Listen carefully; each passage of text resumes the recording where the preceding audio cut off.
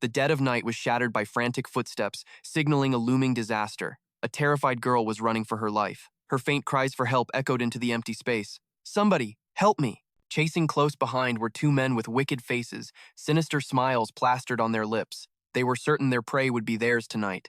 In a panic, the girl ran straight into a dead-end alley as if sealed by fate. Her hand still reached out, grasping for one last glimmer of hope. Just when it seemed over, a voice suddenly cut through the air, telling the thugs to back off. From the shadows, a mysterious figure stepped forward, stunning the two goons. It was a teenager with a rebellious look, a lollipop stick hanging from his mouth, his sharp eyes glaring at the two creeps with pure contempt. One of the thugs snarled, telling the newcomer to mind his own business and get lost. He kept cursing, as if the boy couldn't hear him, his words falling on deaf ears. But the short-haired young man showed no fear. Sucking on his candy, he just said, "Scram." He repeated the warning, telling them to run if they didn't want to die. His dismissive attitude just made the two thugs even more furious. The other guy angrily shouted, "Hey, you little punk, are you done talking?" Still not satisfied, he hurled more insults. But the boy with the trendy haircut said nothing. He just silently peeled the bandage off his neck, preparing to teach these perverts a lesson. The rising tension was cut short. The thug who'd just been shouting suddenly found his entire upper body severed from his legs, slumping to the ground with a wet thud. Fresh blood sprayed everywhere. Witnessing his partner's gruesome death, the remaining man's eyes widened in absolute shock and horror. His brain seemed to freeze, unable to process the bloody scene before him. Just then, a grotesque creature revealed its true form. It had razor-sharp fangs and was chewing on a human arm. A chilling voice growled, "Are you trying to get in my way again?" Shockingly, the helpless girl from before was actually this terrifying monster. It had revealed its true form and slaughtered the man who had ill intentions. Now, the remaining thug was scared out of his mind. He turned and ran for his life, but there was no escaping the monster's claws. In a flash, he was attacked and killed. Then, in another twist, the boy's whole demeanor changed. His eyes turned dangerous, staring down the monster as it shrieked the name Black Ant. The scene shifts to the next day. The dead-end alley is now a crime scene cordoned off with police tape, buzzing with flies. Soon, a man in a North Reaper organization uniform arrived. He carefully photographed the scene while his investigation team worked tirelessly. The massacre site was a total war zone. They found the victim's lower body and right arm. With his veteran experience, the North Reaper captain seemed to spot a clue in the marks left on the wall. According to the surviving witness, a teenager was lingering near the scene. The captain's gaze then landed on a lollipop on the ground, swarmed by black ants. As horrific as the scene was, a giant mosquito suddenly appeared, buzzing loudly behind the captain. However, he remained completely calm and lit a cigarette. As thick smoke billowed out, he took a deep drag and blew it right at the incoming mosquito. It was some kind of special tobacco. The smoke had a strange green color, and its toxic fumes instantly killed the mosquito, making it drop to the ground. He stared grimly at the scene and stated with certainty this was connected to an event from 2005. It marked the arrival of insect-like monsters who disguised themselves among humans to hunt their prey. The crinkling sound of a wrapper being torn open revealed a sweet Kit Kat bar, but not even the taste of chocolate could chase away the dark thoughts about the monsters haunting the young man's mind. He popped the candy into his mouth, his mind still replaying the horrifying information. They don't just cause physical violence or even eat people. The worst part is the truth, that they live among us. And they've been given a name, insectoids. The scene changes to a classroom, where a student named Miseong sits with a bored look on his face. Next to him, his classmate Ara stands up, her eyes bright as she reads loudly from a book. "Do you still believe it's just a popular urban legend? They exist." She held up a flyer with the North Reaper logo and continued reading. "If you suspect someone is an insectoid, please contact us." The teacher pushed up his glasses, smiling in satisfaction. "Excellent reading, class president." He looked around the room and continued. "Ara was just reading information about the case. Everyone knows what happened in the Namon district yesterday, right?" The class was dead silent, listening intently. The teacher's voice turned stern. "It seems the police are certain this case is related to insectoids. Don't hang around after school, or you'll get into trouble." Hearing the familiar location, Bang Jin, who was wearing a mask, turned to Ara with a worried look. "Don't you live in the Namon district?" Seeing Ara nod uneasily, he hesitated before offering, "Do you want to walk home together today?" Suddenly, a male student with a mocking expression cut in, turning to his friend. "Insectoids? You actually believe that crap?" The other guy quickly played along. "Of course I do." They both burst out laughing. Then, one of them lowered his voice, glancing scornfully towards the corner of the room. "Because we have an insect in our class, too." Miseong just kept chewing his Kit Kat, ignoring the pointless taunts from his classmates. The class began. The teacher tapped his ruler on the desk. So, has everyone finished the last assignment I gave you? The question was met with a collective groan from the class. Annoyed whispers filled the room. The teacher's face immediately hardened. What's with all the whining? I warned you, this assignment is graded and will affect your final score. While the students were still panicking, he ordered, Class president, please collect the homework and bring it to me. As the class representative, Ara bowed her head obediently. Yes, sir. Soon, the bell rang, signaling the end of class. As Ara was collecting homework, two male students blocked her path, one speaking in a challenging tone. Hey, class prez, she frowned. They stared at her with cocky expressions and demanded, Don't hand in the papers. You really think anyone besides you did the homework? The other one chimed in, pressuring her. If one of us goes down, we all go down. Or you don't want to play along? Seeing Ara about to argue, he stepped closer, threatening her. You don't want to? Don't say no while I'm still asking nicely. Bang Jin, standing nearby, couldn't take it anymore and spoke up for her. Are you guys trying to make things difficult? The bully immediately snapped back at him. Hey, mask face, you didn't do the homework either. Don't take her side just because you're friends. Just as the situation grew tense, a hand suddenly extended a notebook toward Ara. It was Mi Xiong. He had a strangely calm expression as he handed her his notebook. Ara looked surprised, then a bright smile spread across her face as she took it. Thanks. After turning in his work, Mi Xiong quietly returned to his seat. He suddenly noticed a single black ant crawling on his desk. The tiny creature seemed to be looking up at him. Mi Xiong muttered, That's right, but unexpectedly, a heavy boot came crashing down on the desk, crushing the poor ant. The bully leaned down, his voice dripping with contempt. Hey, honeybee, do you have any idea what's going on? When Mi Xiong ignored him, he got even angrier, growling, Are you just a teacher's pet? He clicked his tongue in annoyance. Then his eyes landed on the bandage on the boy's neck. You're so annoying. And what's with the band-aid on your neck? Hiding a hickey? Hearing that word, the student behind them immediately snickered. A hickey? You got a girlfriend or something? The other bully joined in, his voice threatening. Spit it out, you bastard. A few desks away, the girls started whispering. One curiously asked, What's a hickey? Sehee-an, acting like a love expert, leaned in and whispered to the class president, Ara, explaining that it's a mark left after sucking hard on someone's neck. Meanwhile, the two bullies weren't letting up on Mi Xiong. They kept pushing him. One of them jeered, That's not cool, man. You freak! Take the band-aid off. His friend also leaned in, provocatively placing a hand on the victim's neck. Not gonna fight back? I'm taking it off now. Seeing her friend being bullied so badly, Ara shot up from her seat and yelled at them to stop. Hey, you! Don't do that! But the guy completely ignored her warning, clearly enjoying himself as he started peeling off the band-aid on Mi Xiong's neck. Here it comes. Mi Xiong just sat there, taking it all in silence. As the bandage fell away, the short-haired punk narrowed his eyes. Was that a hickey?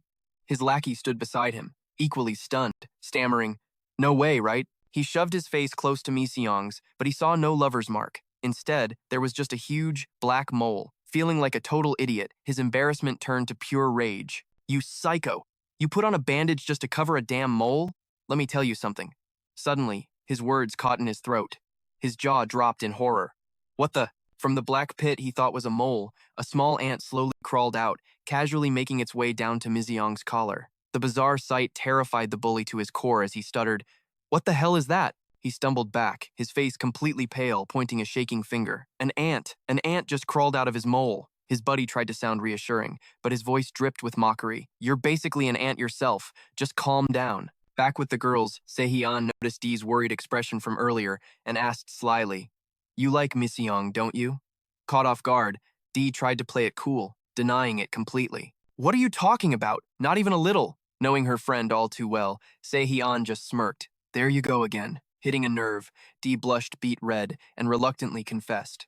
Well, yeah, her mind was just filled with images of Mi Xiong looking like a total god. He was athletic, smart, and could eat a ton. How could she not like him? Seeing her friend lost in a daydream, Sehee-an snapped her back to reality. Aren't you going to turn in our homework? Startled from her thoughts, Dee rushed to the teacher's office. The teacher stared down at the two measly papers with a stern face. So, there are only two? He asked doubtfully. Dai mumbled, Yes. The second she spoke, his expression darkened menacingly, making Dai ask nervously, What's wrong? But in the next instant, the homeroom teacher's attitude did a complete 180. He smiled warmly at Dee. You and Mi Xiong can go home. Everyone who didn't turn in their work has to pick up trash after school. She bowed her head obediently. Yes, sir. Walking down the hall, Dee muttered worriedly, knowing that if she told the real reason, Bang Jin would just get torn apart by the other guys. She wondered if she should help him, but the thought of walking home alone in such an unsafe neighborhood made her shudder. Suddenly, an idea sparked. Wait a minute, Mi-seong lives in Naemun district too. Maybe I should ask him to walk with me? Lost in thought, she stopped dead when she saw the boy with the band-aid walking just ahead. Mi-seong noticed her too and turned around. Dee quickly broke the awkward silence. Did you hear? The teacher said everyone who didn't do the homework has to stay and clean, but you and I get to go home now. Mi-seong didn't look surprised at all, just giving a short nod in response. Dai hesitated, staring at him as she tried to force the words out. She had gathered all her courage for this moment, even coming up with a perfectly good reason for them to walk together. Do you want to go home together? You live in Naemun district too, right? Despite her shy proposal, Mi-seong's expression remained cold. He didn't hesitate for a second before shutting her down. Sorry, I'm busy. His blunt refusal left Dai stunned. Her face fell in disappointment, her voice turning gloomy. Oh, okay. The scene shifts to the school incinerator, where the slackers were serving their punishment. One of the bullies from before yelled out in frustration, "Hey, why the hell do we have to clean this dump?" Hearing his boss complain, a lackey chimed in with a defiant tone. The homeroom teacher said so. Yeah, like I give a damn what that old man says. Not wanting to hear their pointless posturing, Se-hee-an urged them on. Let's just get this over with and go home. Another student, a slave to his grades, asked if they'd get homework credit for cleaning. From a dark corner, the class president, Dee, answered with a defeated voice, no. Her answer was met with a chorus of angry curses. Son of a... Se-hee-an immediately noticed something was off with her friend. Dai was huddled in a corner, sweeping half-heartedly like a zombie. She walked over and asked, "What are you doing? Seriously, why aren't you going home?" With teary eyes, Dai looked up at Se-hee-an and answered slowly, "I was waiting for you." Finding the reason ridiculous, Se-hee-an cut her off. "Don't make me laugh." "I'm not kidding," Dee insisted. Se-hee-an leaned in and whispered, "Are you crying?" Then, as if a light bulb went off, she gasped, "What? Did he reject you?" Dee frantically shushed her, telling her to keep her voice down. At that exact moment, Mi-seong was sitting alone in an empty classroom, intensely watching an ant on his desk. Back at the incinerator, the conversation continued. Se-hee-an was indignant on her friend's behalf. Seriously, that's pretty harsh. Isn't he being way too cruel? Dai rushed to his defense while, back in the classroom, Mi-seong unconsciously touched the bandage on his neck. What do you know? He's a really good person. Se-hee-an's voice was like a megaphone as she let out a sarcastic "oh," and then jabbed, "So you were just gonna ditch your best friend to go home with some good guy?" Dee meekly tried to explain her boy-crazy decision. You have to seize the opportunity. In another corner, the two bullies were whispering suspiciously. The one with longer hair slung a broom over his shoulder and started the conversation. "Hey, what was all that crap you were spouting earlier?" The other one, still shaken, replied instantly, "I'm telling you the truth, man!" An ant crawled out of his neck. His friend burst out laughing, not believing a word. An ant? What the hell? That's bull. The other guy wasn't having it, threatening him immediately. "Don't mess with me. I'm gonna get him back tomorrow, so you better watch closely." His long-haired friend kept joking, "You're the one who wasn't looking." Just then, his gaze shifted to something behind his friend, and his eyes widened in shock. From the deep shadows, a monster materialized, its 4 eyes glowing like headlights. It whispered, "I told you." Before the bully with the cigarette could even react, his face was sprayed with warm blood. Nearby, a girl wearing headphones was sweeping when the head of the boy with the broom rolled to a stop right at her feet. Seeing the horrific sight, her eyes bulged in terror, her throat so tight she couldn't make a sound. Then, a blood-curdling scream tore through the air, shattering the student's weary mood. "Ah!" Everyone looked around in confusion. What was that? Who screamed? The girl from before sprinted out of the darkness, screaming a warning as she ran for her life. "What the hell is that thing? Run! It's a bug person!" Right after her warning, a rough, monstrous foot stepped out into the open. The creature, with a head as big as a basketball and a twisted, grotesque body, stomped forward, repeating the dead victim's last words. "I told you. I told you." The moment the bug person appeared, the students were consumed by terror. One girl was dragged away by her friend, crying and stumbling as she ran. "Oh my God!" The monster kept repeating itself. "I told you." It attacked with terrifying, insane force, splattering blood across the school grounds. Students scattered in every direction in a state of absolute panic. Se-hee-an and Dee were also frozen in shock, unable to process the bloody scene. The monster chased the students as if it were playing a game, letting out a horrifying laugh. "Catch me if you can!" A student's desperate scream rang out. "Run!" But it was too late. The monster had caught up. It punched one student into the air, then quick as a flash, smashed another's head between its hands like it was swatting a mosquito. Witnessing the gruesome spectacle, The remaining survivors ran for their lives. Dee and Se-Hee-an, terrified beyond belief, scrambled to join the panicked crowd, stampeding like a broken beehive. Suddenly, a male student with a bloody face charged at them. In his panic, he cruelly grabbed Se-Hee-an's shoulder, using her as a launch pad to propel himself forward, leaving her to fall backward as bait for the monster. The hard fall caused Se-Hee-an's head to hit a rock, and she lay motionless. Dee screamed her name in agony. Se-Hee-an! She rushed back to her friend, shaking her and crying, "Get up, Se-Hee-an! We have to run, now!" But her cries had attracted the bug person's attention. It stalked toward them, its 4 red eyes staring down at the 2 girls as it muttered its haunting phrase. "I told you." Its enormous body blocked out the sun, casting a deadly shadow over Dai. Gripped by absolute terror, she stammered and begged, "Don't come any closer. Go away." Right in front of her, the monster snarled, drool dripping from its jaw. It opened its mouth full of razor-sharp teeth, ready to pounce, but suddenly froze. In that split second, the familiar image of his student reflected in its eyes, and the creature spoke in a gruff, shocking voice. "Class president, I told you to go home after school?" Ara was completely floored. Tears streamed down her face as the horrifying truth hit her. Her respected homeroom teacher was this hideous monster. Now that his cover was blown, his rage exploded. He clasped his hands together and roared, "Just please, listen to what I have to say." He raised a fist, about to bring a fatal blow down on her and Se-Hee-an, but out of nowhere, a swarm of black ants stormed in like a whirlwind. Sharp as razors, they sliced off both of his grotesque arms in an instant, sending geysers of blood spraying everywhere. Ara, who had been shielding her friend with her own body, was stunned speechless. She looked up with tear-filled eyes at the void, now swarming with black ants. Sensing help from behind, Ara glanced back and saw a figure emerge. A thought flashed through her mind. It was a warrior, decked out in pitch-black armor, his determined eyes locked on her. Ara realized it was him, Black Ant, her savior, appearing right on the edge of life and death. Terrified and exhausted, Ara started to collapse, but Black Ant moved like lightning, catching her just before she blacked out.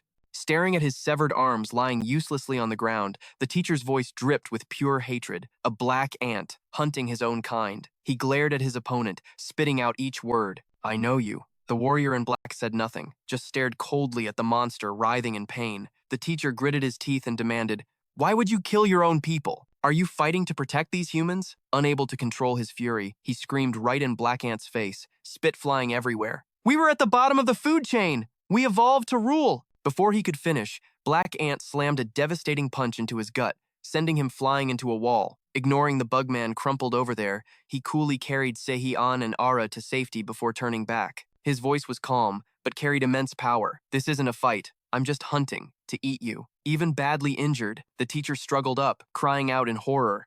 "What the hell are you talking about? You don't just kill our kind. You eat them too?" He roared like a madman, gathering all his remaining strength. "Then get rid of any fantasy that you can eat me. I'll chew you alive for all our fallen comrades." With that, he curled his body up, transforming into a giant stone ball and rolling towards the boy at terrifying speed. Black Ant stopped the attack with his bare hands, his feet digging into the ground, but the force was so insane it pushed him back, smashing through an iron fence until he slammed into a huge tree. Dust and debris exploded, obscuring the battle. The insectoid laughed victoriously. "Killing an ant like you is just a waste of my time. An ant is still just an ant." He launched himself into the air again, becoming a jagged boulder and rocketing down with pure killing intent, screaming, "Get crushed, you damn black ant!" Only then did Black Ant look up, recognizing the destructive attack aimed straight for him. The insectoid crashed down with the weight of a mountain, confident he had pulverized the little hero. After the attack, he leaped back into the air and immediately repeated his old trick, transforming his body into a colossal rock and plummeting towards his opponent's position. Under the insane pressure, Black Ant looked pathetic, like a tiny creature being mercilessly stomped by a giant. The monster, enjoying his advantage, smirked. "I'll give you a clean death." Squashed completely flat, Black Ant slowly got to his feet. His eyes, sharp as ice, glared up at the enemy diving towards him as he prepared for a counterattack. The giant rock slammed down again, carving a deep crater in the earth. Dust flew and fresh blood splattered, making it look like Black Ant was toast. The insectoid laughed, roaring. "So, how does it feel to be squashed flat?" But his smile vanished as a searing pain suddenly shot through him. He looked down in horror to see a sharp spear had pierced straight through his body. The teacher in the monster's shell screamed in agony. "What is this? A hidden weapon?" The boy didn't answer his question. He stayed silent, coldly commanding his swarm of ants. The black armor covering his legs slowly dissolved, revealing a pair of ordinary student sneakers. Thousands of tiny ants crawled up his arm, converging to form a razor-sharp blade. He lifted the giant monster into the air with one hand, making him shriek in a complete panic. "Let me go," Black Ant replied in a voice as cold as ice. "If you insist." And with that, he let go, dropping the monster only to slam a massive punch into its stomach. The incredible force sent the insectoid flying. Moving in a flash, Black Ant caught his round, ball-like body, roared, and then smashed him back into the ground, creating another massive, cracked crater. Unable to fight back, the insectoid could only whisper in despair, "What is this damn power?" Before he could even recover, he was snatched back up into the air again. Seeing the murderous aura pouring off Black Ant, he was scared witless, stuttering, "What?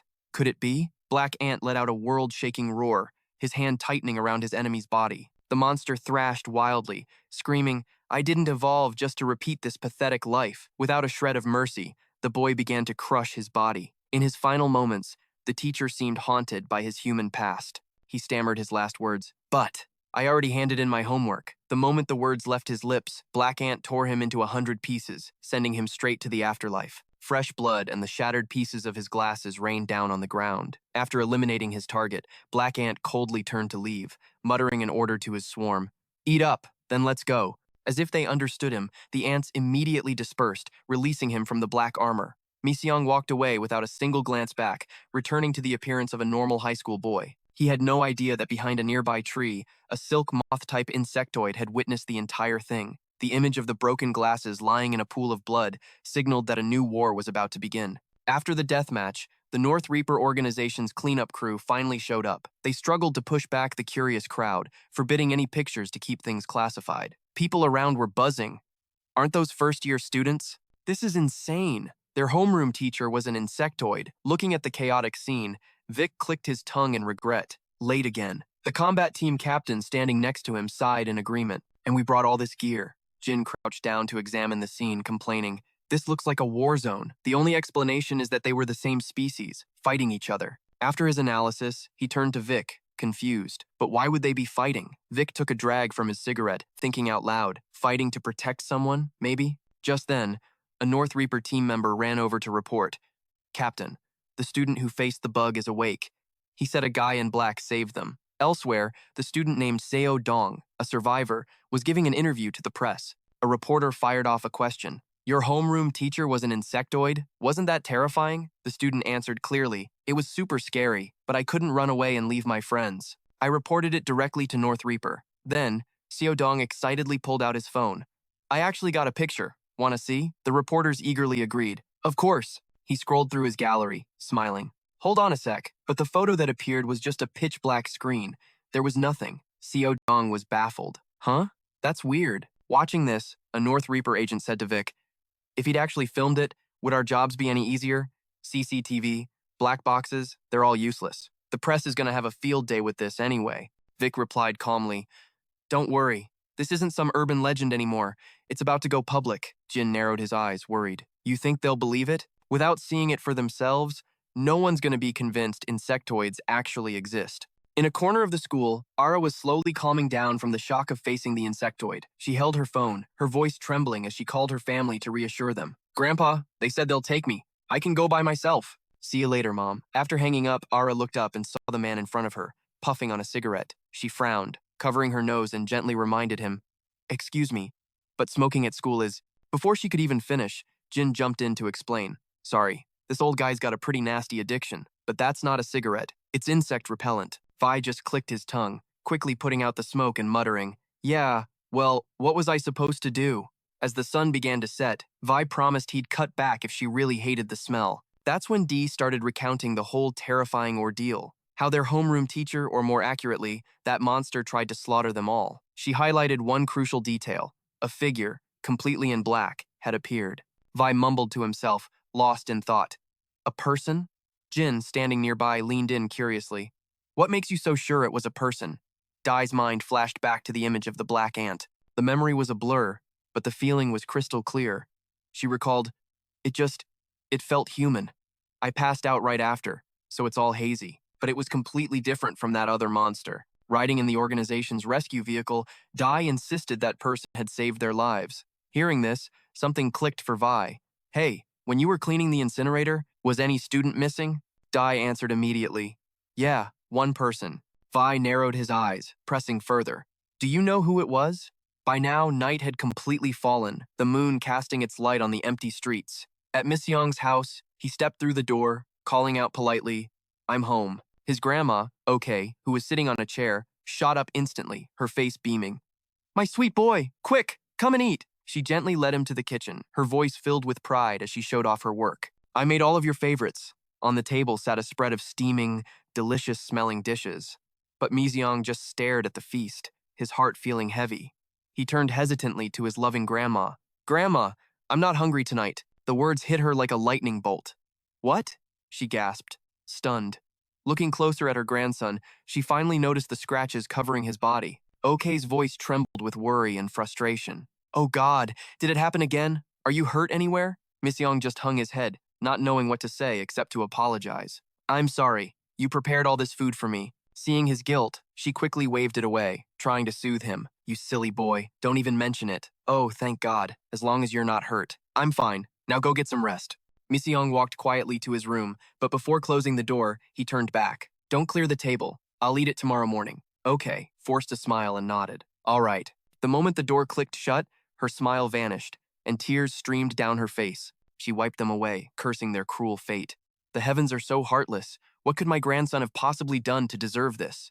Outside the old apartment complex, a swarm of black ants was marching relentlessly upward. They formed a strangely perfect, orderly line, crawling from the ground all the way to Miseong's window. One by one, they slipped through the crack, as if drawn inside by some invisible, mesmerizing force. In the room, the TV was blaring an emergency news report with a grim-faced anchor.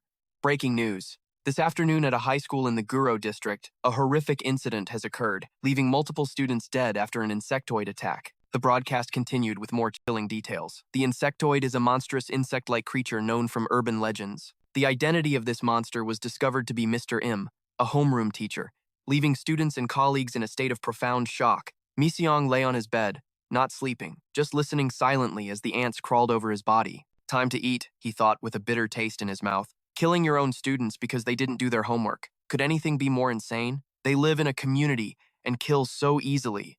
This is terrifying. The news anchor's voice droned on. It would be better if they all just died. Amidst the dull ache of his pain and the buzz of the TV, Miseong finally drifted into sleep. In another part of the city, police forces surrounded a dilapidated, abandoned building believed to be the center of a mass child disappearance case. A voice crackled over the radio. Second floor is clear. We're moving to the third. The captain held his gun at the ready, carefully scanning the area before signaling his team. They all stared up the dark, ominous staircase leading to the next floor. After confirming it was safe, each officer moved with extreme caution. The captain quickly signaled for his team to take defensive positions against the wall. He carefully peeked his head out to scout, and his eyes immediately shot wide with horror at the grotesque scene inside. They were giant cocoons, hanging suspended in midair, looking like something straight out of a monster's nest. Outside the building, a white car was parked in silence. Inside the car, 2 members of the Black Reaper organization were waiting, bored out of their minds, to leaned against the steering wheel, groaning. I seriously hate waiting. Can't we just charge in there and rescue them? The other member, Sam, had a different take. He seemed quite interested as he replied, We're still under national review. The police have priority to investigate until an insectoid is confirmed at the scene. As they were talking, the radio suddenly burst to life with a frantic call. Black Reaper. The police investigation team is requesting immediate support from Black Reaper. Tis smirked, his voice dripping with sarcasm. Care to repeat that? The voice on the radio kept pushing, urging them to get to the scene at once. Te put a hand on Sam's shoulder, teasing him when he saw how tense his friend looked. Yo, why are you shaking so much? Sam, clearly unable to hide his nerves, shot back an excuse. I'm not, it's just the vibrate mode on the seat. Te kept up his cocky attitude, replying, Don't expect too much from the audio mode, then. The Black Reaper captain, Vi, sitting in the back seat, was getting a headache listening to the 2 rookies banter. However, as soon as the order came in, Vi became dead serious, pulling a cigarette from his pocket as he gave the command. Knock it off. Let's go. The other 2 immediately snapped to attention. Yes, sir. At the scene, the sharp sound of a blade slicing through the air could be heard. The thick webs suspending the giant cocoons were being cut down. The police were giving their all to clean up the mess the insectoid had left behind. A masked tactical officer, gun raised, looked around cautiously before turning to his superior. "Captain, shouldn't we wait until Black Reaper gets here?" The captain answered his subordinate firmly. "The target is an insectoid. If we delay for even a single second, we're all dead." Another officer was checking a cocoon. Finding no signs of life, he reported, "Captain, this child is unresponsive." The captain didn't hesitate for a second, barking out an order. "Cut the cocoon open so they can breathe." The officer immediately did as he was told. He used his knife to slice open the top of the cocoon, reassuringly saying, "It's okay. We're here to rescue you." Inside was a child, barely breathing, desperately gasping at the rush of fresh air. Seeing that this method was working, the officer quickly sliced open the entire cocoon that was covering the victim. The child looked up at the officer, who asked, "Are you okay?" Suddenly, an enraged voice ripped through the air. "What are you doing?" At that same moment, the captain turned to check on the child's condition, and tragedy struck. Before he could even finish his sentence, the police officer was killed on the spot. A razor-sharp wing had sliced clean through both him and the cocoon next to him. The captain, still holding another victim, stared in shock at the monster that had just appeared. It roared, emphasizing every word. "What are you doing to my child?" Before them now was a venomous mosquito insectoid, its face bright red with fury. It shrieked. I asked, "What are you doing?" The police, seeing the insectoid, panicked and started firing their guns wildly, one of them screaming, "Captain!" But any attempt at resistance was completely futile. The toxic mosquito moved faster than a flash of lightning. A single pass was all it took for the officer to collapse, killed instantly. The captain's eyes widened as he watched his comrade fall, his mind reeling. Faster than a bullet, his eyes were bloodshot as he watched helplessly while the mosquito insectoid charged straight for him. In the split second before death, he could only think one thing: insectoid. But by some miracle, a bullet suddenly tore through the air, piercing the weapon on the monster's snout and shattering it in two. The captain was stunned into silence, his eyes still wide with disbelief. Outside the window, perched on top of a high-voltage tower, a sniper was in position. It was none other than Sam. He expertly ejected the spent cartridge to prepare for his next shot. After that last shot, Sam grimaced, sweat pouring down his face from the tension. "Damn it, I missed. It's too fast." The mosquito insectoid was livid that its proudest weapon had been destroyed. It turned and screamed at the captain. "What did you do?" "You're shooting at me? What are you doing with my essence?" Ignoring its broken appendage, the monster lunged with razor-sharp claws, roaring, "Now you've made me mad." This captain's luck was off the charts. Once again, he was saved just in the nick of time. The mosquito's fatal attack was blocked by a solid iron bar. Tay appeared right on schedule, standing defiantly before the bug human, shocking it into yelling, "What the?" Tay stared the monster down with pure contempt and shot back, "Who do you think you're talking to? You calling me a kid?" He smashed his staff into the creature, declaring his identity loud and clear. "I told you, I'm a Northern Reaper." The surprise attack sent the mosquito flying into a wall. Bish calmly walked in, signaling the police to back off and leave the stage to the Northern Reaper team. He told the captain, "Get the kids out of here." The man quickly grabbed the two children from their cocoons and scrambled away, saying, "Yes, sir." The poison mosquito recovered from the impact, flying back in a rage and screaming, "Where are you taking my essence?" Bish didn't even spare the monster a glance, calmly exhaling a strange, green-colored smoke. Under the smoke's influence, the poison mosquito suddenly lost all its strength, staggering like a drunk. It stammered, "What's happening to my body?" Bitch looked down on it with the air of a superior, explaining, "This smoke will get you high and make you tell us where you sold the children you captured." The poison mosquito pulled the broken weapon from its body, cursing under its breath. "Damn it. The black ant is a no-show, and now I'm stuck with these flies." When Ty heard the monster call him a fly, he furiously shot back, "You're the fly here." But Bish focused on another detail in its muttering, pressing, "What black one?" But the monster wasn't answering any questions. It was just looking for a way to attack. The poison mosquito launched a volley of toxic darts from its body, screaming, "Shut up, all of you. I don't need this." Seeing this, Bitch didn't hesitate. He took a long drag, burning down his cigarette, then blew a thick cloud of smoke right at the monster. On the other side, Tay expertly spun his staff, deflecting every single poison dart. Using the chaos, the poison mosquito used its last bit of clarity to escape from these two dangerous opponents. Tay saw the cowardly move and yelled into his radio, "Sam, he's heading outside!" They both looked toward the escape route where Sam was waiting in ambush, but through their scopes, they were horrified to see Sam had already collapsed, taken down by the mosquito's lightning-fast strike. A crackling voice came through the radio. "What's going on?" Sam, crumpled on the floor, answered with a weak breath, "I've been hit." The voice on the other end responded urgently, "Hang on, we're coming." He uttered his final 3 words, "I'm so sorry." Filled with rage, he watched the poison mosquito's figure retreat, unable to do a thing. He gritted his teeth and cursed, "Damn it, how could you let it get away?" Bish seemed all too used to these situations, coldly giving an order, "Let's go." After the incident, the homeroom teacher was exposed as a bug human, and the school was ordered to shut down for a week. A grim atmosphere shrouded the school. In the old classroom, a memorial service for the unfortunate children was underway. At the same time, a picture of Seo Dong receiving an award was going viral all over social media. The first person to report to the Northern Reapers had received a Brave Citizen Award. Someone looking at the news on their phone complained, "But he didn't even do anything." At the hospital, Jin was curled up on her bed, recovering from a concussion. After her surgery, she refused all visitors. Elsewhere, Adi was stuck babysitting kids in the park. She looked at her phone and cursed under her breath. "This sucks." Suddenly, a boy wearing a fly mask jumped out to scare her, making Adi flinch. She calmed herself, looked straight at the kid, and gave AO a sharp smack on the head, scolding him. "Hey, I told you not to do that!" The little prankster ran off after scaring his sister, cheekily saying, "I'm gonna tell Mom on you." Adi wasn't having it. She yelled back competitively, "Your mom is my mom too, so I'll tattle on you first." She pouted and grumbled to herself that since school was out, she was stuck watching her little demon brother. So annoying. As she was sulking, a voice from behind made Adi jump. She spun around, assuming it was her troublemaker brother, and snapped, "Hey, I told you to stop. Didn't you hear me?" Turns out, it wasn't her brother.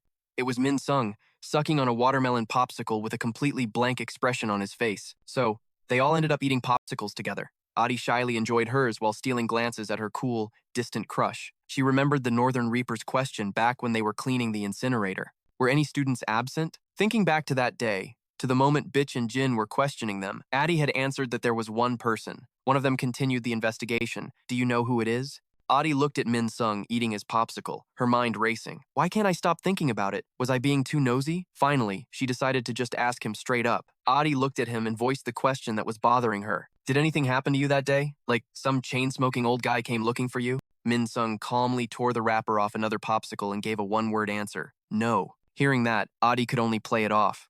"Oh, really?" But inside, she was secretly relieved. Phew. After finishing, Min Sung gave the leftover sticks to her little brother Ao, who was building something. Suddenly, a ball rolled over to Ao. The little kid abandoned his popsicle stick castle and ran after another boy. "Sis, I'm gonna go play ball." Adi quickly nodded and warned him, "Just don't leave the playground."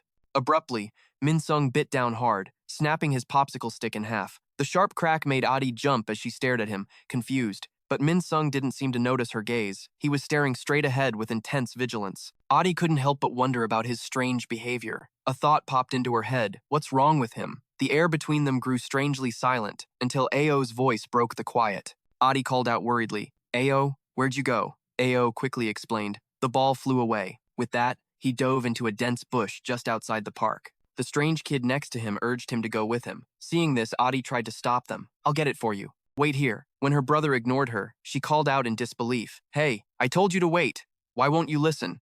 Seeing the situation, Min Sung stood up and offered, "I'll go.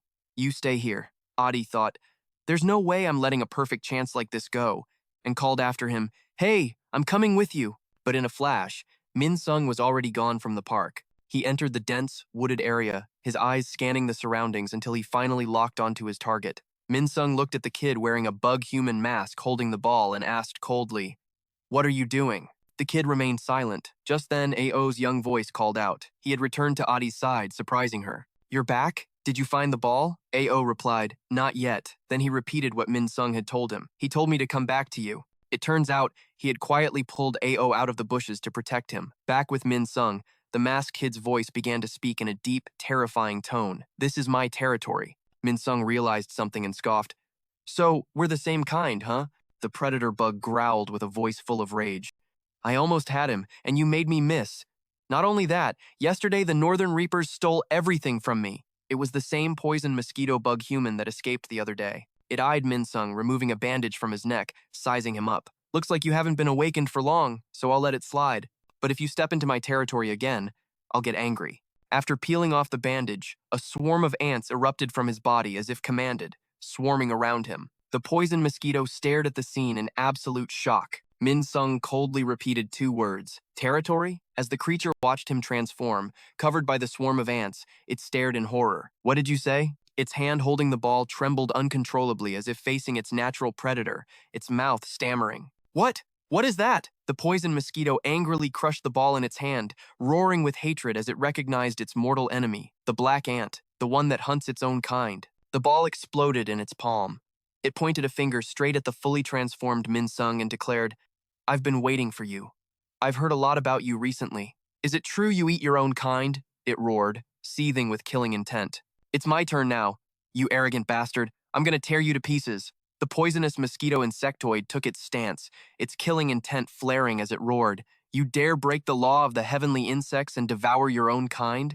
All I need is your head. It charged forward in a frenzy, convinced that by killing the man before it, the larvae would soon hatch to rule the world, and I will finally become a heavenly insect. Mi Seong stood still as a statue, his razor-sharp eyes tracking the red blur moving at blinding speed. The monster gloated, zipping around to taunt him in a game of cat and mouse. So, am I fast or what? It licked its lips, fantasizing about shredding its prey. The thought of killing both a rat and a bird is making my mouth water. Can't catch me, can you? All you can do is stand there and watch. Are you frozen in fear? Faced with the loud provocations, Mi Seong just coldly swung his arm, snatching it with unbelievable precision. He slammed the monster's head into the ground, growling, You're too damn noisy. With a single powerful punch, Mi Seong crushed his enemy. The murderous look on his face vanished instantly as he returned to the park, replaced by the innocent expression of a child. Stepping out of the bushes with a few minor scratches, he looked like he had just taken a small tumble. Aeo saw him and cheered. The little boy asked eagerly, Did you find the ball? Mi Seong smiled and replied, I found it. Let's go home. Aeo clapped his hands in praise. You're the best. That's my big bro. I already packed up all the food you were eating. Ara glared at her brother, seeing right through his little scheme. You just want more ice cream for yourself, don't you? His cover blown, Aeo turned to plead with Mi Seong. Big bro, can I eat it all? Ara was about to scold the boy for being greedy, but she suddenly froze when she saw a rare smile on Mi Seong's face. Aeo pressed his advantage, tugging on his arm whinily. Big bro, can I have 2 bars, please? Mi Seong nodded immediately. Spoiling the kid unconditionally, he said, Go ahead, eat it all. Ara was stunned by this tenderness. She asked shyly, I'm sorry, but is it really okay for him to eat everything?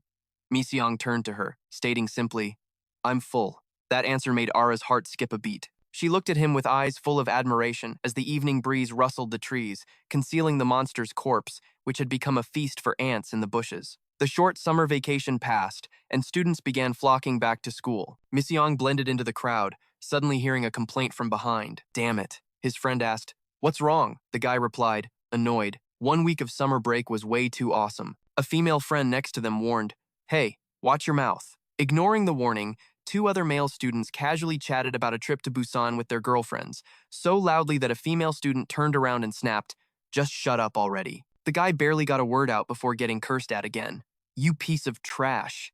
Elsewhere, a person holding a bouquet stood frozen in front of their old classroom. She exclaimed in shock, Huh? It's closed? The notice on the door clearly stated that Class 13 was temporarily suspended. Ara muttered in disbelief. Class 5. The noisy, bustling hallway was a stark contrast to Ara's gloomy mood. She was no longer the class president and had to transfer to a new class. Slumped over her desk in Class 1-5, she pulled out her phone to text her hospitalized best friend. Sehyeon, I'll visit you often. Please take care of yourself. How are you feeling? They still won't allow visitors. I'm so worried about you. She continued typing messages full of concern.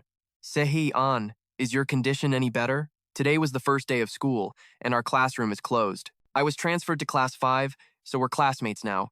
When you get out of the hospital, I can take care of you. Get well soon. After sending the text, Era glanced around the room and sighed in frustration. Transferring is one thing, but why did I have to end up with Seo Dong? Not far away, Seo Dong was laughing loudly, bragging about his exploits to his friends. One of them asked, So what really happened that day? Tell us the story. Seizing the chance to show off, Seo Dong started rambling. Man, I thought I was going to die that day. If my fist had slipped even a little, your head would have exploded. His loud-mouthed lies reached the ears of a blonde girl sitting nearby. Without a word, Dayan stood up, strode over to the group of boys, and launched a vicious kick straight into Seo Dong's family jewels. He collapsed, clutching his crotch and screaming in agony. You damn psycho! What the hell was that for? Dayan glared at him with eyes as sharp as daggers and answered bluntly, "You were being too loud, you bastard." A friend, seeing the tension, quickly tried to make peace. Was Dayan being too loud? "I'm sorry." Seo Dong, still in shock, turned to his friend. "Hey, why are you so scared of her?" His friend leaned in and whispered some vital information to the clueless idiot. "She's the boss of our class." Hearing that, Seo Dong's bravado completely deflated. He stuttered in fear. "What? The boss?" Annoyed by the two guys whispering next to her, Dayan snapped, "Get lost." Whispers about the mysterious girl continued to circulate in the classroom. A student wondered, "Why does she leave every single day?" The other shrugged, "I don't know. Seems like she just shows up for attendance and then dips." Ara witnessed the whole thing and couldn't help but be impressed, making a mental note to tell Sehee-an later. Suddenly, a pair of legs stepped into the classroom. It was Mi Xiong. He and Dian came face to face at the door, but neither said a word. The girl eyed the male student who was about to enter with a scrutinizing gaze.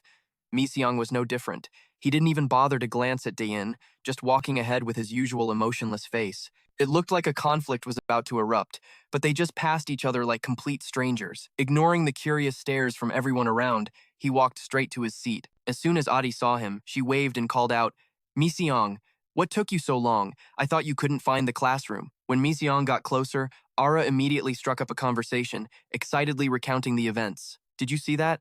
That girl you just passed is the big shot of this class. I can't believe she's sitting right next to me." She told Seo Dong he was being loud and just kicked him. "I gotta say, it was so satisfying." As she spoke, Mi Xiong took a bag of snacks from his pocket and casually ripped it open. Ara kept chattering in his ear. "Is that so?" Mi Xiong replied with a cold indifference. Ara didn't seem to mind his attitude and continued her monologue, consoling herself about the class change. "I was kind of bummed about transferring, but I guess it's off to a pretty good start." Her enthusiasm was met with only a half-hearted reply, "I guess so." One person was chattering away, while the other calmly popped a chip into his mouth, chewing like he hadn't eaten in days. The first class in their new room began. The teacher stood at the front, reminding them sternly, "This will be on the test." Mi Xiong and the other students were all pretending to study seriously, but not even 5 minutes later, his stomach let out a ferocious growl. It was so loud that Ara, sitting nearby, had to turn and look at him with concern. Seeing he was hungry, she seized the opportunity and suggested, "Hungry? Let's get lunch together later." With food on the line,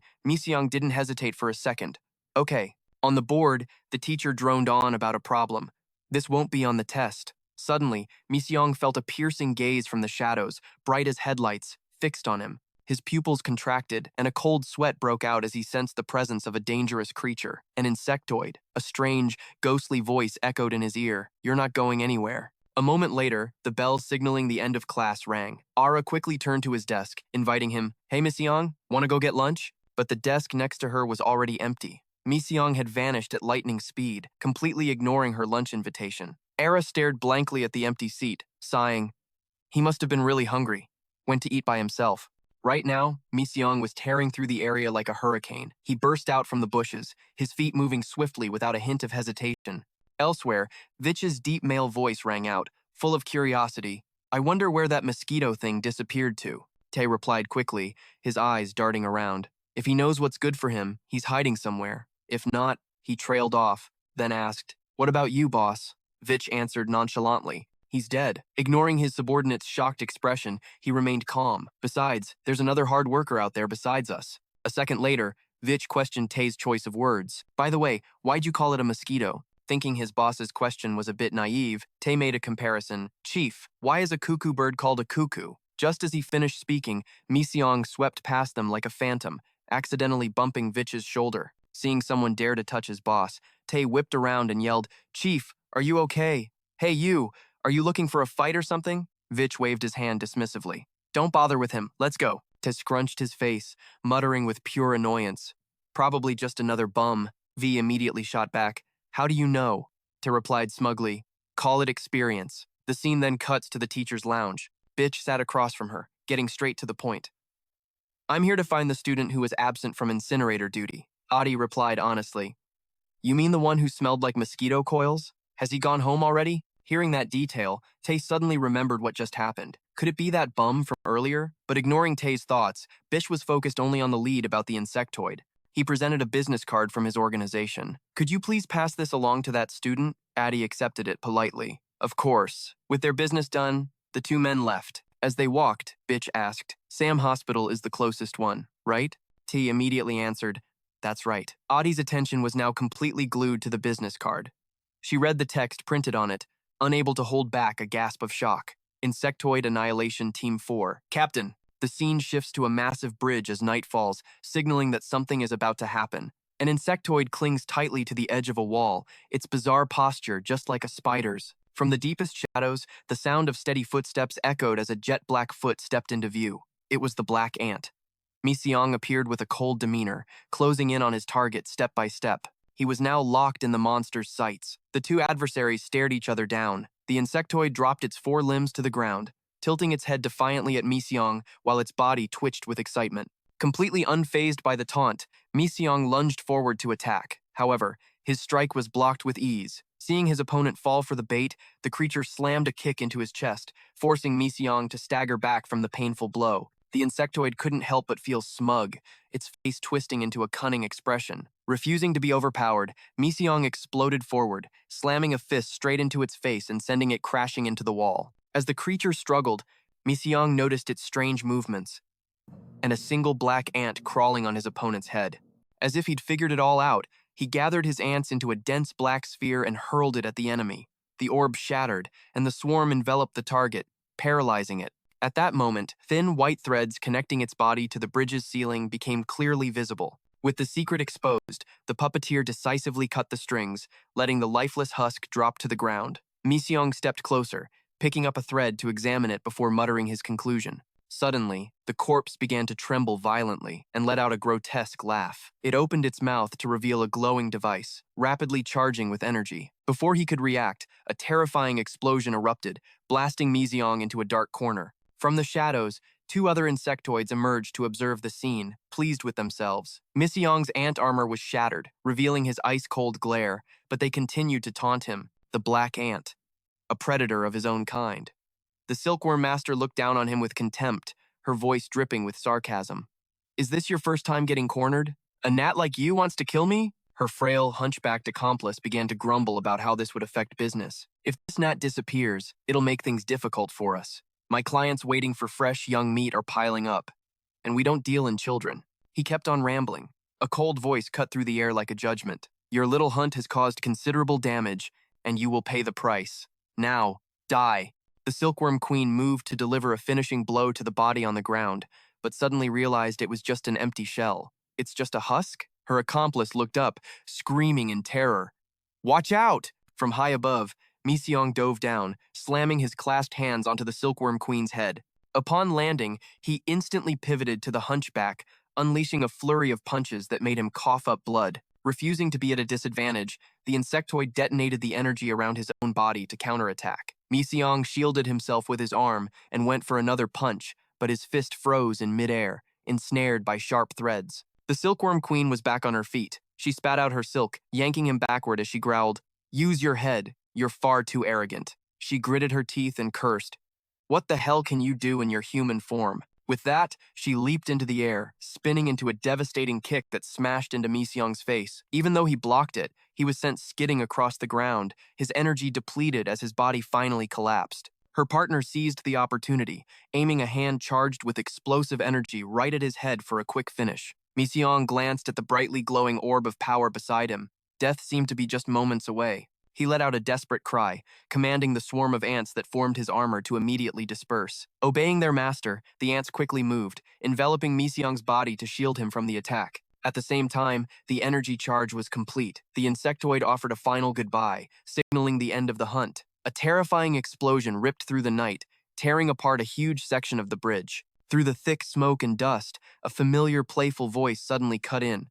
"You know, you'll get fined for setting off fireworks in a park." T appeared just in time, deflecting the energy blast with his glowing green staff and redirecting the explosion. He quipped, "What do insects use for money anyway? Leaves?" With that, Tay swung his staff and charged the insectoid, but the creature nimbly dodged and leaped backward. He and the silkworm insectoid stared cautiously at the member of the North Creeper team who had just appeared. But he wasn't alone. From within a curtain of roaring flames, another imposing figure emerged. It was Bitch, looking as arrogant as ever, with a cigarette dangling from his lips. He walked through the inferno as if it was nothing. He scowled in disapproval. Why do you pests always have to cross the line?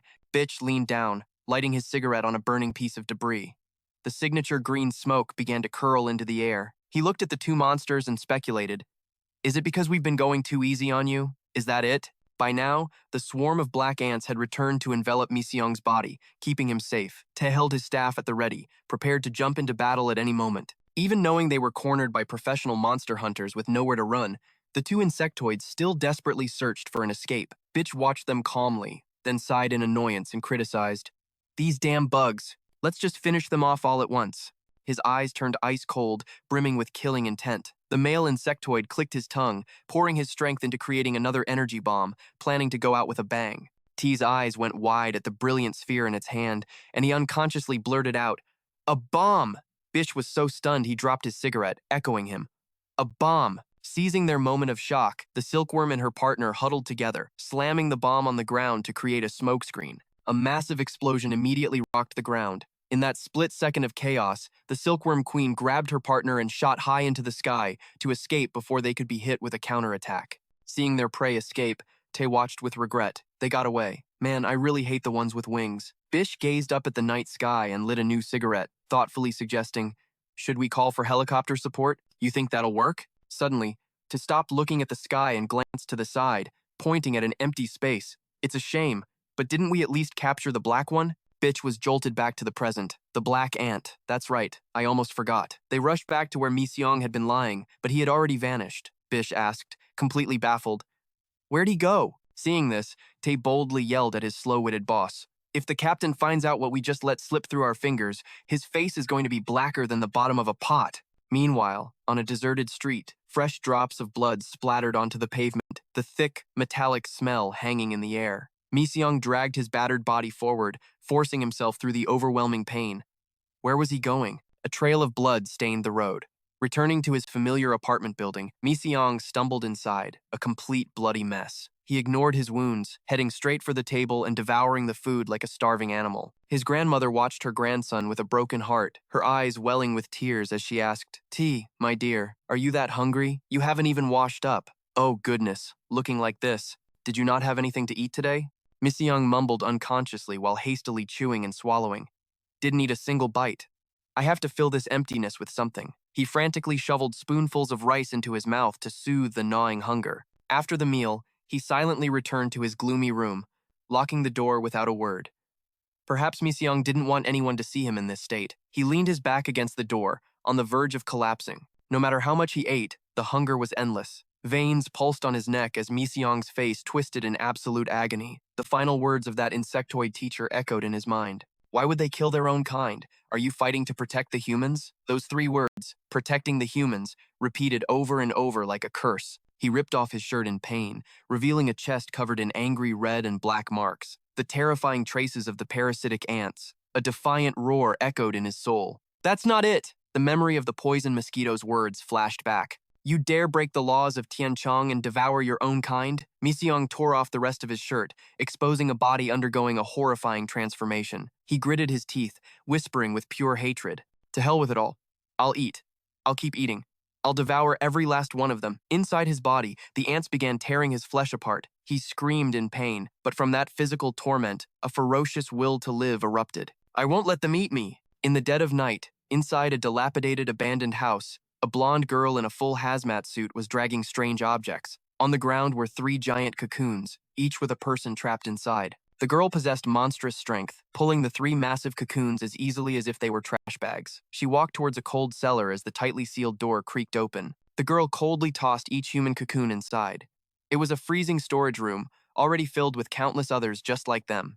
She continued her grim work without a flicker of emotion. Suddenly, a weak cry for help broke the silence. Help! The man trapped inside whispered in desperation. Please! But no matter how much he begged, his fate was already sealed. He was thrown into the freezing cellar, his fading life completely ignored. The blonde girl was deaf to his pleas. A final, tragic cry echoed. Help me, please. She slammed the iron door shut, locking all hope inside the eternal darkness.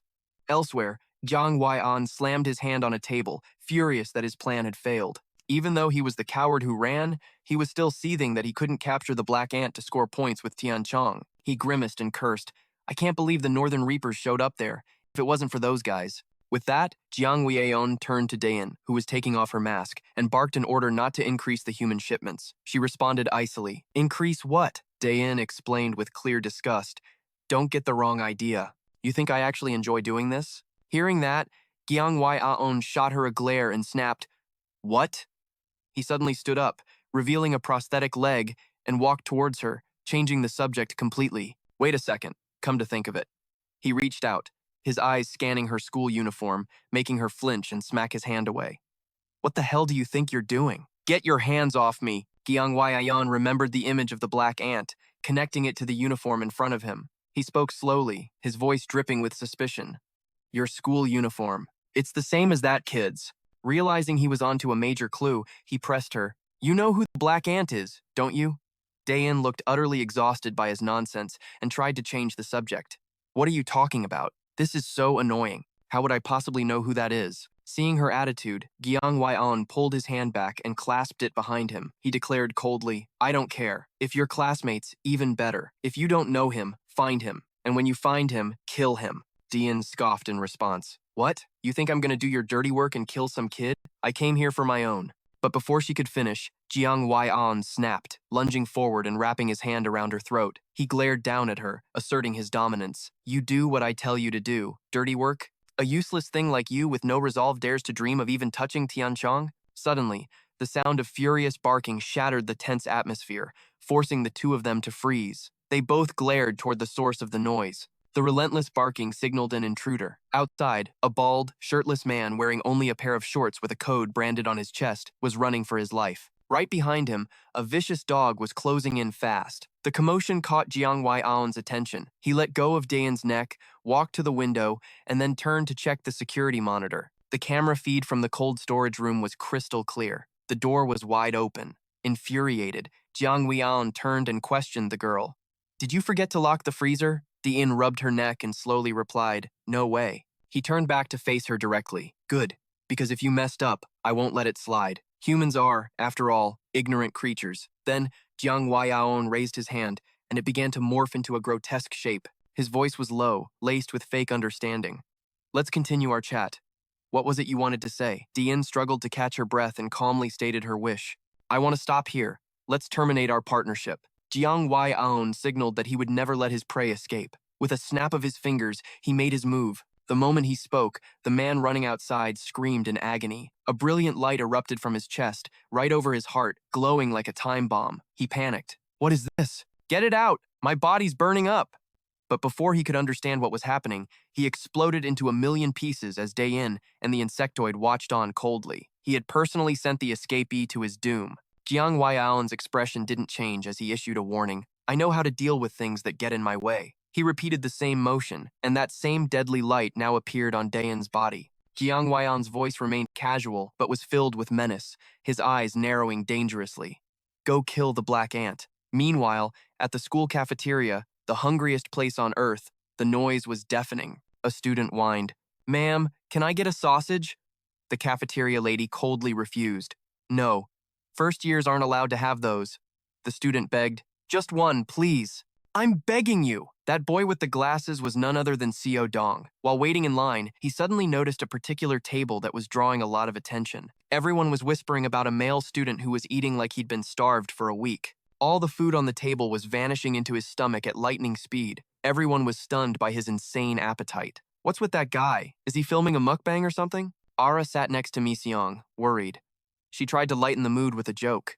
You got a toilet under that chair?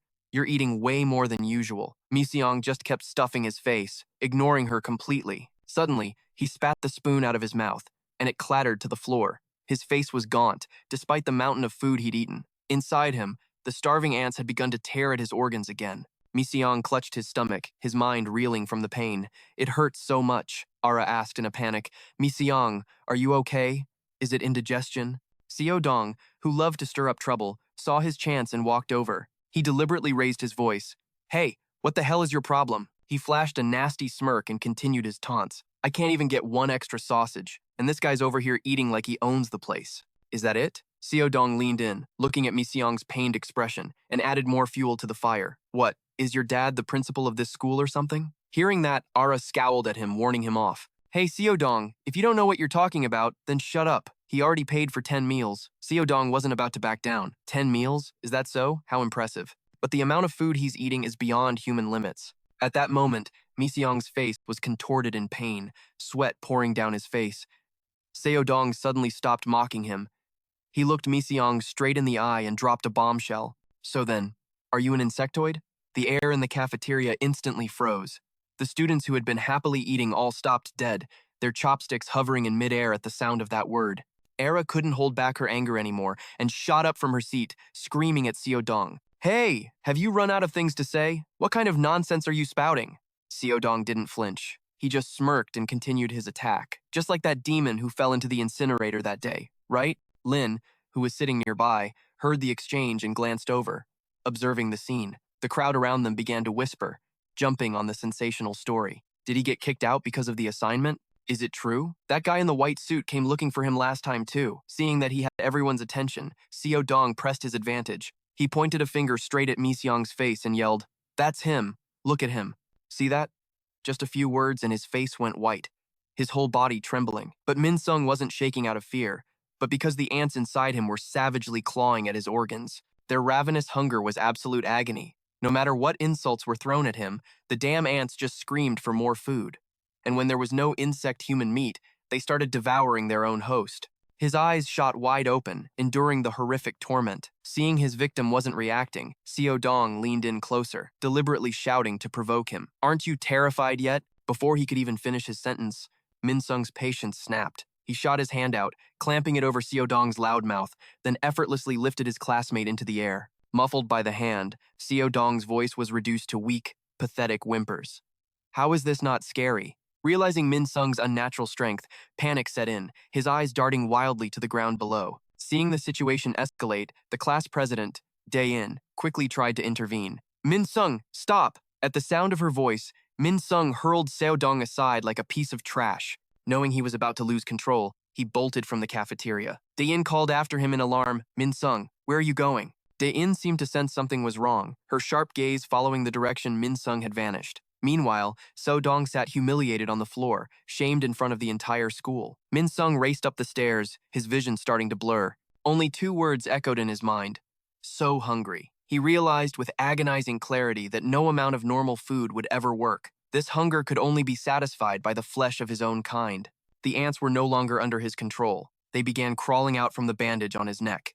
The moment the bandage hit the floor, Minsung's sanity shattered. In the throes of agonizing hunger, he threw his head back and let out a blood-curdling scream, his cry of pain mixed with the horrifying skittering of the swarm as it formed a living mask over his face. Suddenly, a clear yet mocking voice called out from above. "Are you just advertising to everyone that you're the black ant insect human?" Minsung looked up to see Dae-in, suspended in midair by delicate threads. As she spoke, she transformed, revealing her true identity as the silkworm insect human. She landed gracefully, smiling as she said, "To be honest, I have nothing against you." On the windswept rooftop, two monsters faced each other, ready for a fight to the death. The swarm on Minsung sensed delicious prey and buzzed with excitement. He charged forward like a madman, roaring, "Give it to me." Dae-in clasped her hands together, unleashing her own technique while coldly stating her purpose. Countless tiny threads, sharp as razors, shot from between her fingers. In a flash, they clashed, radiating pure killing intent. Dae-in wove her threads into a shield, blocking the black ant's assault. In that instant of impact, they both shared the same brutal thought: die.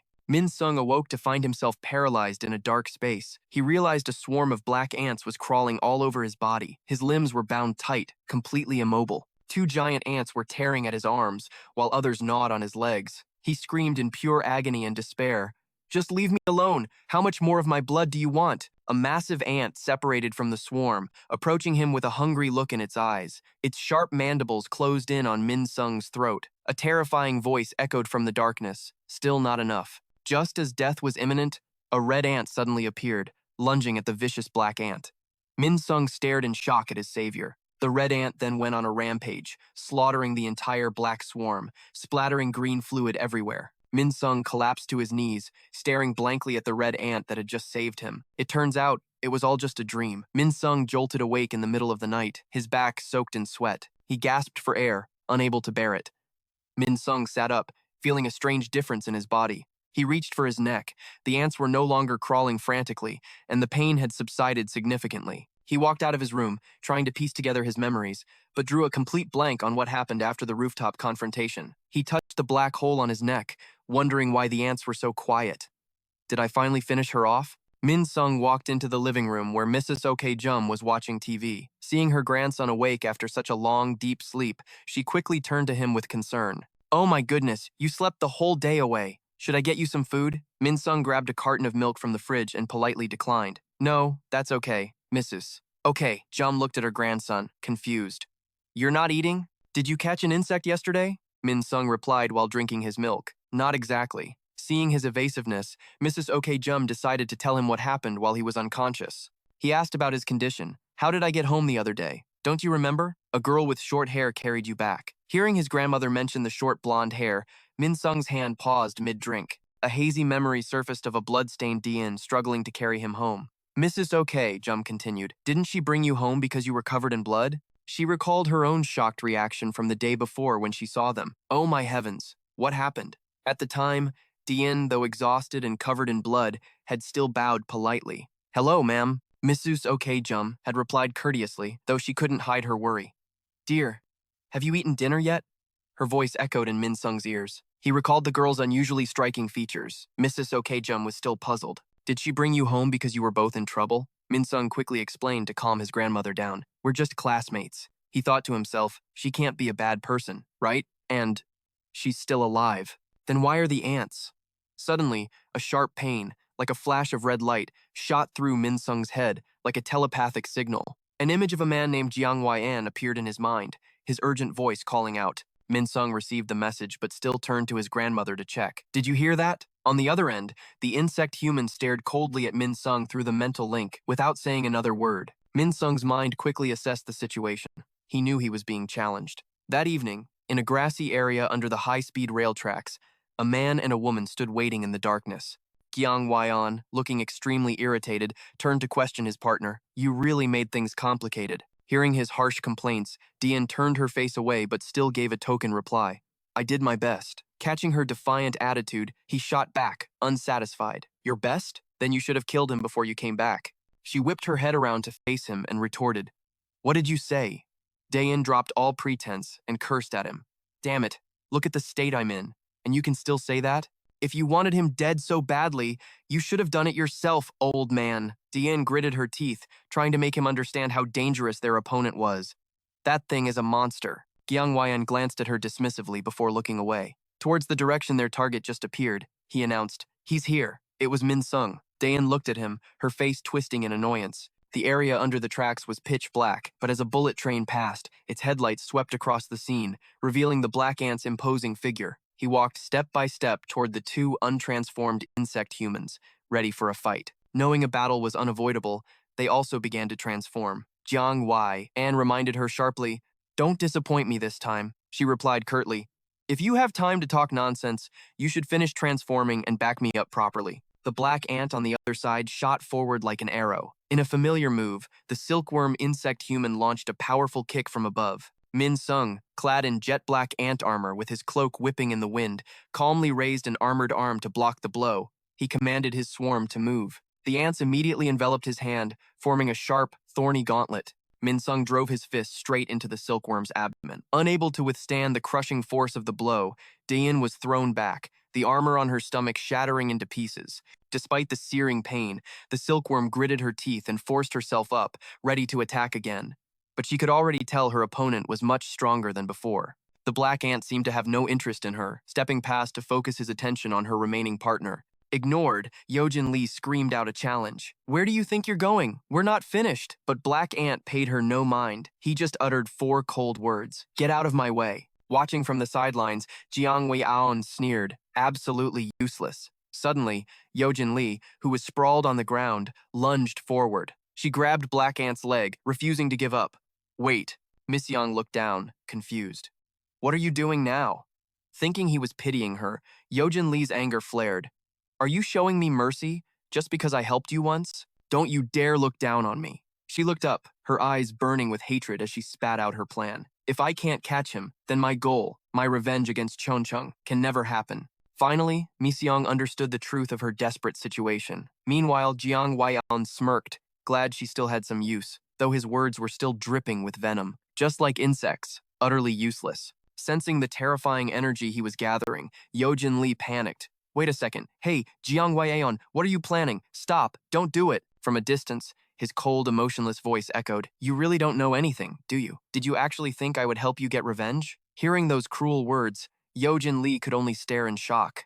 What? He looked at her with the same disgust one has for a bug. In this world, what kind of insect human would dare to defy Chong Chung? According to the final plan, I'm going to offer you to them. Realizing she'd been brutally deceived, all she could do was scream in despair.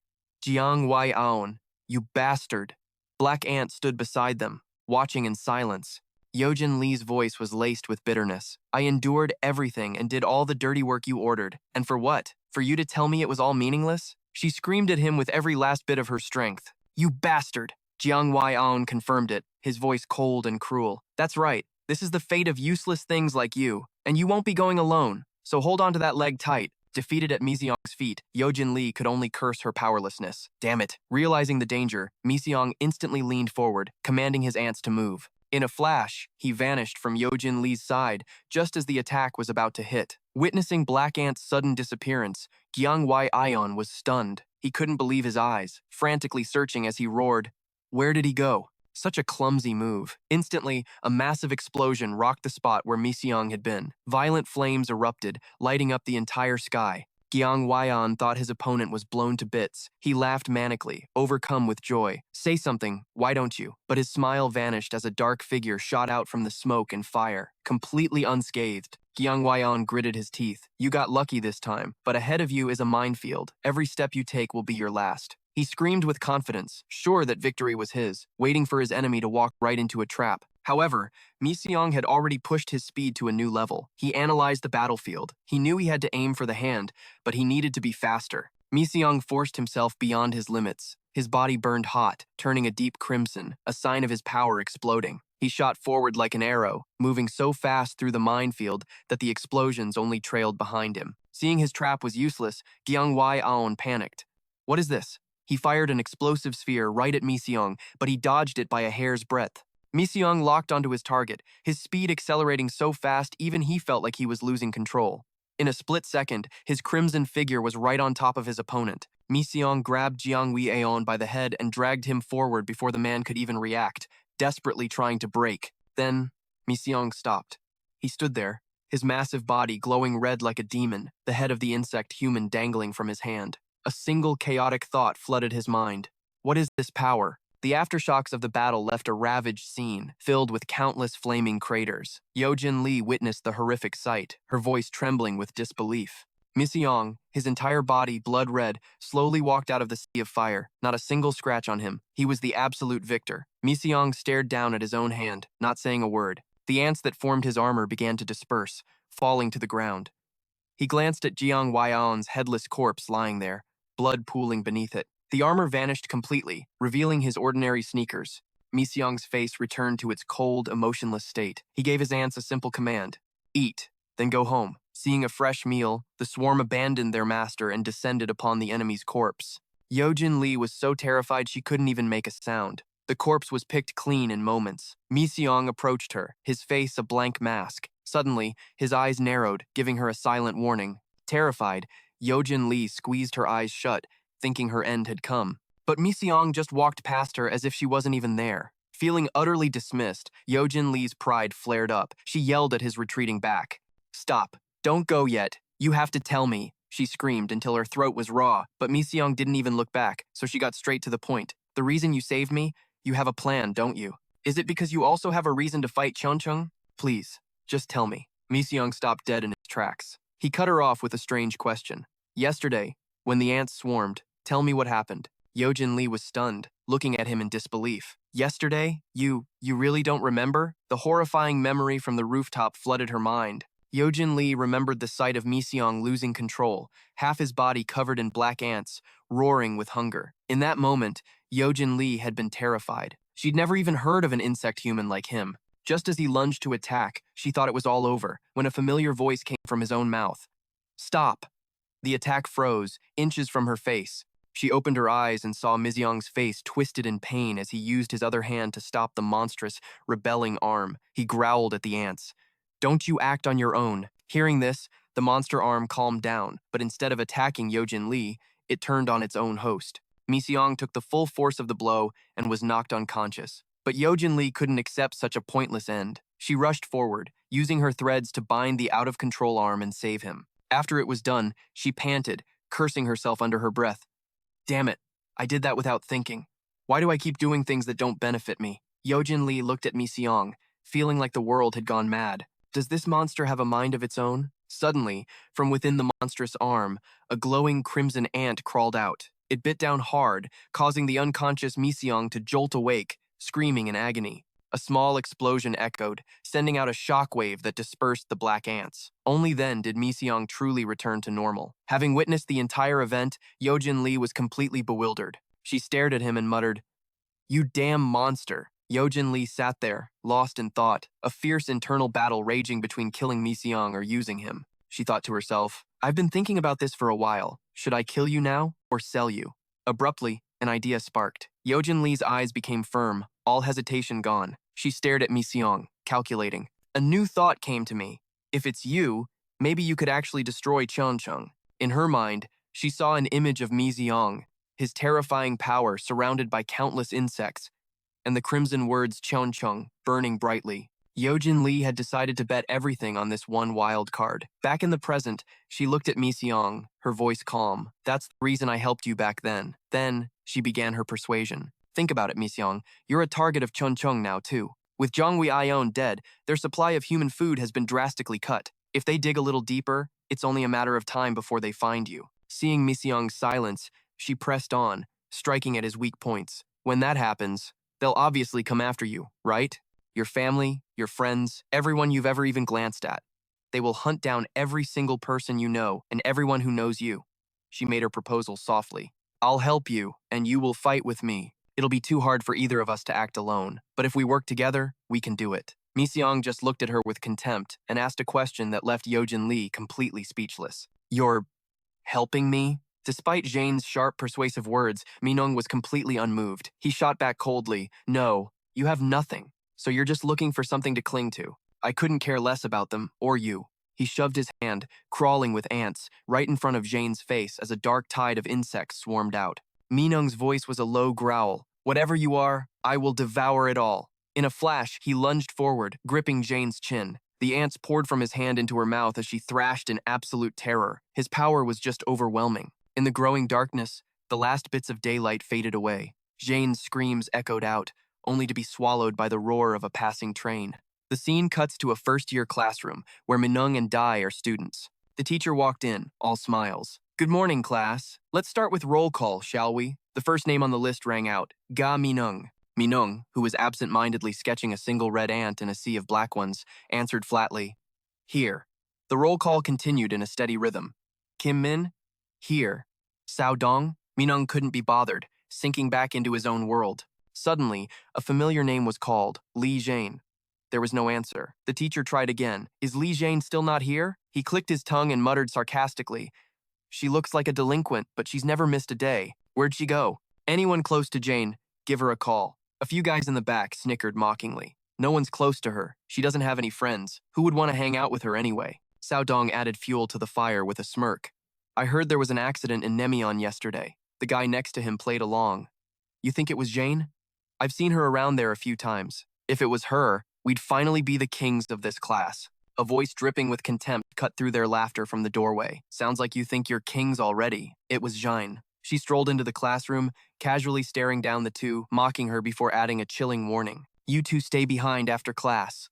The two guys went pale, their faces frozen in terror as they realized who had just walked in. Jane ignored them, went to her seat, and raised her hand. "Li Jane is present?" Minung watched her, his mind flashing back to the night before. He muttered two words, "Heavenly insect." It seemed he was finally getting interested in these new enemies. Meanwhile, at the scene of yesterday's battle, the area was now completely sealed off. 3 members of the Black Reaper organization were on site, investigating. One, wearing glasses, picked up a fragment of a prosthetic leg. He wondered, "A prosthetic?"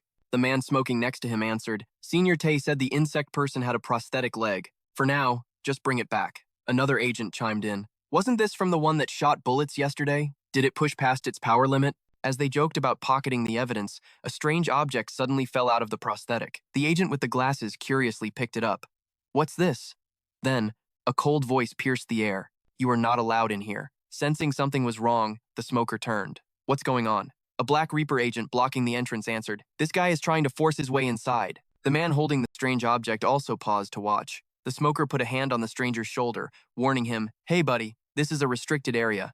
In an instant, a flash of light. The arm that had been on the stranger's shoulder was sliced clean off, sent flying into the sky. The smoker coughed up blood and collapsed, his gut-wrenching screams tearing through the air as he writhed in absolute agony. It's an insect person! A curly-haired member reacted instantly, drawing his sword and yelling, You damned bug! You got the guts to come here alone? The stranger just looked down on the Black Reaper agents with absolute contempt. Realizing how bad the situation was, the members frantically called headquarters. We have a situation at the Nemeon incident site. An insect person has appeared, still in a pre-transformed state. The insect person moved like an unstoppable tank, his hands stained with fresh blood. He had already finished off the smoker in a split second. Seeing his comrade fall, the agent in glasses drew his weapon and charged forward recklessly. But the insect person's gruesome mouth snapped open, crushing his opponent's head and sending him straight to the afterlife. A phone rang. On the other end was a girl's voice. Hello? The insect person answered curtly. Yeah, it's me. He picked up the strange pill that had fallen from the prosthetic and reported, Sample secured. The girl on the other end probed, Any complications? He glanced at the corpses of the Black Reaper agents littered around him and replied nonchalantly, None. His tone was cryptic, but his eyes were glued to the pill containing a tiny larva, a look of fascination on his face. Let's play. During class, every student was focused on the lecture. Out of nowhere, Jane crumpled a piece of paper and flicked it right at Minung. The note zipped past Dee's face, making her jump in surprise. Minung effortlessly snatched the incoming note out of the air, his expression unchanged. He uncrumpled the paper. Inside was a neatly written message. Meet me at the back gate after school. Minung's silence was his answer. After class, in a hidden corner by the school's back gate, Jane was already leaning against a wall, waiting. Minung approached with his usual cool composure. She spoke first, a knowing smile playing on her lips. This is a first. Talking like this at school, huh? It's so normal. It's almost awkward. Minung replied in a cold, unfriendly tone. What are the terms? Jane sighed, annoyed. You already know, so why are you asking? What the hell are you pretending not to know? A heavy silence fell between them. Jane's mind flashed back to yesterday's horror. She shivered, convinced she was about to die. In her memory, she was being torn apart in her silkworm form, her face twisted in agony as a flood of countless ants poured into her mouth. She had screamed like a madwoman as the ants devoured her from the inside out. Back in the present, Jane recounted, her face still pale with shock. When I opened my eyes, I realized I was still alive. As soon as the words left her mouth, she suddenly doubled over and vomited onto the grass, as if trying to expel the last traces of horror from her body. Staring into the disgusting mess of fluid and insect parts, Jane spoke with hidden intent, the time bomb in her plan now ticking. The scene flashes back to her approaching Minung with an eager look on her face. You saved me. You can't just walk away after that. Leaning in close, Jane proposed enthusiastically. Let's team up. Deal? Minung just smirked, his voice dripping with mockery. Deal. His eyes turned ice cold, a clear warning. Don't get it twisted. You're just my emergency food supply. One day, I'll eat you. Jane flinched and took a few steps back, a shiver running down her spine. I have goosebumps, she said, a mix of fear and annoyance. Why are you so horrible? But a second later, her expression hardened, and she shouted with a hint of anger. Think about it. Did you forget what I said? Sooner or later, you'll be a target for the heavenly insects too. The words heavenly insects echoed, bringing to mind an image of countless bugs swarming their prey. She explained that their goal was singular, to eliminate humanity and climb to the top of the food chain. The heavenly insects are cold-blooded. To achieve their goal, they cultivate their own bodies and brutally eliminate any obstacle. Jane pleaded with him, so if you keep going at this all alone. Before she could finish her sentence, Minung coldly pushed her hand away, flatly refusing. I don't care. As Jane and Minung argued in the schoolyard, she let out a frustrated sigh. You're breaking my heart, you know. But high up on another floor, Dee was silently watching the two of them. She rested her chin on her hand, her face a mask of deep thought and envy. Seeing how close they were, she couldn't help but think, I'm so jealous. Dai turned and leaned her back against the door, totally frustrated. She wondered to herself, since when did those two get so close? They have nothing in common. Down the hall, a loud group of guys caught Dai's attention. One of them held up his phone, showing it off. Hot stuff. Check this out. Look at that body. Is that Iron Man? On the screen was a warrior in a sleek, modern, blue and black suit of armor. Another student yelled excitedly, "That's a combat suit for fighting insect people. So cool." At that very moment, in the Black Reaper organization's lab, Tay was trying on that exact suit. Outside the glass, scientists watched him intently. A voice came over the intercom. "Tay, how does it feel?" He replied calmly, "Not bad. But do I really have to wear it?" Vi sat beside him, spinning a pen and thinking out loud. "The recent incident took out 4 of our agents. We can't just let this go." Sam, who was listening with a blank expression, nodded. "If they're evolving to survive, then we have to as well." In the tech department, Dr. Park looked at the data on his screen with a calm expression. "We'll see soon enough." Suddenly, a command rang out. "Begin the test." The machinery inside whirred to life as a cold, robotic voice echoed with instructions. Tay complained, clearly annoyed. "Wait a sec, you're not giving me a weapon?" The voice replied mechanically, "This test is to evaluate the suit's capabilities. Personal weapons are prohibited. Instead, please open your right arm." Tay obeyed. The armored gauntlet split open, revealing a blue energy blade. He grumbled in frustration. "I'm a high-ranking combat member, you know. What am I supposed to do with this short sword?" The cold voice droned on. "Are preparations complete? Bring in the insectoid." A bound insectoid was dragged into the lab. Tay panicked. "Hey, I wasn't finished talking." The system commanded the test subject, "Transform." It was a beetle-type insectoid. The creature roared in fury. "Shut up. Don't order me around." "You want me to kill him?" The voice responded without hesitation. "Killing him is acceptable. Use your full strength." Tay was in total shock, screaming, "What?" The beetle man began to change, laughing like a maniac. "It's been a while since I got to kill someone." With a final roar, his transformation was complete. In the blink of an eye, the space in front of Tay was empty. The monster had circled behind him with lightning speed. Tay was still dazed. He disappeared. The insectoid's face was a mask of insanity and bloodlust as it howled. "Die!" He lunged to attack, but Tay had already shifted into a defensive stance. His initial shock was gone, replaced by a thrilled smile as he felt the suit's power. "Look at that excited face." Tay marveled, "I'm actually pretty happy with this thing." The mechanical voice explained, "As you should be. It enhances physical strength by 80 times that of a normal person." However, the system also gave a friendly warning. Tay shouldn't get careless. He was facing a beetle insectoid with a speed of 300 kilometers per hour. The crazed beetle man charged forward as the system repeatedly warned. "Focus!" Tay struggled to block a devastating punch, his voice laced with impatience.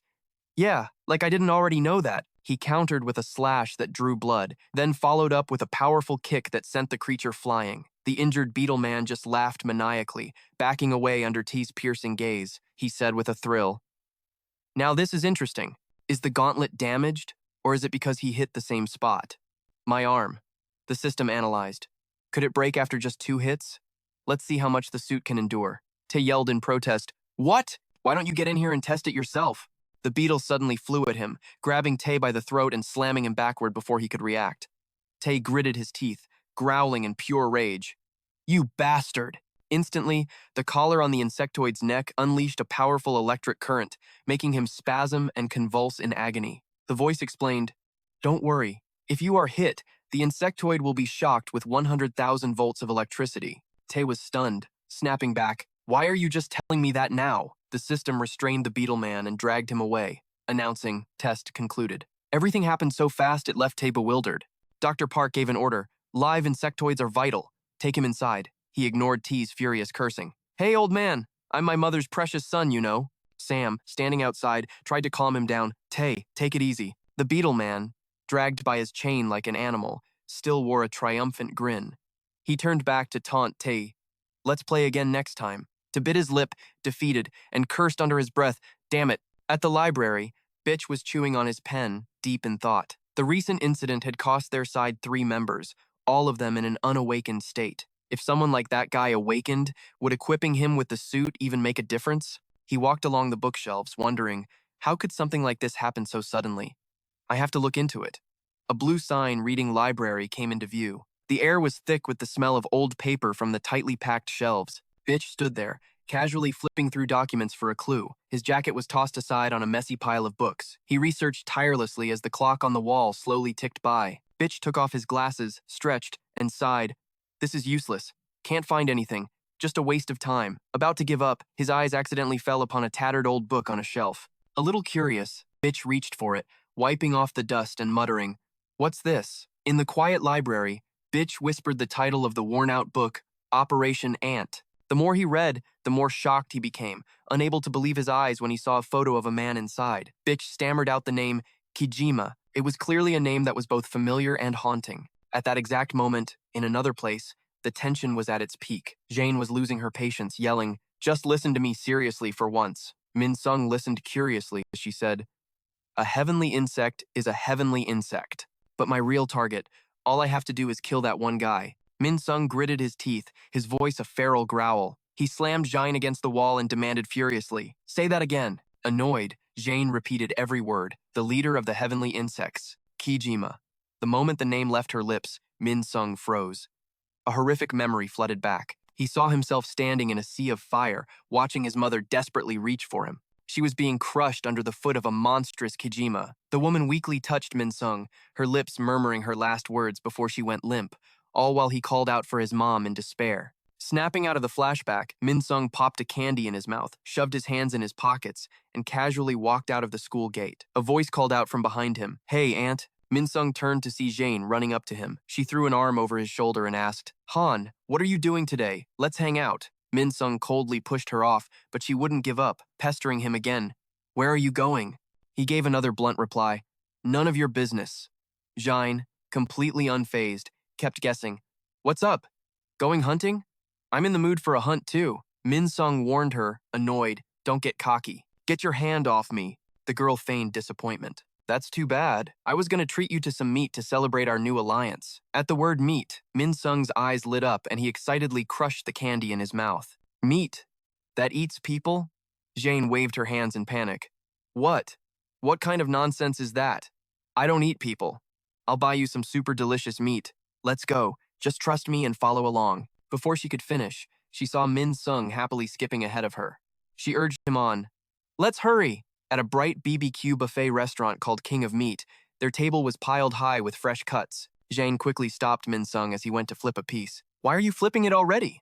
Min Sung asked expectantly. "It's probably ready to eat, right?" In his head, he was screaming, wondering when the meat would finally be cooked. Jane had to reason with him. "It's still raw. Wait a little longer." A waiter glanced at the two, then at his boss, whispering, "Sir, I think those two are taking way too much meat." The owner, looking bored, lectured his employee, "You can't say that in front of the customers. Listen up, kid. This is how buffets work. First, they grab a ton of meat like they haven't eaten in years, but they can barely finish any of it. We'll just charge them a fee for the leftovers.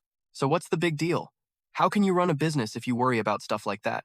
That's just how it is these days." Before he could finish, the waiter stared at the two customers and stammered, "Sir!" At that moment, Min Sung and Jane cheered, "It's all cooked!" The waiter was in absolute disbelief. The owner looked up, his face a giant question mark as he watched Min Sung stuff two huge pieces of meat into his mouth at once. Seeing this, Jane started to criticize him. "Hey, eating two pieces is wrong. Do you seriously not know how to eat this? You're supposed to eat it with lettuce." She calmly shoved a massive lettuce wrap full of meat into her mouth and started chewing. The owner was completely stunned, cursing under his breath. What the hell is going on? While eating, Jane tried to probe, "Are you just going to eat and not say anything today? How do you know Kijima?" The image of his dying mother under Kijima's foot flashed in his mind again, but Min Sung avoided the question. "I'm not sure," Jane said. "What do you mean? He must have done something to your family. My story isn't that special either. He killed both of my parents."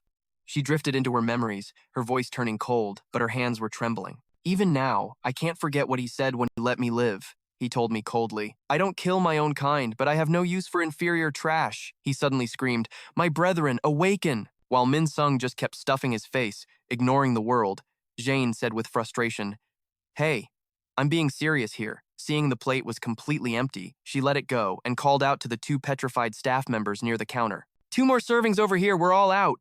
And can we get another grill? You gotta bring more meat, just bring the whole box if you have to." The owner's face went dark. He muttered to his employee, "Hey, kid." The staffer, just as panicked, replied, "Yes." The owner couldn't take it anymore and exploded, "You damn brats." And just like that, Jae-in and Min Sung got thrown out. The employee still tried his best, forcing a smile. "Have a nice day." Standing outside, Min Sung grumbled with regret. "It would have been great if we could have kept eating." Jaein was just as ticked off. Way to kill the mood. So, more food or drinks. They ended up at a nearby cafe. Jaein ordered like a pro, 1 strawberry smoothie, 1 vanilla shake, and a choco frappuccino. She turned to Minsung. Hey, what do you want? He shot back instantly. 1 ice cream soda, a mocha cocoa with extra cream, and a matcha latte with whipped cream. Jian looked back at the owner. You get all that, sir? While they waited, Min Sheng seemed distracted. His gaze was fixed forward, his guard suddenly up. The noisy sounds of the street filtered in, along with the sleazy voices of a group of men. Where should we go? Karaoke? I'm a great singer, you know. Yeah, let's go. Let's go. Let's have some soju with this. Sounds fun. Ever listen to a ballad? Going to karaoke on a first date is a bit much. What kind of cafe do you want to go to? Somewhere pretty? My place is nice too. I make a mean cup of coffee. Inside the cafe, the girl with the strange man was completely oblivious to the danger she was in. Seeing his smirk, she asked innocently, You look so sly. What would you do if we went? The man kept his sleazy grin and tossed the question back. What would I do? From the next table, Min Sheng glanced over, hearing the man's terrifyingly casual reply. Obviously, I'd eat you all up. The girl thought it was just a bold pickup line and giggled. That's hilarious. He said he's going to eat me. Jaein, still enjoying her drink, smacked her lips. Wow, they make these faster than they take orders, huh? This is great. Drink up. When she turned, she saw Min Sheng staring intently at the couple with a tense expression, so she teased him. What is it? Why are you trembling? Huh?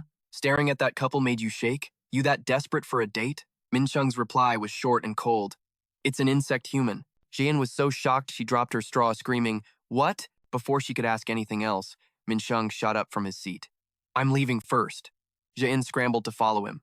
Hey, I'm coming with you! A bus pulled to a stop at a deserted station, completely empty of people. A girl wearing yellow sneakers stepped off. Ari looked up blankly at the gray sky hanging over the hospital before her, a heavy sense of gloom pressing down on her. Standing in front of the hospital room, Ari took a deep breath, forcing a bright tone into her voice before walking in. Seo-in, I'm here. You don't want to see me? Seo-in, dressed in a patient's gown, sat huddled on the bed, silent. Ari seemed used to the silence. She gently placed a gift on the table. Well, I'll just leave this here. Make sure you look at it, okay? I'm going now. As Ari turned to leave, Seo-in, with tears in her eyes, finally whispered, Go. Stepping outside, Ari saw the letter and the ring with the green gem she'd just left behind, and the memory of their painful argument came flooding back. Ari remembered Seo-in's desperate cries when she learned she had to shave her head for surgery. She's about to debut. Why would you cut her hair? What are we going to do? The doctor explained, If we don't operate now, the patient's life will be in danger. Another memory surfaced Seo-in, excitedly telling her, Ari, I passed the audition. Back then, Ari had grabbed her friend's hands, overjoyed. Really? She waited so long for this debut, she thought, her heart aching. Lost in her sorrow, she suddenly stopped, noticing a beautiful nurse walk by. She couldn't help but think, Wow, she's gorgeous. In the dark hospital room, Seo-in was sinking into despair when the door opened again. Thinking Ari had come back, she yelled in anger, Why won't you just listen to me? Please, just go. But when she saw who entered, she froze in stunned silence. The strange woman, with her sharp, cold beauty, called out to Seo-in. Seeing the girl flinch, she approached with a mocking tone. Why so angry? Ga-eun moved closer to the bed, her voice smug. Huh? Are you mad at everyone in the world? Seo-in stuttered, unable to speak, crushed by the woman's overwhelming presence. Suddenly, Ga-eun opened her mouth and spat out a yellow larva egg, slick with saliva.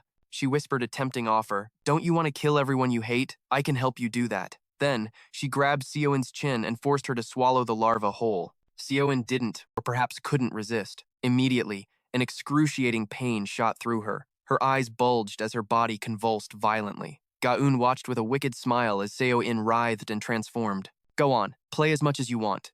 Seo-in screamed like a wounded animal. The agonizing cry tore through the quiet night. Ga-eun burst into a fit of insane, joyful laughter. How exciting. At a luxurious villa on a hill, the innocent girl had no idea of the tragic fate awaiting her. She was dazzled by the extravagant house, gasping in amazement. Whoa! There's a swimming pool inside the house! Park Min-un flashed a sinister smile, feigning shyness. What's so surprising? You're making me blush. Then he burst out laughing and suddenly kicked the girl hard into the pool, yelling, Go on, have fun! The girl screamed in terror, struggling to stay above water. Sputtering, she complained, Hey, Appa, this is too deep. I can't touch the bottom. I'm drowning. But when she looked up, the man was gone.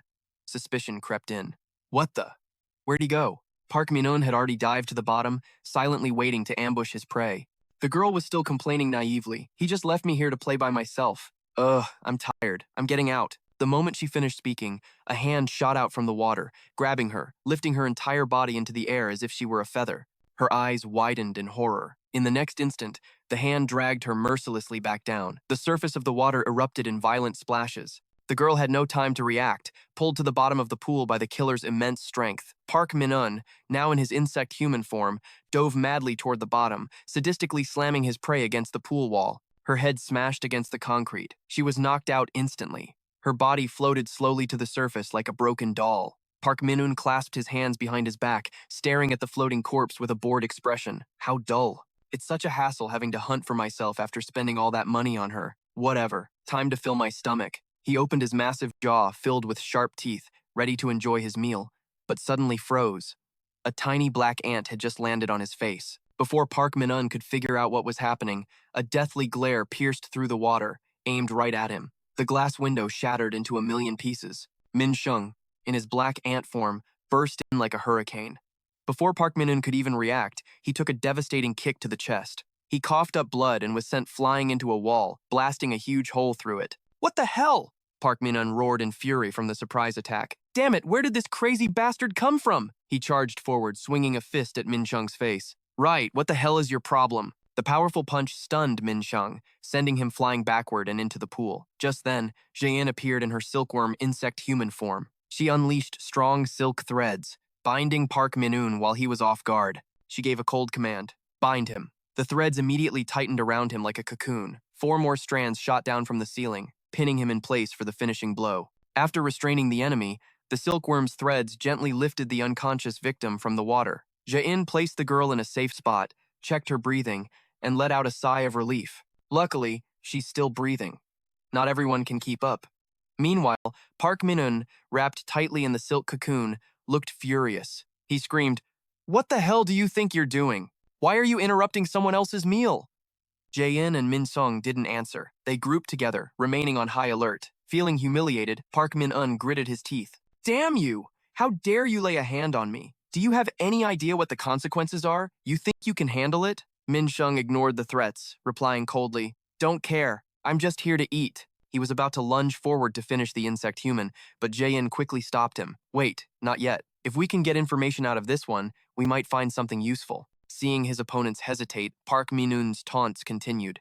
Is that so? So, you're that guy, huh? The one who hunts his own kind. I've only heard rumors, but you're even more pathetic than I imagined. His expression twisted into a mocking sneer. So, you think you can hunt me? You guys? Min-un's energy surged wildly. Jaein tried to keep him calm. It's not like you're getting out of that net. Now start talking. But Park Min-un was beginning to transform. His power exploded, shredding Jaein's silk cocoon. He dropped a chilling threat. Do you have any idea who I am? You pathetic worms. The silkworm's net finally gave way, torn apart by the sheer force. Mi Xiang screamed, Get back! But Jaein was frozen, totally stunned. What just happened? His power erupted, blasting energy beams straight into the pool, causing a massive explosion. Red sparks flew everywhere. Jaein took a hit to the shoulder and stumbled back. Mi Xiang barely blocked a similar blast. He realized this guy was on another level. The area around the pool had melted, with steam rising from the boiling water. Park Min-un, Black Ant, and Silkworm stood in a triangle, ready for all-out war. Staring down his two opponents, Min-un roared with rage. You hunt a few small fry and think you can touch a member of the heavenly insects? He completed his transformation, becoming a water spider insectoid named Rikna. He announced his name with pure arrogance. Rikna, heavenly insect. He dared them, come on, try and hunt me. Then, he summoned razor-sharp blades from the water. Mi Xiang and Jaein didn't hesitate, lunging forward to attack.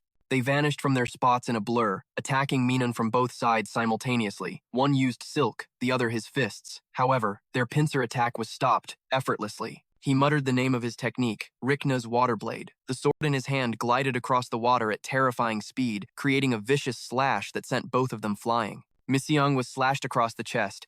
A deep gash poured out blue blood. Jaein was also wounded, blood trickling from her mouth. Rikna landed gracefully on the water's surface. A smug look on his face, certain of his victory. He watched Mi Xiang stagger and then collapse, unconscious from blood loss. Taking down an opponent in a flash, Min-un stood casually on the water, shouting his name. Rikna! The monster swung his sword for the finishing blow. Luckily, Jin was fast enough to save him. She caught Miss Young, landing hard on the ground. Holding his bleeding shoulder, she asked in horror as black ants began crawling out of him. What was that attack? Can he control water? Miss Young analyzed the fight. Getting close is pointless. The water itself is a death trap. One step into his territory, and it's over. Dian felt completely outclassed. A harsh truth dawned on her. The members of the heavenly insects were the apex predators among insectoids. She never imagined he'd be this strong. Suddenly, a black shadow zipped past, startling her. She screamed after him, "Hey, Miss Young!" Ignoring his wounds, the black ant insectoid charged straight for Minun. He yelled an order back at her. "Lay your silk on the water!" The command came so fast, Jane was just confused. "What?" she cursed in frustration. "That idiot! He'll die if he gets any closer. What is he thinking?" Misyong dashed across the water's surface, flying towards his enemy. He had a plan, that mysterious red power he discovered in his last fight. He was going to unleash it again. Misyong closed the distance. The enemy didn't even seem to be guarding. Minun swung his sword, slicing off one of Misyong's sensory antennae. But he didn't flinch, throwing a punch in return, thinking, "First, I'll deal with those annoying swords." A wild exchange of blows erupted on the water. Misyong landed a massive punch to Minun's face, then followed up with a body blow. He kept up the relentless pressure. Finally, Misyong got a hand on his opponent's weapon. With all his might, he ripped the sword right out of Minun's grasp. Even as he was thrown back, he forced himself up and charged again, pushing himself to the absolute limit. Unexpectedly, Minun swung his arm, shattering half of Misyong's ant mask. He mocked him loudly. "See these two decorative black pouches on my back?" He recalled his sword, announcing with pure confidence, "4 swords. This is my true form." Minun summoned all his weapons, his black blades. He dashed forward, unleashing a fatal strike with his technique, the 4 fiends. He took the full force of the attack, fresh blood spraying everywhere. Minun stood over him, gloating with contempt. "How about that? Taste good?" Before he could finish, Jane's silk thread wrapped tightly around the water spider's neck from behind. Caught completely off guard, Minun was pulled face first into the water, his mask cracking from the sneak attack. Enraged, he furiously commanded sharp streams of water to pierce straight through Jane's stomach. The silkworm mistress gritted her teeth through the pain, quickly pulling her silk back into a defensive stance. Thankfully, she succeeded in disarming Bak Manun of his 4 water swords. Seizing the opportunity, Misyong grabbed the enemy's own sword and charged, screaming, "You bastard!" He decisively ran the water spider through the heart with his own weapon. Bak Manun frantically grabbed his last remaining sword and slashed back, roaring with fury. "You witch!" Misyong was forced to block the blade with his bare hands. The sharp edge sliced deep into his flesh. His face twisted in agony, but he pushed through, ordering his ants, "Devour him!" On command, a swarm of black ants poured from the sword lodged in Minun's chest, crawling directly into his body. He writhed and screamed in despair as thousands of ants tore him apart from the inside. Just when victory seemed certain, a strange foot stepped into frame. It radiated an aura even more sinister than Minun's. The newcomer spoke with pure impatience. "What's all this now?" Misyong glared at him, on high alert. But before he could even react, his eyes widened in shock as the new enemy closed the distance in an instant. Daejun threw a devastating punch straight to Misyong's face to rescue his comrade. The surprise attack sent Misyong flying, slamming hard against a wall before sliding to the ground. Blood poured from his wounds, soaking his clothes. Jane was knocked unconscious by the shockwave, slumping in her own silk net. Daejun slung the barely living Bak Manun over his shoulder, then looked down at the 2 defeated fighters with a smirk. "These guys are interesting." He tossed a business card toward the unconscious Misyong, his tone dangerously inviting. "I always welcome the strong." The business card had the address of a nightclub, apparently a secret gathering spot for the Heavenly Insect Organization. Daejun's lips curled into a grin as he left a final, cryptic invitation before vanishing. Stop by for a visit. At a bustling city street, people swarmed by. However, in a dark, forgotten alley, a large man was glued to his phone game, completely unaware that he had become prey. Dressed discreetly, Se-Hee-An moved silently through the empty passage. Spotting a figure, the man jumped, stammering a greeting. "Hello." Seeing her small frame, he asked awkwardly, "Are you a high school student? I mean, you're not in a uniform, so I wasn't sure." Se-Hee-An cut him off with a cold, "I am." Hearing that, a creepy, excited grin spread across the man's face. He glanced around. "Let's not talk here. We should go somewhere else." Se-Hee-An feigned hesitation, then refused. "No." Her answer threw the man off. "Huh?" But then, she stepped right up to him, her voice suddenly becoming a seductive whisper. She slowly removed her mask, revealing a beautiful but haunting face. She pretended to be shy, whispering, "Let's do it here." The man let out a perverted laugh, his breathing getting heavy with excitement. Okay, not another word. Then, she stood on her toes and kissed him. The man's mind raced.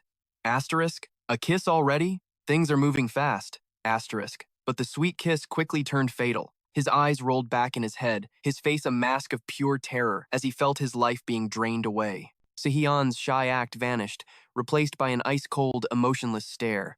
The heavy-set man's body rapidly withered, shriveling up like a dried husk before collapsing to the ground. He died instantly. Sehyun retracted her long tongue, her life-draining weapon. After her first meal, Hannah stepped out from the shadows, smiling. Was it delicious? Her voice was dripping with mockery and satisfaction. She embraced Sehyun like a twisted, doting mother. Our little Sehyun. How was your first taste of a human? Sehyun paused for a moment, then a savage, cold smile spread across her face as she replied, It was delicious. On a subway train speeding through a tunnel, a man at the end of the car was shaking uncontrollably. He was another host for a larva, and the hunger was driving him insane. He muttered to himself, Me too, but I'm hungry. His voice grew louder, attracting the attention of the other passengers. I'm so hungry. With a hollowed-out face, the man begged in sheer desperation. There was no other way. I'm sorry. I'm so sorry. I'm just so hungry. His eyes went wild as he stared down the innocent passengers and whispered, Time to eat. The monster's mouth gaped open. A long, rope-like tongue shot out, piercing through the bodies of those standing nearby. Fresh blood sprayed across the entire train car. This horrific scene was identical to Sehyun's method of hunting, proving they both used the same transformation drug.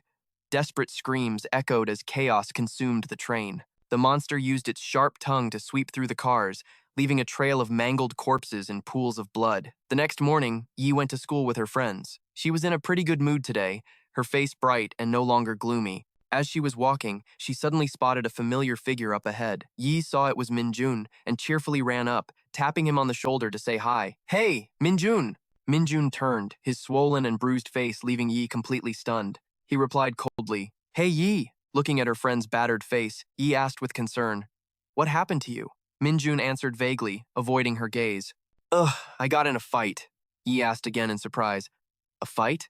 So you lost? Minjun sighed, his voice dropping with hidden meaning. I won, but I also lost. His contradictory answer just confused Yi. What's that supposed to mean? She scolded him with a hint of a pout. You're not a kid anymore, so why do you keep getting into trouble? Stop it, Minjun replied helplessly.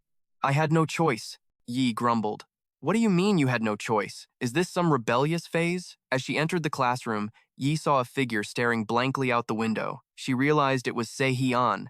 Yi felt a jolt of energy, her spirits instantly lifting. She shouted, Sehyun! Sehyun turned back, hesitantly calling her best friend's name. Yi rushed forward and threw her arms around Sehyun, her eyes tearing up. How are you? Are you okay? I'm so sorry I couldn't visit. I was so worried, you idiot. At the mention of her condition, Sehyun avoided her gaze, her voice shy as she explained the wig she was wearing. Because of my hair.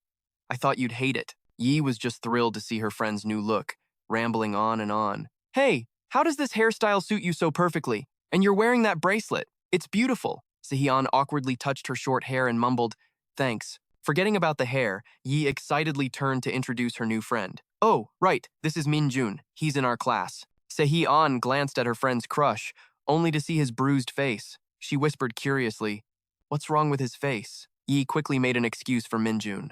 What? Oh, he said he got in a fight. Realizing they'd been standing for a while, Yi pulled Sehyun to sit down. Don't just stand there, sit. Sehyun pointed to the empty seat next to Yi, wanting to be close to her friend, but Yi stopped her with a worried look. Is this seat empty? That's the seat of a special character in our class named Jae-in. Hearing the name Sehyun felt a little suspicious. Jae-in? Yi continued to explain. She's the type to show up for attendance and then ditch class immediately. The scene changes to an old house, hit by the harsh afternoon sun. Jae-in was lying in bed, recovering from a fierce battle. At that same moment at school, Yi mentioned her name, causing Jae-in to sneeze back at home. She touched her ear and mumbled, Damn, my ear is so itchy. Is someone talking trash about me? Suddenly, her phone lit up with a new message notification. Jae-in looked at the screen, grimly impressed by Minjun's will to live. That's psycho. His recovery ability is insane.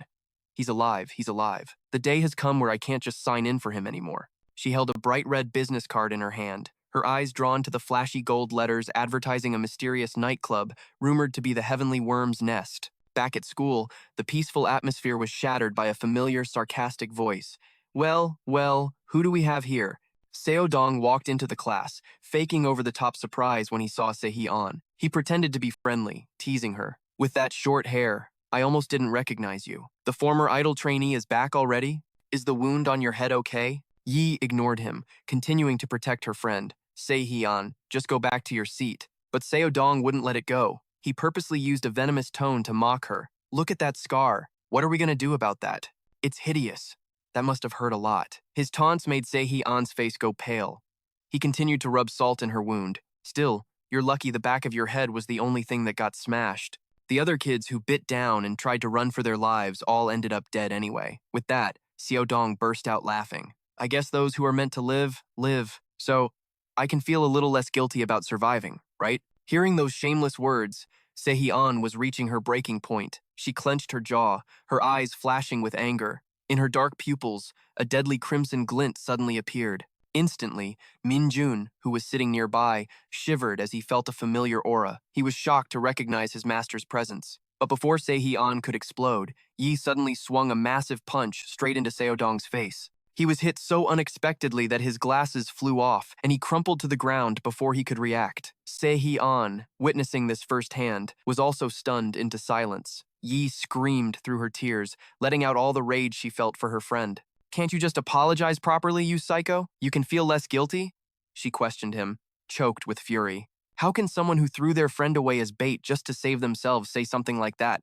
Apologize to Se-Hee-an properly, right now. Seo Dong was dazed from Yi's punch, his face blank with fear. He fumbled to pick up his glasses and mumbled, Fine, I'm sorry. For throwing you down and running away. Yi didn't even bother with him anymore, turning to check on her friend. Se-Hee-an, are you okay? Meanwhile, Seo Dong muttered curses behind their backs. Those psychos only ever lose it on me. On the other side of the room, Min-jun was silently trying to figure out the source of the strange power he'd been feeling. He glanced at Se-Hee-an, a deep suspicion growing inside him.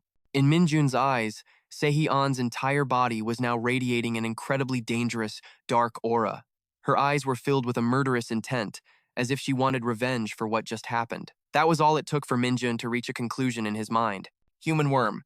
In the blood-soaked subway tunnel, the final death train had come to a stop. A giant larva stood amidst a pile of corpses. It seemed to have eaten its fill. The train car door opened, and two large men in the Black Reaper organization's uniform stepped inside. One of them grumbled, What a mess. These were the Luca brothers, members of the Black Reaper's combat team. The younger brother, Luca, saw the larva and cursed in surprise. Damn it, what the hell is that? The older brother, Luca, stepped in, looking at the towering monster with a questioning gaze. What's the deal with this thing? Luca raised his gun and stepped forward, guessing, A larva! Luca calmly analyzed the situation, holding a long blade. So it's not just adult insects, but human worms too? Luca asked his brother in confusion. I keep looking, but I don't see anything different from the others. Should I kill it? Or let it live? Luca commanded in a cold voice. Are you kidding me? Capture it and bring it to headquarters. Dr. Black keeps demanding we bring specimens back for that old man to study. Suddenly, the larva opened its bloody mouth and charged at the two brothers. Luca quickly fired a shot, yelling angrily, Where do you get off trying to attack him? The larva was pierced through the neck by the spear-like gun, pinning it to the floor. The creature could no longer fight back. Luca coldly reminded his brother, Don't overdo it. The less damage, the better. Don't you know that? Before he could finish his sentence, the larva suddenly whipped its tail with immense force, slamming Luca into a window. He fell to the ground, groaning from the injury. Luca panicked, worried about his brother. Bro! The larva finally broke free, frantically attacking both of them. Luca shouted a warning. A little power like this isn't enough to trample me. He charged forward to wrestle the monster, roaring, I'm nothing like my weak older brother. After being knocked down, Luca quickly regained his balance and jumped in to support his brother. With a single, decisive slash of his sword, he cut the larva in two. Luca's eyes widened, still in shock. Luca asked irritably, Weak older brother? Luca flinched, quickly denying everything. No, that's not it. I'm sorry. Luca complained. Damn it. I was trying to capture it intact, and you just sliced it to pieces. Knowing his brother had hurt him, Luca could only mutter defensively, No, I was just talking to myself. Luca ordered sternly, Pack it up, quickly. Luca immediately obeyed. Yes, sir. While cleaning up the scene, Luca discovered something crawling out from inside the giant larva's body. A small, yellow larva emerged. Luca wondered, What is this? The tiny larva stared down the killer of its kind, its eyes burning with pure hatred. In a flash, it coiled and shot straight for Lu Ka's head, bent on revenge. Noticing his brother suddenly shiver, Lao Ko started to tease him. What's wrong? Damn, why are you shaking like that? You gotta pee or something?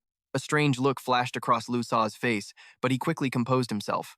It's nothing. Let's head back to base. But no one saw it. The tiny yellow larva had already burrowed its way inside him. Meanwhile, at the massive headquarters of the North Reaper organization, Sector B, the main hall was buzzing with activity. Some were returning from the battlefield, others were busy with cleanup. The Liu brothers hauled in the larva's massive corpse, and Lao Ko shouted with pride, Dr. Park, look what the Lao brothers dragged in. This is gonna blow your mind.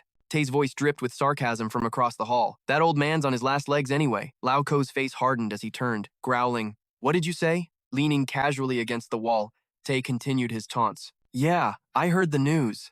So the idiot brothers actually managed to catch a larva, huh? Sam, standing beside him, gave a polite bow. Seniors. But Tay's voice was laced with a competitive edge. Too bad for you. What can you do? We caught ours first. Lao Ko shot back dismissively. We would have been faster if we hadn't stopped at the rest station on the way back. But Tay just had to argue. What kind of idiot takes a break during a mission? You think you can just ignore Kim Chi-won's orders? He wouldn't let it go. Spotting the bisected larva, Tay attacked again. And what's with your target?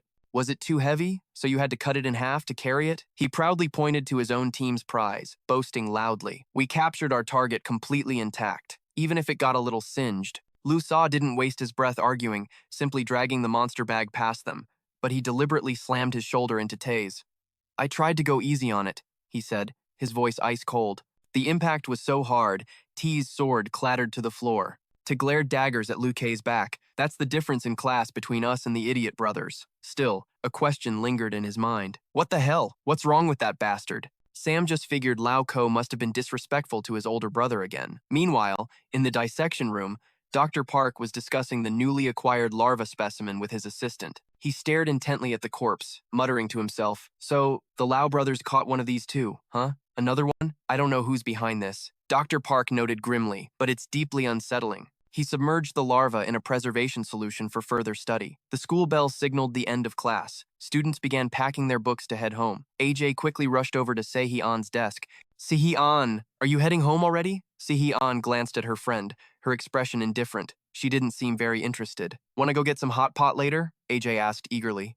At the hot pot restaurant, AJ had somehow managed to drag Se-Hee-An along. On the table sat a bubbling pot, fragrant with meat and vegetables. Se-Hee-An stared pensively into the pot before suddenly speaking up, her eyes sizing up the third person at their table. But why is he here? Was this supposed to be a date for you two? Min-sung didn't deny it, just sitting there silently, staring right back at Se-Hee-An. What? She demanded, angry now. The two of them locked eyes, sparks flying. The tension was so thick it made AJ squirm. What is going on? Why is the mood so suffocating? She quickly tried to change the subject. Let's just talk about something else and eat. AJ playfully grabbed some meat, trying to break the awkward silence. She excitedly started recapping what happened earlier. And that's when Seo Dong got punched right in the gut. Both AJ and Se-Hee-An burst out laughing. Suddenly, Se-Hee-An's phone buzzed with a message. Her expression darkened as she read it. Putting on a regretful face, Se-Hee-An said, AJ, I have to go to my cram school now. I'm so sorry. AJ replied, No, don't be. I had a great time. It's been a while. Se-Hee-An gave a gentle smile. Goodbye. AJ waved. Yeah, see you at school tomorrow. As Se-Hee-An turned to leave, a scar on the back of her neck was revealed. A remnant from that day's accident. Min-sung watched her retreating figure in silence. Later, walking home under the setting sun, AJ confided in Min-sung. I'm so glad Se-Hee-An seems happier than I expected. Min-sung's reply was short. I guess so. AJ, full of excitement, started planning. We should definitely hang out again tomorrow. Suddenly, she remembered something. Oh, that's right. I forgot to give her the history notes. They're due tomorrow. AJ quickly offered. I'll go give them to her now. Sorry, you can head home first. As she turned to go, Min-sung grabbed her hand tightly, as if he couldn't let her out of his sight. AJ was startled by his sudden action. Min-sung spoke slowly, his voice filled with concern. Don't go. It was as if he could sense something dangerous about Se-Hee-An. Elsewhere, Se-Hee-An was on the phone. The person on the other end asked, Where are you? She replied, Almost there. The voice answered, Look for the white sedan. A middle-aged man in a luxury car waved her over. He gave her a knowing smile. Get in. Se-hee-on's eyes gleamed with hunger as she looked at her plump new prey. Back with AJ? Min-sung was still holding her hand firmly. He whispered, "She just got out of the hospital. The teachers will understand." AJ blushed, flustered by his sudden, gentle concern. He spoke softly. "Let's go home." AJ couldn't bring herself to refuse, quietly agreeing. "Okay." Just then, as Seo-dong was sneakily taking pictures, a mysterious voice called his name. The student next to Seo-dong squinted at the fancy car, wondering, "Hey, isn't that her? You know, the former idol trainee." His friend looked surprised, then turned to taunt Seo-dong. "She's the reason you got your ass beat today, remember? And by a girl, no less." "That girl's swing is no joke," Seo-dong snapped back, annoyed. "Can you just shut up?" But the other guy wouldn't quit, sighing with envy. "Man, her dad's car is sick. I'm so jealous." Seo-dong sneered, a venomous hint in his question. "You think that's her dad?" His friend looked confused. Who else would it be? Seo-dong's eyes turned ice cold as he delivered the cruel blow. "She doesn't have a dad, you idiot." He then looked smugly at the photo on his phone, thinking to himself, "Now, you're finished." The scene shifts to a bustling nightlife district, where neon lights of every color flash relentlessly. Yeojin Lee struts by on high heels, her long legs and chic aura turning heads on the street. But contrary to her confident appearance, Yeojin Lee sighed in frustration, worrying to herself, "Did I overdo it with this outfit for a club? I really hope they don't check IDs." She stopped, looking up at the imposing building before her with its powerful, luxurious red sign, Shishsiu. Yeojin Lee was frozen in place, her mind screaming in shock. "I'm so screwed." Before her, a massive line of people snaked around the entrance, waiting to get in. She groaned in disbelief. This entire building is a nightclub? And what's with this insane line? Are they all waiting? Yeojin Lee started to panic, feeling completely out of place in this strange new world. She frantically texted Min-sung for help. "Hey, where are you?" His blunt reply made her furious. "Put on something decent and get to Shiksu now." Yeojin Lee gritted her teeth, cursing under her breath. This useless leech is no help at all. As she racked her brain, wondering how to get past this crowd, a deep, smooth male voice spoke from behind her. "Over here." Yeojin Lee jumped and spun around, stunned to see who it was. The man looked at her with fake concern, asking, "First time here?" Yeojin Lee's heart pounded in her chest. She recognized that familiar voice instantly. It was Park Min-woon, the rich water strider insectoid she'd fought before. "I am so dead," she thought.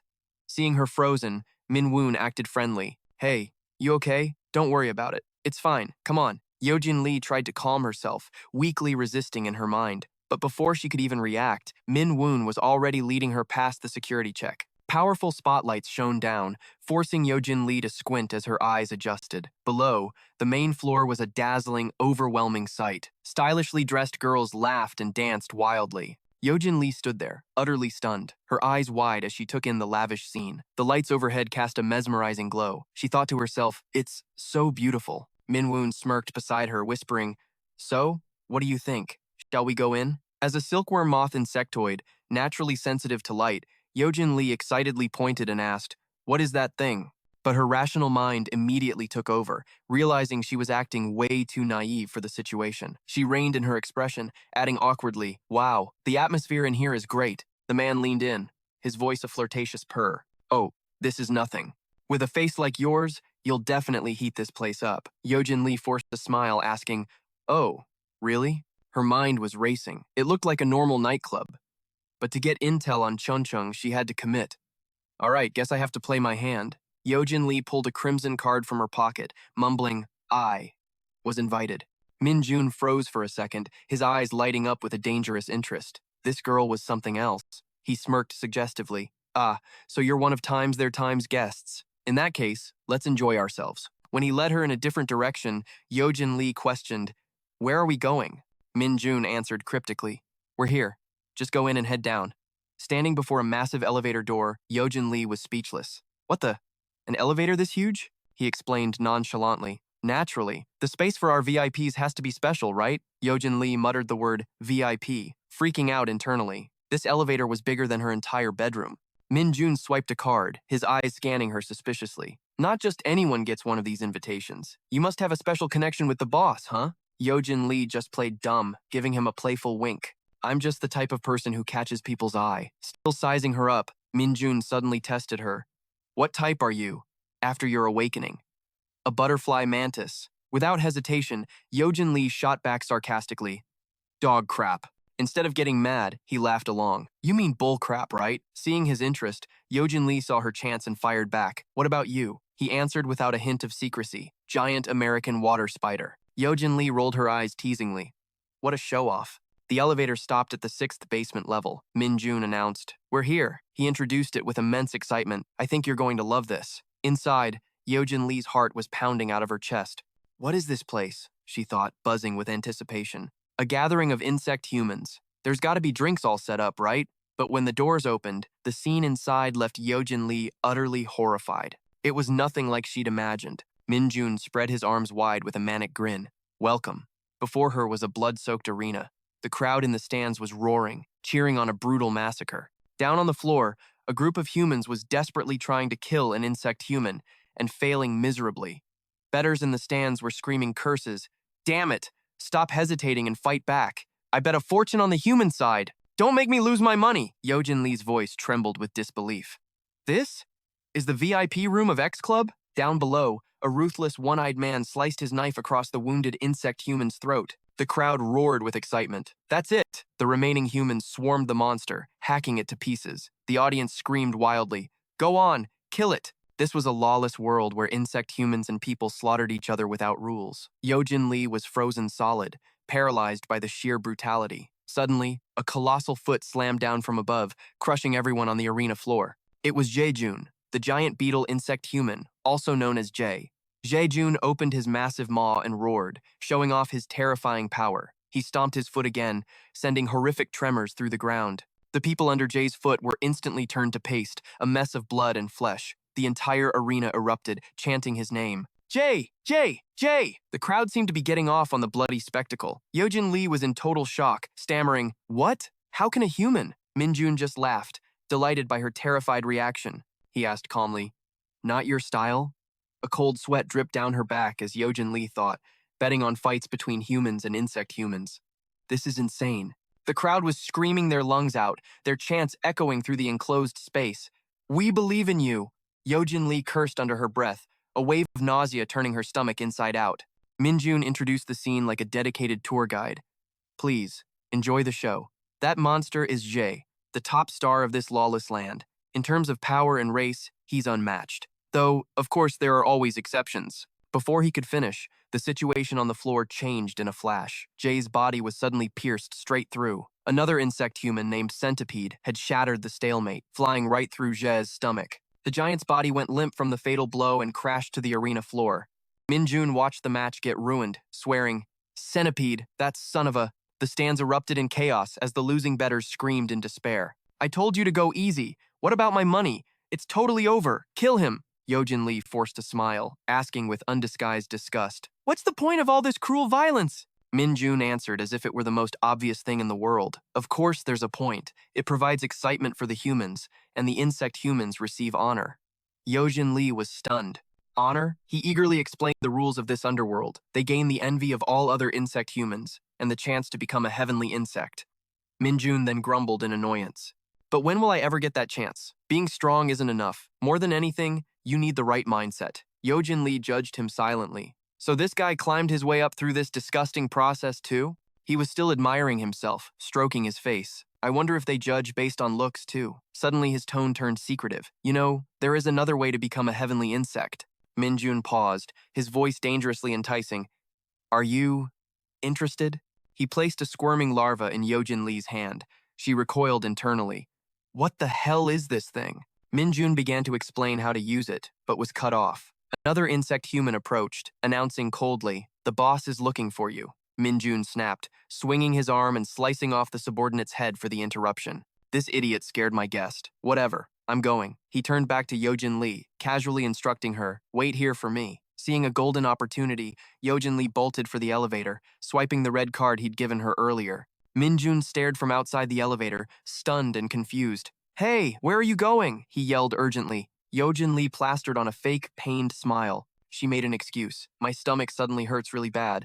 I need to find a bathroom. Min Jun quickly added, There's a bathroom in here too. But before he could finish, the elevator doors slid shut between them. Yojin Lee slumped against the elevator wall, letting out a heavy sigh.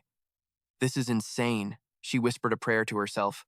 Ga Misyung, you better pay me back for this tomorrow. Outside, Min Jun clicked his tongue in regret. Damn it, what a waste. Another subordinate reminded him, the boss. He swung his arm, decapitating him too, radiating pure rage. I said, I'm on my way. Damn it all. Meanwhile, at a high school, students were starting another stressful day. A weary Yojin Lee pushed open her classroom door and stormed inside. She screamed at Miss Young, who was already sitting there. Ga, Miss Young! She launched herself at him, kicking furiously and cursing. You little punk! Yojin Lee rained punches and kicks on him while complaining. Do you have any idea how much crap I went through yesterday? I can't even eat. Getting only a deadpan look from Miss Young, she stopped, exhausted. Anyway, I found out something huge. Just wait. Suddenly, a heavy mood fell over the classroom. Two girls nearby were whispering intensely. Hey, did you hear? About that. The others looked confused. What's going on? Why's the vibe so weird?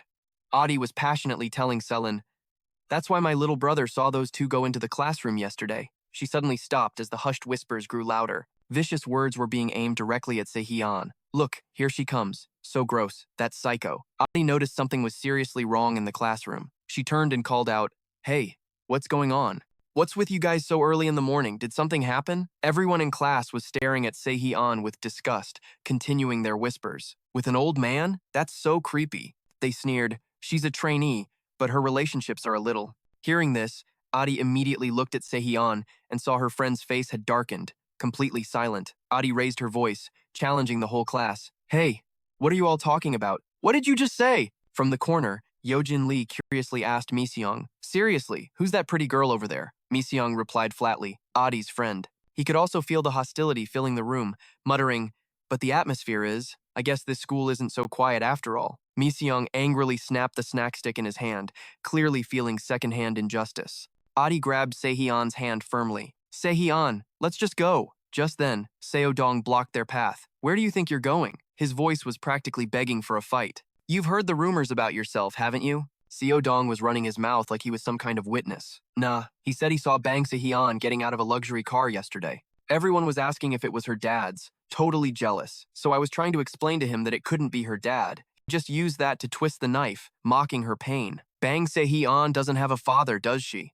The guy next to him laughed along with the cruel joke. What a total psycho. Well, if she doesn't have a dad, how could she ride in her dad's car? Seodong droned on, faking his concern. I was seriously worried about you. The guy's face looked so vicious. And who am I? I'm Seodong, the guy who got an award for being a brave citizen. He puffed out his chest proudly. So I hailed a cab and followed them. Then, he held up his phone, casually revealing the secret photos he'd taken. Of course, why are my worst premonitions never, ever wrong? Seo Dong's voice dropped, labeling her a disgrace. A degenerate trainee, desperate to become an idol, doing disgusting things to get ahead. It's truly pathetic. He acted like he'd done something heroic, pointing right at Bang Sehyeon. You're the one who's trash, so don't you dare blame me. He kept pushing, backing her into a corner. Because from the very beginning, your very thoughts were never worthy. Sehyeon just stared at him, completely emotionless. She said nothing, but her eyes began to change. Yojin Lee, watching from the side, grumbled in disgust. That bastard ruined the mood again. Let me go teach him another lesson. Miseong immediately agreed. That might be necessary. But then Miseong froze. A dark premonition washed over him. A powerful wave of pure dread. He could feel that the situation right in front of him was about to become extremely dangerous.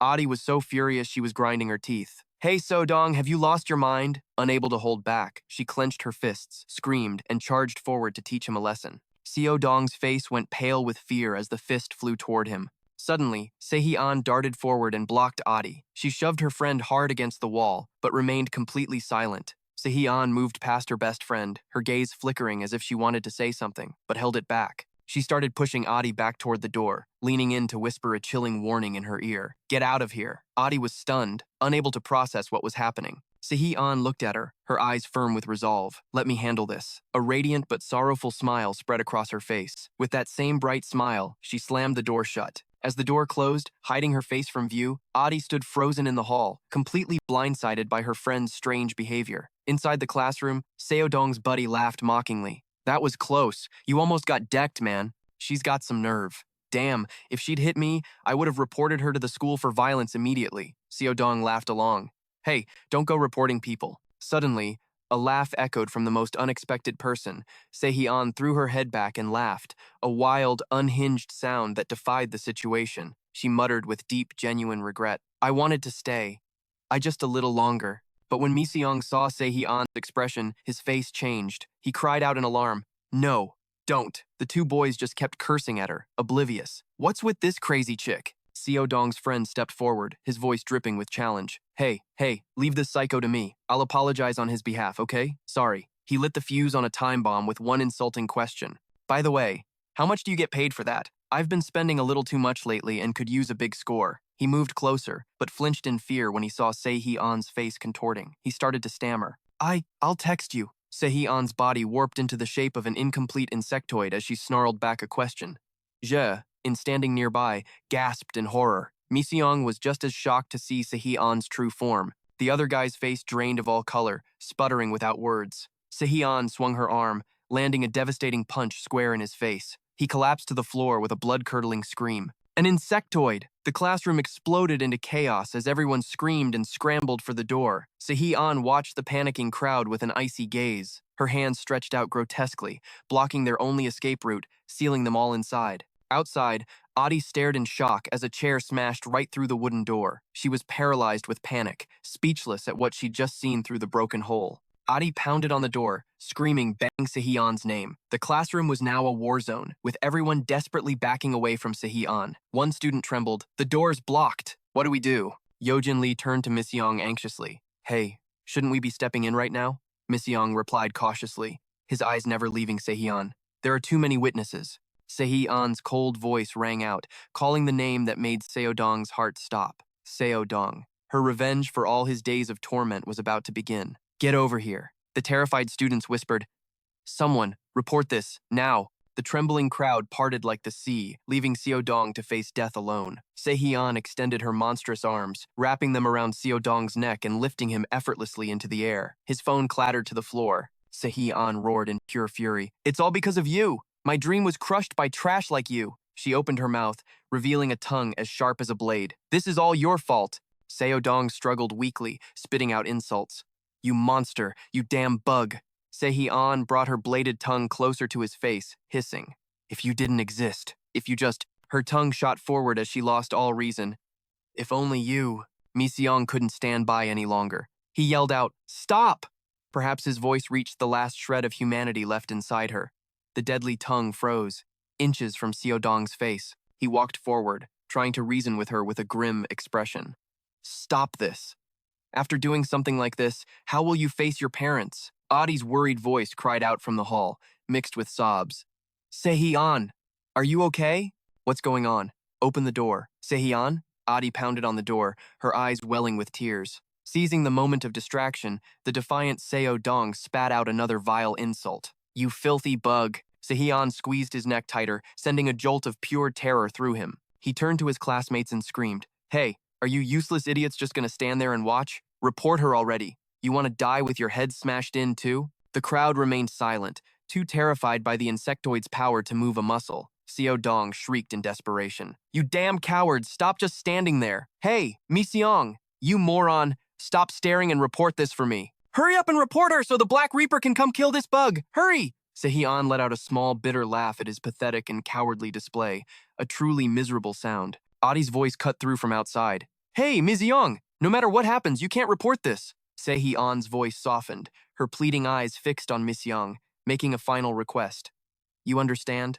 I'm counting on you. After speaking, she hurled Seo Dong into the wall. He cried out in pain as he crashed to the ground. Sehyeon slowly walked toward him. Listen carefully, Seo Dong. A horrifying memory flashed back, the image of a bloodied Sehyeon being grabbed by Seo Dong in a tunnel. He had mercilessly shoved her into death's path to clear an escape route for himself. While he soaked up the attention and praise after the attack, Sehyeon was left severely injured, suffering alone in a hospital. She remembered him laughing and bragging to his friends as if nothing had ever happened, while her entire world had turned into pitch-black darkness. Sehyeon recalled his complete lack of remorse when they met again. Who's this? See, I told you people who are meant to live will live. By the way, since you survived, does that mean I can feel less guilty now? Can I feel a little less guilty about you? Sehee-an repeated his own cruel words back to him, her voice like ice, emphasizing every single syllable. So even if I kill you today, I can feel a little less guilty about you, right? Her eyes held the undisguised promise of death. She continued to play with his mounting fear. But just killing you like this won't be enough. Then,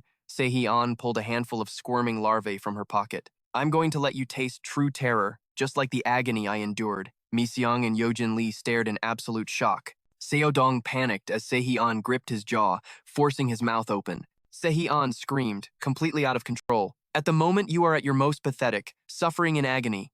I will let you die, Seo-dong thrashed wildly, kicking at her legs and screaming in utter despair. No, get away, you damn insects! Get off me! Why me? Why does it have to be me? Before Seo-dong's terrified eyes, the handful of yellow larvae in Sehee-an's hand began to wriggle. One by one, the grotesque things began to fall. Each one looked more disgusting than the last. A dozen slimy larvae rained down into Seo-dong's mouth, forcing him to swallow them all. Sehee-an smirked coldly as Seo-dong choked in sheer terror. Her command was chilling. Swallow. His eyes rolled back as a foul green smoke poured from his lips, his face instantly hollowing out. Seo-dong convulsed in agony on the cold floor, his body emitting a strange green energy. His neck began to stretch unnaturally, his body bloating and warping from the larvae's effect. His face twisted beyond recognition, losing all trace of humanity. The students witnessing the horror were frozen, whispering in trembling voices. What is that thing? What is that abomination? Yojin Lee watched intently, suddenly recalling the words Perun had once told her. Are you interested? A chill ran down her spine as she thought, asterisk that medicine asterisk. Seeing Seo-dong fully morph into a monster, Yojin Lee was shaken. So this was its true purpose? Sehee-an gazed at her enemy's pathetic state with satisfaction, her voice dripping with mockery. How does it feel? The larvae were rapidly adapting to their new host, as toxic green gas continued to pour from Seo-dong's body. Sehee-an sat calmly, taunting him. The feeling of becoming the very thing you once despised so much. She sneered at the monster before her. You're no different from an insect now. Not much of a change, is it? Out in the hallway, the teacher furiously banged on the door. Open up, he yelled, his patience gone. What are you brats doing in there? Open this door right now. Ara, standing near the door, answered with an innocent yet worried tone. I don't know what's going on. Inside, Sehee-an calmly spoke her last words to her best friend. Should I say hi to Ara? No. It's better if we don't meet again. Right now, I really hate people. With that, Sehee-an leaned out the window, waving goodbye to everyone. Farewell. Min-sung was too late to stop her, watching helplessly as she left. He stood there stunned, while the class erupted into chaos. She jumped. Outside, the teacher reached his limit, kicking the door with all his might. You're not opening up, huh? The chair blocking the door flew inward, slamming into the guy Sehee-an had knocked out earlier. The impact jolted him awake. Damn it, what was that noise? The teacher stormed in, panting as he yelled, All of you, be quiet! Just then, the monster Seo-dong turned towards the teacher and coughed, as if trying to speak. The teacher froze, gasping in shock, an insect human.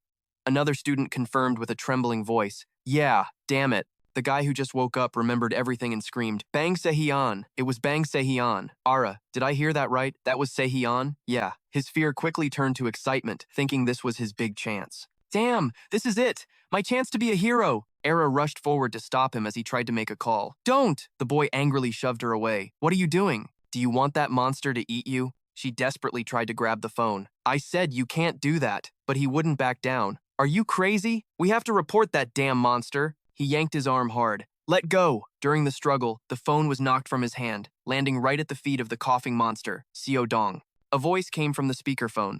This is North Reaper. How can we help you? Are you calling to report an insect human? The clear voice made the monster flinch back in fear.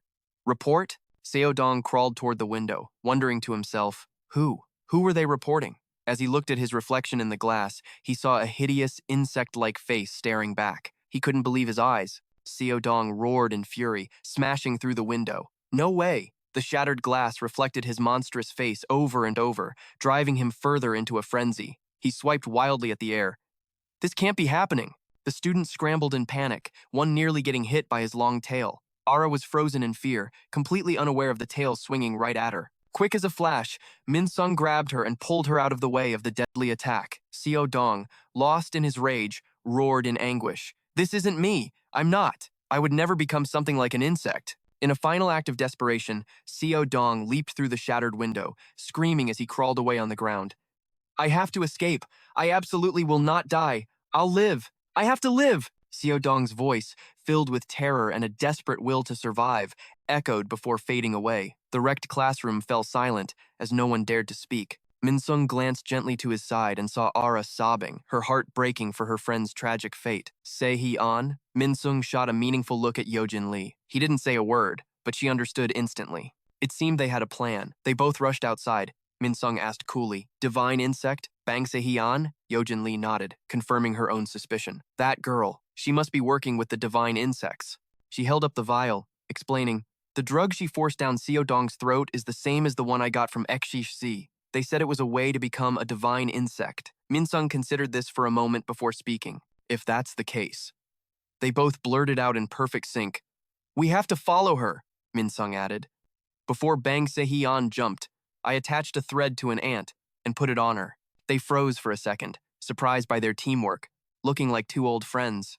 Then, just as quickly, they both took off, as if competing to see who was faster. They reached a dark, deserted tunnel, where Minsung stopped and said, "She's close." Yojin Lee was panting heavily from the run. The ant on Minsung's shoulder suddenly glowed, signaling it had found its kind nearby. Minsung's eyes widened.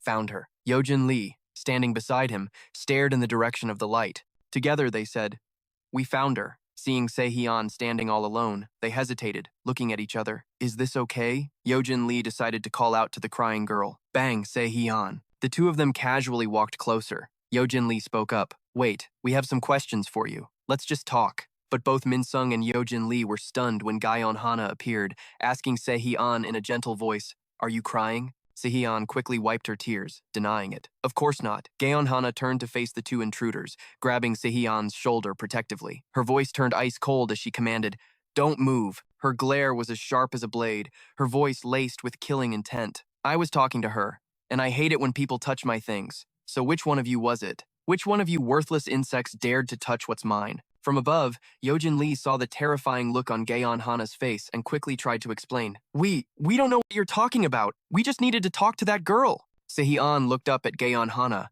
but her expression remained cold and emotionless. Then, suddenly, she vanished without a trace. Minsung and Yojin Lee were shocked, yelling out on high alert, "She's gone!" Suddenly, they heard heavy footsteps from below, the sound rapidly approaching them. Minsung seemed to realize something, whipping his head around to shout a warning. But before he could react, Gaon Hana materialized, launching a lightning-fast kick straight into Minsung's torso as Yojin Lee watched in horror. With a face full of murderous rage, Gaon Hana sent Minsung flying, skidding across the ground.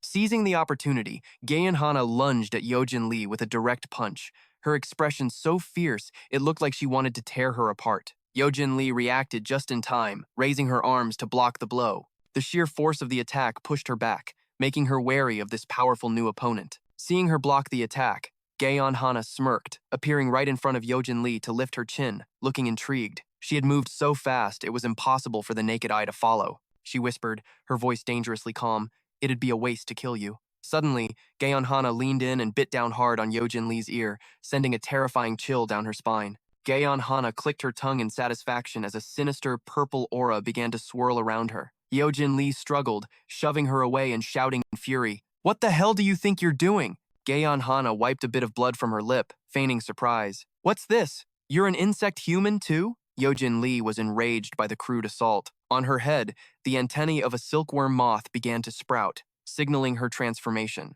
She roared, "Licking someone's ear the first time you meet them?" Yojin Lee spun around, completing her transformation into the silkworm moth insect human. She slashed her claws downward, yelling, "You've really pissed me off." But Gaon Hana easily dodged the attack. She sneered, commenting, "A silkworm moth?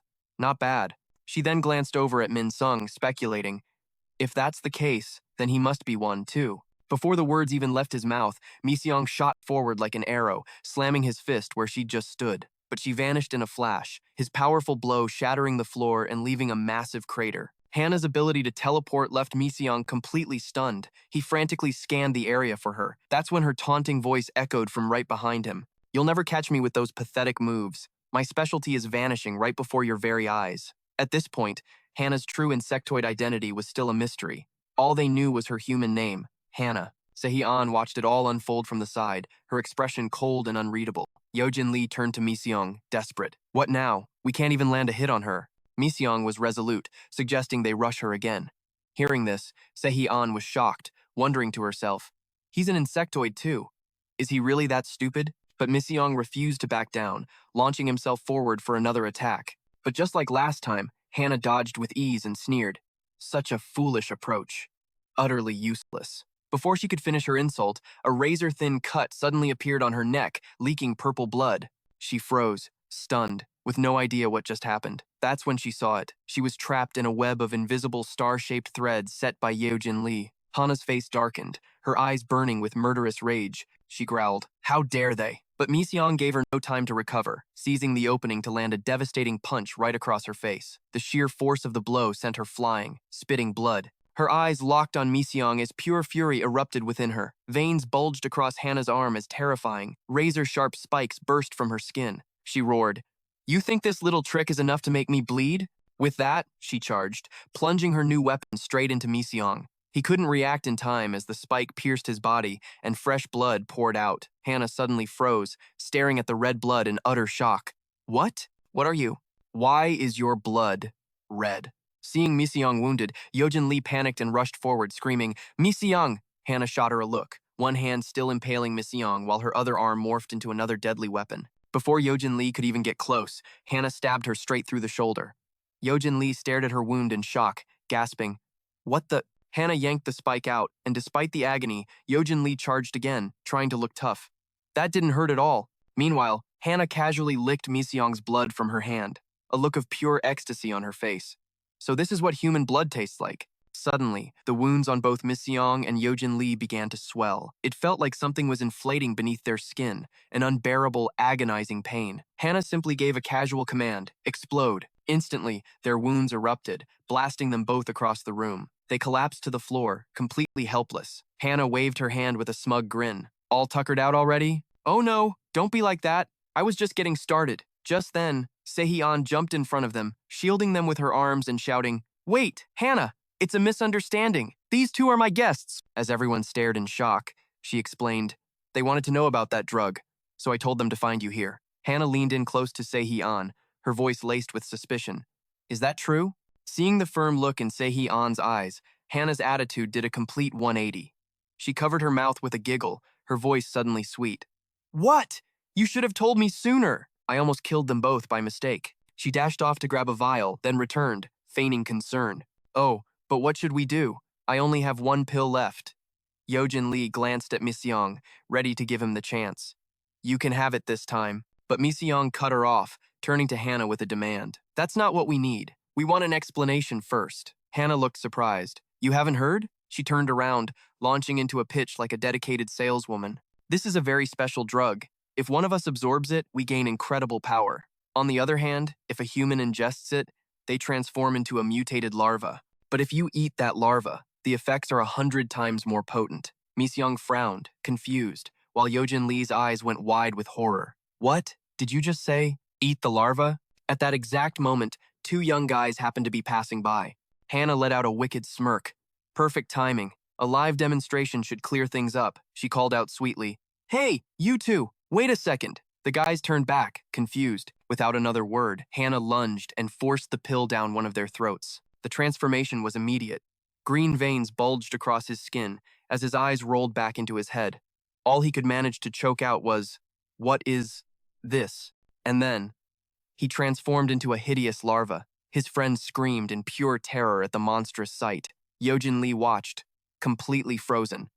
Damn it. It's that form again. Mi-seong remained silent, a look of grim realization dawning on his face. Hannah glanced back at them. "Consider this my apology for our little misunderstanding. Eat it, and you'll grow much stronger." She left them to deal with the mess, throwing an arm around Se-hee-an. As they walked away, she looked back with a grin. "Well, bon appétit. If you like it, you can always find Hannah at the shoe club." Then she ordered Se-hee-an, "Let's go." Se-hee-an just nodded quietly and followed, giving Mi-seong and Yeojin Lee one last, meaningful glance. Yeojin Lee turned to Mi-seong in a panic. "This is insane. What are we supposed to do?" The other guy watched the monster crawl toward him, screaming, "What is that thing?" Just then, Mi-seong shot forward, knocking the larva away from the innocent bystander. Without a moment's hesitation, he delivered a final, deadly blow to the creature. Seeing that Mi Seong wasn't stopping, Yojin Lee screamed at him. Hey, hey, stop it! She ran over and grabbed his arm. You psycho, stop it! What the hell do you think you're doing? Are you actually planning to eat that thing? Yojin Lee desperately tried to get through to him. Snap out of it. This isn't the way. But despite her pleas, Mi Seong's reply was cold and short. It's an experiment. His arm returned to its normal human form. Mi Seong gave his ants a simple command. Eat. Then return. He looked completely human again, but a savage light still burned in his eyes. Ignoring Yojin Lee's desperate protests, he repeated the cold command. Eat. Yojin Lee's jaw dropped as she stammered, Are you serious? From his body, a black swarm poured out, surrounding the larva writhing on the floor. Mi Seong stared intently at the larva, as if he wanted to devour it himself. The poor guy who'd been with the victim was now pale with terror, about to pee his pants. He screamed in a panic. What the hell are these ants? Yojin Lee frowned, turning to Mi Seong with a serious tone. Do you really have to do this? That was a perfectly normal person just a minute ago.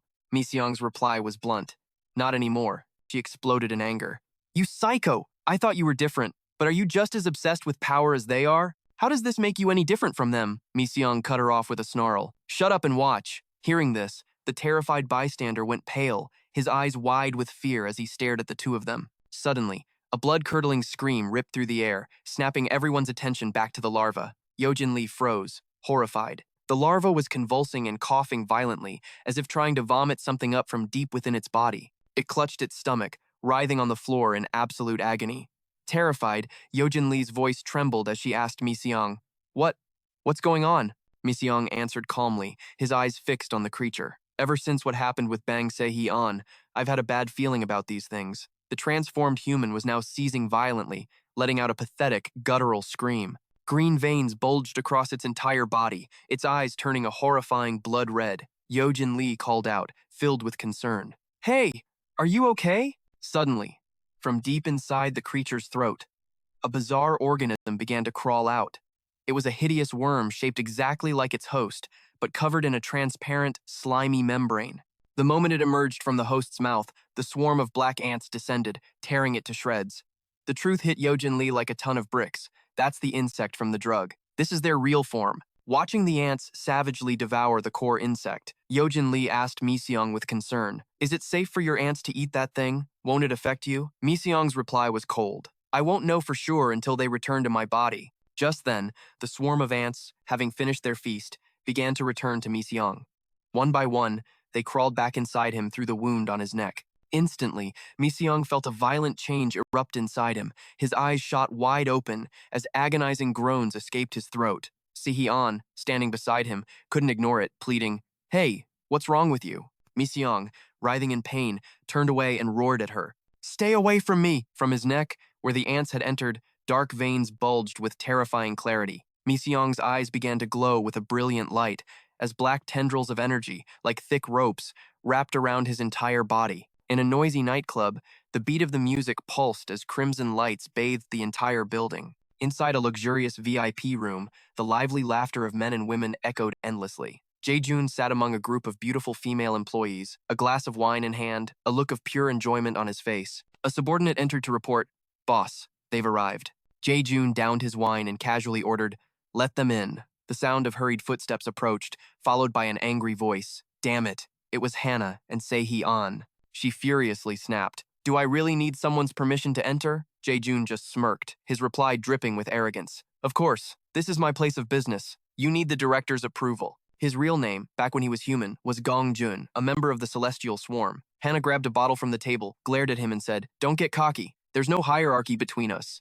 With that, she tipped the bottle back, chugging it like water. Then, Hannah offered the bottle to Jae-joon, asking, Want some? He just coldly waved her off. No. Jae-joon's eyes had already locked onto Hannah's bandaged arm. He asked mockingly, What happened to your arm? Get into another fight? She answered nonchalantly. Just finished a business deal. They were small time. That's why they were so aggressive. Se-Hee-an hid herself, peeking at Jae-joon, who glanced at Hannah with a thinly veiled compliment. Not a bad hit.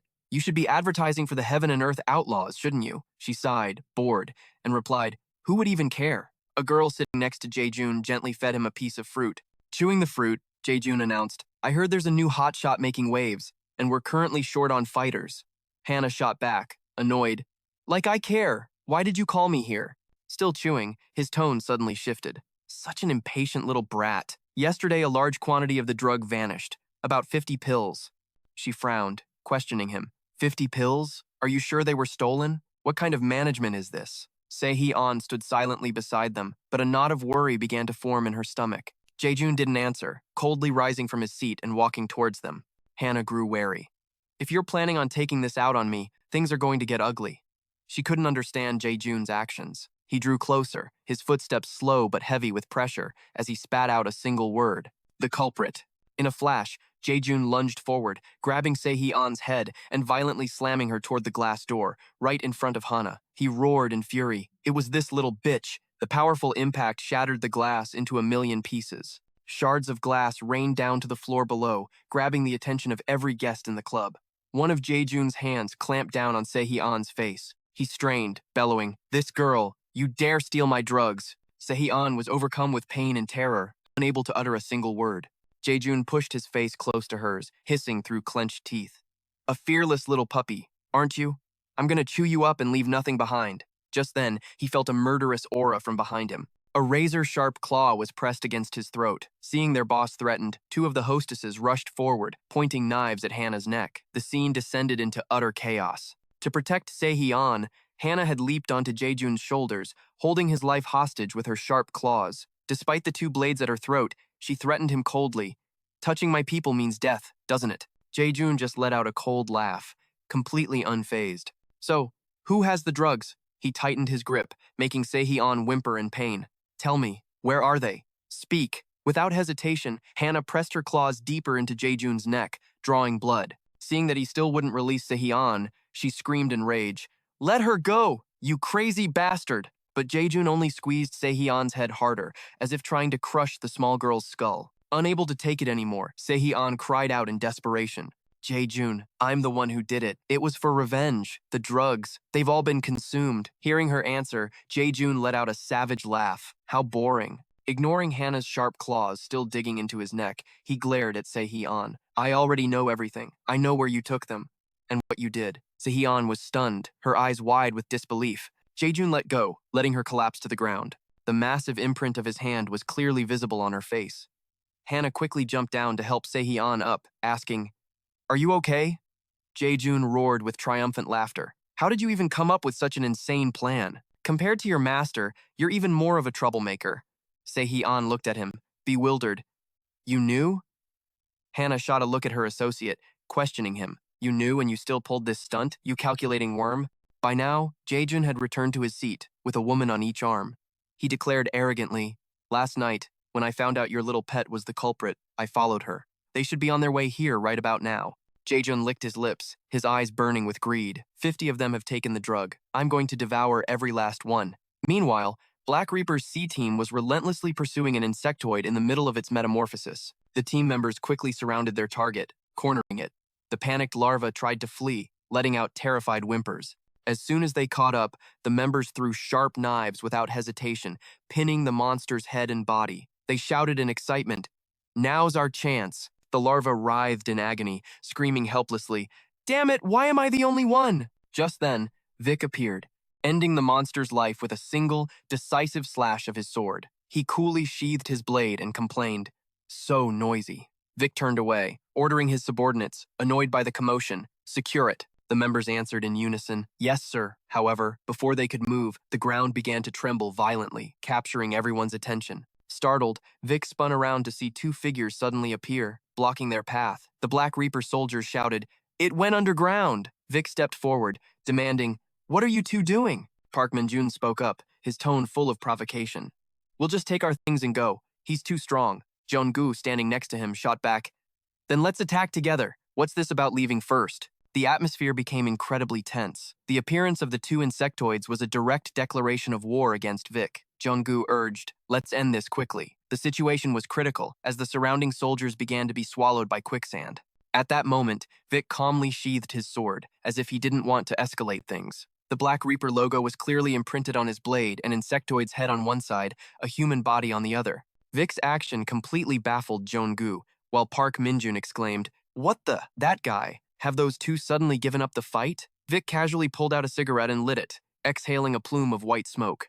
Seeing their captain's indifferent attitude, a team member named Du shouted in a panic, "Captain, our comrades are in danger! The sand is burying them faster than we thought! This is no time to be acting so casual." Vic simply replied, "An antlion, is it? Why are you so different from the other larvae?" At that moment, the Black Reaper logo on Vic's sword suddenly glowed green, a sign that its power had been activated. He took a long drag from his cigarette and said calmly, "We'll know once we open you up." Jung-gu watched him with a worried look, muttering, "What the hell? That guy. They're about to be wiped out and he's still acting so relaxed? Does he think I'm some kind of pushover?" A squad member, about to be completely swallowed by the earth, screamed in desperation with only his head showing, "Captain!" Suddenly, Park Min-jun's eyes widened in shock. Vic was in a ready stance, his glowing sword held firmly in his hands. Jung-gu asked, surprised, "What is that? What does he plan to do from this distance?" Park Min-jun yelled a warning, "He's got something coming. Be careful." But before he could finish his sentence, Jung-gu was struck by a bolt of brilliant blue lightning. Min-jun turned to see his comrade paralyzed by the bolt, knocked completely unconscious. Seeing Gu taken down in an instant, he flew into a rage, veins popping on his face as he glared and screamed, "You arrogant bastard!" Vic continued to swing his sword, unleashing another bolt of blue lightning that shot towards Park Min-jun. The lightning bolt struck him head-on, enveloping him in its blinding blue light. Min-jun gritted his teeth, enduring the pain and wondering in confusion. Is it useless to even fight back? The team member, Du, cheered with relief. "He's being pulled in!" Vic leaped into the air, building momentum for a downward strike. He commanded his squad members, "There's a reason these guys are interfering. We must retrieve that larva." All the members replied in unison, "Roger." The clash between Vich and Park Min-jun was brutal. They relentlessly parried each other's blows. Vich's eyes blazed with killing intent. "You're the one who brought that dangerous item." Min-jun shot back with an ice-cold glare.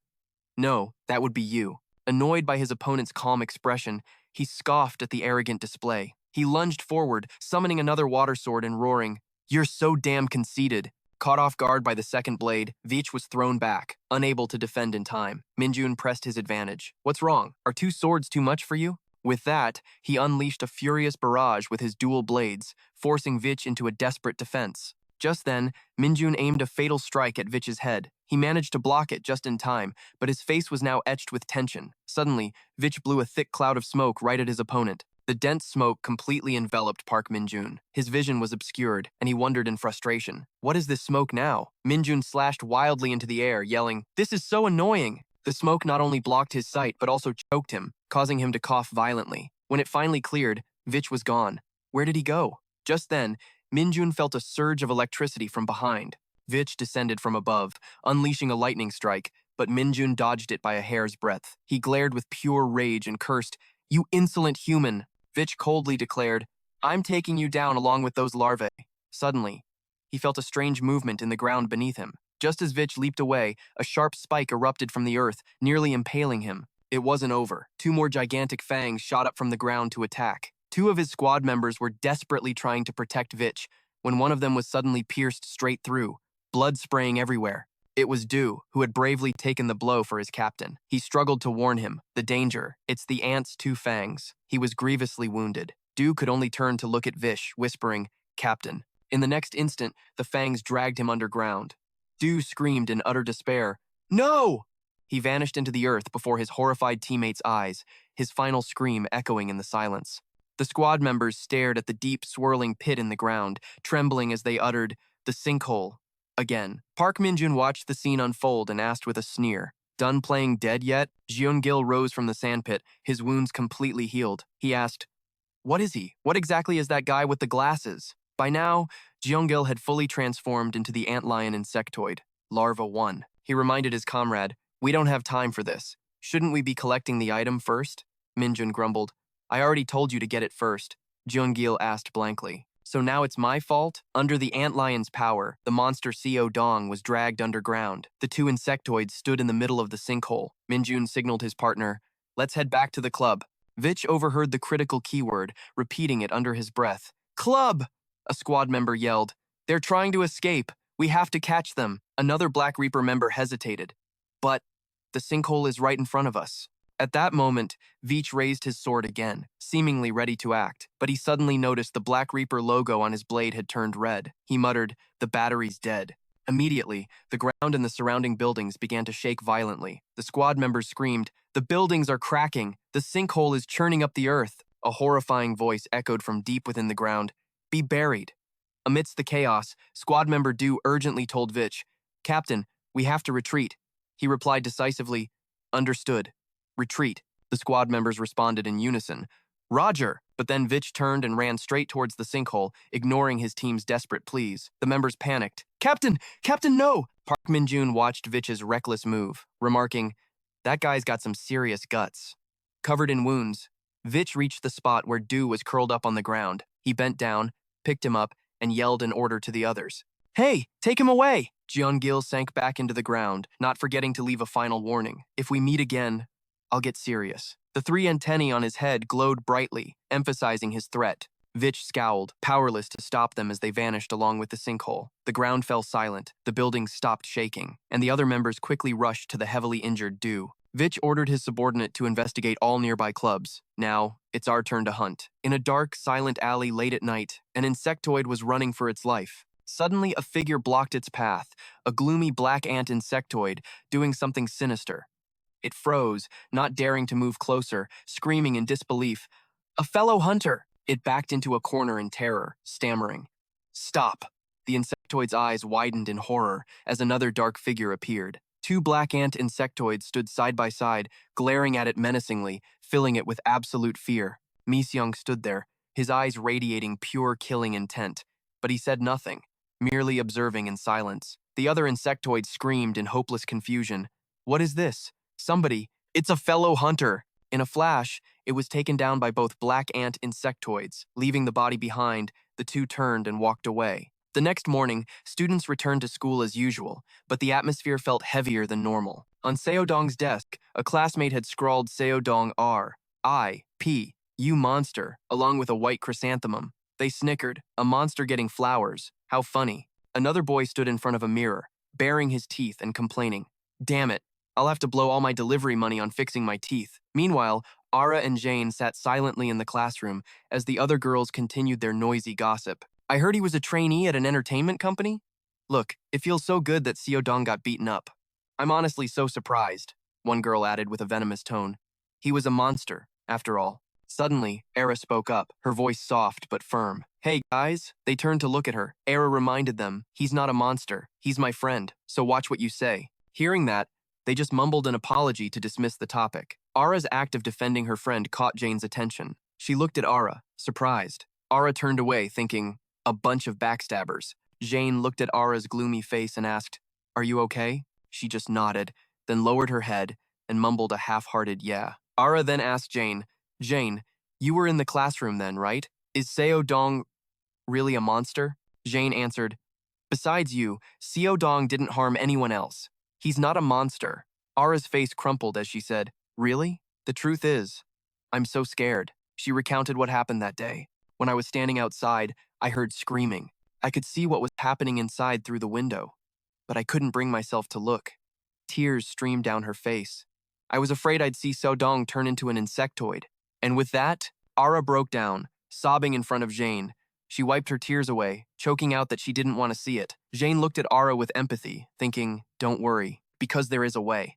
At an abandoned, half-finished construction site, a black ant insectoid was devouring its prey, tearing at the flesh like it had been starved for days. Mi-seong stood by, watching with a calm expression, as if used to the sight. The swarm of black ants gathered around him again. Mi-seong thought to himself. After absorbing the larva, the number of ants increased. He watched the insectoid he'd created, which was eating so ravenously that its bodily fluids were leaking out. It had almost devoured its entire prey. Mi-seong mused, "That's why after several failures, they created a new body.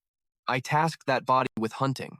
The insectoid stood up and approached Mi-seong. He looked at it and thought, "It's finished eating, but the ants are still the same as before. It seems to want to devour its own master." Mi-seong commanded, "Stop eating." Looking at the insectoid, he thought again, "If they aren't full, they'll attack." He punched straight through its throat, the blow piercing its head. The monster disintegrated instantly. In Mi-seong's hand, only a single stone, and the swarm of black ants remained. All of them flew into the stone he was holding. Just then, Mi-seong detected footsteps approaching, and it wasn't just one person. His instincts told him immediately. Other insectoids were coming. An image of a tunnel with 3 insectoids appeared in his mind. He thought, there are 3 of them. This is a good chance to test my power. Miseong leaped down, instantly transforming into the black ant insectoid. Without delay, he immediately took off in search of his new prey. The sound of something tearing echoed through the air. Someone was likely using a teleportation ability. Miseong froze as a flash of red lightning split the air. He scanned the area, but there was no one in sight. In an instant, one of the presences he'd been tracking simply vanished. Sensing immense danger, he bolted without a second thought. Tucked behind a wall, Miseong waited. Suddenly, a voice roared through the tunnel. "You son of a bitch." It was the rhinoceros beetle insectoid. He glared down at the corpse on the floor, seething with rage. "You called me all the way out here for this? You want me to snap their necks for you?" Another voice chimed in. It was Red, master of the ladybugs. "Thanks to Yu Jongjin's tight leash, I haven't been able to mess with you. So today, you get to be my punching bag." With that, Red dropped into a fighting stance, ready to strike the rhinoceros beetle. Hearing this, Bela exploded with fury and charged him, roaring, "You think some insignificant ladybug can crawl all over me? We had a little fun once back in the lawless martial heaven, and I haven't seen you since, right?" The rhinoceros beetle insectoid, or B for short, smirked. Seeing Red's stance, he lunged forward, screaming, "Time to die!" Bela charged straight at Red, who dodged the attack with ease. Looking at Bela's reckless arrogance, Red just smirked.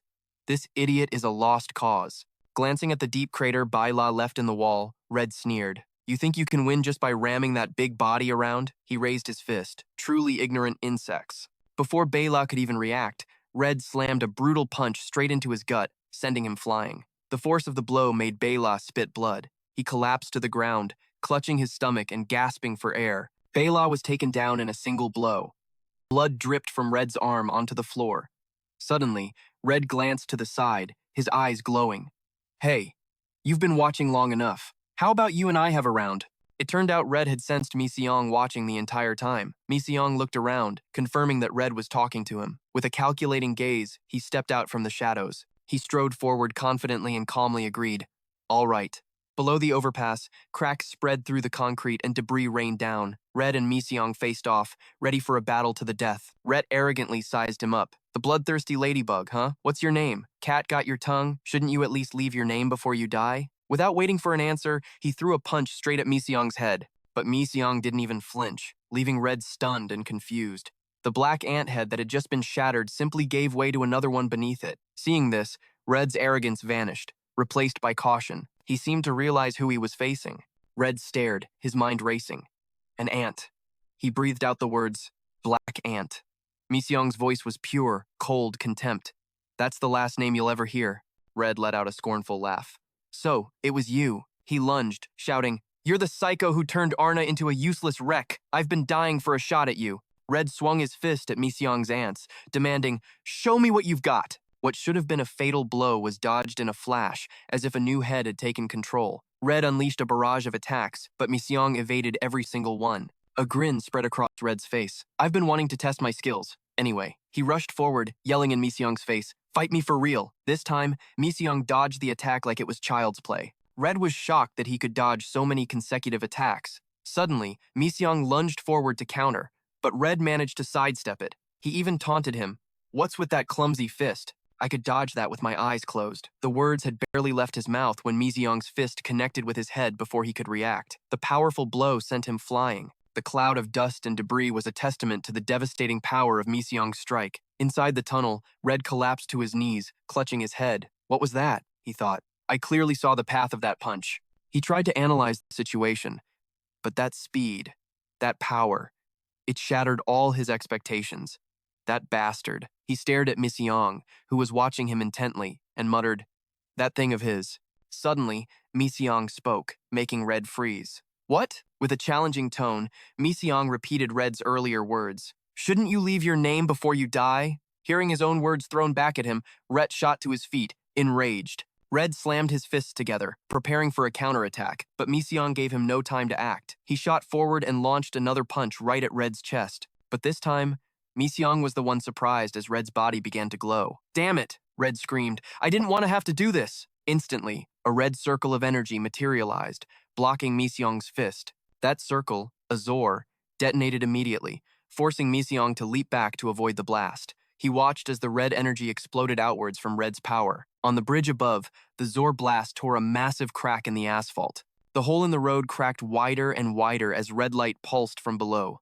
The bus driver swerved violently, and the passengers screamed in panic. Both Miziong and Red burst from the tunnel, taking their fight onto the bridge. The bus teetered precariously on the edge as the tunnel below looked ready to collapse, but the two fighters were completely focused on each other, their battle raging on. The bus was about to fall, the situation hanging by a thread. The sight finally caught Miseong's attention. He abruptly stopped the fight and flew towards the bus. Thinking he was running away, Red shouted, "Hey, you coward!" Just then, the bridge gave way, and the bus began to plummet. The passengers screamed in terror as the bus went into a free fall. At that exact moment, Miseong appeared to save them. He caught the entire vehicle as it plunged downwards, straining to halt its descent. But it was clear his strength alone wasn't enough. The bus showed no signs of stopping, and his arms began to buckle under the immense weight. As disaster loomed once more, Red's mocking voice cut through the air. The arrogant one. He walked over, holding one of Miseong's discarded heads. "Did you really think you could stop me with this ridiculous thing?" He casually tossed the head aside, then joined Miseong, helping him push the bus back up. Red's action completely stunned him. With their combined strength, the bus was slowly lifted back onto the bridge. Finally, they set it down safely on solid ground. The passengers who got off stared at them in terror and ran, though some hesitated. Should we thank an insectoid? Red's glare was enough to make anyone sweat. Miseong wasn't any better. An aura of pure killing intent kept everyone at a distance. Red immediately started yelling at him again. "The arrogant one! You just gonna ditch our fight to play hero?" Red charged at Miseong, screaming, "Round 2 begins!" Miseong just looked at him and let out a cold, contemptuous laugh. In a flash, he blocked Red's powerful punch with a single arm. Miseong then casually slapped him across the face, sending him flying. "Persistent," he mocked. The slap was so strong it shattered part of Red's insectoid shell, revealing the human face underneath. With one hand, Miseong lifted Red by the throat, holding him dangling in the air. Red was completely exhausted, unable to fight back. Miseong considered letting his second ant head devour him, but after a long, silent moment, he hesitated. He decided to spare him this time, throwing him to the ground. Red hit the pavement hard, but his eyes were still full of defiant pride as he watched Miseong. Staring at Miseong's retreating back, all he could do was curse through the pain. "Damn you, Black Ant. I swear I'll crush you." The battle was over. Red had been utterly defeated, but he refused to accept it. Miseong left without another word. In a quiet neighborhood with tightly packed buildings, dusk began to fall. Ah Dai was on the phone with her mother. "Yes, Mom," she answered quietly. On the other end, her mom asked, "Where are you?" "I'm just out getting some exercise," she replied. Her mother's voice immediately sharpened. "Exercise? Don't lie to me. I heard everything from Ah-In," she accused. "You've been going to look for Se-Hee-An every day after school."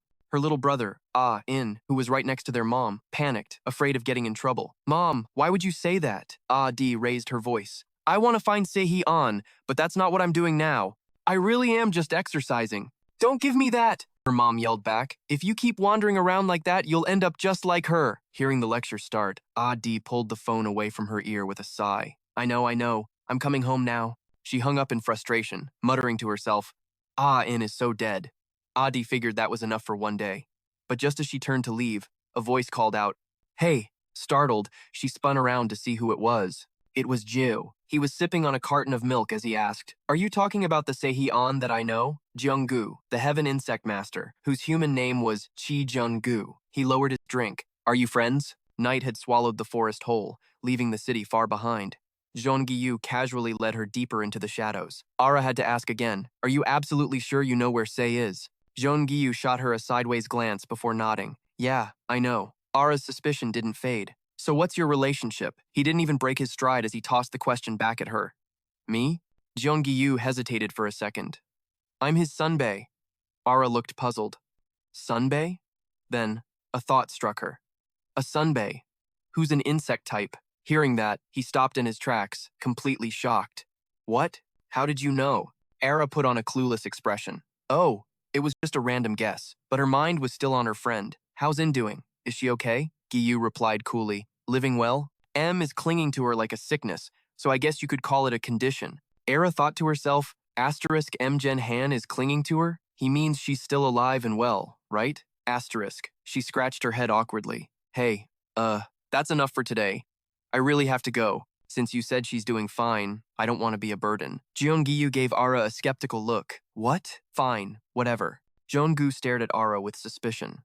"You been doing okay?" she asked, hoping he'd found some good friends. Before she could finish, Jeongu spat out a laugh. "Friends?" Ara looked at him, completely confused. Jeongu just sneered mockingly. "Are you seriously talking about friends right now? How pathetically sentimental. It's disgraceful." She had no idea what he meant and could only ask, "What? In this deserted place?" He continued. "It's because I'm hungry. Seriously. I brought you here to be my next meal." Hearing this, Ara's face went dark. Just then, Jeongu's horrifying insects appeared, growling as if they had waited an eternity. He spoke again. "I wonder what your friend Jane would do if she found out I ate you." Ara trembled, unable to believe what was happening. Jeongu flashed a sinister smile, surrounded by his terrifying swarm of bugs. How would she feel, I wonder? She stumbled back in fear, her voice shaking. "What are you talking about right now?" Jeongu gritted his teeth in fury. "Me? From the very beginning. I couldn't stand that girl." He began his twisted tale. "I ran constantly just to survive, hunted by humans who wanted to devour me." He went on, explaining how he finally discovered his true form, an antlion. "And now, I finally reached this position." Jeongu's voice dripped with rage. "But that girl?" Minjun kept her by his side, letting her live a comfortable life in this world. Then he stared at Ara, his eyes wide with mock surprise. "What is it? Why do you look so shocked?" Then again, how could a mere human understand? Ara screamed in terror, then turned and ran with all her might. Jeongu arrogantly called out, "What's this? Where are you running?" He slowly transformed into his insectoid form, warning her. It's far too late to run now. At that moment, Ara screamed as if she'd hit something. It was the same kind of death pit the North Creeper team had encountered. Ara was being sucked inside, crying out in absolute despair. Jeongu turned and roared at his insects. "What are you waiting for? It's time to eat!" Seeing the bugs' gaping mouths about to devour her, Ara was frozen with fear, unable to speak. Just as all hope vanished and she let out a final scream, an insect was sliced in half right before her eyes. Caught in the pit's pull, Ara stared in shock. Hovering above was Jane, transformed into her silkworm insectoid state. She was flying straight toward her. Jeongu saw her and yelled in disbelief. "What the?" In that instant, Jean flipped downwards and delivered a brutal kick right to his head. He collapsed in pain, not even comprehending what had just happened. Jane's rescue had freed Ara from the death pit's pull. Jeongu looked up, demanding, "What is going on? What are you?" Jean landed softly, surrounded by her shimmering threads. She answered Jeongu, a wise old man who resembled some kind of ant. "Called me by this name." Then she spoke her own name with power. "Jane." She glanced back at Ara, confirming she was safe, held up by her silken threads. Jane gently retracted the threads that bound Ara. The silk still coiled around her own feet, keeping her from touching the ground. Jane told Ara, "Get out of here." Ara just stared at her, stunned. Jane's voice grew urgent. "Hurry!" Trembling, Ara backed away, not forgetting to thank her savior. "Thank you." Then, Ara fled as fast as she could, leaving Jane to face the vicious swarm. Seeing them charge, Jane shot silk threads from her hands, binding every last one of them. They struggled, but couldn't break free. With a simple clench of her fist, she tightened the threads, slicing the insects into pieces. Their blood rained down, staining the ground around her a deep crimson. Jeongu erupted in a furious laughter. "What? You just show up out of nowhere and ruin my meal?" He arrogantly challenged her. "Or should I just bury you alive right here?" Hearing his threat, Jane just chuckled. How cute. She glanced at the dozens of insect chunks littering the ground. She spoke, her voice laced with amusement. "Now that's a funny story. You're like these things, and yet you're something else entirely." Jane stared him down, her suspicion growing. "Are you a heavenly insect, too?" Realizing she knew his secret, Jeongu confirmed it with a shocked look. "That's right." His arrogance returned in full force. "Now I get it. You're that girl, aren't you? The one who took down Ricknaw's crew. Think you can handle this all by yourself?" Jane held up the insectoid transformation pill, thinking grimly. He's right, taking on a heavenly insect alone. She looked at the pill and gritted her teeth. "It seems I have no choice but to use this power." Jeongu saw the pill in her hand. "Where did you get that?" Ignoring his question, Jane thought, "They can't eat this, but I can." Seeing her about to consume the pill, Jeongu screamed, "What do you think you're doing? Put that down!" She popped the pill into her mouth, believing it was her best option. He lunged towards her, roaring, "You damn brat!" But it was too late. Jane swallowed the capsule. A massive explosion erupted from her body, sending Jeongu flying back. A dark cloud of dust filled the air, completely obscuring Jane from view. When the dust finally began to settle, an eerie silence fell over the area. Jeongu scoffed dismissively. "Popping one little pill is just overkill. A single dose like that won't give you any significant mana boost." Suddenly, something sliced clean through Junggu's leg. It was one of Jane's threads. Her appearance had completely changed after taking the pill. Jane relentlessly unleashed her threads, severing his limbs one by one. Junggu roared in fury and confusion. What is this? You didn't eat the larva, you ate the pill? From across the field, Jane called out to him. A cheap imitation like you would never understand. Jane boldly declared the nature of her new power. This is true strength. At that moment, she had fully transformed into a superior silkworm butterfly form. She shot towards him like a bullet.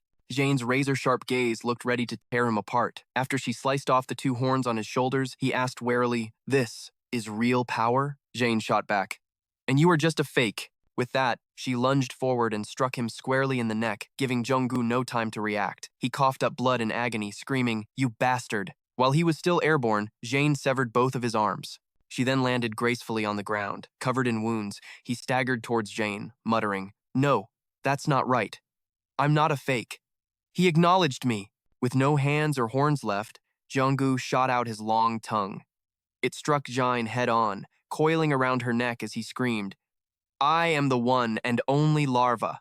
Seeing his tongue make contact, he cried out in triumph, "I got you!" But Jane just asked calmly, with a hint of mockery, "What's this, you fake?" She boasted confidently, "My outer shell is woven from steel fibers. What good is a pathetic bite like yours against me?" With her bare hands, Jean easily peeled his tongue off her and squeezed it tightly. Jinggu's eyes bulged in agony as he stared at her. As Jane crushed his tongue, she released more razor-sharp threads. She added, "I'm going to mince you into tiny pieces." Watching her toy with his tongue so easily, he thought in horror, "This monster, he's too strong. Is this what real power is?" He couldn't accept the painful reality. "No, it can't be," Junggu screamed. "Stop spouting nonsense. I don't acknowledge you." As soon as he finished, his tongue vanished. Jane had ripped it clean off. He immediately burrowed into the ground to escape. She held his severed tongue and gave a provocative look in his direction. As he tunneled away, he screamed, "You damn silkworm! You're dead!" "I'm not running! I'll get stronger and get my revenge!" Junggu glared, his face a mask of pure hatred. "Because I still have the ability to evolve." Suddenly, a massive net woven from Jane's threads appeared. It slammed down over Junggu's horrified face. His entire body was sliced to ribbons by her sharp silk. In the end, Jean left him hanging suspended in midair. After defeating Junggu, Jean felt a surge of joy. She looked at her own powerful arm and marveled, "Incredible." She clenched her fist and declared, "A heavenly insect. I've finally caught one." Jane bowed her head, her voice turning serious. "The real fight starts now." Suddenly, a cold voice echoed from behind her. "Then let's get serious." Jane's eyes shot open in alarm. A razor-sharp claw appeared right in front of her face. She spun around to see the newcomer and gasped in shock. A second one. It was Park Min-jun. As he walked towards her, he spoke. Jane stumbled back, bewildered. A wave of anxiety washed over her. Why now, when the black ant isn't here? But she quickly regained her composure. "With my current strength, I can do this alone." She calmly watched Park Min-jun approach. He spoke to Jane. "An acquaintance of yours? Where is that black ant, leaving you all by yourself?" Min-jun scratched himself with his sharp weapon, complaining, "Those ants he put inside me, they're still crawling all over. If you kill him, this cycle will never end." Dean shot back with contempt, disgust washing over her. "I know that feeling all too well, that pain." She flew up, slinging her threads at him and declared, "So I'll take care of you in his place." Min-jun gave her an arrogant smirk, his eyes dripping with defiance. "All right then, let's see you try." With a few effortless swings, he parried Dane's threads. Their clash was a storm of sparks and steel, every strand of silk igniting against his blade. Just then, cracks began to spiderweb across his sword. Min-jun's eyes widened. "So this is the power of that drug. If I let my guard down for even a second, I'm finished." He swung the shattered remains of his sword as Dane's threads sliced it to pieces. She hovered in the air above. But with that much power, Min-jun taunted as he lunged, roaring, "How much do you have left now?" Min-jun's attacks were all blocked. She began a silent countdown. He was in agony, but endured it without a sound. 4. Dane kicked him away, then rocketed toward him just as she reached the final number. 2. Dane aimed another kick at Min-jun, but suddenly, her entire body seized up. She gasped for air, staring at him in utter shock and disbelief. Stunned, she collapsed to her knees as the threads on her head began to dissolve. They snapped, completely detaching from her body. She looked down at her hands, her form reverting to that of a normal insectoid. "I'm back to normal?" Just then, Min-jun swaggered towards her with a mocking grin. "The effects of that drug are pitifully short, my dear customer," he said, pressing his blade to her throat. Dane froze, looking up at him. He spoke with pure arrogance. Now, be a good girl and come with me. That night, at Mi Seong's apartment, the lights were still on. He sat with his grandmother, watching television. An interview was playing. We're here with Sung Chi-dong, the youngest martial artist in the Indochina Boxing League. Hello, it's good to be here. His grandmother beamed with pride. Praised by the whole country, huh? The interviewer spoke up. In your last title defense, you didn't give your opponent a single chance to score a point. Mi Seong's eyes widened in surprise. It's Chi-dong. He was asked about an injury. What about that wound on your right cheek? Chi-dong just gave a slight smile. I was bitten by an insect. The interviewer looked stunned. What? As the two of them watched and snacked, the host joked, I can't believe a world-class athlete like Chi-dong gets attacked by insects. It wasn't an insectoid, was it? He replied smoothly. If it were, would I be able to sit here right now? Laughter filled the studio, but everyone's attention was still fixed on the swelling on Chi-dong's face. And now for the 9 o'clock news. On Friday morning at Nemian Mountain, a large number of insectoid bodies were discovered. Suddenly, Mi Seong's phone buzzed with a message from Ara. Miss Seong, are you skipping school again tomorrow? He thought to himself. I still can't control the swarm. It's too soon to go back to school. He opened a flood of her messages. Why aren't you coming to school? Mi Seong, you're not coming tomorrow either? Dine skipped today too. The homeroom teacher is furious. Hearing that Dine was absent, Mi Seong wondered, why would she? Another message popped up from an account he'd nicknamed Emergency Rations. Why weren't you at school? Buy ice cream when you come back. We're having pork today. Meanwhile, in an underground arena, the crowd roared as insectoids fought in a brutal, bloody melee. Other insectoids were in the stands, watching the spectacle. Down below, Dean was being mercilessly beaten by other fighters, taking agonizing slaps that echoed through the arena. From another room, Minjun watched her on a monitor. He muttered, What is this? I was wondering where that drug came from. So it was that brat all along? He leaned back in a plush leather chair as a projector displayed Dine's brutal beating. Minjun scowled. That little liar. Suddenly, his phone buzzed. He turned, pulled it from his bag, and looked at the screen. His scowl twisted into a sick, ecstatic grin, as if this was the moment he'd been waiting for. It was from Mi Seong, a blunt message. What are you doing? Seeing it, Minjun cursed under his breath. That bastard. Back at the apartment, as Mi Seong stood up, his grandmother asked, Going to bed? He replied, Yeah, Grandma, I'm not going to school tomorrow. She just smiled happily at him. Do whatever you want. You've already skipped for a week. What's one more day? Just as Mi Seong was about to enter his bedroom, his phone vibrated again. A message from Park Min-jun. He opened it, and his face instantly turned to stone. Mi Seong's eyes blazed as he stared at the picture. It was Dine's mask, lying shattered in a pool of blood. On top of it sat the glaring red business card for a place called Club X. That night, at Club X, crimson lights bathed the entire building. In a dark, empty prison cell, the heavy footsteps of Park Min-jun echoed as he walked in. He glared into the cell where Dine sat, slumped over, completely drained of life. He called out mockingly, Hey, are you dead? Why so lifeless? You're disappointing the customers who paid good money for you. Covered in blood, Dane used what little strength she had left to spit back. Get lost.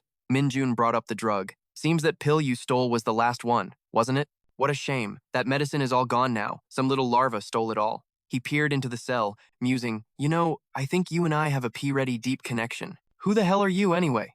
What's your goal? Dane's voice was a raw whisper. To exterminate harmful insects. His face twisted in irritation. Damn it. Are you the Black Reaper?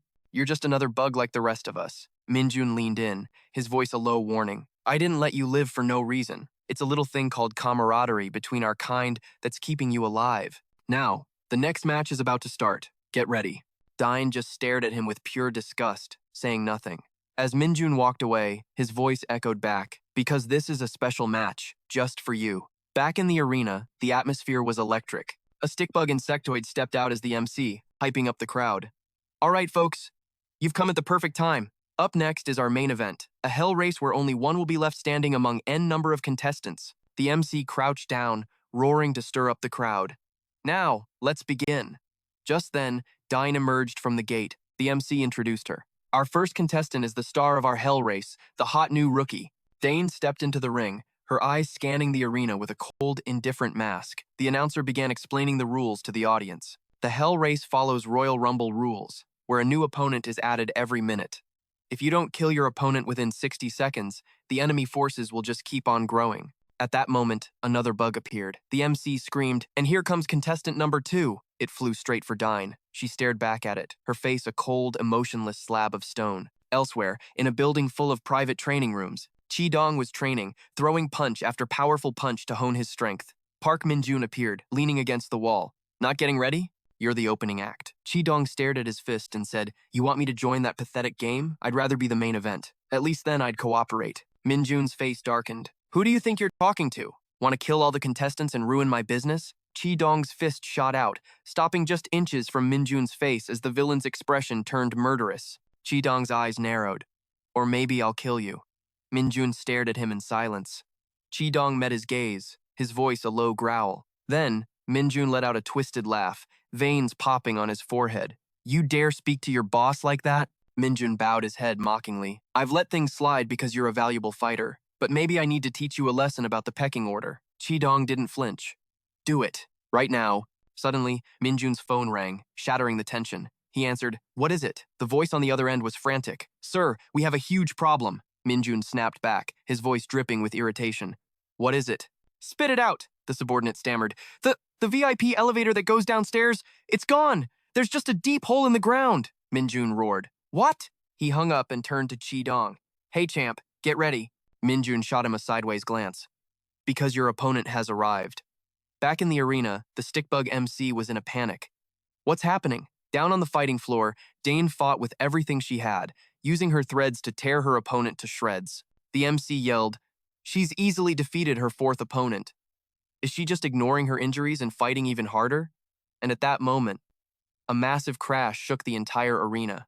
Boomed from behind her. The announcer shouted, But look, player number 5, QC, is right behind her. Diane sensed the presence, her eyes widening in fear. The towering figure of QC let out a deafening roar. Relying on his massive frame, QC effortlessly launched her into the air. Dayan crashed to the ground in agony, coughing up blood. She was clearly at her limit, but he gave her no time to recover. QC brutally swatted her away again, against his sheer size, and after fighting 4 others, she was tossed like a rag doll. Dayan collapsed to the ground, with no strength left to fight. A cloud of dust billowed around her broken form. Suddenly, new footsteps echoed through the arena. More opponents were entering. Covered in wounds, she couldn't even stand. The announcer's voice boomed.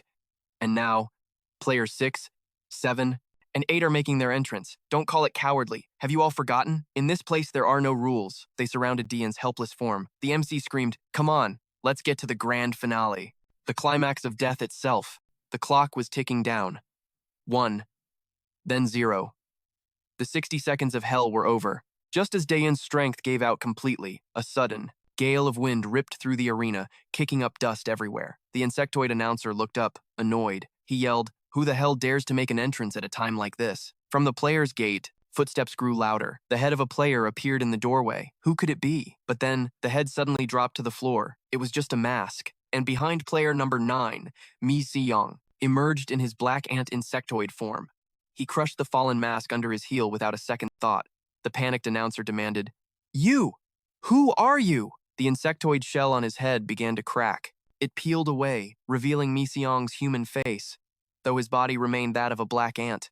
The announcer demanded again, Who are you? From high above, Bak Minun watched the scene unfold. He glared down at the newcomer, cursing under his breath. Damn it. So he really came. Dian struggled to lift her head, trying to see what was happening. She looked up, her face a mess of blood and grime, and whispered his name. Mi Si-young. The announcer shrieked. You're an unregistered player. He charged forward, aiming a punch to throw him out. Mi Si-young just frowned. His eyes were filled with cold contempt for this interruption. So noisy. He effortlessly blocked the punch. Suddenly, a swarm of black ants materialized around the announcer's arm. Mi Si-young's second form turned, its massive maw opening to unleash a blinding light, ready to obliterate the foolish MC. Mi Si-young spun him around and hurled him across the room. The announcer looked down at his body in horror and screamed. As it began to melt away, he collapsed at Mi Si-young's feet. Mi Si-young cut straight to the point, his voice ice cold. I won't say it twice. His dark expression and razor-sharp gaze were terrifying. He asked coolly, Where is she? I'm here. Under the crushing weight of his presence, the countdown monitor shattered. A voice echoed from somewhere above. Bring him to me. The energy Mi Si-young summoned began to radiate a blinding light. He focused his power and unleashed the attack forward. The other players were frozen in place, unable to dodge. In an instant, their bodies began to corrode, and they screamed in agony. Seeing this, Dayan gasped and gritted her teeth. You idiot. Watching their insectoid bodies melt away, she couldn't help but feel a chill.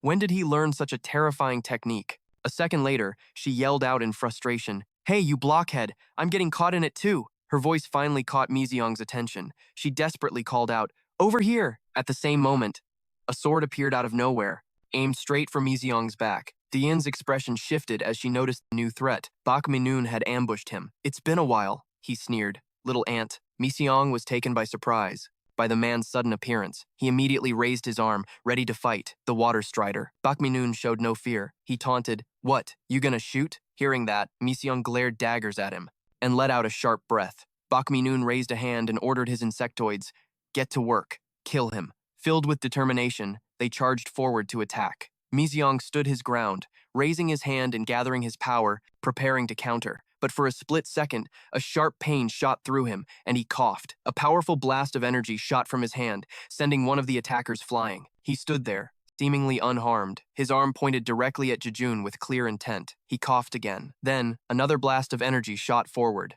Just then, Jejun grabbed the head of another larva. He used the poor creature as a shield, throwing it directly into the path of the attack. From behind the explosion, Jejun seized his chance and lunged forward. Miseong couldn't react in time to the surprise tactic. Jejun's powerful hands closed around him, trapping him inside his grip. The massive impact kicked up a huge cloud of dust. Thinking he had won, Bak Minun scoffed, Oh, Jejun, look at you, using your head for once. He mocked, Don't worry, are you going to die? Then he gave an order. Jun, bring him to me. But Jejun didn't move. There was only a trembling sound. Puzzled by the silence, Bak Minun grew impatient. What are you doing? Hey, hurry up, or else! Bak Minun had no idea that Jejun's body was melting. A second later, Jejun's form violently exploded, shattering into countless pieces. The sight left Bak Minun utterly stunned. Miseong stepped out from the gory remains, completely unscathed. A chilling tone entered Bak Minun's voice. Not bad, kid. You've gotten stronger than before, haven't you? It seems you can even absorb larvae now. Dayan, however, praised him. Black Ant, nice one. Meanwhile, the VIPs watching were all asking the same question. Who is that intruder? Miseong's voice cut through the noise, cold as ice. He commanded, Hand that kid over. Dayan was completely floored. Hey, you just called my name a minute ago, Miseong replied flatly. You're my emergency food supply. Bak Minun snapped, clearly annoyed. Are you two messing around? The VIP clients were in an uproar. One man yelled furiously, Are you the manager here? All our fighters are dead. What about our money? Others chimed in. I bet 2 million won on Jejun. I bet 100 million. Is this how you do business? Faced with their complaints, Bak Minun gritted his teeth, disgusted by the topic of humans. He glanced back at them and said, On behalf of the management, I apologize. Your money will be refunded. But a second later, his rage exploded. So shut your mouths, he roared, and place your bets again. He cursed, the damn VIPs under his breath. The clients were stunned. What? Are those two going to fight each other? Miseong radiated pure killing intent. I'm going to kill you right now, you bastard, he growled. But Bak Minun just laughed. Don't get cocky. His next words confused Miseong. Your opponent is behind you. An announcement echoed. Player number 10 is entering the field. Chi-dong stepped into the arena, ready for battle. Miseong turned to see him. I've found you, Black Ant. Chi-dong's presence was so overwhelming, it struck fear into everyone present. Seeing him, Miseong asked, For revenge? Chi-dong calmly confirmed, That's right. With no more patience, he charged. Let's begin. Not to be outdone, Miseong leaped forward to meet him, but instead of attacking Miseong, Chi-dong flew right past him. His fist, crackling with terrifying power, was aimed straight at Bak Minun's face. In a shocking twist, to both Miseong and Dayan, he sent Bak Minun flying backward. The unexpected blow shattered Bak Minun's face. The force was so immense, he struggled just to stay on his feet. As Bak Minun wiped blood from his nose, he snarled, Chi-dong, you little brat. Both Dayan and Miseong were confused. What's going on? Chi-dong spoke up. I saw everything from up there. It brought a tear to my eye. He looked toward Miseong and said, Go. I was moved by your friendship. We can settle our score later. Leave this to me and get out of here. Miseong was stunned by his words. He just mumbled, Comrade. But Dayan and Miseong's second form couldn't help but snicker at the word friendship. A moment later, Miseong hoisted her over his shoulder. She let out a surprised yelp. Miseong ordered coldly, Stay still. In a flash, he leaped off the ground, aiming to escape. The embarrassing position made Dayan shout, You can't just carry me out. Like this? Hearing that, Minun judged him loudly. Park Minun revealed his true colors with a mocking laugh. So you were trying to pick a fight. Good. I'm sick of cleaning up your messes anyway. Chi Dong disagreed, letting out a sharp laugh. I saved him because he was useful. If he's no good, you kill him. It's simple. Faced with his aggressive attitude, the man just smirked back. In the end, you're just an arrogant little punk. Fine then. Minun pressed his sword against Chi Dong's neck, suggesting they end things right there. Meanwhile, Jane was curiously asking, how do we get down from here? Do you have a key card? Min Sung replied, no. Her anxiety spiked at his answer. Then what are we supposed to do? He said calmly. We break it. Jane couldn't believe it, shouting, what? Staring at the massive object before her, she couldn't help but gasp. This is insane. Jane then sighed. We're going to die. Let's get out of here quickly. Min Sung didn't hesitate, bolting forward immediately. Suddenly, he froze as dirt and pebbles started hitting his face. Chunks of rock of all sizes began to fall, raining down from above. Min Sung gritted his teeth, a terrible realization dawning on him. Jae-jun clenched his fists, launching forward like a blur. He threw a devastating punch in the boy's direction, the force of it sending Jane flying as well. At that moment, Jae-jun snarled, how are you going to take responsibility for this? The force of the blow made Min Sung cough up blood. Jae-jun roared, you destructive pest, interfering with my business! As Jane watched in horror, Jae-jun's eyes blazed with killing intent. There's no answer but to kill you, isn't that right? Not long before.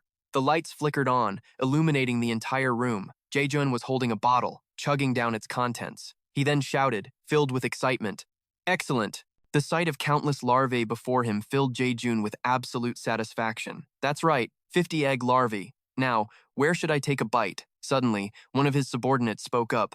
Sir, about that. Her voice was thick with desire as she asked, do you think he knows about this? Jae-jun asked dismissively. So what if he does? Afraid he'll get to what I've already eaten? She bit her finger and replied, but we should still inform him first. Before she could finish, he cut her off. Wipe your drool before you speak. Jae-jun then picked up the corpse of a larva he called Kijima. He held it up and declared, that man has already reached the pinnacle of the insectoids. He doesn't need this. Excitement echoed in Jae-jun's laughter. Just how cool will it be? I'm so curious about that power, and I want it too. He opened his mouth wide, ready for a taste, ready to see if he could climb to that peak himself. Just then, the lights in the room began to flicker and die. This clearly annoyed Jae-jun, who turned to see one of Minun's men rushing in to report. Sir, we have an intruder. Jae-jun remained perfectly calm, asking, is the intruder strong? The man stammered, well, because of him, the VIP elevator has vanished. He's heading for the lawless heaven. Hearing this, Jae-jun dropped the larva from his hand.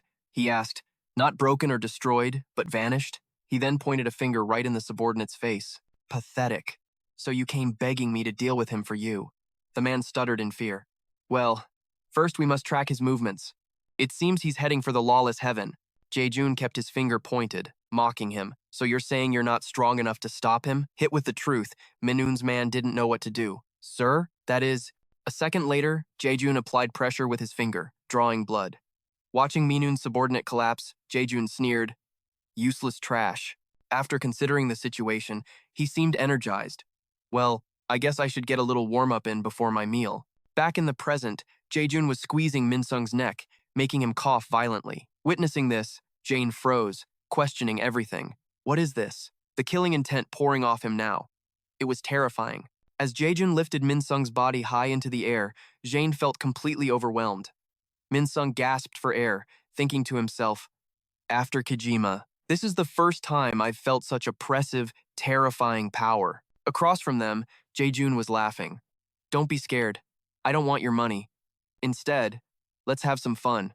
With that, Jae-jun violently threw Min Sung across the room. He was powerless to resist, sent flying past a stunned Jane. The man then shot forward like the wind, blowing right past her. Without stopping, Jae-jun continued his charge, slamming his foot into Min Sung's chest. He attacked with wild excitement, roaring, look at this! Get stronger! Show me something! While Min Sung was still coughing, Jae-jun taunted him. Is this really all you've got? Min Sung's weakness enraged him. He slapped the boy across the face, screaming, no! I said no! Don't you dare collapse! It's not enough! It's not enough! The fury exploded in his voice. Show me your real power.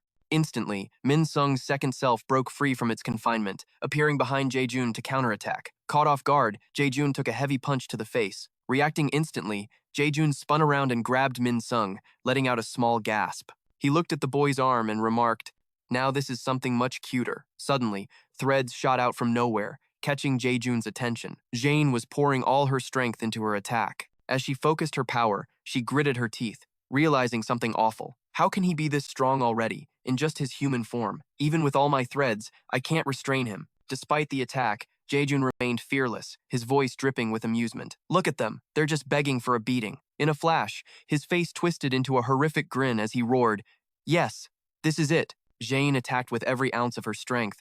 Min-sung also screamed, "Attack," along with Jane's cry, "Get even more brutal." But in the end, they couldn't hold on, sent flying back as they screamed in agony. On the other side of the room, the other battle had reached its brutal conclusion. Chi-dong's fists were steady even after the long fight. The battle was over, and he stood there without a single scratch, looking down at the collapsed Park Min-un. Chi-dong sneered, "So you're not my opponent after all?" Hearing that, the man tightened his grip on his sword and yelled, "RNA." Minun's eyes widened as he shouted, "Shut up, it's not over yet." Immediately, the man walked over, judging him. "Don't be so arrogant." He screamed, "You insolent bastard." Suddenly, a noise from behind startled Chi-dong. He turned to see Jae-jun unleash an explosion of power, sending Jane flying. Both she and Min-sung skidded to a stop right at Chi-dong's feet. The two of them were panting, glaring forward as the man's voice echoed. "You're here too?" "RNA." He seemed to recognize his opponent's identity, but couldn't get the words out. After a moment, Minun finally spoke, his voice filled with shock. "Boss." Seeing him, Jae-jun sneered, "What's with that look? Utterly pathetic." Caught in this situation, Minun explained, "I have no excuse. Whatever the case, I'm not finished yet." The man roared back, "Don't give me those weak excuses. You are a subordinate of this Gong Jae-jun." Hearing the command, Minun replied, "Yes, boss." Chi-dong, however, shouted in surprise, "Gong Jae-jun!" The VIP guests also began to murmur in shock. "What? Gong Jae-jun? That's insane. He's so tall. It's my first time seeing him in person." Jae-jun then raised a hand in greeting. "Oh, hello, esteemed VIPs. I'm the director here." At this, the discussions grew louder. Did he just defeat that aggressive dark-skinned guy with his bare hands? No way. He looks like a complete madman. Unexpectedly, he then asked, "All this action has made me a little hungry. Have you all eaten yet?" Min-sung, Jane, and Chi-dong were left speechless by the question. Jae-jun then continued coldly, "I was in the middle of a meal when I had to come out here. Since we have so many guests, I should be a good host." He then called out loudly, "Rick!" Minun quickly responded, "Yes." Jae-jun just offered a single phrase to him, "Let's eat." The man couldn't believe what he was hearing, demanding, "What do you mean by that? We can deal with this later." Before Minun could finish, he cut him off. "Open it." He was completely baffled by Jae-jun's actions. Finally, Minun understood the meaning and leaped from the ground. Right away, at the same time, the ceiling above began to open. The ceiling panels retracted with a loud, grinding sound. It immediately caught the attention of Min-sung and Jane. In unison, they thought, "The ceiling is opening. What are they planning to do?" Just like that, the ceiling opened wide before everyone's eyes. She was too stunned to speak as she stared upward. His reaction was no different from Jane's. A girl was lowered down, to their utter astonishment. A human. Then, something else fell to the ground, kicking up a cloud of thick dust. Jae-jun stepped forward and announced, "Come now, everyone. Don't be shy." The larvae on the ground were trembling, coughing violently. A disgusting downpour of giant larvae rained from the ceiling. They came in all sizes, from tiny to massive. Jae-jun just casually snagged one and took a bite. Glancing at Min-sung, who was poised for battle, the psycho just grinned. "Well, this should be fun," he taunted. "Time to chow down." The larvae all roared in unison. The sheer pressure they gave off was insane. While Min-sung stayed quiet, Jae-in was freaking out. "What the hell is that?" Chi-dong agreed, "That's disgusting." But then Min-sung made a surprising comment. "Perfect." Jae-in was totally lost. "What? What's so perfect?" Min-sung answered, "This opportunity. You guys did great stopping him from absorbing more. Just leave the rest to me." His words made no sense to Jae-in. Sure, they had to stop him, but for how long? Chi-dong was skeptical. Us? But then, something clicked in his head, and his expression hardened. Just leave it to him. Suddenly, Jae-in got curious. "Hey, who are you guys anyway?" Chi-dong introduced himself. "I'm Chi-dong." Jae-in replied, "And I'm Jae-in." Seeing them talking made Jae-jun angry. "Hey, your food's right in front of you. What are you doing?" Chewing on a larva, he urged them on. "Eat up. Stop hunting and start eating. You'll make the chef sad. You can't find this stuff just anywhere, you know." Then, a tiny larva appeared, making Jae-jun's eyes light up. There it is. He picked it up carefully and whispered in awe. The king ant. Chi-dong's eyes narrowed, sensing his chance. In a flash, he launched himself straight at Jae-jun, just as the creep was about to pop the king ant into his mouth to steal its power. Seeing Chi-dong's reckless move, Jae-in screamed, "What is that idiot doing? He's totally insane." Just then, Min-sung called her name. She whipped her head around thinking, "Damn it." Min-sung spoke firmly. "Run." Jae-in didn't get it. "What?" Min-sung's voice was sharp. "I told you I came here to save you. I've got this. Now go." She couldn't believe what she was hearing. Staring at him, Jae-in smirked. "What's this? You're not the sentimental type, are you?" Then she snapped, "Stop talking nonsense. We just have to wait until you absorb the larvae, right?" Hearing this, Min-sung knew it was useless to argue. Jae-in yelled, "Okay, I can't take this anymore either." That's when Min-sung summoned his ant head. His eyes fixed on the swarm, Min-sung commanded, "An ant colony." With his order, the black ants surged forward. "Devour them all." The giant ant head opened its jaws wide, ready to feast. And he wasn't done. Min-sung directed his armor to wrap around his body. "You guys eat up, then come back." Obeying his command, the ants swarmed the larvae, tearing them to pieces. In the end, only a thin layer of armor covered Min-sung's arm. He muttered to himself, "This is all that's left?" Suddenly, a scream shattered the air. It was Jae-jun.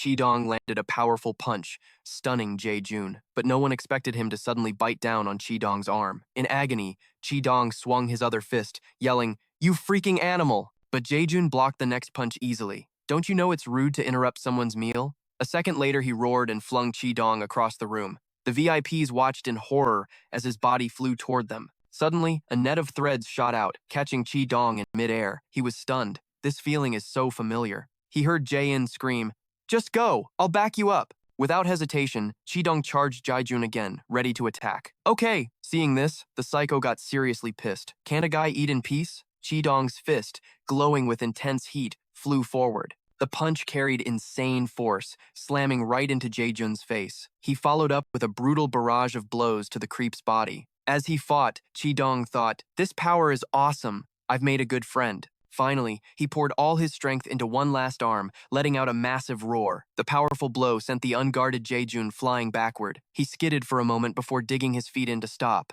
Beaten to a pulp, Jae-jun just started laughing. Chi-dong was baffled. "What's so funny?" A horrible thought crossed Jae-in's mind. "Don't tell me." She saw him eat another larva, grinding his teeth.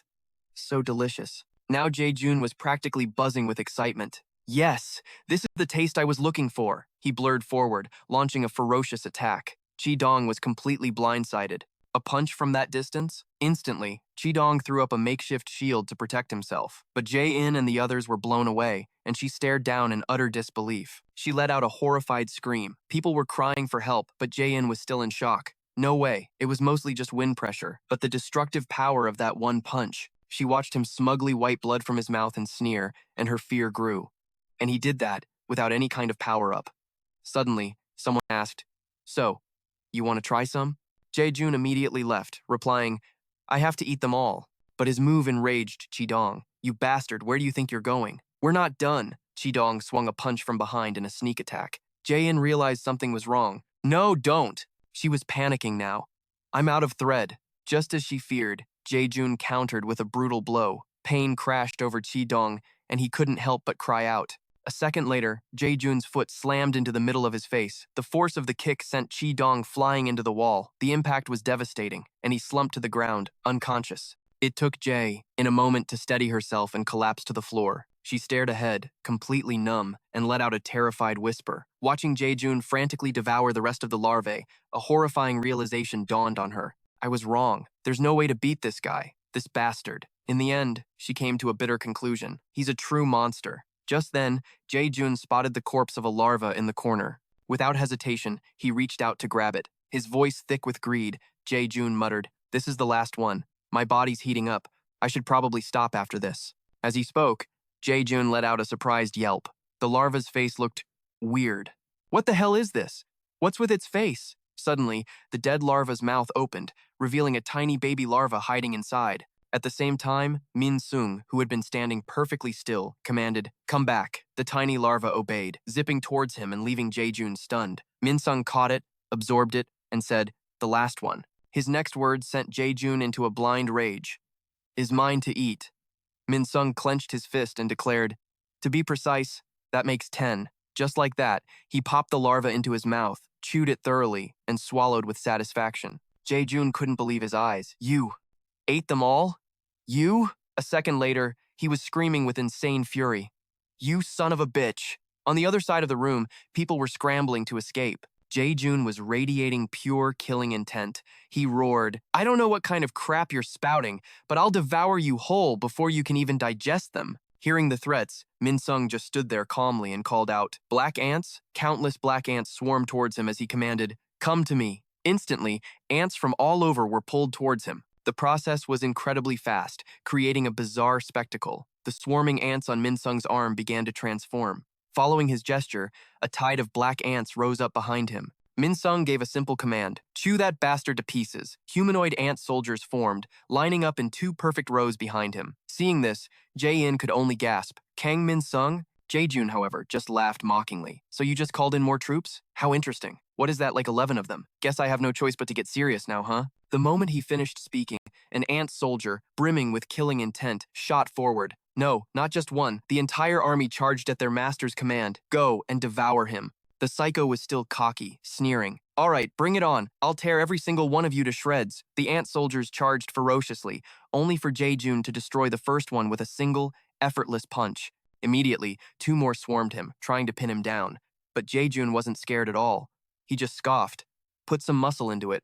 Just hanging on like this is no fun at all. Then, he brought his foot down, crushing another ant soldier into paste. The ants crumbled to the ground, but the survivors refused to give up, swarming forward. Then, the individual ant particles began to merge into one. They formed a colossal, muscle-bound ant humanoid. Just like that, it swung its arm down like a thunderbolt at Jae-jun's head. Caught in the surprise attack, he furiously leaped backward. Jae-jun gathered his power for a counterattack and roared, Now that's what I'm talking about! Go on, struggle for me a little more. The next instant, he unleashed a powerful blow at the ant humanoid, but was stunned when it suddenly dispersed around him. Then, his eyes widened as 2 more humanoids appeared. With terrifyingly ferocious looks, they charged him from both sides, attempting a deadly pincer attack. From behind, Min Sejong gave a single, cold command, explode. Immediately, the ant humanoids unleashed a massive blast of energy. Jae-jun looked down to see another version gripping his leg, so surprised he could only mutter, huh? But Jae-jun's shock quickly turned to excitement. He laughed out loud as the attack slammed into his body. And it wasn't over. The humanoids fired off high-powered explosive rounds. The overwhelming pressure made Jae-jun grind his teeth. The rain of exploding bullets created a world-shaking tremor, rocking the very heavens and earth. The aftermath was a thick cloud of dust that blinded everyone. Jane couldn't believe what she was seeing, thinking to herself, is it finally over? After the battle, Min So-jung stood tall behind his 2 remaining humanoids. He remained silent, his eyes fixed on the cloud of smoke. Incredibly, as the smoke cleared, Jae-jun stood there completely unharmed. A twisted demonic grin spread across his face. The sight made Min So-jung's eyes widen in absolute shock. Then, Jae-jun took a step forward and roared, Excellent! As Jae-jun began to transform, everyone gasped in horror. A massive carapace enveloped his body, stunning the onlookers. Jae-jun was returning to his true form, the heavenly insect, a beetle named Yogi. They knew for certain. It was him. Min So-jung was so stunned he was speechless. Now, Jae-jun's voice boomed with arrogance. To force me into my true form, you're actually P-ready good. A savage grin crept across his face as he said, I'm starting to like you, which means you absolutely must die by my hand. Without a hint of fear, Min So-jung took his fighting stance and yelled, Bring it on! Min So-jung commanded the humanoids to charge straight at Jae-jun. A deadly rain of bullets erupted from them, but Jae-jun didn't even try to dodge, instead charging head-on to counter. Then Jae-jun swung his arm, instantly deflecting the entire barrage back. The reflected storm of attacks flew straight toward where Min So-jung was standing. Seeing this, he quickly raised his hand, shouting a command, Assemble! Realizing how dire the situation was, Min So-jung screamed, Hurry! But his opponent was already on him, moving like a flash of light. Too late, he sneered. A moment later, Jae-jun landed a vicious strike directly on his body. In an instant, Min So-jung was slammed into a pile of rubble. Seeing this, Jain screamed in terror. But Jae-jun wasn't finished. He rushed forward again, pinning Min So-jung against the wall behind him. A wave of agony crashed over Min So-jung, forcing a gut-wrenching scream from his lips. But Jae-jun was ecstatic, laughing maniacally as he said, This is the price for 10 of my larvae! Then, he brutally slammed his opponent's body into the ground. Jae-jun used his power to crush Min So-jung into the rubble. Now, unable to bear the pain, he could only let out a weak murmur. Grabbing Min Seojung by the head, Jae-jun mused to himself. Is it over already? This form is so inconvenient. Jae-jun's voice dripped with mockery. Is there anyone who can die without collapsing? Oh, well. I guess there's no other choice. I'll just take the other 10. At that moment, Min Seojung struggled to speak. You. Eat. His words left Jae-jun utterly confused. What was that? He could only watch as Min Seojung gasped out a final command to the ants. You eat me. Assemble. At their master's words, the black ant particles began to converge. They swarmed together, rushing straight toward their target. In an instant, the ant swarm snatched him from Jae-jun's grasp. Then, they began to mercilessly devour Min Seojung's body. The bizarre sight left Jae-jun baffled. What the hell? Are you actually killing yourself? Across from him, one of the ant humanoids opened its terrifying maw. Just like that, it moved forward and swallowed its master's head whole. The humanoid and Min Seojung fused into one, creating a single, colossal entity. The two faced each other, an immense pressure filling the air. Then Min Seojung let out a primal roar, glaring at his opponent with absolute fury. Jae-jun just laughed in confusion. My, what is this form? Min Seojung just screamed, releasing an overwhelming aura. Seeing this, Jae-jun gritted his teeth and said, Excellent, I was waiting for you to appear. Jae-jun fully transformed into his combat form, Yogi. High above, two figures watched everything unfold. A subordinate observed the situation and reported, The boss has escaped the arena. Park Min-hoon stood there in thought, murmuring, He's provoking the boss's awakening. Just how much stronger can you get? The black ant insectoid. He thought seriously. This can't be happening now. This situation has probably been reported to the higher-ups, hasn't it? If so, he will definitely come. The heavenly insect of chaos, Apana. Then, Park Min-hoon gave an order to his subordinate. Take the money and leave. Today is the day the red beast disappears. He asked in confusion. Sir, where are we going? Park Min-hoon reminded him. The situation down there.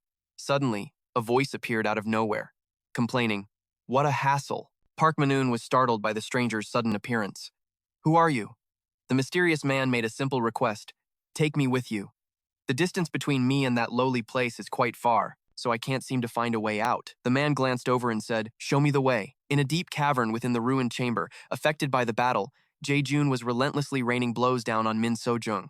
Min Seojung launched himself from the ground, flying toward his enemy. He seemed to go berserk, attacking Jae-jun with a flurry of strikes. The powerful clash between them shattered the very floor. But for every move Min Seojung made, Jae-jun countered just as quickly. In the end, Jae-jun gained the upper hand, landing a devastating punch square on Min Seojung's face. In a flash, his body shattered into countless tiny pieces. Seeing this, Jae-jun voiced his satisfaction. That's more like it. But his victory was short-lived as he stared in shock at the scene before him. The fragments of Min Seojung's body were automatically reassembling. They reformed into a massive weapon of attack. A giant cannon barrel quickly appeared, connected to his body. Then, a massive blast shot straight toward Jae-jun. He braced himself, struggling to block the powerful attack. Looking at his opponent, Jae-jun judged his structure to be fairly simple. He then leaped from the ground with absolute confidence. However, my response is even simpler. In the next instant, Jae-jun swiftly struck at Min Seojung's weak point. The attack he created was shattered,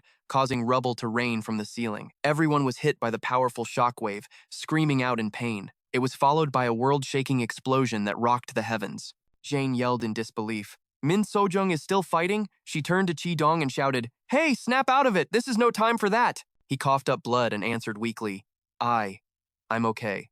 The intense battle between Min Seojung and Jae-jun raged on. As Min Seojung's sharp arm grazed his shoulder, Jae-jun spoke, It doesn't matter who it is. He poured all his power into his fist and roared, No one can stop me! No one! His powerful attack flew towards Min Seojung with a furious scream, but Min Seojung instantly countered, biting down hard on his opponent's arm. His other hand, armed with razor-sharp claws, also shot forward. No way! What the hell are you doing? You insect! How dare you! A moment later, Jae-jun's rage exploded. He roared, How could a bug like you do this to me? Losing all control, he charged forward in a frenzy. Die! Die! Just get out of my sight! But Jae-jun's attacks didn't have the devastating power he expected. A strange feeling crept over him. Something was wrong. I'm sure I used all my strength to crush him. Throwing another punch, Jae-jun wondered why it felt so off. The harder he tried to destroy his opponent, the more he realized something was terribly wrong. The terrifying truth began to dawn on him. It felt like he was the one being devoured. He couldn't believe this was real. He screamed, You think a pest like you can eat me? Don't make me laugh. I am the apex predator here. I'm the one who does the hunting. In the next instant, both of Jae-jun's legs were sliced clean off. Enraged, he roared, "You bastard!" Jae-jun couldn't accept this reality.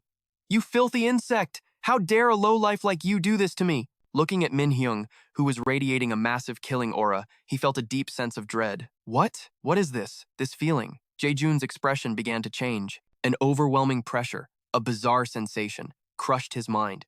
Facing Min-hyung, he felt pure, abject terror. Now, Jae-jun's face was pale as he begged for his life. "Help! Save me!" Min-hyung's jaw opened wide, his voice a deep growl. So hungry. Then, he slashed down at the man's body, pinning Jae-jun to the ground and began his feast. Just like that, Min-hyung devoured him with relish. He let out a powerful roar that would make anyone hesitate. At that moment, Jane stepped onto the ruined scene. She and Chi-dong stared in disbelief. Min-hyung had won and was standing silently over Jae-jun's remains. Jane's eyes widened as she softly called out his name, Min-hyung. The murderous aura enveloping his body was terrifying. A strange red light glowed from his face, and his crimson eyes turned towards them as he mumbled, "So hungry." Like a wild beast, Min-hyung looked at the two newcomers, his voice a hoarse whisper, "So hungry." He turned his head, staring directly at them. Jane and Chi-dong were shocked by Min-hyung's bizarre appearance. Jane wondered, "Is he smiling?" Chi-dong shot back, "Is that really what we should be focusing on right now?" He stared blankly at Min-hyung and added, his eyes, "They've turned red." Chi-dong muttered to Jane, "He's clearly lost his mind." Before they could even react, Min-hyung lunged, appearing right in front of them. He gritted his teeth and yelled a warning, "Watch out!" But it was too late. Min-hyung's hand clamped around Jane's neck, lifting her high into the air. At the same time, his tail whipped out, slamming Chi-dong into a wall. Chi-dong grimaced as ants began biting him, annoyed. "This again?" Min-hyung held Jane up, a demonic smile spreading across his face. Jane struggled with all her might, pure horror in her eyes as she tried to call out to her friend. "Min-hyung, you." His cold eyes stared at Jane. He bared his teeth and said with savage glee, "Time to eat." Suddenly, Chi-dong charged from behind, landing a devastating punch on Min-hyung, successfully freeing Jane. She screamed, "Hey, Min-hyung, snap out of it, don't you recognize me?" Chi-dong shouted at the same time, "Is this how your tear-jerkingly beautiful friendship ends?" Then Chi-dong slugged Min-hyung right in the face. "This is seriously disappointing. The black ant, huh?" Even after the hit, Min-hyung just grinned menacingly at them. Without another word, they both rushed in to try and restrain him. But before they could touch him, Min-hyung spoke a single, cold word. "Corrode." His eyes instantly glowed a fiery red. From the ground, black ants swarmed their bodies. Jane panicked. "Damn it, these W-wretched ants!" Chi-dong wasn't doing any better. He struggled against the swarm. "They're eating us!" A dense, dark energy poured out from Min-hyung. His eyes were stained with blood as he coldly watched his two friends being consumed by the ants. Those crimson eyes looked utterly devoid of consciousness, absolutely terrifying. They spun as if hypnotized. Deep inside Min-hyung's subconscious, he saw himself surrounded by a swarm of black ants. He was trapped within his own mind. Exhausted, he finally spoke. "That's right. I'm sick of this now." His eyes were filled with sorrow as he looked at the swarm, his hair falling over his face. "Just eat me." Suddenly, a loud noise echoed. Another monster was approaching. This didn't seem to be the first time Min-hyung had seen this. He said nothing. From the depths of the darkness, something emerged, causing the ants to turn their heads.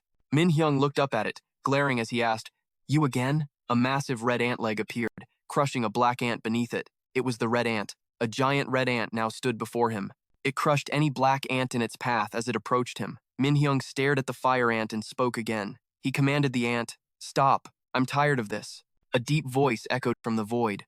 At the same time, a source of light appeared above the fire ant's head. Min-hyung's eyes widened in shock, wondering what it was. The light coalesced into the shape of a woman.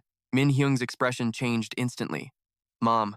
Finally, the red ant released a powerful sonic wave, pushing back the swarm of black ants. The black ant swarm was thrown into chaos by the blast. The ant-men charging forward were also sent flying. Min-hyung's hands were freed from the swarm's grasp. The ant-men disintegrated. The sonic wave was so powerful, Min-hyung had to shield his face, his eyes squeezed shut. As he vaguely opened them, the voice spoke again, "You must live." And with that, the woman's figure slowly faded away. The red ant also began to retreat. Min-hyung's mind was filled with questions as he tried to hold on. "Wait, just a moment!" Back in reality, Min-hyung's body screamed in agony, and the black ants began to disappear. Chi-dong and Jine were completely stunned. "The ants are scattering!" Jane's eyes shot open, and she called out her friend's name in worry. "Min-hyung!"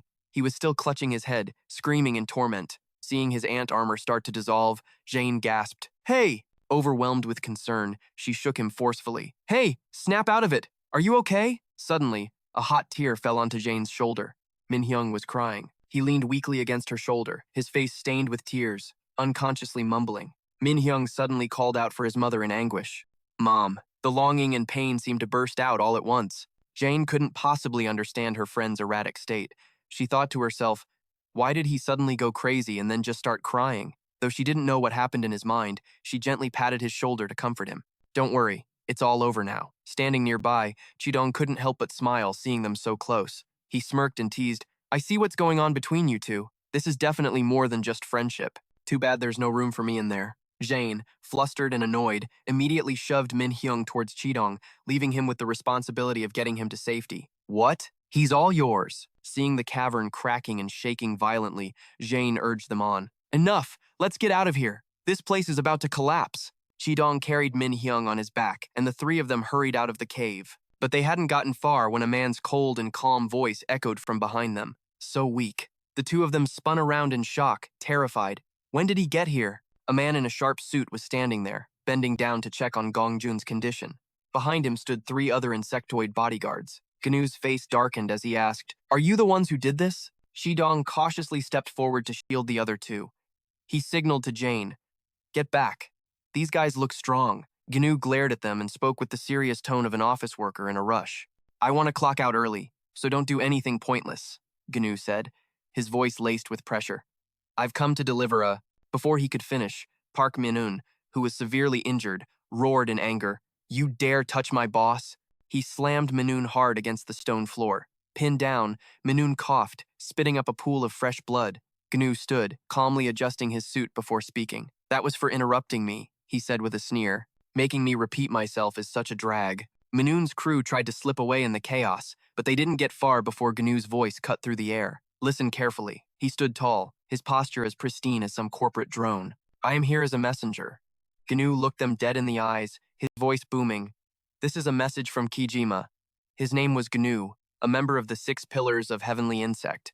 As Gnu continued with an ice-cold expression, a different voice suddenly echoed in their minds. "I am watching you. We will meet again soon. Until then, you must survive." The voice resonated directly in their heads, mentioning a strange title. Number 1. Jane couldn't make any sense of the words. Number 1.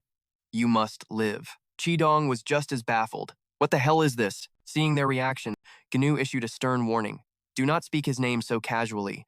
The consequences will be far worse than just getting hurt." John shot back, her voice sharp. "Who the hell are you?" "You're one of them. A heavenly insect." Chidong voiced his suspicion. "Here to deliver a message directly from your leader? Kijima? Could it be?" An image of 6 powerful figures, the leaders of Heavenly Insect, flashed in his mind. "The 6 Pillars of Kijima. That's right," Gnu replied without a hint of hesitation. He then kicked Gongjun's severed leg that was lying nearby. He sighed. Gongjun had the potential to reach this level too. What a waste.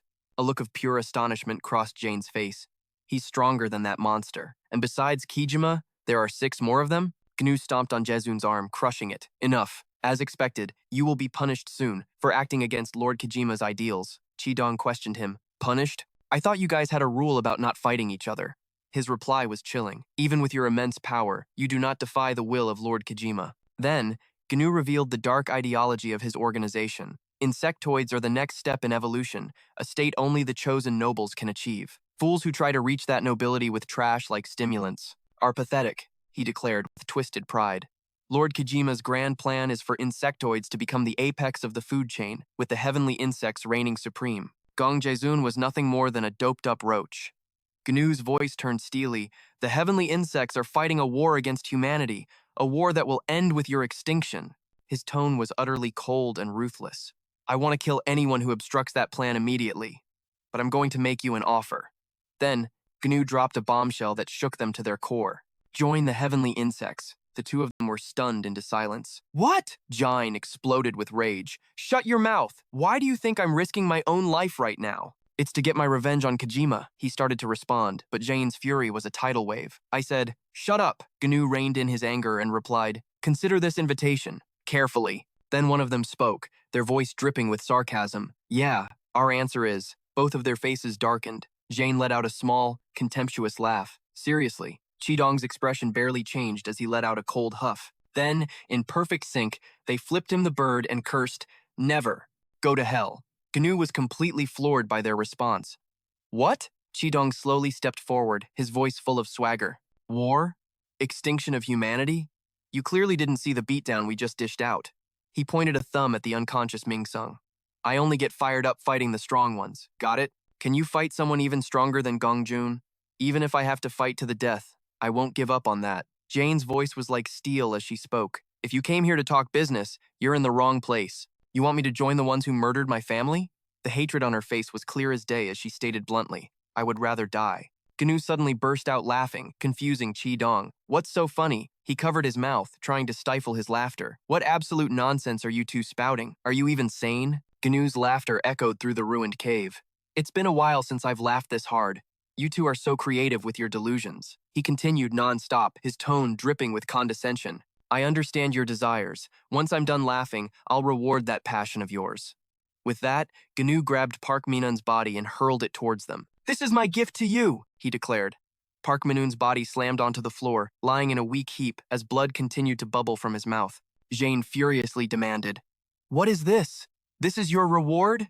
Just then, a giant insect flew to Gnu's side, landing like a loyal mount. Gnu answered, his eyes holding a dark sec-red. "I heard it from Lord Kijima." He then revealed a world-shattering truth. "One of you has to eat other insectoids in order to survive." After his revelation, he turned his back and mounted the beast, leaving them with one last chilling remark.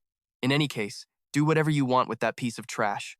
Let your friend eat him, or just kill him." Gnu and his mount shot into the sky, vanishing in an instant. Until we meet again. A strange, heavy silence fell over them, with no one saying a word. Qidong finally let out a breath he'd been holding, muttering, "The 6 pillars. Kijima, let's get out of here." The two of them then grabbed the unconscious Mingsung and blasted out of the cave. When they landed safely outside, Jane looked at the eerily quiet surroundings and wondered aloud, "It's so peaceful. Did everyone evacuate?" Suddenly, Qidong called out, "Hey!" Jane turned and saw that he had dragged Park Minun's body along with them. She screamed in a rage, "Why did you bring him?" Qidong answered reluctantly, his tone half joking. Felt bad leaving him down there to get crushed. Besides, the place was about to collapse. I figured I could use him as a punching bag. Suddenly, the thud of heavy footsteps approached as a squad of soldiers rushed towards them, shouting urgently, "B Reaper has the area surrounded. They've found us." Qidong turned in surprise as a soldier yelled into his comms, "Insectoid detected in the hall leading to the underground." Outside the headquarters, a B Reaper sniper spoke into his radio. "This is 3. We're moving into Building X." After confirming the blast location, the remaining agents rushed in, weapons raised, aiming for a live capture. Jane gritted her teeth.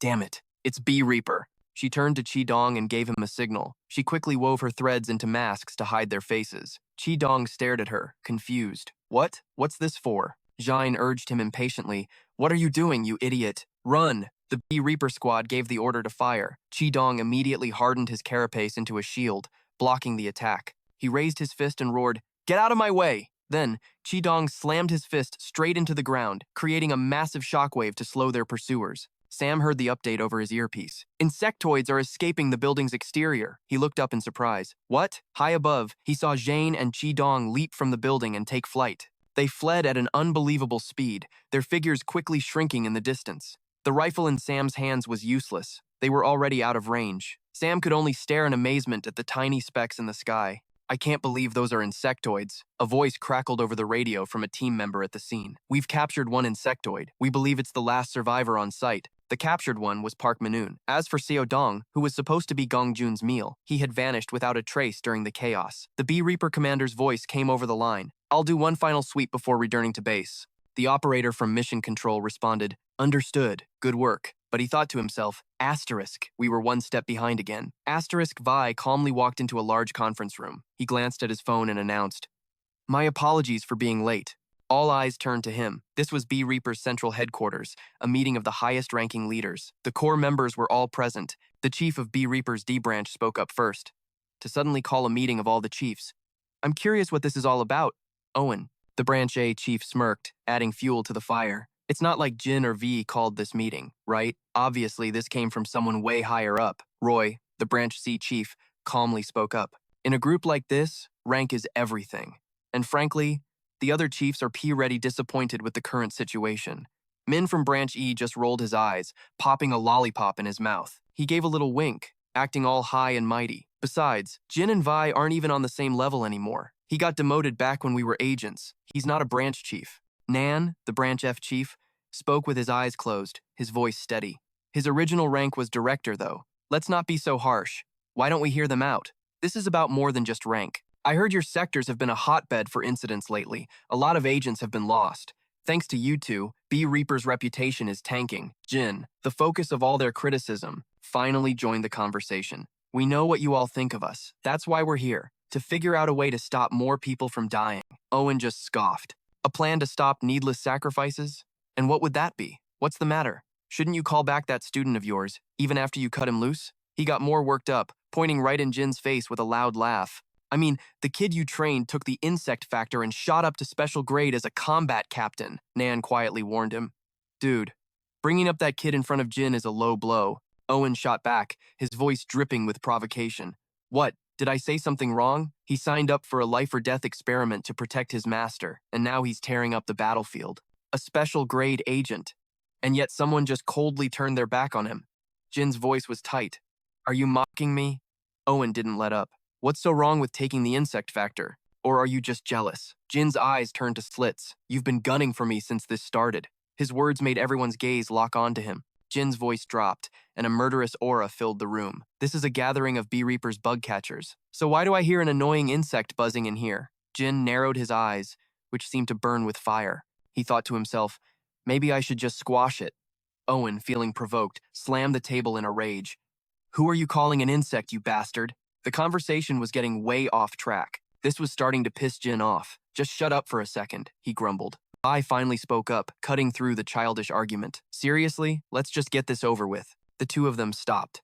Let's get to the main point. Roy, the Branch C chief, nodded. Right, Vi continued, his serious tone silencing the room. As you all know, we've been consistently losing to the insects. But we're not here to rehash our failures. We're here today to prepare for their next assault and brace ourselves for a potential all-out war that's likely coming. Roy crossed his arms, looking puzzled. An all-out war? Does that mean the insect army has made a new move? An image flashed in Vi's mind. The image of the insectoids.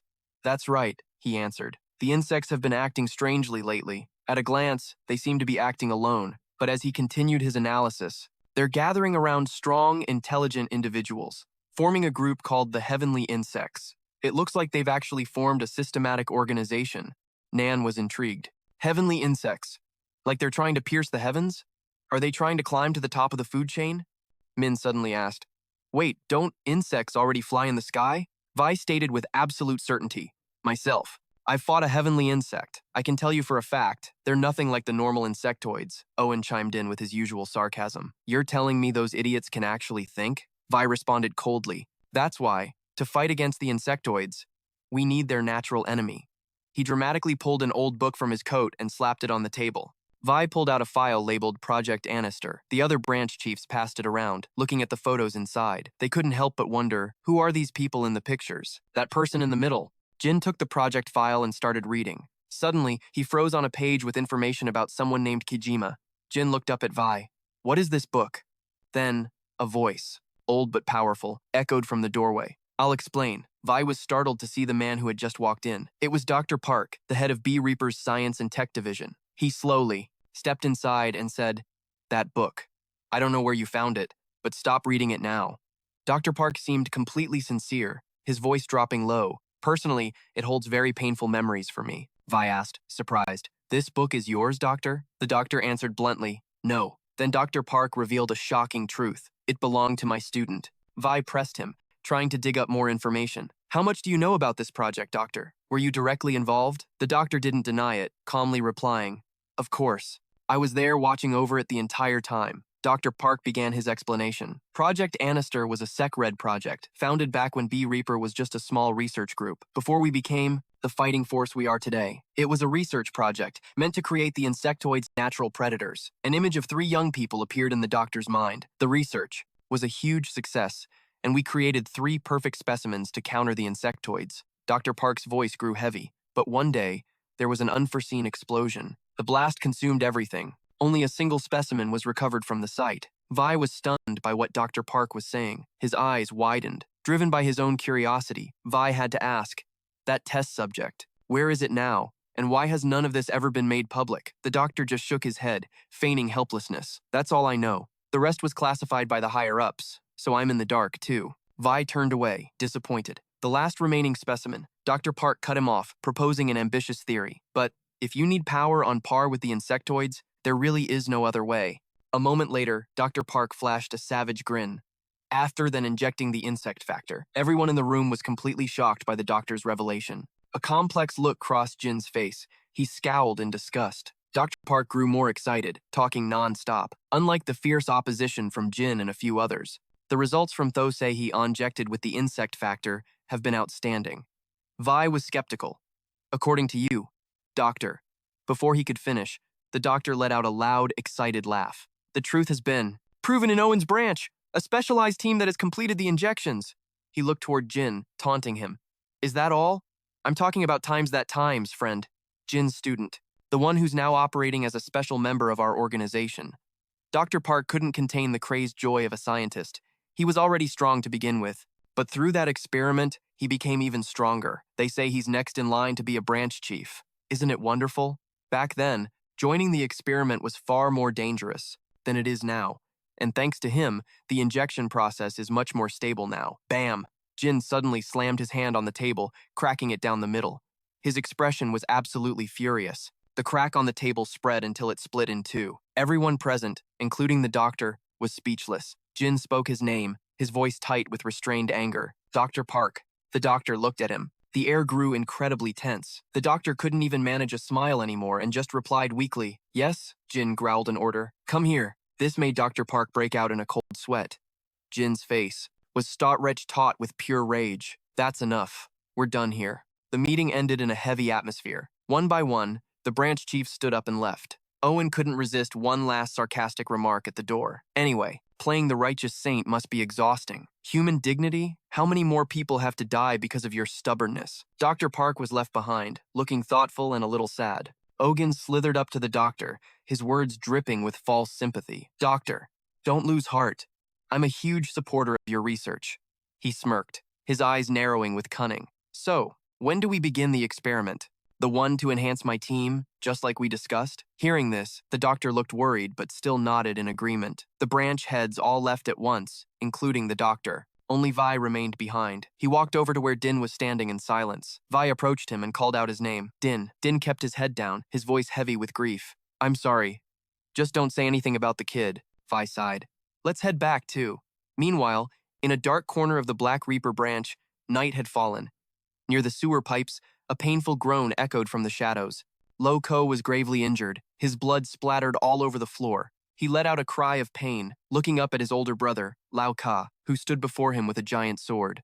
"Damn it. Why?" Lo Ko was horrified. He realized his brother was transforming into an insectoid. Lao Ka coldly plunged the blade into Lo Ko, then turned and walked away without a second thought. As he walked, he began to mumble, like someone in a trance. "Awaken." Lao Ka shuffled toward a restricted area of the Black Reaper facility, still muttering under his breath. "Awaken, awaken." Standing before a high-security door, Lao Sa placed his thumb on the fingerprint scanner. The door slid open, releasing a sinister aura, a warning of the horror to come. Behind that door was a true monster, Lao Ka, now completely consumed. By his insectoid instincts, his face hideously twisted, spoke with a voice trembling in excitement. "I am waiting for you, Lord Kojima." A massive shadow emerged from the mist. Kojima appeared. His presence was terrifying and majestic, his body splattered with blood. Seeing his idol, Lao Ka's eyes widened in crazed excitement as he dropped to his knees.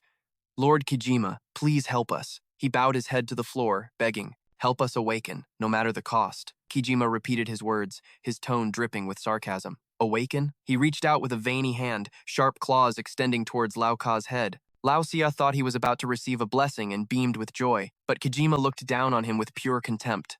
"Awaken, you mutated insects? Don't make me laugh." Before Lao Ka could even react, Kojima squeezed. Lao Ka's head popped as easily as an orange, fresh blood spraying everywhere. Alarms blared to life throughout the entire headquarters. Members of the Black Reaper scrambled for backup at the Sec Red Armory in Sector A. The system broadcasted a single warning over and over. Insectoid infiltration. Every agent donned a gas mask as the commander gave the order. Deploy the insecticide. Immediately, massive clouds of poison gas sprayed from vents all around the room. The fully armed Black Reaper agents all aimed their weapons at Kojima. Back at the scene, the Lao Ka brothers were both down. Lo Ko was seriously wounded, and Lao Ka had been brutally executed by Kojima. An agent screamed, "Fire!" They all pulled their triggers, unloading everything they had, directly at Kojima. One of them yelled in disbelief while shooting, "How the hell did he get this far in?" The facility's reinforced walls were shattered, and it seemed like the entire anti-insectoid defense system was completely useless against him. Bullets rained down on Kojima, but to him, they were nothing more than mosquito bites. Kojima sneered. The Seihi inferior creatures are starting to go crazy. He casually walked through the storm of gunfire and asked, "Now, where is that thing?" The agent closest to him asked back in confusion. "What?" Before the man could even process the question, Kojima swung his arm. The agent's head flew clean off his shoulders. The others stared in stunned silence. Kojima swung again, slicing through anyone else on his path. He stood for a moment, watching the Black Reaper base burn to the ground. Then, he walked away as if the massacre never even happened. Elsewhere, a white car was tearing down the road. Inside, Jin and V were on edge, filled with a sense of dread. V spoke into the radio. "This is the captain. We're almost there. Is everything okay?" On the other end, Lo Ko, still alive, struggled to report in a weak voice, "Mong en hai kun trung. There's only one insectoid intruder." Vi pressed him. "Who is it?" Lo Ko whispered the name. "Kojima." All three of them in the car yelled at once. "What?" Din spoke up, totally confused. "V, isn't Kojima a relic from the past? Insectoid war? But how is that possible?" Vi cut him off with a yell. "Damn it! How the hell should I know?" To slammed his foot on the gas, shouting encouragement into the radio. "Lo Ko, we're coming! Just hang on a little longer." The car sped closer and closer to the headquarters. From a distance, they could see part of the building engulfed in an inferno. V squinted, staring straight ahead. The pillar of fire suddenly erupted into two massive columns of blue light, followed by a deafening explosion.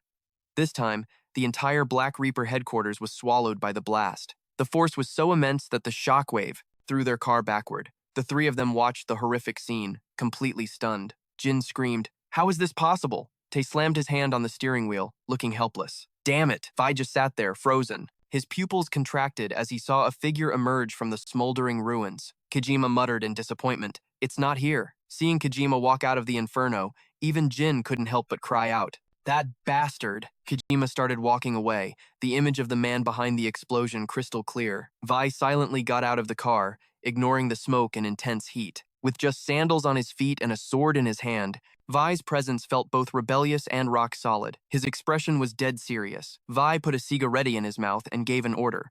"Tae, head back to Central Command." Tae yelled back, "I'm going to fight too." Jin got out of the car and ordered him, "You're not a combat member. Get out of here." With two giant swords slung across his back, Jin's own blood was boiling for a fight. He gritted his teeth. "That bastard. I'm going to kill him." On the other side, Vi calmly lit his cigarette. "I won't stop you," he said coolly, "because I have to kill that bastard too." An overwhelming killing intent radiated from them both as the two captains took their fighting stances. Vi gave the signal, "Then let's go." Kojima just looked at them with utter disdain. How pathetic. Both sides charged into battle. Jin unleashed a powerful slash towards him. At the same time, Vi swung his sword to attack. Far from the blood-soaked battlefield, in a completely different place, stood a luxurious mansion. The interior was filled with expensive furniture in a clean, spacious room. Jae-inha's jaw dropped in disbelief. She was speechless. She looked around the house and exclaimed, "This place is amazing. Why is it that every insectoid, all the Seihi insectoids are living this well?" Yojin Lee grumbled, "This is so annoying." Suddenly, a brilliant light caught her eye. Yojin Lee moved closer, her jaw dropping at the sight before her. "What the heck is all this?" The shelves were lined with awards, trophies of all sizes, and piles of gold and jewels. She read the inscription on a championship belt, Xung Chi, the Invincible, WBC Eastern Champion. Yojin Lee gasped. "What kind of champion is this? So cool."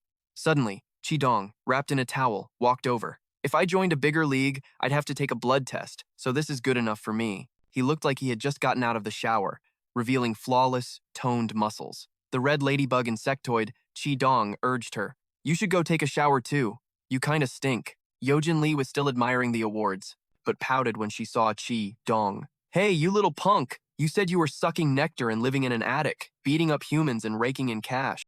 Must be nice, huh? Hearing that, he shot back. I make my money by beating up other insectoids. Besides, do you have any idea how hard it is to hit a human just enough so they don't die? Yojin Lee retorted just as sharply. Actually, I know exactly how hard it is. Qidong was curious. What? You fought humans before? Yojin Lee gave a vague, flustered confirmation. Then, he brought a first aid kit and set it on the table. Min Sung was a wreck, lying unconscious on the sofa. He had dark circles under his eyes and a trickle of blood at the corner of his mouth. Seeing Min Sung out for so long, Qidong got worried. This kid, Yojin Lee reassured him. He's probably going to be fine. He's always been a fast healer. Suddenly, Qidong's face twisted and he screamed, "Not that! Not that!" He leaped up like a professional ballet dancer, pointing at the floor. Bringing him here was useless. Damn it, what are all these things? On the floor, countless black ants were swarming everywhere. Annoyed, Yojin Lee smacked him. Those are sesame seeds, you idiot.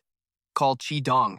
Let's go. It's too loud here. She carefully disinfected Min Sung's wounds, then told Qidong, "Hey, rich boy champion, cut him some slack. He lives with his grandmother. She'll pass out if she sees him like this again." Qidong sighed, perched on the sofa to avoid the ants. "Then why not just take him to your place?" Jin's reply was blunt. "My place is a mess." Qidong just pouted with disdain. "You look pathetic climbing on the sofa like that." Then, as if a thought struck him, he mused, "Black ants. They're different from us, right? But look over there. Their blood is red, just like ours."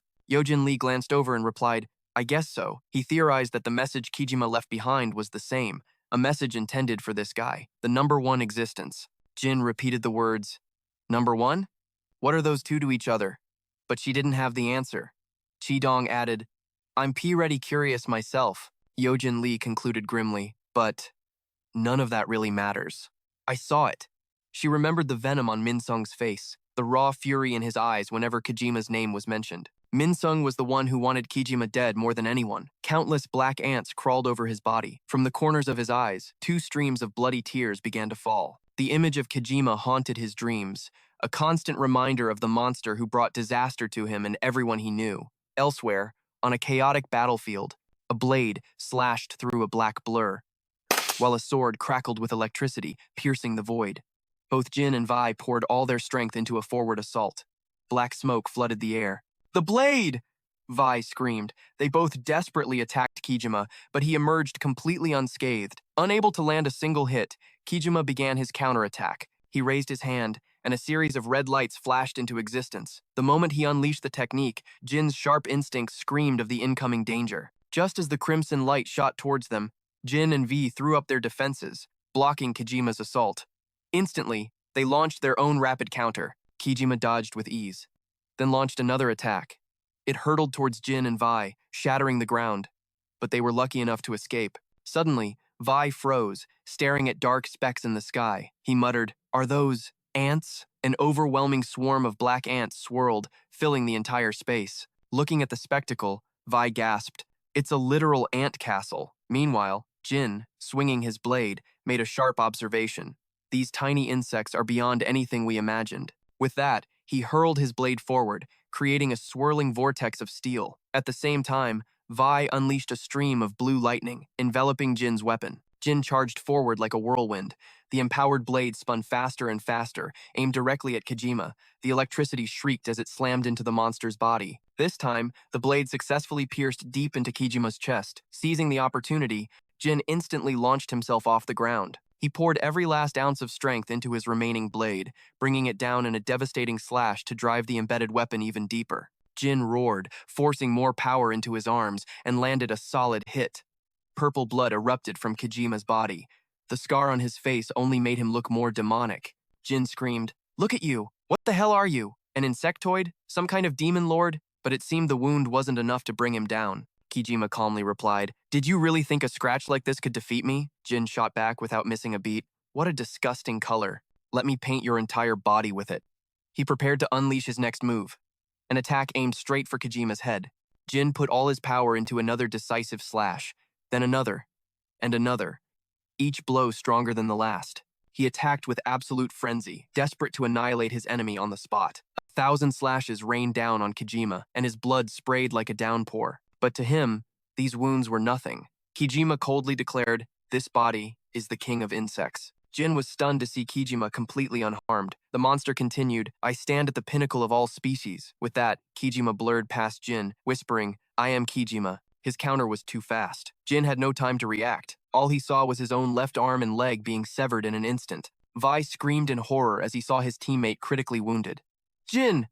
When the reality hit him, Jin's rage exploded. He cursed, "You bastard!" Ignoring the fatal wounds on his body, he used his remaining limbs to charge straight at Kijima. A single slash came down, slicing off one of the monster's arms. Jin clutched Kijima's severed left arm. The monster remained unfazed, as if his arm was never even cut off. Kijima offered a mocking compliment. "You're truly not just some commoner." Seeing Jin missing an arm and a leg, his ridicule intensified. "But is this all you've got? This is the limit of the human race." Jin was starting to fade from the massive blood loss. He managed to urge his friend, Vi, run, but it was too late. Kijima was already standing right in front of Vi. Blood continued to pour from Jin's body. Vi froze, staring up at the self-proclaimed king of the heavenly insects. Instead of attacking, Kijima asked V, "Do you know about KCH?" V panicked slightly, thinking to himself, "KCH?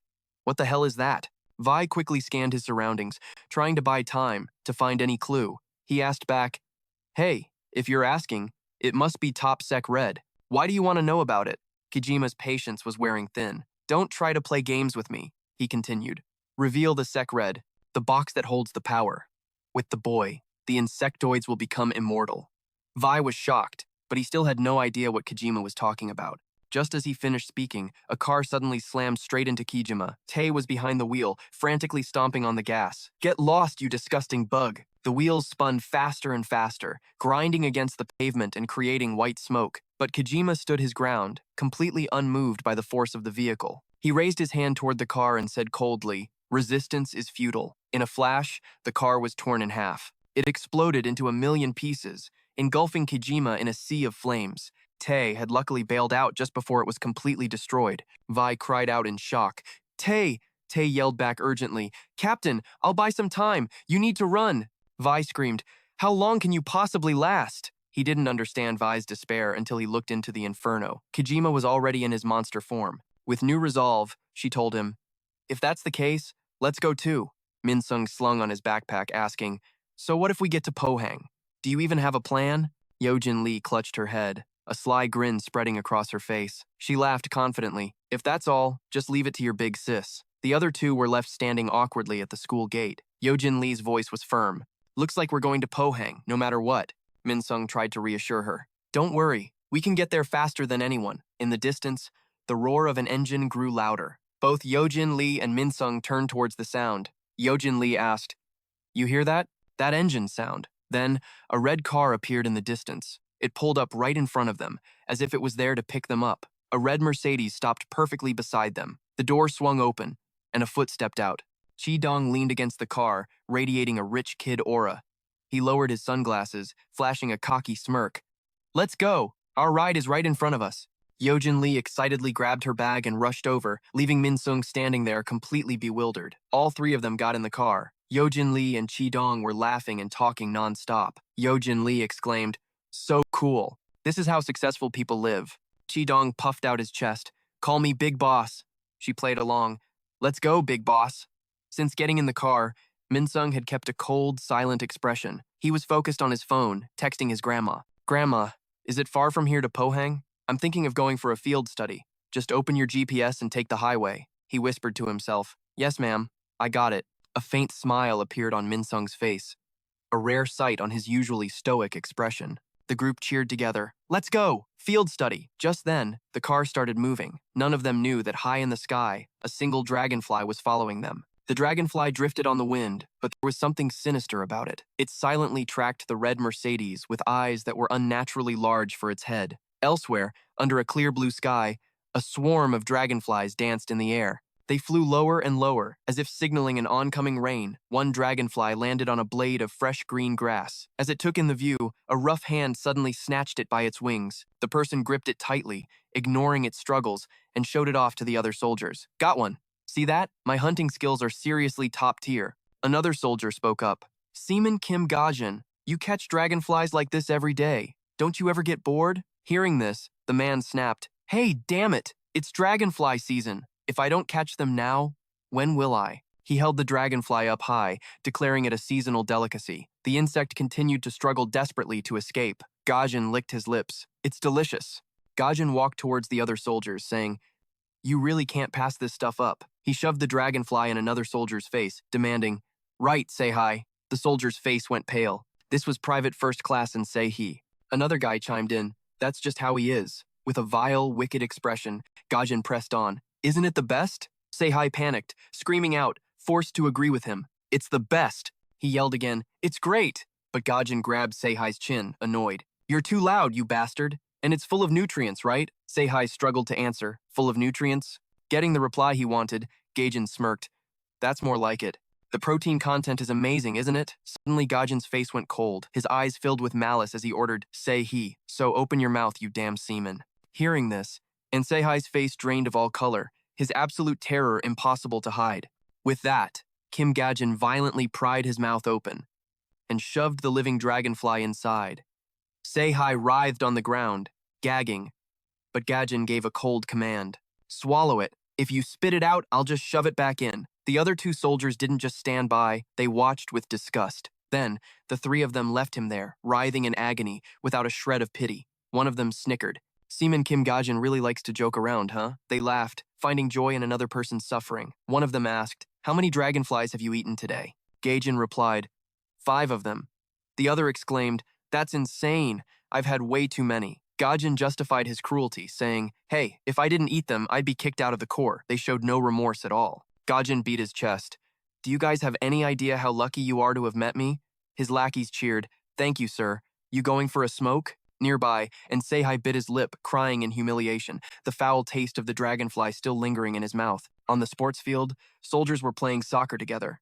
Sei-hai stood as the goalie, a lonely, isolated figure in front of the net. He felt a growing unease, sweat pouring down his face. Sei-hai wondered in a panic, "What's happening to my body? I can't breathe." The opposing team's players were charging towards his goal. Gajan screamed, "Hey!" While trying to block the other team, he yelled at Sei-hai, "The ball's coming! Stop it!" The moment he finished speaking, an opposing player unleashed a powerful volley kick, but Sei-hai remained frozen in place, not moving an inch. He gritted his teeth, enduring the strange torment inside his body. As a result, the ball flew right past him into the net. Gajan cursed, "Damn it!" He rushed over and punched Sei-he straight in the face. "You worthless seaman!" Sei-hai collapsed to the ground, his glasses flying off and shattering, but Gajan kicked him again for good measure, unleashing his fury. "Do you have any idea what this place is? This is a military supply station. What the hell are you doing? You useless mutt." The others saw this and just turned away, indifferent. One guy who didn't get it whispered, "Hey, why's that jerk always picking on that kid? Trying to get him kicked out of the unit?" The other guy answered nonchalantly, "Nah, he just doesn't like the look of him." Having vented his anger, Gajan continued his verbal assault. "You little punk, I'll find you again during the night shift." He walked away, leaving Sei-hai lying pitifully on the ground. A short while later, the entire team assembled on the field for roll call. The commander stood on a platform and asked, "It's almost time for duty. If anyone is sick, raise your hand." Everyone shouted in unison, "No, sir." But Sei-he was trembling in the ranks, clearly unwell. He was shaking so badly that the rifle on his shoulder was rattling. The commander noticed something was off. He pointed at Sei-he. "You there, the one who's shaking. What's wrong?" Sei-hai couldn't stop trembling, his face swollen and red from Gajan's punch. Gajan, standing next to him, scowled and muttered, "That damn seaman." With great difficulty, he managed to speak. "Private First Class and Sei-hai, nothing is wrong, sir." The commander quickly spotted the injury, pressing him. "What happened to your face?" Suddenly, he shouted to hide the truth. "I was injured during the soccer game, sir." Someone else Sei-he on, the ranks quickly spoke up to support him. "He's just a soldier who got hurt playing soccer. Why worry about it?" Gajan seemed satisfied with Sei-hai's compliant answer. The commander just gave a simple warning. "All right then. It's autumn, so get your jackets on to avoid catching a cold. And if you have any issues during your shift, report them to the duty officer." Everyone snapped to attention. "Sir!" Only Sei-hai gritted his teeth, bearing the pain that was tearing his body apart. The men saluted their commander to begin their shift. "Salute to the duty officer! Certain victory! Certain victory!" Darkness quickly fell over the soldiers' night watch post. A superior officer began giving out assignments. Gajan stood with Sei-he for the night watch, a cigarette hanging from his lips. In a rare moment of decency, he spoke. "Hey, seaman, you okay? I'm sorry about earlier, so just relax, all right?" Gajan said in a fake friendly tone. "I won't make you eat a dragonfly tomorrow." He was met with a terrifying silence. He snapped, "Hey, are you listening to me?" The dragonfly Gajin had forced Seihi to eat was slowly being absorbed into his body, causing a horrific transformation. Gajin leaned in to get a better look. Hey, what are you thinking about? I said I was sorry. Seeing Seihai's continued silence, his short temper flared up again. Inside Seihi, the dragonfly began to decompose, releasing a grotesque purple liquid. Gajin lost his patience, raising his hand to strike him. Besides, a seaman like you can't be slacking off. I have to hit you to make you listen, right? Gajin swung his arm down, but this time, Seihai easily dodged the blow. The dragonfly had now completely dissolved, and a purple aura began to envelop his body. The guy missed his swing and cursed. You son of a bitch, you dodged? Gajin roared back in fury. I treat you like a human for 1 second and you act like a total bastard? You're dead today. Just then, Seihai spoke in a broken voice, startling the man. Private Anne. A completely different aura radiated from Seihai's body. Gajin looked terrified, a flicker of fear. His body began to twist, his eyes blazing a bloodshot red. His glasses fell to the ground, shattering into pieces. And Hyuk had completely transformed into a bug human, taking on the form of a dragonfly. The naval officer Kim Jazin could only stare in horror. Damn it, he cursed. With that, the sound of gunfire echoed everywhere, shattering the night silence. The next morning, it was a beautiful day in the residential area. A large bus was cruising along a hilly road toward Pohang. Inside, the TV was broadcasting a news report about a huge fire at the branch of Priver. The passengers were buzzing with conversation. Someone offered, "Hey, who wants some fruit?" "Me. I'll have some." The TV then switched to a new, more serious incident. And now for some tragic news. At the naval base Seihi on Pohang, a shooting accident has occurred. There are currently no details on the number of casualties. The report continued, saying a soldier had deserted with his rifle and ammunition. The station issued an urgent warning, asking all Pohang residents to stay indoors as much as possible. Hearing the news, the teacher panicked, muttering, "The apocalypse. Is it the apocalypse?" Wait, did they just say Pohang? The students in the back were still laughing and joking, completely absorbed in their snacks. The teacher turned to the driver. "Sir, how much longer until we get to the inn?" The driver replied, "About 10 more minutes, and we're there." The teacher urged anxiously, "Then please hurry up." In the back seats, a male student held out a lollipop to the girl next to him, trying to flirt. "Want some of this?" The girl looked disgusted and replied coldly, "No, thanks. Don't talk to me." Ari had been sitting quietly, just looking out the window, when suddenly she spotted something. A dark, blurry shadow that looked just like a dragonfly was gliding by. A dragonfly, she thought. The student, after being brutally rejected, just forced a smile. "Okay," he muttered to himself. "Ever since that day, everyone's been looking at me like I'm some kind of jerk. Damn it." Then, as if finding a new target, he turned his attention elsewhere. He held out the same lollipop towards Ari, acting like it was a gift. "Are you alone too? You want this?" He kept on rambling. "If you eat this, you'll be my partner for this whole field trip, okay?" Suddenly, a fist shot out. Ari's punch stopped just inches from his face, making him jump back and drop the candy. She warned him with an icy tone. "Don't be a creep before I decide to blow everything away." The student scowled and returned to his seat, grumbling, "Damn it, this whole field trip is useless." Ari said coolly, "Aren't you gonna pick up what you just dropped?" Then she bent down under the seat herself to grab the lollipop. In that exact moment, the dragonfly shadow she saw earlier flew right up to the bus, hovering by the window where Ari sat. It was in Hyuk in his insectoid form, holding 2 guns aimed directly at the vehicle. The instant, Ari ducked down to grab the candy. A storm of bullets erupted, shattering the glass and tearing through the heads of the other students. Every student who was hit slumped over, blood splattering everywhere. Ari froze on the spot, her eyes wide with absolute terror. "What is this?" Ari gasped in disbelief. She looked at the carnage on the bus, her classmates motionless, the windows shattered, blood everywhere. She trembled. "What's happening?" Suddenly, a loud thud echoed from the roof of the bus, as if something heavy had just landed. Ari looked up. The barrels of the guns were still smoking from the massacre. That dragonfly human was standing, proudly on top of the bus. On another deserted road, a red car was cruising along. Chidong sat in the driver's seat looking relaxed, while Jun and Minwoo were in the back. Jean rested her chin on her hand, lost in deep thought. Minwoo seemed relaxed, but his eyes held a complex story. Through the rearview mirror, Chidong glanced at Minwoo, then he broke the silence. "So, how long has it been for you guys?" Ji-yoon's eyes widened, pretending she didn't understand. "What? How long for what?" Chidong turned his head slightly to clarify. "When did you guys awaken?" The 3 of them stared in different directions. Minwoo sat silently with his usual couldn't care less attitude. Jiun tried to change the subject. What's with that? Why are you suddenly asking about that? But in her head, she was thinking, this guy P. Reedens to be nice, but now that we know him, he's getting real nosy. Seeing Jun's tense reaction, he laughed it off. Hey, chill out. I just figured it was time to break the ice. So, how about I tell my story first? Jun just clicked her tongue, giving in. Fine. Whatever. Chudong began his story. Back in my wild freshman year of high school, unlike all the other kids my age, I was all about sports, so I started boxing. I was quickly hailed as the new king, and I didn't fear anyone, he continued. Back then, I got into it with some punk who was notorious in Incheon. We met on the street. I beat the ever-living crap out of him. He spoke calmly, as if it was nothing. Then the next day, that little rat brought his whole crew. And let's just say, I got messed up bad. Chidong recalled, I was beaten so badly you couldn't even recognize my face, but I was still worried about my pride. Damn, it was so embarrassing. They barely got together, and I already looked like this. His strength had a limit, but his ego was off the charts. I couldn't let it end like that. I had to kill them all. I had to kill every last one of them. He couldn't stand being pushed around. And just like that, in the moment, I completely lost control of my rage. I awakened. Chidong paused for a moment, then continued.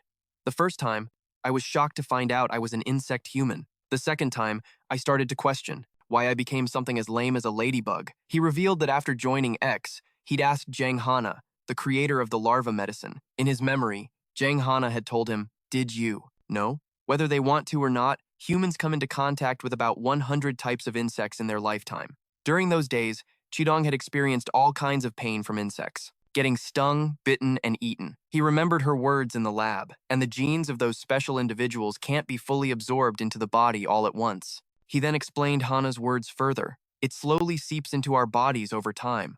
So people never realize they're gradually becoming more like insects. Their bodies and blood, no longer fully human. They just blend into the crowd, living day by day, completely normal. And if one of those triggers is pulled, Chidong's voice continued, the insect. Genes invade the body, becoming a part of their very flesh and blood, turning them into a complete bug human. In other words, they've awakened. In that moment, he seemed lost in thought. That's when I finally got it. So I must have eaten or touched a lot of insects. Then he wondered aloud, what about Hana? Where did that girl disappear to after she went to X? She was so damn P-ready. Jiun shot him a sideways glance and frowned. You talk way too much. Chidong's expression turned cold as he told her, now it's your turn. Jiun thought for a moment before answering, well, if that's the case, then I must have eaten or touched some insect too. My dad's a farmer, so I used to go help him out. She continued her story. On the drive back, I stuck my head out the window and screamed with joy. Seeing that, my dad joked, a bug's gonna fly in. Roll up the window! Jiun shuddered at the memory. While I was enjoying the breeze, some weird bug flew out of nowhere. I couldn't dodge it in time. It flew right into my mouth. Her father asked worriedly, what's wrong, sweetie? Clutching her throat, she choked out. A bug flew in. Her dad started freaking out. Where? He yelled. Jun's face turned red, her eyes tearing up as she pointed to her throat. In here. Spit it out now! Her father yelled. The car swerved at a terrifying speed as Jun panicked. Her father screamed in despair. You swallowed it? Why would you eat it? Back in the present, Jun looked up at the sky, her voice low. Then a few months later, Clausen on the day my parents were murdered by Kijima. And that's when I awakened. I only survived because I suppressed the pain. She let out a bitter laugh. That bastard doesn't kill his own kind, after all. Minwoo seemed uninterested, his eyes still fixed on the window. Chidong watched the girl's expression in the rearview mirror. So that's what happened, he said. My bad. He then looked at Minwoo's reflection in the mirror, calling out quietly. Hey, Black Ant. Chidong pressed on. It's your turn. When did you awaken? Hearing this, Minwoo hesitated, looking flustered and unsure. When I was a kid, I don't really remember the details. Jiun chimed in. What? Well, if it was when you were a kid, it makes sense that you can't remember, right? Chidong, trying to be a smartass, thought maybe this would jog his memory. Annoyed, she just yelled, just drive, will you? On the highway, a sign ahead marked the turnoff for Pohang. The sign for Pohang. Jane was practically buzzing with excitement. Even though Chidong's jaw was swollen like he had an egg in his mouth, he still managed a weak smile. All right, kids, we're here. But everyone just stared ahead, a strange feeling washing over them. Daein was the first to speak. What is that? The road in front of them was shrouded in a thick fog, and the air felt wrong. They were all confused. What the hell? Are those cars turning back? The scene was pure chaos. It was total chaos. Cars were frantically turning around, and soldiers had appeared on the road, setting up a blockade. A soldier approached their vehicle. Chi-dong rolled down the window and gave a crisp salute. Loyalty, the soldier spoke with grim authority. Please turn your vehicle around. Chi-dong was baffled. What? Is something wrong? He still tried to pull rank on the soldier. These students need to join the field survey team. Min-jun, with his sharp instincts, sensed that something terrible was about to happen. The soldier tried to warn them. Is that so? We're suppressing deserters up ahead. It's dangerous. You need to turn back now. Hearing a loud noise up ahead, his warning became urgent. It sounds like it's starting. Turn the car around, right now. Chi-dong and Jane started whispering frantically. Was that a gunshot? What's going on? I don't know. What about our friends who went on ahead? Without a second of hesitation, Min-jun spoke. Let's go. Jane was confused. Go where? You want us to go back to Seoul? No, Min-jun said, his voice firm. He stated it like a fact. There are insectoids up ahead. Hurry. Chi-dong, sweating bullets. Put on a show for the soldier. Ah, yes sir. Loyalty. You've worked hard. We'll just turn around up ahead. The soldier reflexively saluted back. Loyalty! But as the military police directed traffic, Chi-dong suddenly slammed his foot on the gas and shot forward. The engine screamed to life, the exhaust pipe spewing smoke that clouded the entire area. The soldier could only watch, stunned and helpless. Chi-dong gripped the wheel, his face tense. Damn it! I had no idea this was happening. The surrounding soldiers tried to stop them, but it was useless. Hey, you! Stop! On the other side of the blockade, things had clearly gotten so bad that they had to resort to lethal force. They began to open fire. To keep the surrounding area safe, the commander gave his team the order to shoot. Just then, Ansei and his dragonfly insectoids appeared, soaring through the sky. The soldiers were powerless, screaming in fury. Damn it! Ansei, weapon in hand, shot through the air like a missile. The battle began in an instant. The soldiers could only call for backup in desperation. Requesting backup, requesting backup. In a matter of moments, most of them had been cut down. One soldier, holding a radio, reported with a trembling voice, "First platoon has been wiped out. The target is now collecting weapons from the fallen soldiers." He watched Ansei in silence. He's incredibly skilled with those weapons. Finally, a massive arsenal of weapons was in Seihai's hands. He looked like he had already won. The surviving soldier, terrified he'd be next, pleaded into the radio. "Please, we need a rescue team. Please, save us." While he was distracted, a projectile flew straight at his forehead. As expected, it exploded on impact, but suddenly, an energy shield materialized around the soldier, protecting him completely. The projectiles burst into flames, but not a single one could break through the shield. The stunned soldier wondered to himself, "My God, how am I not dead?" He looked up and saw a group of people standing before him. He stammered, Who are you?" A woman in a full-body suit stepped forward. It was Nan, the S-branch captain of the Black Reapers. She spoke calmly. "You're safe now." Nan stepped forward reassuringly. "If it's an insectoid, leave it to the Black Reapers." Then, as if remembering something, Nan's eyes widened with pure hatred as she stared at the insectoid, and Seihai aimed his gun at her, smirking. "Well, look what we have here, old lady." Nan stood before him, ready to put him in his place. "Don't get cocky." She prepared to unleash a technique that was anything but ordinary. The S-branch captain of the Black Reapers. Was she really that strong? Nan didn't waste words, challenging him directly. "You feeling confident?" The insectoid, and Seihai, aimed his gun right back at her and fired. Nan looked at him, her voice dripping with scorn. Useless. He held a machine gun, its barrel glowing red hot, just like Seihai's eyes. Nan's gaze was ice cold as she launched her attack. Their powers clashed, creating a blinding flash of light. The Black Reaper captain's attack flew at an incredible speed. Seeing its power, even Ansei flinched, already calculating his next move. With a gun in each hand, he unleashed a continuous storm of bullets. The battle raged with terrifying intensity. The two Black Reaper soldiers with Nan could only brace themselves against the devastating shockwaves. They then drew triangular daggers that glowed with a blue light. They fired bolts of lightning at Ansei's wings, successfully knocking him off balance. He staggered and collapsed to the ground. In the end, both of Ansei's wings were severed. His body turned blue, and his combat power was completely neutralized. Nan looked down on him with utter contempt. "You became an insectoid just to use human guns?" She raised her arm, preparing to deliver the finishing blow. She sneered. "If that's all you've got, we're not even in the same league."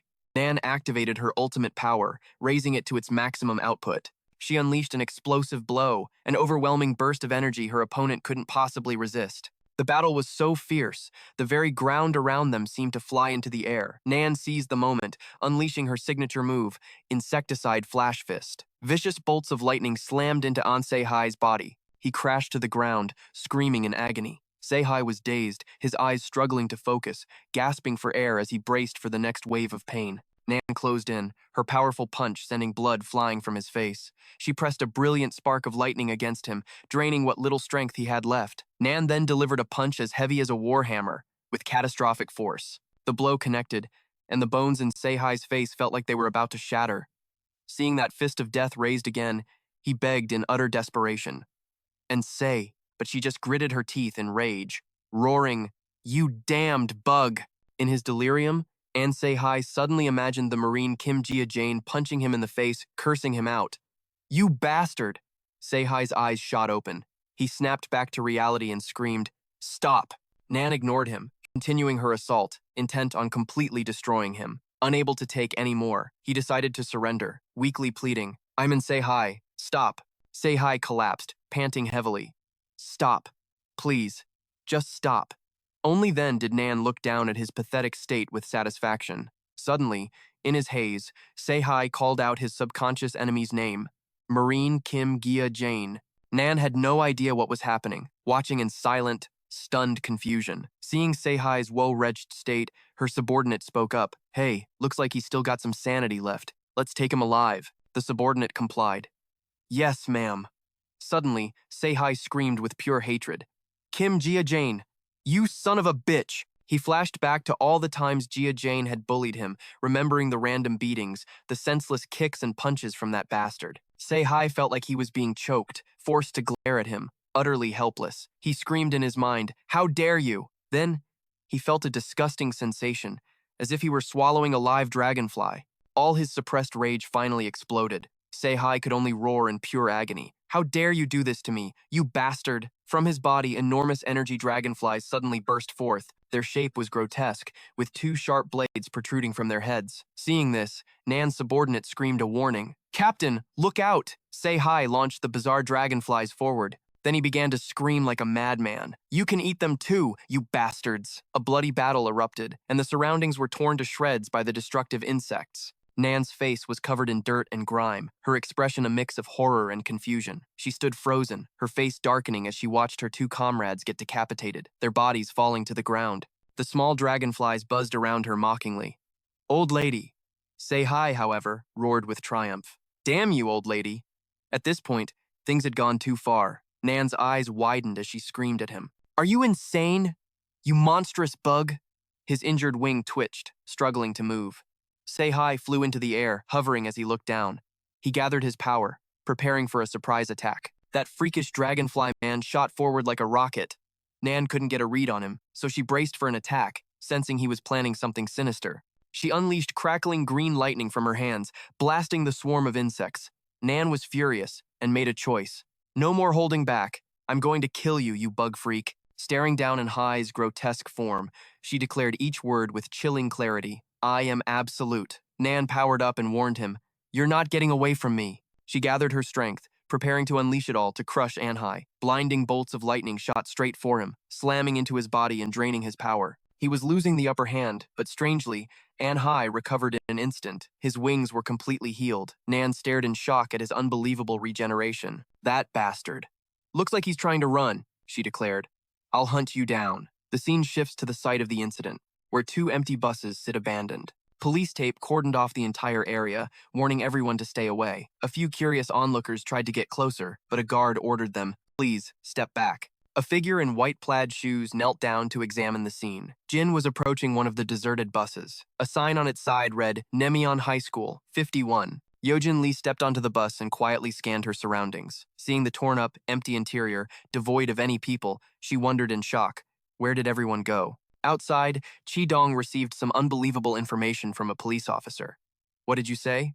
The officer repeated, "Honestly, I don't know either." When we arrived on the scene, the bus was already completely empty. Chi-dong suspected it was the work of teacher Ha-ta. The officer then added, his face looked familiar. Finding no clues, Yojin Lee looked out the window. She gave Chi-dong an X sign with her hands, signaling she found nothing. Chi-dong turned back to the officer. "You're telling me there are no records of them being moved to a hospital?"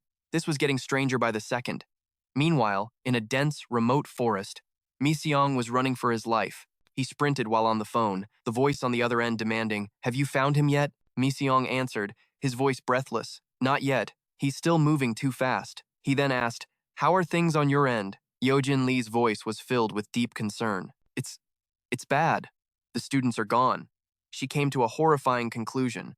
For this many people to vanish in an instant, he's obviously hiding them to use as a food source. A sense of urgency washed over Mi Seong, and he pushed himself, moving like a lightning bolt. "We have to find them before it's too late," Yojin Lee said. He replied with grim determination. "I know." Yojin Lee's voice came through the phone. "We need to regroup as soon as possible." After the call, he ripped the bandage from his neck. Instantly, a swarm of black ants poured from the wound, crawling over his face and engulfing his entire body. A dark, swirling energy surrounded Mi Seong. He was beginning to transform. Mi Seong fully became the black ant insect human, not wasting a single second. His power was maxed out. He had to complete his mission, fast. Flashing back to the bus after the bullet storm, Ah Dai looked up, her eyes wide with absolute terror. The horrifying scene unfolding before her was etched on her face. Ah Dee whispered, "Everyone." The bus was drenched in blood. Her friends lay motionless, filling the bus with a dark, tragic silence. A hopeless question escaped her lips. "Is anyone there?" The silence was suffocating, crushing her heart. Then, her eyes shot open. She heard a heavy, rasping breath. A dragonfly insect human appeared, its face scanning the bus as if searching for something. Its breathing grew louder and closer to where Ah Dai was hiding. With every sound the insect human made, the color drained from her face. She hid behind a row of seats, her mind screaming, "Insect human." The bus reeked of death, filled with nothing but bloody corpses. But this time, the monster sensed something different. It could feel a living human presence still on this bus. Ah Dai carefully peeked out, trying to see what the terrifying monster was doing. She tried to calm herself. Is it gone?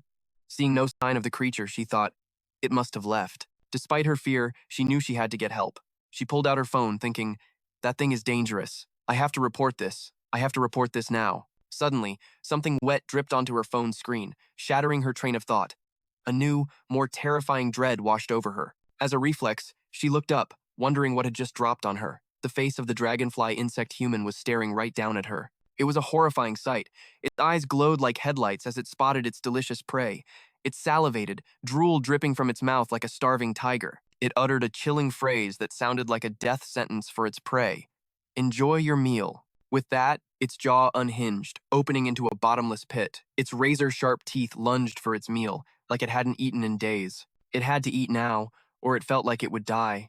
A blurry image appeared before Ah Dee's eyes. A blood-soaked face with dull gray eyes slowly came into focus. Ah Dai's eyes flew open. Before her was a classmate, their face horribly disfigured by blood. The sight made Ah Dai jump back in shock. She realized she wasn't dead. She hadn't been eaten by that monster. Ah Dai found herself in a large warehouse, but it felt more like an abandoned morgue. Blood and bodies were scattered all around her. Worse, the bodies were her friends. Besides the familiar corpses, there were also the bodies of people in military uniforms. They were lying everywhere. To be in the middle of this place was enough to drive any survivor insane or make them believe they were already a ghost. Ah Dee's body trembled, her face still a mask of pure terror. She wondered, what is this? Her expression was exhausted, horrified by what she'd witnessed. Her eyes drifted towards a source of light as she whispered, "Where am I?" A large hole in the wall let light pour into the grim room, heavy with the stench of blood. It was like a faint glimmer of hope, but it brought with it an overwhelming sense of fear. A strange noise from the broken wall made Adi snap her head around in terror. A long, sharp, green creature appeared in the opening. It stood atop the rubble of the wall. The insect human had arrived, observing the spoils of his victory, letting out a series of strange, guttural sounds. Era laid frozen, listening to the commotion, and her face grew paler by the second. She could only clamp a hand over her mouth to stifle her ragged breaths, trying to suppress the fear that was consuming her mind. I have to run, she thought. The terror was so intense it blurred her vision. The thoughts kept racing, trying to calm herself down, but also threatening her. If she didn't run, she would be eaten. Suddenly, a phone rang, shattering the dead silence and making the space feel more lethal than ever before. The ringing sent a jolt of panic through her. Ara glanced around with a terrified expression, whispering, "A phone?" The insectoid creature also noticed the piercing sound. Ara opened her phone, silently, cursing.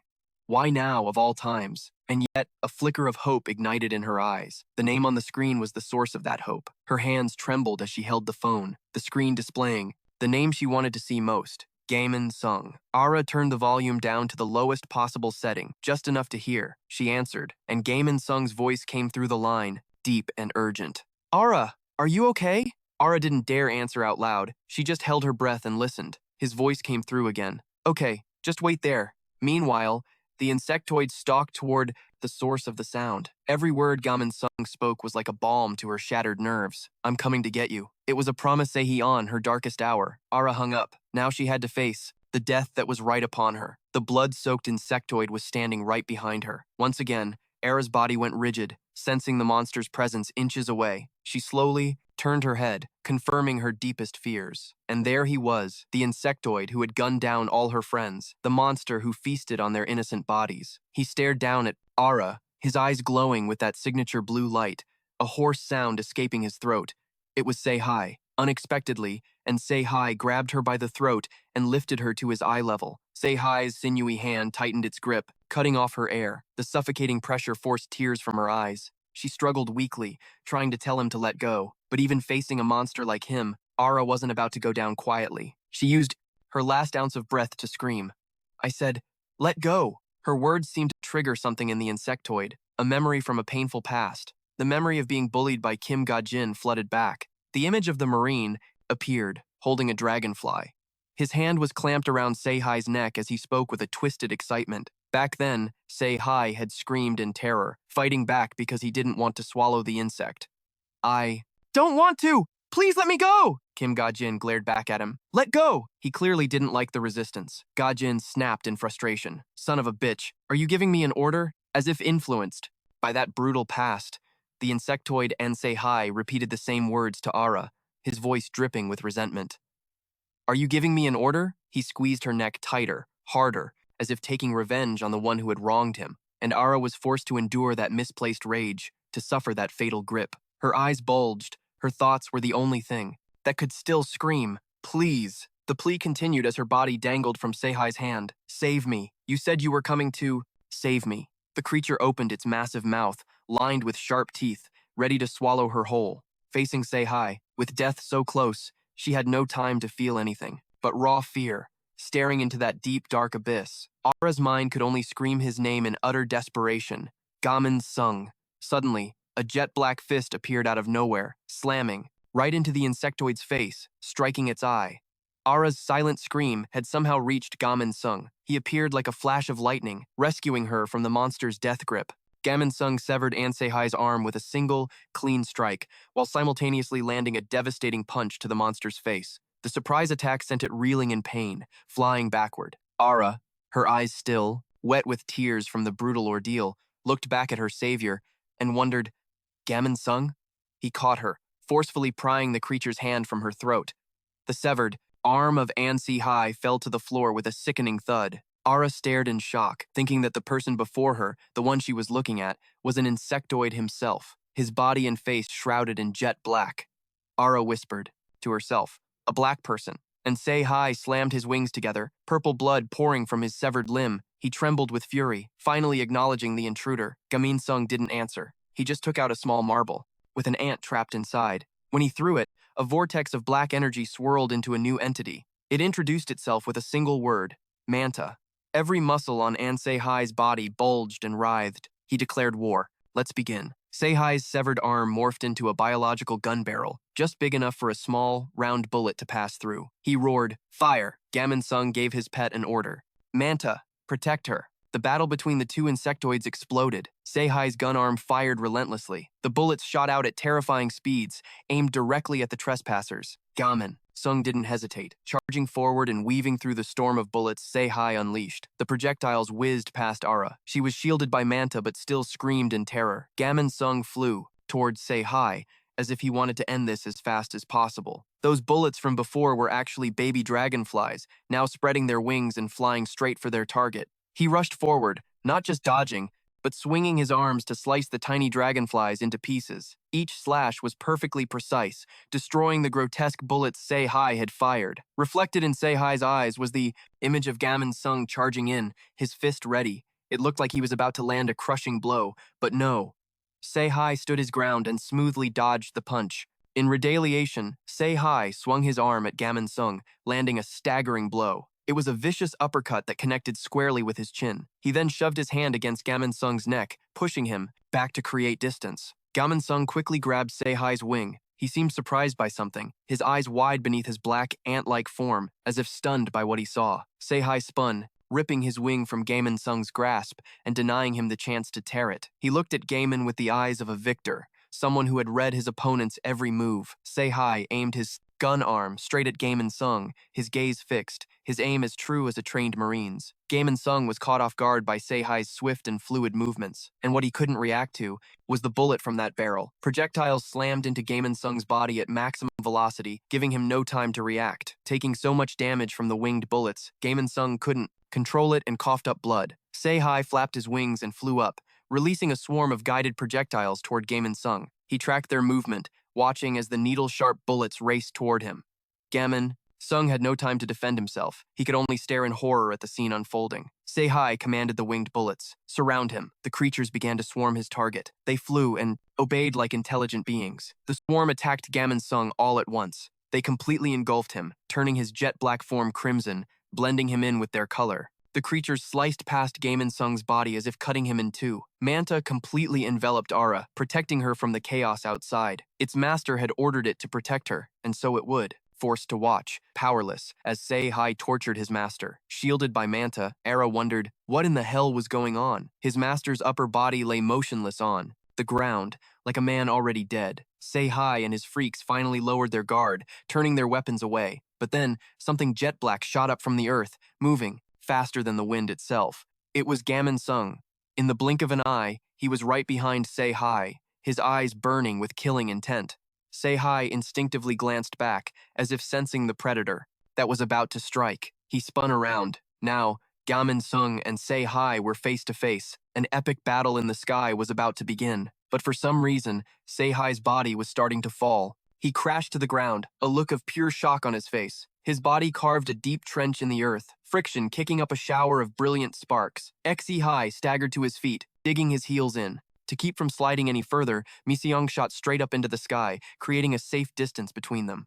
On the ground, Se-Hai unleashed a relentless barrage of gunfire. Se-Hai's signature. Razor-sharp bullets tore through the air. Mi-seong threw his hands up, forming a solid shield to weather the storm of projectiles. A crimson light flared in Mi-seong's eyes as he roared a declaration of his power as the Black Ant. As the words left his lips, tiny black specks materialized in the air behind Se-Hai. They were his most powerful allies in battle. Seeing the dark motes begin to rise, Mi-seong yelled one word: assemble. Instantly, the swarm of black ants began to converge into a single, terrifying mass. Se-Hai couldn't believe what he was seeing. A vortex of black ants now swirled around him. His own dragonfly swarm tactic was being turned against him. The entire swarm coalesced, forming grotesque and terrifying faces in the air. They stared down at Se-Hai, ready to devour him whole. His order given, Mi-seong landed softly on the ground. Motes of dark energy still hung in the air around them. Mi-seong touched down, calmly surveying the aftermath of the battle. But then his eyes widened, locking onto a sight he never could have predicted. Amidst the ashes, he saw half of Se-Hai's wing buried in the dirt, and a severed leg lying nearby, leaking a strange purple blood. That's when it hit him. He whipped around to face the hole in the wall. Despite missing a wing and a leg, Se-Hai had grabbed D and was making his escape. He had her locked in a one-armed grip as she screamed and struggled. She kept cursing him. "You filthy bug, let me go!" Seeing this, Mi-seong shot after them like a blur. He had to save her. But more than that, he couldn't let another innocent suffer at the hands of these monsters. He tore through the air like the wind. But even as he chased the insect person, he didn't forget to scold his little pet for being careless. "Mant, you idiot!" Scolded, Mant whimpered softly, as if to say it was an honest mistake, that he hadn't meant to lose their target. Mi-seong pushed forward, ordering Mant to stick close and get ready to grab him. His little pet obeyed, clinging tightly to his back. He was just like a little puppy trying to make up for a mistake. Mi-seong soared higher, leaving the warehouse behind as he closed the distance to Se-Hai. From above, the warehouse was completely swallowed by the dense forest. A normal person would probably never find this hidden place. The insect person carried Dai like she was nothing more than a piece of cargo. She realized a shadowy, all-black figure was chasing them. Dai thought to herself, that person back there, could it be Mi-seong? Seeing how hard Mi-seong had fought to protect her, Se-Hai asked in a pained, sorrowful voice, "Why is he trying so hard to save you?" The question caught D completely off guard. He looked at her, his eyes filled with a desperate sadness. Why doesn't anyone ever come to save me? Why? She stared at XE High, utterly confused by his question. Why would he ask something like that? All the years of torment, the trauma from when he was just a bullied kid, finally boiled over, and he began to cry.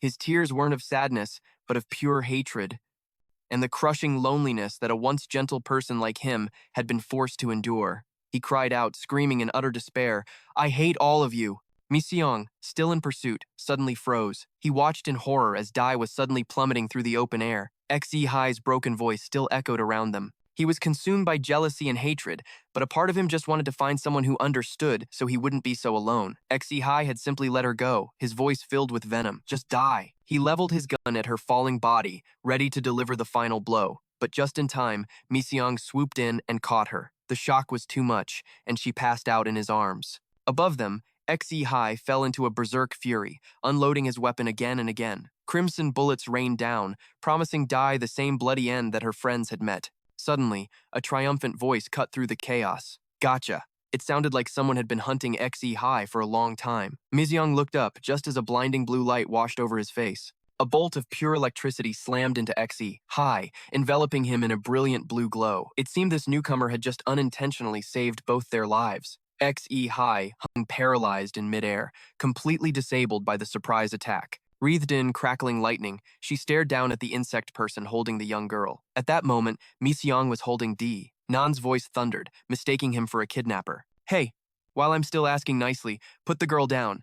Now. Her aura was overwhelming. Her fists clenched as arcs of electricity danced around her. It was clear Nan wanted nothing more than to execute the insect person before her. She spoke again, her voice sharp with anger. That kid is getting in the way of my kill. Nan had arrived just as Zihe dropped Dee. She'd seen the whole thing, and a thought flashed through her mind. I saw it. The image of Mi Seong catching Dee replayed in her head, sparking a flicker of doubt. Just before unleashing her attack, her sharp eyes analyzed the scene one more time. That black creature catching the girl, was he actually trying to save her? No, that's impossible. Never. Her deep-seated prejudice won out, and she became even more determined to rescue Dai from Mi Seong's grasp, despite the truth of the situation. Hovering in the air after taking down XE High, Nan looked absolutely majestic. She decided then and there to take down Mi Seong to save Dai. Her thoughts were cold and clear. Another filthy bug. XE High was already unconscious on the ground below, his body covered in wounds that proved Nan's overwhelming power. As she faced Mi Seong, the powerful electricity still crackled fiercely all around her. The single thought driving her was that there's no reason to show mercy to an insect person. Nan clenched her fist and shot Mi Seong a cold, accusatory question. Are you planning to use that child as a hostage? Mi Seong, still holding Dai, was completely baffled by the question. From the very beginning, he had done nothing but protect her. Nan exploded forward, her fist crackling with energy as she screamed, "Don't you lie to me!" Unable to let go of Dai while airborne, Mi Seong couldn't block the attack. All he could do was brace himself. Mi Seong took the full force of Nan's furious punch to shield the girl in his arms. The impact was brutal enough to send him flying. It was a devastating blow that would have been fatal to anyone but an insect person. As Mi Seong was thrown back, he lost his grip on Dee. Nan didn't miss her chance. She instantly shot forward and grabbed the girl's collar. Mi Seong offered no explanation. He simply let her go and retreated to create some distance. Nan caught the girl she had rescued gently. She then unfastened the cloak she was wearing. Nan laid Dee down on a patch of grass and covered her with the cloak. Revealed from beneath it was not just a slender frame, but a powerful, cybernetic arm, humming with the stored energy she used to fight. Nan was a vision of beautiful, fierce determination. Wreathed in lightning, she rose Sehi Anto the air again. Then, without hesitation, she shot straight towards Mi Seong. Down below, Dai's brow furrowed, as if she were waking from a long and terrible nightmare. She slowly opened her eyes, her gaze drawn toward the blinding blue-green light of the electrical energy. Her eyes flew open wide in utter confusion, unable to process the scene before her. Nan was rushing Mi Seong, attacking him with a relentless flurry of electrified punches. Nan unleashed one deadly blow after another. But unlike his other fights, Mi Seong didn't counterattack at all. He simply dodged and weaved, trying to minimize the damage he took. Nan's eyes burned with conviction as her furious attacks rained down on Mi Seong. Her thoughts raced with frustration. What's with this guy? He's purely on the defensive. He's not even trying to fight back. Mi Seong crossed his arms to block. He crossed his arms in an X, taking her punch with a look of pure resignation. The lightning from this battle seemed to come from only one side, Nan's side, and it struck out in waves toward the forest. Bolts of lightning, large and small, electrified the entire atmosphere. It seemed even Mi Seong was affected. As the blue lightning, Nan's signature, began to crackle around his body. Nan demanded an answer from him. What are you? Landing on the ground, she pressed him again with the same question. Just what in the hell are you?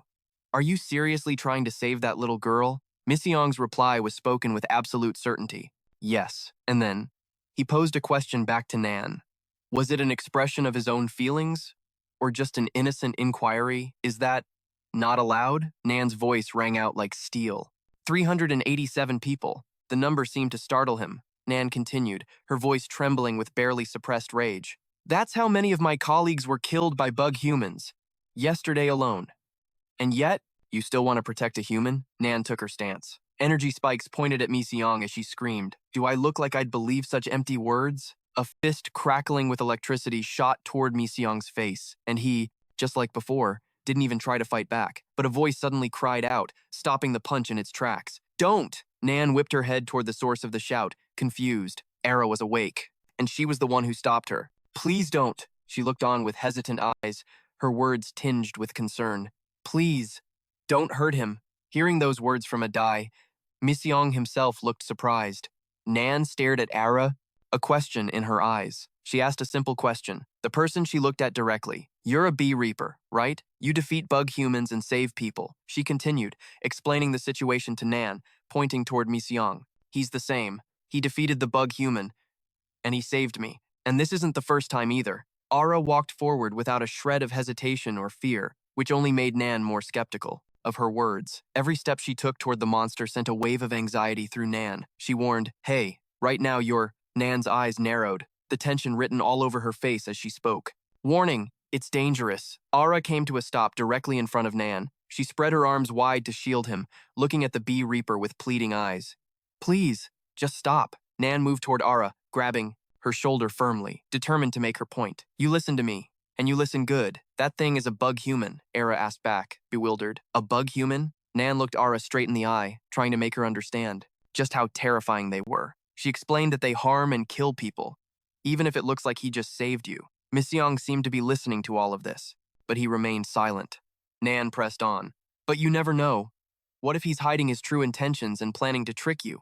The persuasive words kept pouring out of her. What if your family, your friends, what if they were all threatened? Could you bear that burden? Every word made Era remember that horrific day when her friends were turned into bug humans, when even her most cherished friend didn't make it. The image of her friends' bodies scattered around her flashed violently in her memory. Nan's powerful words were clearly beginning to shake her resolve. Ara pressed her lips together, unable to say a word. Nan continued, speaking of what her own comrades had endured. Do you have any idea what my team had to face?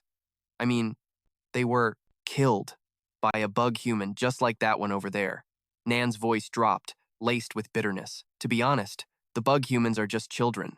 Her sharp gaze shot toward Mi Seong as she finished her thought. In order to protect humans, they were all killed by bug humans that were created because of humans.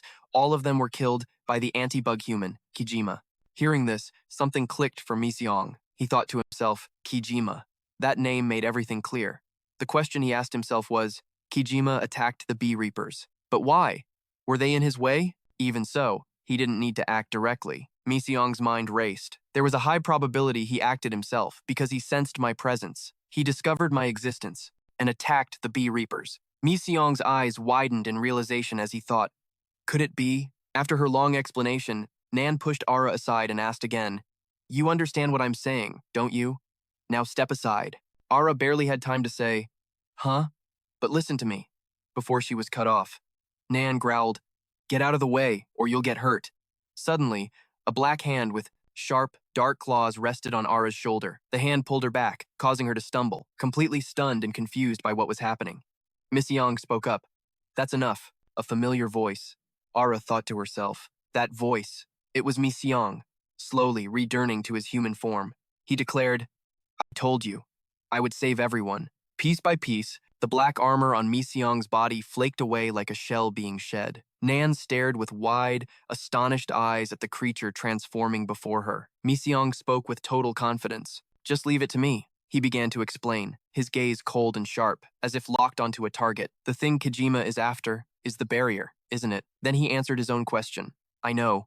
In a dark room, a person was tied tightly to a chair, head bowed. An ant crawled up from under their shirt onto their neck. A black ant, its eyes glowing, with long legs and a body clearly divided into 3 sections, rested there. A voice echoed in the darkness, searching for someone. Where is he? His eyes glowed red, a mix of black and crimson, perhaps the color of blood, and the color of the ant. A light flared in his eyes, shrouded in confusion, an unsolved mystery. On a quiet night, the Bee Reaper's bus rolled silently down a deserted road. Inside, 2 figures could be seen, Nan and Era, sitting in the back seats. Era gazed quietly out the window, lost in thought. Nan picked up a radio, starting a call with her usual sharp, cold expression. This is Nan, from Gyeon South to Gyeon North Medical Division. In the small, dark cabin of the bus, her voice echoed with authority. Meanwhile, Mi-seong was bound tightly to a chair in the back. The dragonfly bug human, a Navy deserter, has been captured.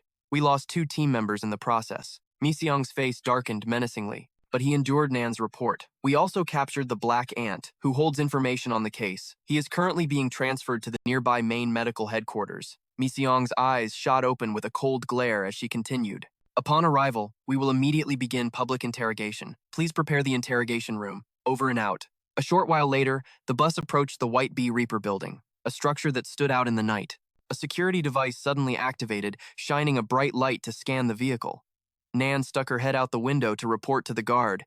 I'm Nan, Gyeon South Branch Chief. He replied, Yes, ma'am. Please proceed. Not long after, a sleek red car sped toward them. Inside were Jane and Chi-dong, 2 individuals radiating an otherworldly aura. Chi-dong smirked and said, I never thought I'd see the day I'd have to visit the Bee Reaper main headquarters. Jane, looking annoyed, shot back, What does he want to do anyway? I can't even begin to guess what he's thinking. As soon as they got out of the car, they shot forward like arrows. Suddenly, Jane's eyes went wide as if she'd spotted something. She yelled out, throwing her arm out to stop Chi-dong, who was completely caught off guard. Stop! He rubbed his neck where her block nearly decapitated him, asking in shock, What the hell? In the distance, a group of heavily armed people. Jane wondered, Bee Reapers? Looking closer, she saw Mi-seong, being restrained by the group. Jane confirmed it. Oh, so that's Mi-seong being captured? Veins popped out on both of their faces as they powered up. Chi-dong asked, What is this situation? Both he and Jane transformed in a flash, launching themselves forward, ready for battle. Chi-dong started giving orders. I'll take care of the purple-haired girl first. You handle the rest. Jane immediately shot back, annoyed. Don't you dare order me around. Suddenly, Chi-dong was attacked from behind, unable to react in time. He spun around and yelled at Jane. What was that for? She screamed back in her defense. What? It wasn't me. A strange, small black creature with many legs came scurrying over. The 2 of them just stared blankly at the tiny thing. It then let out a little squeak. Things got weird.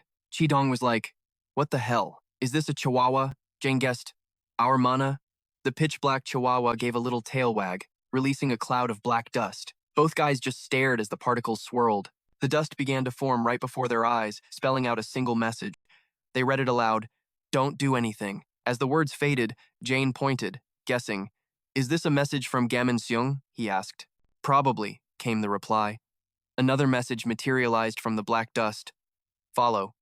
With their orders received, they coldly turned back to the car. Seriously, what was that about? One grumbled. I was just about to save the kid. What a buzzkill. So lame, the other added. Let's get out of here. The headquarters doors slid open. Nan and Dee walked in, with Mi-seong still tied up. A group of employees stood waiting for them. They all bowed respectfully. A manager stepped forward. Branch Chief, you've worked hard. Are you injured anywhere? Nan lightly tapped Dai's shoulder, replying, I'm fine. First, please take care of this girl. She's a survivor from the scene. The woman answered crisply, Understood. She gently supported Dai and asked, Can you walk? Let me take you to the treatment room. But Dee seemed worried, glancing back over her shoulder. In that exact moment, Mi-seong's eyes met hers. A sharp voice called out, Hey! Nan shot him a threatening glare. Her tone was severe. You're going to the interrogation room. Now, follow me. Mi-seong was surprisingly compliant. I know. As Dai followed the manager down the hall, she curiously looked around. Suddenly, a loud shout echoed, grabbing her attention. So noisy. Dee peeked through a cracked open door and saw V. The other man inside was screaming, You're gonna implant that thing in my body? He yelled furiously in V's face. Don't be insane. V remained calm, trying to placate him. Calm down, Jin. I get it. This is just a recommendation from the researchers and the medical team. Dai's eyes were glued to V as she tried to place him. Asterisk. That guy is… Asterisk, the manager called to her, explaining, everything's chaotic right now because of the earlier incident. This way, please. Dee quickly turned and moved toward her. Oh, right. In another room, two technicians were discussing an arm being tested in a glass tank. One said, after injecting the insect genes, we're combining it with an unidentified hybrid species. Jin was losing his cool again. He said pointedly, V, you know me better than anyone. V remembered that day, when his own student had said, Master, I'll do it. V had questioned him. What? But his student was resolute. If this is the only way to protect everyone, then I have to. I'll take the insect gene injection. Please, forgive me. Back in the present, Jin, his body terrifyingly damaged, spoke his torment aloud. My student, after he took the injection, he was condemned and exiled. I don't know if it was all my fault. His resolve hardened. But now, I can't rely on the power of some bug. Besides, my convictions, they never change. V asked helplessly. You plan on fighting in your condition? Jin didn't hesitate. Of course. V let out a dry laugh, offering a few words of praise for his friend. That's you, all right. Even with one arm and one leg, that fact doesn't change. You're the strongest bee reaper, Jin replied with total confidence. V, obviously. Even like this, I'm more useful than you, so be grateful. V's phone buzzed. He quickly pulled it out, glanced at the screen, and answered with a few short words. Yes, I understand. Suddenly, V's eyes shot wide open. He breathed out a single word. What? He immediately turned to leave, Jin calling after him, confused. What's wrong? Where are you going? V replied, going for a smoke. I'll be right back. But the second he left the room, he took off running. A moment later, V skidded to a halt the instant he saw Mi Xiang. He stared at the boy with intense focus, unable to look away. At the same time, Mi Xiang's gaze flickered over to V. V called out to Nan. She responded, asking, You're here? Is Jin okay? V gave a dismissive answer, his eyes still fixed on Mi Xiang. He's full of energy. And this student is? Nan quickly replied, Yes, this is the one, V continued. Good, Nan elaborated, all while Mi Xiang shot him a razor-sharp look. He's the one who says he knows Kojima's purpose. And about Project Ancestor, the one you mentioned. V's eyes widened, and he frowned as she continued. He is the #1 product of Black Ant. He immediately remembered the missing photo from the SECRED file. An image of a young woman and a little boy. The three of them settled into the interrogation room, V and Mi Xiang face to face. Outside, an entire team of doctors and experts watched through the one-way glass. V carefully observed him, meticulously, his mind racing back to that old album. Asterisk. If they said #1, I'd automatically think of this woman. Asterisk. He pulled out the photograph, holding it up. He silently compared it to the boy. Asterisk. But could they be referring to this kid? Asterisk. A moment later, V broke the silence, beginning the interrogation. I have a few questions. Do you know about Kojima, the self-proclaimed king of the insectoids? Or in other words, the result of that project? Are you the same as him? Mi Xiang adopted a cooperative but serious tone to refute the idea. Don't lump me in with him. Even though my childhood memories aren't clear, I know exactly what kind of entity he is, he continued, dropping critical information. Project #2. A combination of the strongest insect species and Project Ancestor. Right now, he's the leader of the heavenly insects. V moved on to another question. His objective, what is this KCH? At the same time, he thought to himself, asterisk KCH is information that even our highest-ranking leaders don't have. Asterisk, asterisk. Could this kid's intel be real? Asterisk, Mi Xiang explained. A vessel created to contain everything. And then, suddenly, his eyes blazed with a terrifying and fearsome red light. He continued, My brothers. Both V and Nan were stunned, asking in unison, Brothers? Outside the room, the doctors began whispering amongst themselves about his words. V made a proposal. You said you know his location, right? Can you lead us there? Mi Xiang replied without a moment's hesitation. As for the exact location, I've already summoned the manager of that place here. V and Nan were completely taken aback. When V instantly tensed up, his mind racing. Asterisk. Summoned the manager? Asterisk. Just then, Chairman Kim appeared. He casually strolled toward the room, and one of the two, guards outside the interrogation room, recognized him. Surprised, he bowed respectfully. Hello, sir. What brings you here? Chairman Kim's face was grim as he answered with grave seriousness. I'm here to see Mi Xiang. The information was immediately reported to Director Kang. The director asked in disbelief, What? Instantly, an announcement blared through the facility, catching the attention of V. and Nan, forcing them to pause the interrogation. They were both bewildered. V wondered, "What's going on?" Nan added, "What is it?" Meanwhile, Mi Seong remained perfectly calm, without a single change in his expression. The entire team outside shot to their feet, lining up at the command. "All personnel, rise!" Chairman Kim walked in leisurely after a clear announcement. "The representative is now entering." He carefully scanned the surroundings, then gave a slight, respectful bow and said, "Please, come in." He bowed again, gesturing for someone to enter. "Representative, the person at the door is OK Jum." A woman's voice, full of authority, rang out, "Thank you, Driver Kim." The entire medical team looked tense. OK Jum chided them. "What is everyone doing? Gathering here for the view? Is there something interesting to see?" Then, she strode inside with an undeniable presence. Everyone bowed deeply, shouting, "Greetings!" OK Jum raised a hand glittering with diamond rings to wave back. The staff continued to shout, "Representative!" She responded with a cheerful and warm smile. This was the founder of B Reaper, Representative Jinak Jum. Then, she glanced toward one side and said in a meaningful tone, "My little puppy, it's time to eat." OK Jum said nothing more, simply breaking into a mysterious smile. The surrounding crowd looked at her, confused, and began to whisper, "That's the representative? It's my first time seeing her." A man quickly bowed politely, speaking warmly to her. "Greetings, representative. We met once before, though it's been quite a while. Have you been well?"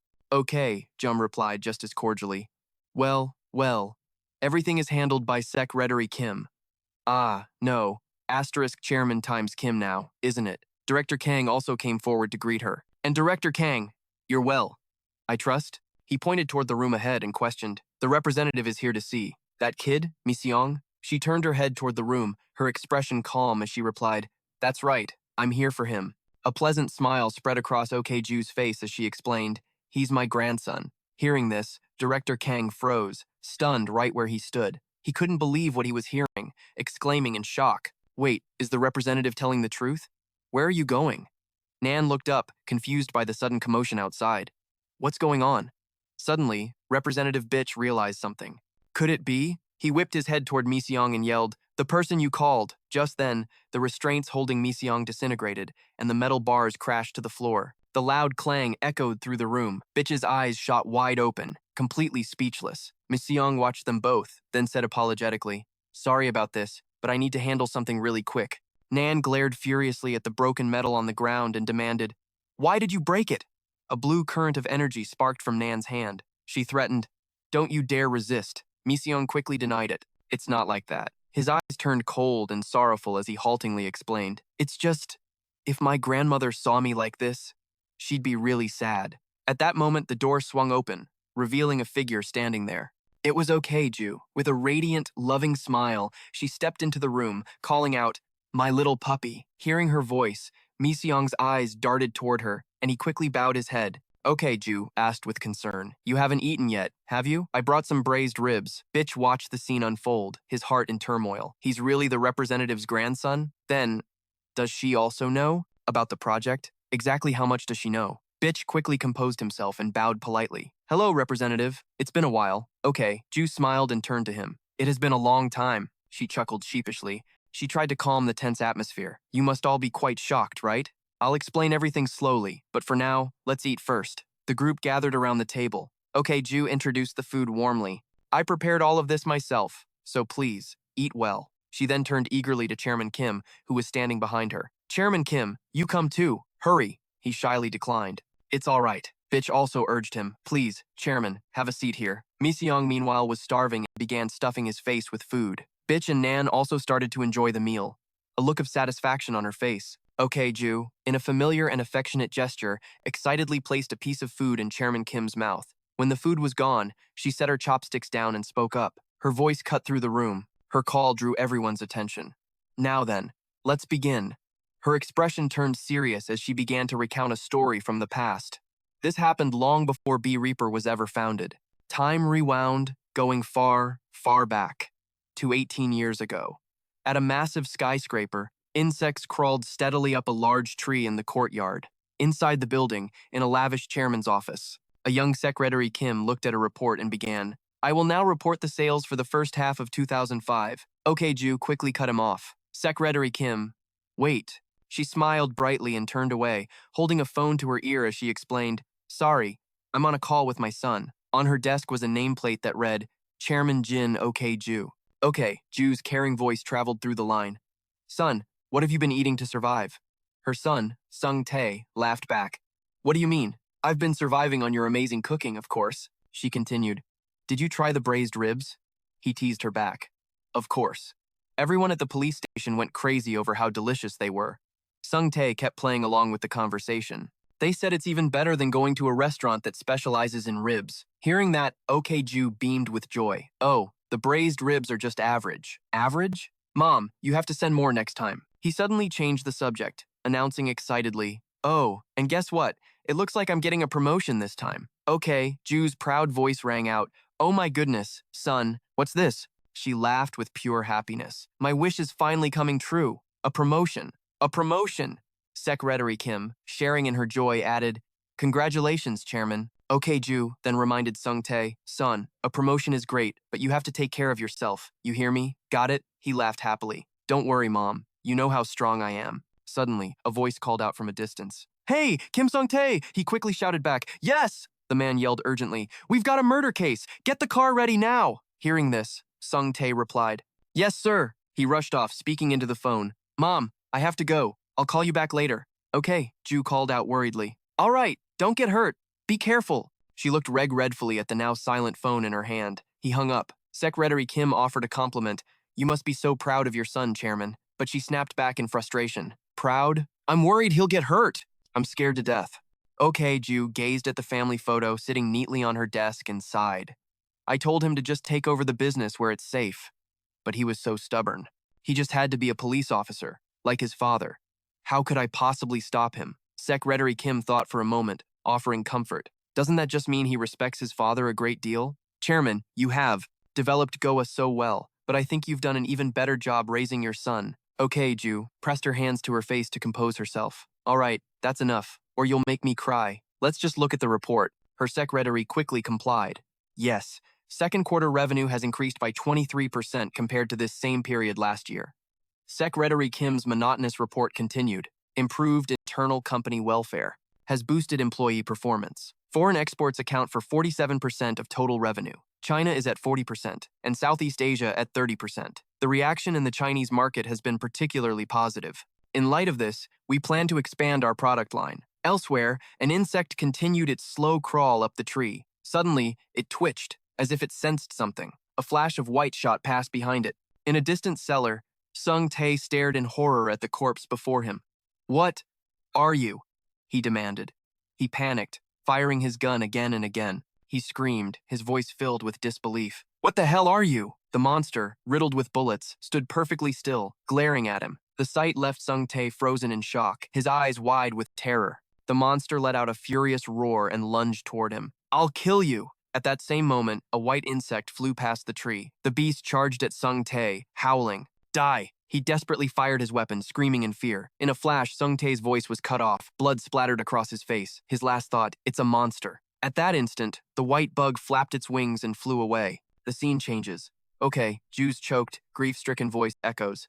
She's kneeling on the floor, having spent 3 agonizing years before Sung Tae's memorial altar. How am I supposed to live on my own? The memorial photo showed Sung Tae's happy, smiling face. Okay, Ju's anguished voice continued. My poor boy. A doctor bowed his head, struggling to explain the situation to the grieving mother. We have the autopsy results. It's insane. These are not wounds that could have been inflicted by a human. Okay, Ju couldn't believe her ears, her voice trembling as she asked, What did you just say? The doctor replied, his voice full of helplessness. The only explanation is an animal attack. Overwhelmed by grief, she questioned him, tears welling in her eyes. And you expect me to believe that? Okay, Ju and Secretary Kim were utterly devastated. The two wept bitterly over Sung Tae's sudden and violent death. A while later, the tears stopped. A firm, determined voice spoke from behind the chairman's chair. Okay, Ju didn't turn around as she gave her next command. A murderous aura filled the room. Secretary Kim. He didn't argue, simply responding with sharp obedience. Yes, Chairman. She spoke through clenched teeth. I don't care what it takes. Find the one who killed my son. Secretary Kim hesitated for a second before obeying. Yes, ma'am. On a desolate road leading to the Goa Group headquarters, a figure dressed in white walked silently. Cassian stopped, looking up at the towering building before him. A knock came from the door. A frantic voice called out from the chairman's office. What is it? Okay, Ju asked, Secretary Kim hesitantly opened the door and peeked inside. A visitor. The visitor has arrived. She sighed, turning away with an annoyed command. I told you I wasn't to be disturbed, but Secretary Kim persisted, his voice firm. Madam Chairwoman, it's about your son's death. Those words stopped Okum cold. She whipped back around instantly. Now, in the meeting room, she sat across from Kazi-chan, an unnerving silence hanging between them. Okum's voice shattered the quiet, laced with disbelief. What did you just say? Her eyes shot wide, her words stumbling out in a shocked haze. What are you even talking about? The one who killed my son Jay? Okum hesitated, barely believing her own ears, as she cautiously repeated the man's unbelievable claim. Was a bug? Cassie-chan's expression was dead serious. Yes, that's correct. He slid a folder of crime scene photos across the table, beginning his explanation. We call them insectoids, Madam Chairwoman, Okum scoffed in contempt. The forensics team said it was an animal, and now you're telling me it was an insect? Cassie-chan's gaze never wavered. This is no joke. Her anger flared. Just who do you think you are? He cut her off, his tone suddenly grave. Forgive my manners. I am Dr. Cassie-chan. I'm leading the research for a counter-insectoid project. He immediately got to the point. We've come to you, Madam Chairwoman, because we need your support for this project. Okum stared at him, flabbergasted. What?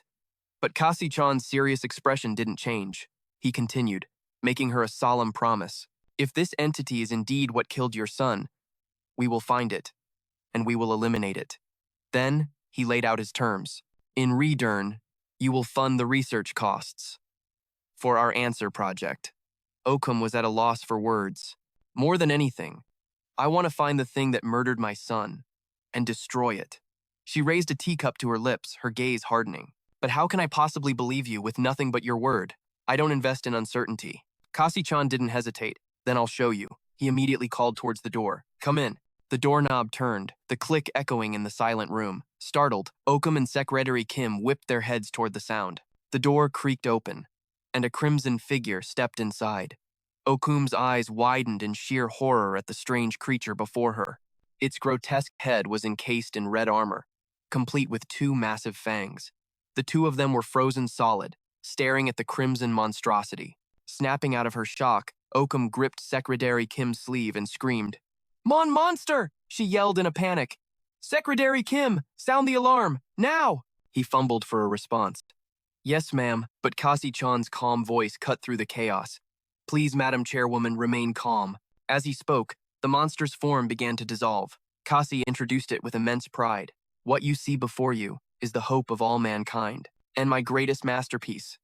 The creature's red armor vanished completely, leaving a normal human body in its place. The prototype for Project Ancestor, Kijima, stood there with an ice-cold expression. Cassie-chan continued, This is number 0, Kijima. Okum stared, unable to process the scene before her. What is this? Some kind of magic? How can something like this even exist? Sensing his opportunity, Cassie-chan quickly pressed his advantage. So, Madam Chairwoman, are you interested in our project now? He shot to his feet, stepping closer as he spoke. We can show you the finer details at our research facility. I'll be waiting for you, Madam Chairwoman. The luxury car sped down the highway, off before turning onto a secluded side road. Suddenly, the vehicle rolled to a stop in the middle of nowhere. Secretary Kim quickly opened the door, and Okum stepped out. She stood frozen for a moment, arms crossed in thought, before turning to her assistant in confusion. Secretary Kim, are you absolutely sure this is the right place? He hesitated before answering. Yes. He could barely get the word out, staring at the dilapidated building before them. This was the research facility Dr. Cassie-chan had mentioned. A figure dressed in a white lab coat emerged, his voice cheerful. Madam Chairwoman, you've arrived. We've been expecting you. Cassie-chan gestured politely. Please, come in. Okum gave a sharp command. Let's go. Secretary Kim bowed his head. Yes, ma'am. The two of them quietly followed him into the building, but the images plastered on the walls made them both flinch in horror. My God, how revolting. What in the world are all these? Okum asked, her eyes scanning the bizarre laboratory. According to the background check I ran, Dr. Casey is known as the world's leading expert in entomology. As she spoke, visions of thousands of crawling ants filled her mind. And your specific field of expertise is ants. They say you've single-handedly discovered dozens of new species. Okum then changed the subject, a new question on her mind. By the way, where's that girl who was with you earlier? Is she here alone? He was quick to explain. Kijima is preparing for a combat demonstration for you. Okum looked puzzled, repeating his last words.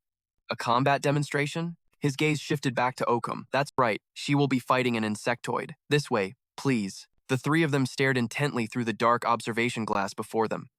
The scene on the other side left Oakum absolutely speechless. Kojima stood before a heavy steel door, her entire body tensed. Chan's voice echoed through the speaker system. Kojima, are you ready? She shot a glare back through the glass, signaling she was prepared. In an instant, she unleashed a punch with her full power.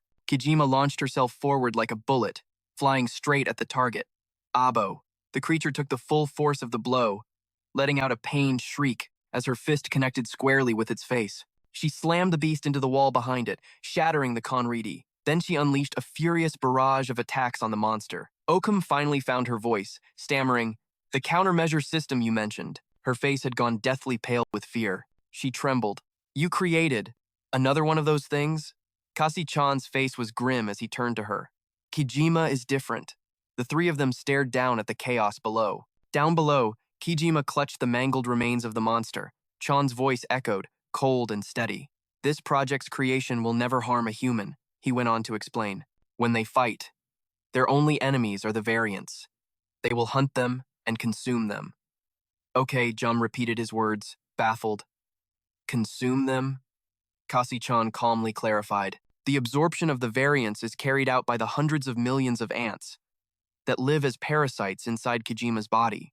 Thinking of the red ants, he continued, "That is the core mechanism of the Incant Z, a system of our own creation." Her anger flared as she glared at him. "What in God's name have you done?" Suddenly, a massive thud echoed from below. The monster's body crashed to the ground. Kojima reverted to her human form and turned to leave. Kasi-chan's voice crackled through the speaker. "Eat, then return. You did well." She walked calmly towards the exit, but then a searing pain shot through her, forcing a groan. Kojima collapsed, clutching her stomach in agony. "Okay," Jum cried out in alarm. "What's happening? Where is she hurt?" Kasi-chan remained silent for a moment, his face unreadable. Then, his voice cut through the tension, cold as ice. "Kojima." She was still trembling on the floor, writhing in pain. Chan's voice continued, revealing a shocking truth. "She's not the only one in there." "Okay." Jum's face went dark. She couldn't believe what she just heard. "What did you say?" She grabbed him by the collar, yanking him down. Her voice was a furious roar, filled with pure accusation. "What kind of twisted nonsense is that? Have you lost your mind?" Okay, Jum's screams were filled with outrage and disbelief. "How could you use your own pregnant daughter as a test subject?" Rage consumed her as she tried to shake some sensei onto him. "I don't care how much you want to catch my son's killer. That's your daughter and her unborn child. I never would have gotten involved if I had known." Okay, Jum's furious shouts echoed, but his expression remained a cold mask. "What kind of parent does that?" she demanded. Just then, a quiet voice cut in from behind them. The words startled her. "It's because we are parents that this had to be done." Kojima, cradling her stomach, slowly approached. "Please. This is a misunderstanding. Don't blame my father." Her expression was full of sorrow as she bowed her head. She began to explain everything. "My husband. I was also killed by the variants. When I volunteered for the experiment, I didn't know I was pregnant.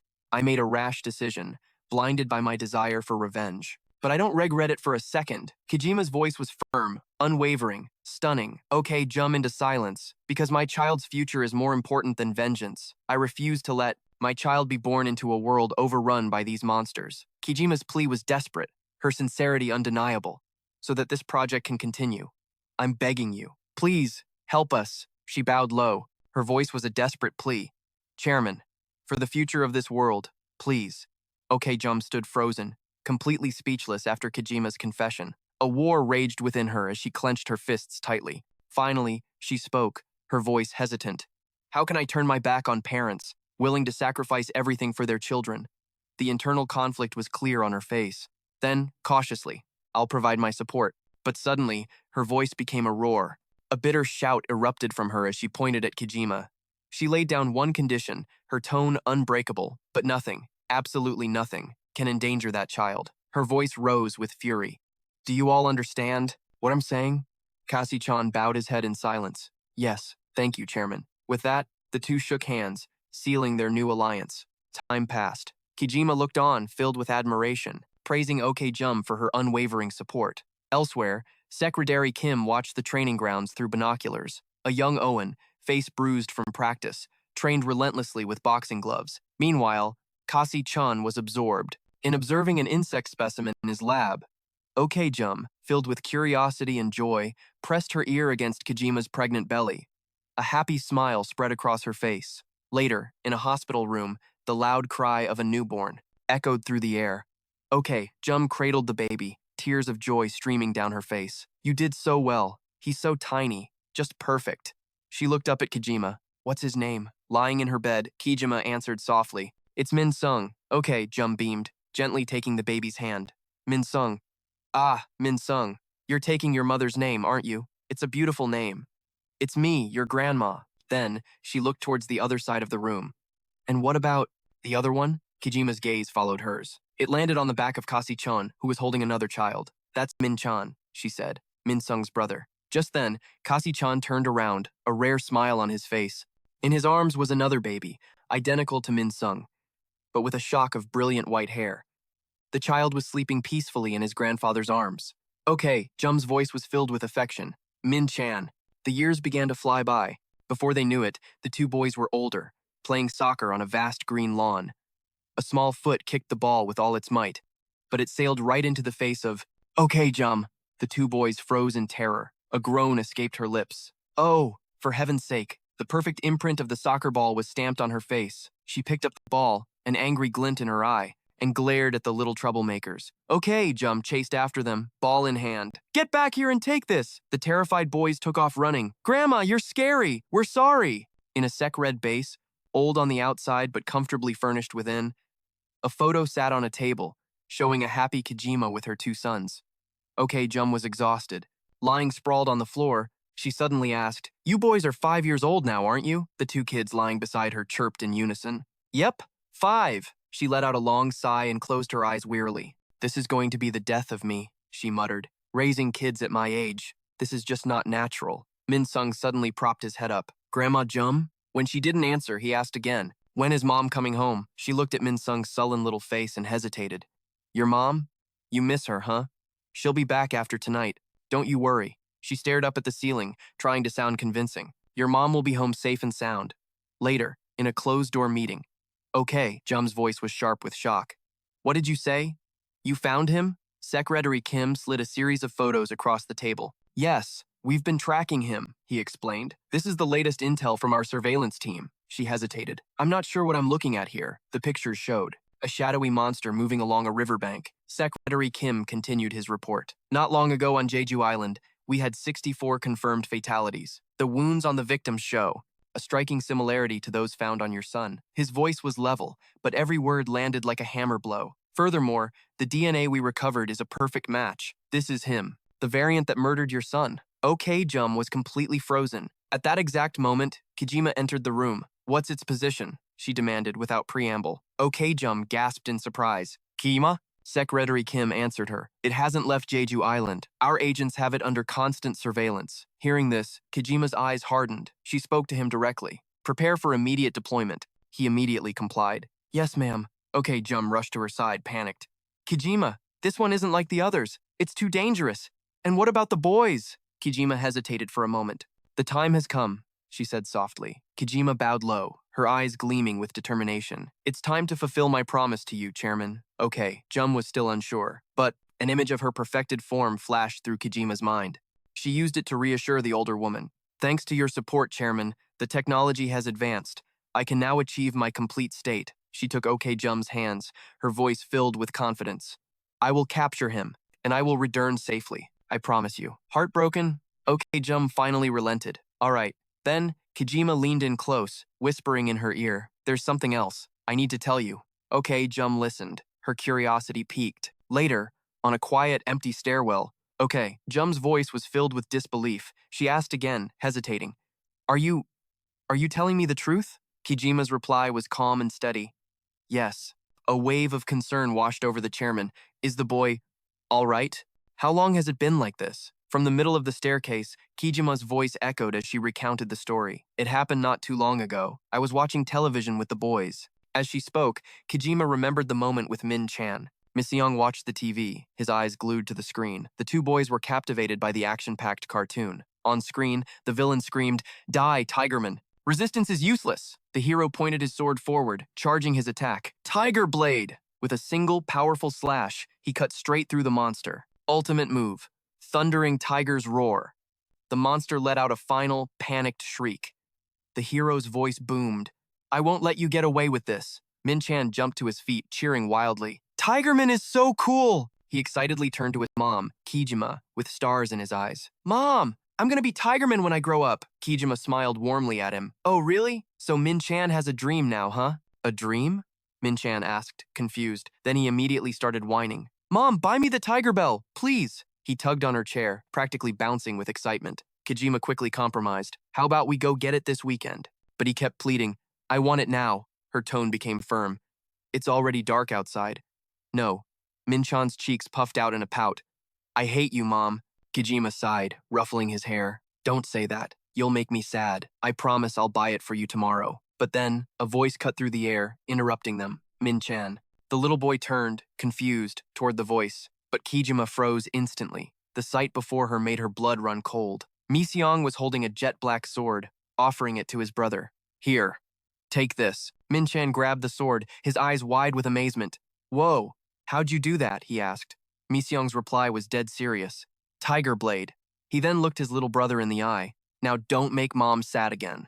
Overjoyed, Min-chan started running around the room. Ultimate move. He swung the black sword with all his might. Thundering tiger's roar. But then, a broken, trembling voice cut through his celebration. Mi-seong. The boy looked confused and turned around. Suddenly, Kijima lunged forward, heartbroken. She threw her arms around Mi-seong, crying out, I'm so sorry. Overcome with grief, she sobbed, clutching her little boy tightly. Mi-seong. Mommy is so sorry.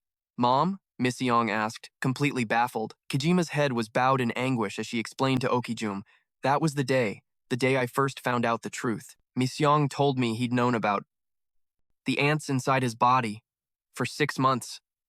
Okijum's mind reeled. She asked urgently, what about Min-chan? Is he all right? Kijima hesitated for a moment. Yes. She recalled the image of Min-chan standing between 2 massive scanners. I had him tested, but thankfully, they didn't find anything. Okijum let out a breath she didn't know she was holding. Thank goodness. Kijima continued grimly. Until now, only his father and the chairman knew. Okijum looked bewildered. What did the doctor have to say? An image of the chairman with his arm around Mi-seong flashed in her mind. The chairman knows what his father is like, she replied. He's just been guiding Mi-seong a little. Okijum lowered her head, her heart aching. I see. Kijima explained why she kept it a secret. I was afraid if I wasn't around, you'd see something and be frightened. But Okijum immediately cut her off. Frightened? She looked up, a determined smile breaking through her worry. Of what? What kind of grandmother would ever be scared of her own grandbaby? All kids are precious. A tear of sorrow and love escaped her eye as she turned away. Kijima, you don't need to worry about them alone anymore. Just be careful. I can't bear to lose the woman I see as my own daughter. At those words, Okijum finally broke down sobbing. Kijima was stunned, her eyes wide and filled with tears. Thank you. Thank you so much. Later that night, Okijum slept on the floor, muttering in her sleep. That's right. Don't get hurt. Nearby, Min-chan and Mi-seong watched her silently. After a moment, Min-chan turned to his brother. Let's go mess with the failure. Mi-seong agreed. Let's go. A loud noise echoed from a room at the end of a dark corridor. Behind a one-way mirror, the 2 boys watched intently, as a man named Choi Sung-owen screamed in agony. A synthetic voice, Yugon, echoed through the observation room. Subject, Blue Ant of Project Ansetter. A man named Kasi-chan's expression darkened. He watched tensely as the subject began to transform. A shell of silver armor rapidly encased Choi Sung-owen's body. He let out a blood-curdling scream. Yugon's voice continued its monotone report. Ant fusion rate at 70%, 73%. Watching the horrifying scene, Mi-seong spoke hesitantly. Am I going to become like that? I just want to be like Mom. Min-chan replied with a shrug. Who knows? A massive wave of power exploded from the chamber, shaking the very walls. Mi-seong turned to his brother, stammering. Really? Min-chan replied nonchalantly. Probably. Why not? Over Choi Sung-owen's screams, Yugon continued. 60%, 45%. Fusion rate dropping rapidly.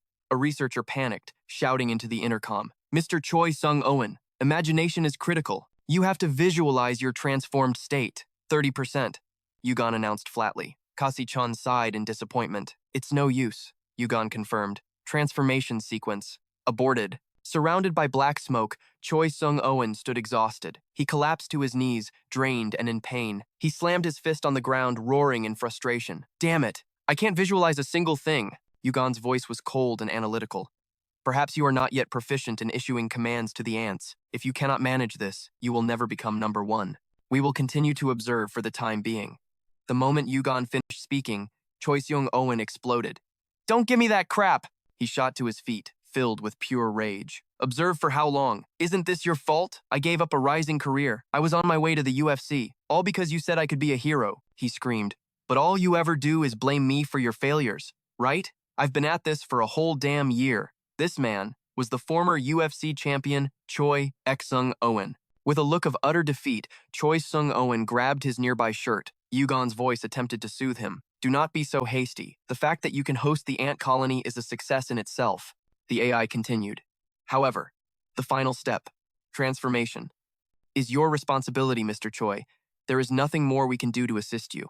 Only an idiot like me would sign up for this damn experiment, Shung muttered, storming out. He stomped out of the room, cursing under his breath. How many failures is that now? Damn it! How the hell did Sunbae Kijima even do this? Suddenly, a small voice broke his train of thought. Looks like you failed at being a hero again, mister. Shung looked up, surprised. You two go playing brats again? Min Chan and Mi Seong ran up to him. Come play with us. Play. He shot them down coldly, not interested. He started walking away, grumbling. This uncle is not in the mood right now. But Min Chan just laughed. What's wrong? You failed again, didn't you? Failure man. Don't you call me that, you little punk, Seong-owen snapped. But Min Chan's voice just got louder and prouder. My brother Mi Seong can do it, though. Choi couldn't believe what he was hearing. He spun around. What did you say? Min Chan puffed out his chest. My big brother can control the ants, too. Mi Seong panicked. Min Chan, Mom told us to keep it a sec red. But Min Chan couldn't stop himself now. He can even do the tiger blade. He turned to his brother, his eyes sparkling with adoration. Show him, please. Hey, come on, let me see. In a desolate alley outside the base, Dung Eon's eyes shot wide open, utterly speechless.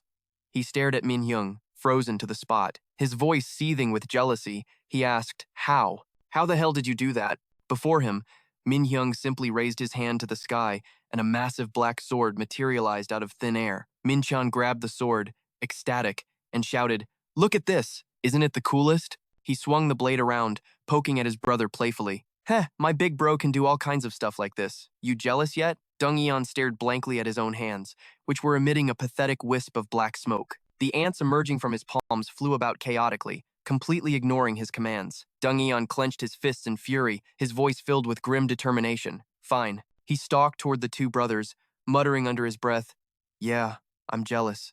In a flash, he snatched Min Hyung and lifted him high into the air. Dung Eon stared intently at the boy, his brow furrowed in a mix of rage and confusion as he demanded, How did you do it? He pressed on, his irritation growing with every second of Min Hyung's silence.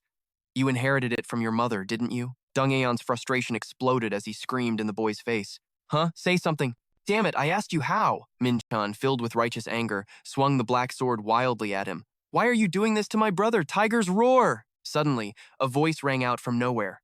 Number 0, Kijima, has returned. A group of people sprinted past the end of the alley as the voice continued to shout urgently. Number 0, Kijima, has returned. Hurry up, another person announced with grave concern.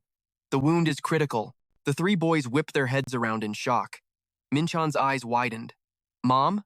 Min Chan and Min Hyung took off like arrows, sprinting out of the alley. A startled voice suddenly cried out, What do we do? The two boys froze in their tracks. Okjum was sobbing uncontrollably, her heart breaking. This is all my fault, she wailed in agony. Kijima! Two men quickly supported Kijima, carrying her inside as they shouted in fear. She's bleeding out! It's serious! Check every part of her body now! Min Chan and Min Hyung were paralyzed on the spot. Their eyes went wide with terror, and horrified gasps escaped their lips as they saw their mother's mangled face. Mom! The rescue workers struggled to hold Kijima up. Suddenly, she collapsed forward, nearly hitting the ground, sending her rescuers into a panic. Okjum rushed to her side, crying out her name.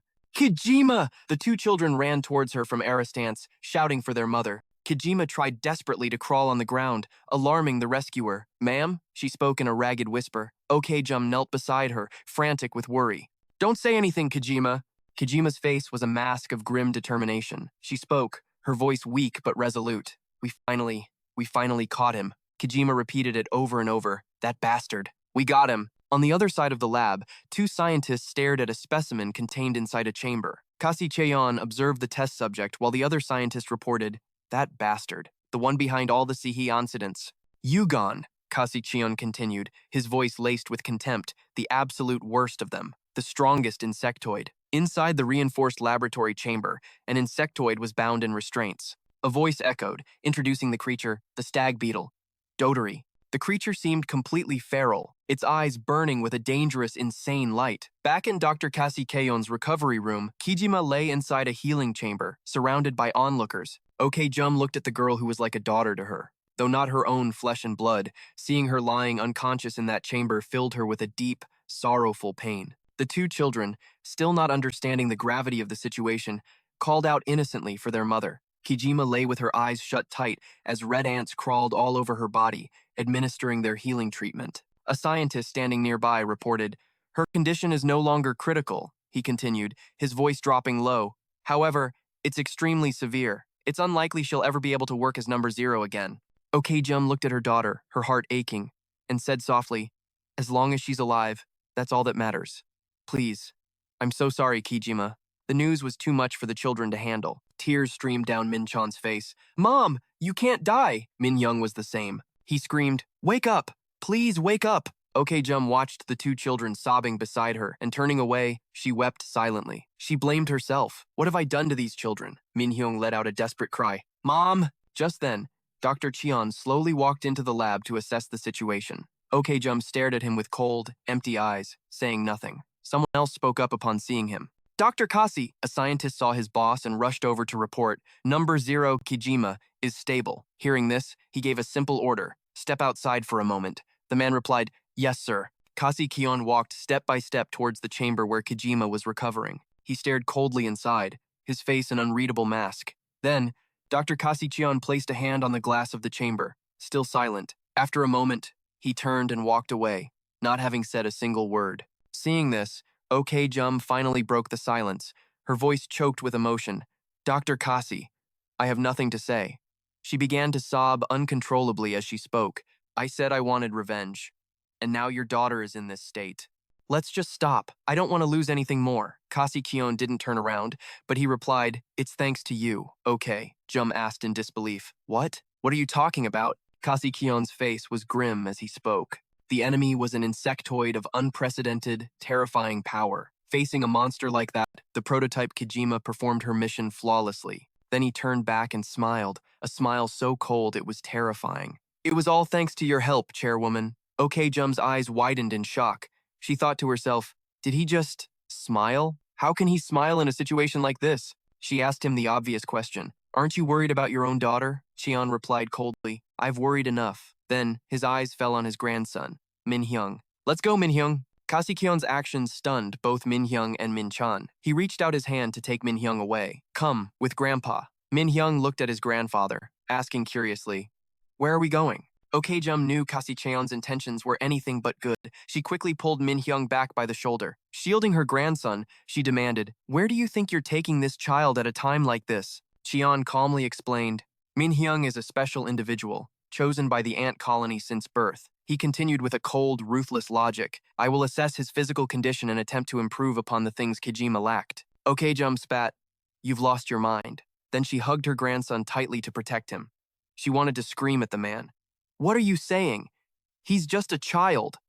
Jum shrieked. He's still too young. His face remained impassive as he said calmly, he is no ordinary child. I know that, she shot back angrily. Kasi Keon affirmed Min-hyung's potential. Min-hyung is the child who will become the hero that saves all of humanity from the insectoids. Min-chan could only stand by and watch, frozen. Then, Kasi Cheon walked towards Min-hyung, speaking as he moved. And with that, he lifted Min-hyung right out of Jum's arms. Min-chan could only witness the entire scene in silence, unable to say a word. Kasi Cheon declared with absolute, chilling pride, he is my grandson. Then, carrying Min-hyung, Cheon walked out of the laboratory. His voice echoed back to Jum. That other one is chained up in the basement. The chairwoman can go see him if she wishes. Min-hyung struggled against him. I want to stay with my mom. Jum collapsed to her knees, staring out the window in agony. Oh God, what have I been doing all this time? She wept, blaming herself. That bastard who killed Hyung-tae. I don't even care about him anymore. It was only then that Min-chan finally spoke. Earlier, I heard Grandpa say something while he was holding my brother. The boy remembered a moment from the past. Min-chan was being led by the hand when he saw his grandfather, Kasi Kyon, hugging his brother and calling his name. He had whispered proudly into Min-young's ear. You are number one. Now, Min-chan turned his back to Ok-jum. His head bowed so his hair shadowed his eyes. His voice dropped low. He said that to him. So I want to be number one, too. Hearing this, Ok-jum immediately shot back. Min-chan, why would you say that? Don't say such things. It's a painful path. He remembered each moment as he spoke. But if you become number one, everyone hugs you and protects you. That moment when Kasi Cheon whispered softly into Min-hyung's ear and smiled at him. The time Kijima hugged Min-hyung and cried for him. Min-chan's voice cracked with pain as he screamed at Ok-jum, I'm the only one who's worthless. He screamed and then ran out of the room. I hate all of you. Ok-jum saw him go and called out, Min-chan. Suddenly, the healing chamber where Kijima lay began to glow ominously. The red ants inside the chamber seemed to have gone berserk. They scurried around the glass at an impossible speed. It was a sign that something terrible was about to happen. Elsewhere, Min-chan ran outside and sat down to eat with Choi Hyung-aeon. He grilled the kid between bites. So, you just turned your back on your family to come here? Is that it? Min-chan replied with pure innocence. Yep.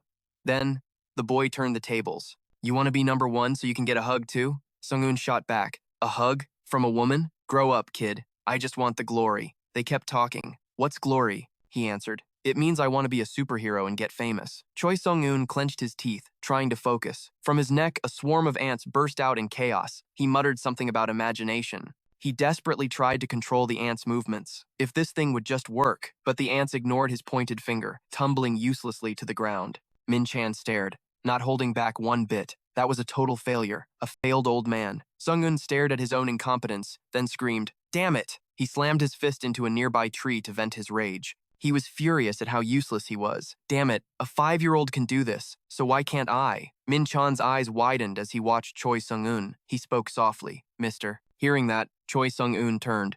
Huh? Min-chan continued. Hornets. He said it loud and clear. Hornets. A swarm of agitated hornets flew right toward them. Choi Sung-eun shoved Min-chan out of the way. Run! He used his ant power to defend himself. Even if I can't transform, I can still catch a few of these hornets, right? On his command, the ants leaped up, attacking the wasps. Choi Sung-eun screamed, curses at the swarm. Get lost! But the hornets were too strong and too numerous. They weren't going down easily. Min-chan's eyes went wide as the hornets closed in, ignoring Sung-eun's frantic warnings. It's dangerous! He fell to the ground, trying to shield himself with his hands. He screamed, Hornets! A single hornet zoomed towards Min-chan's outstretched hand. It landed right in the center of his palm. Suddenly, a brilliant light erupted from the boy's hand. Sung-eun could only stare at the scene, his eyes wide with disbelief and horror. Min-chan was just as surprised. He watched as the hornet started crawling into his body. Sung-eun saw it and yelled out in concern. Min-chan, you okay? He shouted, completely stunned. The hornets just went inside him. Sung-eun fell silent, watching the bizarre event unfold. Then, the hornets began crawling back out of Min-chan's body, leaving the boy utterly bewildered. What is this? He asked Sung-eun, his voice filled with shock. They went in and came back out. Then Min-chan stood up, clutching his chest. Mister? Sung-eun was still speechless. Huh? Min-chan hesitated, his face starting to contort. A strange light filled his eyes as he spoke. I feel weird. Something feels really, really weird. A moment later, veins bulged on his face. Sung-eun leaned over, hands on his knees. You need me to take you to a hospital? Min-chan answered, no. Although his eyes looked strange, they still held the innocent joy of a child. I want to go show Grandpa. In another location, Min-sung stood with his swarm of ants. They crawled from his neck, teeming over his skin. Min-sung just looked down at his ant-covered hand. Yugon watched a monitor, reading the data. Link ratio, 90.1%. Min-sung pointed to the sky, creating a solid pillar of ants. Nearby, Yugon continued the readout, 93%, 96%. Min-sung formed a sword made entirely of ants as the ratio kept climbing. 98.9%, Yugon exclaimed with joy. It's perfect. Even without a combat suit, the highest link ratio for the fire ant subject was 97.8%. This boy has already broken that record, Casey-chan praised him. Well done. Min-sung turned to them, expressing a strange sensation. But after playing with these ants, I feel really hungry. They keep squirming around inside me. Yugon was intrigued. Is that so? Then I'll give your ants a little present. From the floor, a massive slab of raw meat was suddenly lifted up. The swarm forming the sword seemed to sense the prey. They couldn't hold their shape any longer, beginning to squirm uncontrollably. Seeing this, Yugon gave Minsung instructions. Can you order the ants to eat that? Minsung obeyed, his voice rising as he gave the command. Eat. The moment the word was spoken, the ants surged toward the bait like a starved tide. The swarm completely enveloped the meat, devouring it ferociously. Casey-chan watched them, slowly analyzing the situation. Black ants, unique individuals that exist naturally inside Minsung's body. He analyzed each type. They're better than the fire and green ants I created. The black ants are superior in every way. Link ratio, command execution speed, everything. Casey-chan watched the swarm tear their target apart, his thoughts deepening. However, they're extremely aggressive, like a wild jungle colony. Their numbers are still small, so they haven't harmed Minsung's body yet. He glanced at Minsung, who was amazed by the ant's appetite. He pondered for a moment. If the number of ants increases enough to form a suit of armor, the thing they devour won't just be insectoids. It'll be the boy himself. He considered the worst-case scenario, but his resolve was firm. I will never let that happen. In an elevator connected to Casey-chan's work area, the display read B3, Basement 3. The doors slid open, and a familiar figure in a purple shirt ran out. It was Min-chan. He raced inside, thinking happily to himself, me too. I have powers too. Min-chan excitedly planned to show off his new power and become a hero. He cheerfully listed off the family rankings. Mom is number 0, Big Brother is number 1, and I'm number 2. He pinched his own cheek in delight as he walked. We're a family of superhumans. He walked up to a random room and placed his hand on the security scanner. A mechanical voice chirped. Fingerprint confirmed. Min-chan peeked his head inside, calling out innocently, Grandpa, look, I have powers now too. But then he froze, silenced by what he saw inside. The room was pitch black. Min-chan spoke into the void. No one's here. He put a hand on his chin, thinking, Grandpa's not in the basement? Suddenly, the harsh clang of metal echoed through the room. A heavy chain that had been restraining something snapped and fell to the floor. Hearing the noise, Min-chan spun around to investigate. Before him stood the most powerful monster of all, the stag beetle insectoid, Dirty. A warning light flared to life, blaring and spinning with a red and yellow glow. Receiving the signal of a breach, 2 researchers in the control room whipped around to look at the monitors. An emergency announcement blared. Emergency. Insectoid DTY has removed its control device. All personnel, converge on the insectoid containment unit, basement level 3. The stag beetle stared at a frozen Min-chan with glowing red eyes. The boy just stood there, jaw agape, watching the monster. He realized it was the very thing trying to escape its prison, Min-chan thought to himself. That's the thing that did that to Mom. Unable to stand its confinement any longer, Dirty let out a primal roar. The reinforced glass separating it from Min-chan was shattered into a million pieces by the stag beetle insectoid. From outside, someone yelled the monster's name. Dirty. In an instant, Choi Sung-eun transformed into his insectoid form and lunged, slamming his fist into the creature. He roared, How dare you! Sung-eun relentlessly attacked the monster, gritting his teeth and cursing. You damn insectoid! Min-chan stood there, stunned, able to do nothing but watch in shock. Choi Sung-eun, only partially transformed, took a fighting stance. He turned back to warn the boy. Min-chan, I can't hold this form for long. Then he charged the monster to protect the kid, screaming, Run, now! Sung-eun roared the monster's name again to draw its attention. Dirty. Dirty swung a massive fist. Sung-eun dodged the blow and punched back. He glared at the beast with pure hatred, thinking, That Min-sung kid, how can he do this so easily? The stag beetle staggered backward from the impact. Even though Choi Sung-eun couldn't fully transform, he attacked with lightning speed. Dirty's counterattack sent blood flying from his face, but Sung-eun used his speed to keep pressing the assault. Hot plasma oozed from his wounds, but he was ready to fight to the bitter end. The damn monster swung with absolute hatred, giving Sung-eun no chance to counter. But in a real fight, the stronger one always has the upper hand. The monster instantly countered, smashing a fist right into Choi Sung-eun's face. While his opponent was stunned, Dodi rained down a flurry of blows on his body. Min-tran just stood there, watching it all happen. The kid was in total shock, whispering out, Mr. Just then, Choi Sung coughed up a wave of bright red liquid. Min-chan's face screwed up in fury, his eyes burning with a sudden rage as veins popped on his forehead. He ordered the monster, Stop! Then he screamed, his voice raw with power. I said stop! In that same moment, a hidden power deep inside him exploded with the shout. A strange golden light burst forth, shining down on the unconscious Choi Sung-eun. The monster seemed captivated by the glow, turning its head toward the source. Dodie mumbled its name, Dodie. It was switching targets. The next prey on its list was Minan. The rhino beetle insect human now stood looming over the small boy. Even though he was beaten to a pulp, Choi Sung-owen forced himself to get up. He rasped, "Where do you think you're going?" He glared at the monster, his voice a defiant challenge.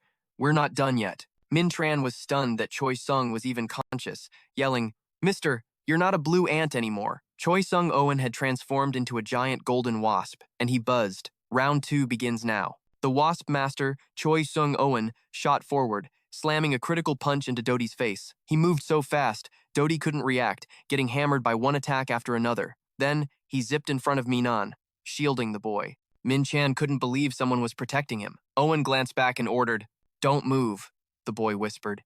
"Mister." Then Owen launched himself forward, continuing his assault on the monster. Choi Sung used the razor-sharp stinger on his back, plunging it deep into the insect-human Dodie's gut. He followed it with a punch that sent Dodie flying backward, its body fluid splattering everywhere. The rhino beetle insect-human roared in agony. Dodie took that hit full force, a pain so intense it shot through its very bones. But Owen wasn't finished. Seeing his advantage, he lowered his center of gravity, charging up for the final blow. Min Chan yelled a frantic warning, "Mister, that insect human is named Dodie." Dodie staggered back to its feet and then suddenly rushed forward with blinding speed, catching Owen completely by surprise. Seeing that Owen was in trouble, Min Chan leaped in front of him without a second thought. He commanded the creature to stop. Through his tears, he tried to summon his power to protect Choi Sung-owen. "Stop." A powerful shockwave erupted from Min Chan's palm, blasting the insect human backward. It shrieked in pain, "Dodie, Dodie." Then, the massive creature's body was pulled toward Min Chan's tiny, outstretched hand, getting absorbed into it. The boy screamed in agony as his hand continued to devour Dodie. The containment collar on the monster fell to the ground with a clang, signaling the creature's complete and utter disappearance. At that exact moment, the elevator arrived at level B3. Kajun and Yugon stepped out, only to be completely floored by the scene in front of them. Before them stood Choi Sung-owen and Minhan, their hands clasped together as if transferring energy. Choi Sung-owen was badly wounded, and it looked like Minhan was in the middle of healing him. He squeezed his eyes shut from the pain, and then suddenly, a wicked grin spread across Choi Sung-owen's lips. The scene cuts to a peaceful Brooklyn, New York. On the streets below, people were screaming, running for their lives in a panic. Someone screamed, "What the hell is that thing?" The streets were crawling with insect humans hunting down people. One of them even managed to speak broken human language. Oh my god! The sight sent people into an even bigger panic. "This is insane." A car was flying down the road, swerving like its driver was possessed. Inside, Yugon, or maybe another agent, asked the person in the back seat, "Are you ready?" The mysterious figure in the back gave a short reply, "Of course." Outside, a muscular yellow insect human roared, "So insane." It had cornered an old man against a wall, making him scream in pure desperation. "No!" Suddenly, a pair of glowing eyes appeared in the darkness, followed by a black figure lunging forward. The green insect human moved at lightning speed. In a flash, he took down the muscular monster, leaving the old man frozen in shock. The other insect human's head was severed, but its mouth, which had fallen to the ground, still screamed. So insane. The green insect human stood there, admiring his own work. Then a cry for help echoed from above. "Somebody help me, please!" Turns out, it was a winged insect human. The creature had snatched a citizen and was flying high, about to have a meal, when the green one spotted it. The green insect human fired off a shot, sending a laser beam streaking toward the creature in the sky. The flying monster saw a blast of green light getting closer and closer. It shrieked in panic, "God!" Then a flash of light, and a clean cut sliced right through its body. The flying monster and the yellow one on the ground were eliminated at the same time. The winged creature's body suddenly exploded, creating a massive shockwave. The green insect human, Choi Sung, rushed forward and caught the girl the monster had captured. She was still completely terrified by everything that had just happened. Just when it seemed like everything was back to normal, horrifying screams erupted from the explosion. "Help! Oh my god!" The green insect human looked on, completely horrified. The scene shifts to the headquarters of a sec-red organization. Inside a sterile white room with only a single window, two men were staring at a young man with blonde hair. A mechanical voice came from a device. Reporting 36 civilian deaths, Yugon began his report. The American media is spreading rumors that it was a monster. We've also made sure the surviving witnesses will keep quiet. It was my fault for not being thorough enough. I'm sorry. Kajun's voice was as cold as ice when he spoke. I sent you to New York to eliminate the insect humans. So why did you kill people instead? He didn't let up, his gaze as sharp as a blade. Are you a hero or an insect human? Number 2. So, it was Blue Ant. Number 2, Choi Sung-owen said, trying to defend himself. I thought some sacrifices were unavoidable for the greater good, but the sacrifice was much bigger than I imagined. He remembered that scene from 2 months ago, when Minan transferred some kind of power to him. He explained, after that incident, I was reborn. My power has overflowed into places I can't control. Despite the man's icy face getting more and more annoyed, he just kept rambling on about how everything went down. Choi Zung's face twisted, his pupils shrinking as he growled. It wasn't entirely my fault. C just calmly replied, we don't need a hero who can't control himself. But he just shot back with a smug comeback. So what if you don't need me? The world does. At this point, Senior Kijima can't take on the role of number 0. Choi Sung's voice was full of confidence and defiance. You can't just get rid of me, can you? His voice was mocking now. If you're so confident, then just let your amazing, number 1, 5-year-old grandson do it. The scene changes to a small, cozy kitchen. Kijima is cooking for her family. She brought out a pot full of delicious-looking braised ribs. She called out, Minong Min-chan, dinner's ready. Grandma sent these ribs for us.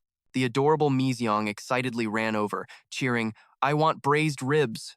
But then he stopped, his voice full of curiosity. But Mom, how come Grandma doesn't visit anymore? Kijima didn't know what to say. She stammered, that's because... Then she came up with a plausible reason. She won't be coming over for a while. Kijima remembered a conversation she had not long ago with OKJ. What do you mean by that? Kijima asked. Okum replied coldly, we will continue to provide support, so don't worry. Kijima was a bit flustered, calling out, Auntie? Then the woman gave her a final warning. And Kijima, that boy is feeling lonely.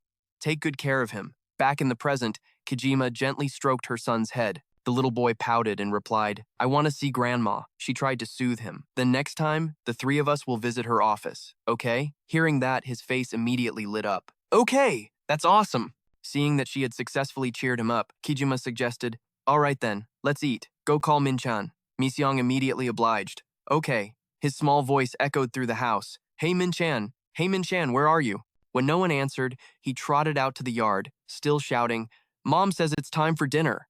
And then, a surprising sight caught Mizyong's eye. Min-chan, with his hands glowing, was excitedly showing off for Kasi-chan. Grandpa, look, the boy said proudly.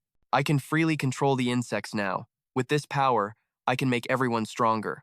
Thanks to me, the loser mister has become a successful mister. With sparkling eyes, he looked up at his grandfather and asked, Can I be a hero too? Sion's mind flashed back through his memories. Research reports materialized in his thoughts. A voice echoed in his mind. His grandson was like a living insect net. He could absorb not only bugs, but even monstrous insectoids into his body. And the voice continued its cold analysis. He could then transfer that power to others. The boy innocently uttered the word butterfly. Kajin turned to his staff member. You gone? The assistant standing beside him immediately replied, Yes, that's correct. And from that, they came to a chilling conclusion. The boy was an extremely dangerous individual, with the potential to mass-produce insectoids. As the memory ended, he pulled his grandson into a tight embrace. The boy, surprised by this sudden affection, voiced his confusion.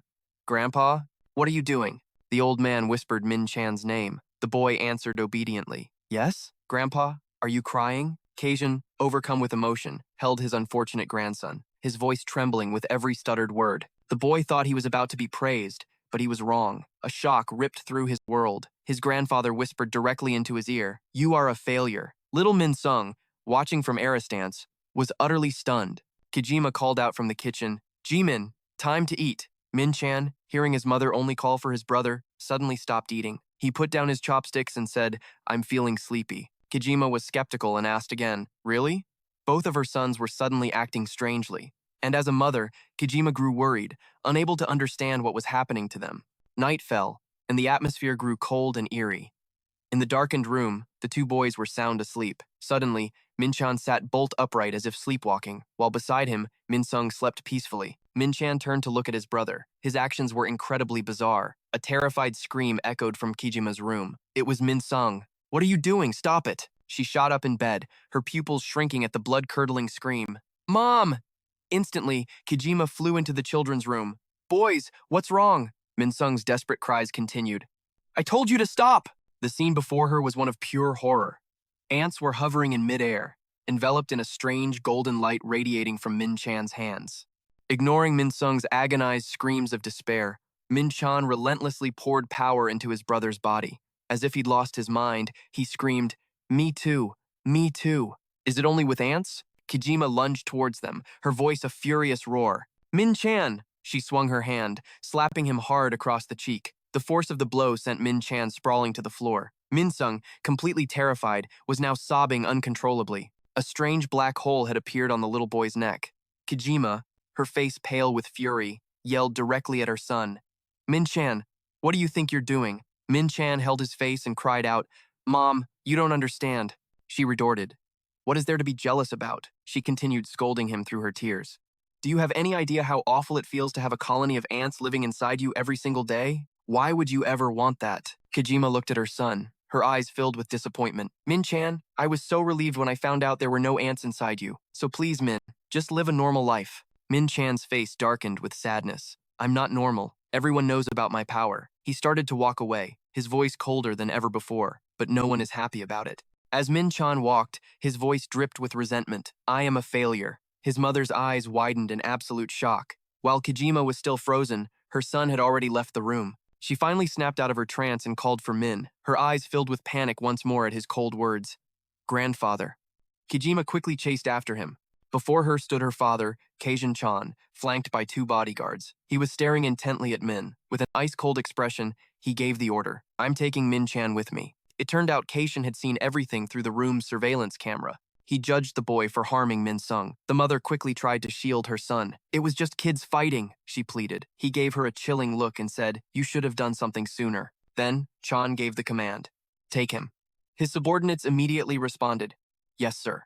They quickly restrained Min-chan. To prevent him from using his powers, they bound his hands with a specialized device. He turned and said, "Let's go." The men replied, "Yes, sir." Min-chan, now terrified, called out, "Mom!" Kijima desperately screamed her son's name, "Min-chan!" But her cries couldn't change the situation. Inside a glass isolation chamber, a mechanical voice announced, "Min holds a special power, able to absorb and release the energy of insects. He is deemed a hazardous individual." Min was locked in a dark room, no different from a prison cell. The announcement continued relentlessly. "He will be detained until research results and precise countermeasures or improvement methods are developed." He mumbled in the darkness, "I'm a failure." Ignoring Min-chan's despair, the mechanical voice droned on, stating he would be placed in isolation. Keijin-chan watched from outside, his face still a cold, emotionless mask.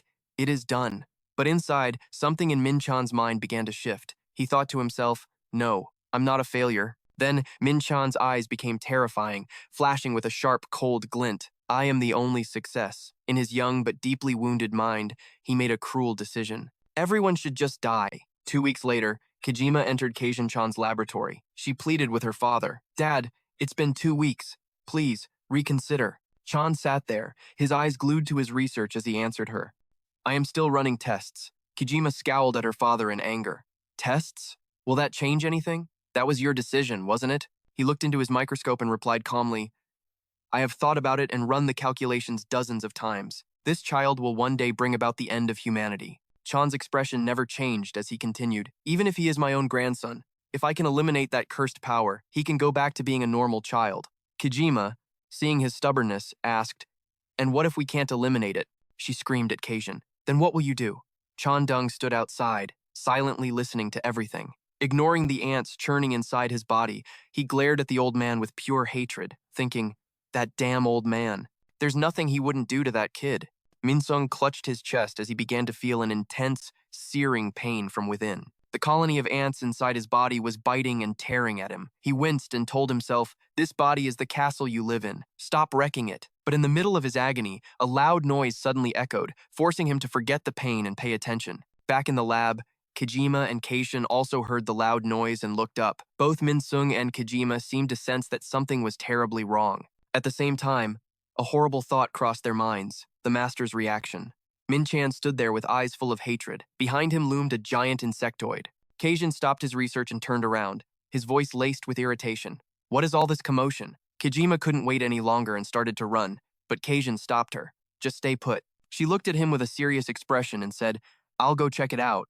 Meanwhile, Min-sung was already running for his life. He analyzed the situation as he ran. "The reaction is coming from where that little brat is." He then gasped out loud, "It can't be." Kijima shot past Min-sung in a blur. He was stunned. "Senior Kijima." At the scene, two researchers were thrown to the ground by the insectoid's immense power. Min Chan had broken free from his restraints thanks to the monster he'd summoned. The security guards opened fire, unloading their weapons at the insectoid to protect everyone. But the massive beast used its own body to shield Min Chan from the bullets. He mumbled to himself, "With this power, I can." Min glared at everyone with hateful eyes, just as Kojima's powerful voice rang out. "Cease fire! That's the doctor's grandson!" Hearing this, Min Chan recalled the insectoid back into his body, only to summon another, even stronger one. He screamed out its name, "Dirty!" The two guards trembled in fear at the terrifying power before them. An invisible force seized them, lifting them into the air as the other scientists watched in absolute horror. At home, Min Sung, who was playing with his toys, suddenly froze. She felt a chilling premonition. "Mom?" The expression on the boy's face was a terrible omen. Kojima arrived on the scene, calling out for her son, Min Chan. Her eyes flew wide in horror at the sight before her. Two insectoids radiated pure killing intent, and standing behind them was Minan. Kojima screamed to her son, "I will save you. Just wait there." She glanced at the ants hidden in her hand, but Kojima realized with a jolt of pain that her old injury kept her from controlling them. Veins bulged on Min Chan's face, making him look terrifying. His voice was ice. "You're mistaken, mother! This is me!" She stared in disbelief as her own son spoke such alien words. "Min Chan." He forced out every syllable. "This is who I am!" With those words, he ordered the insectoids to attack her. "Accept it."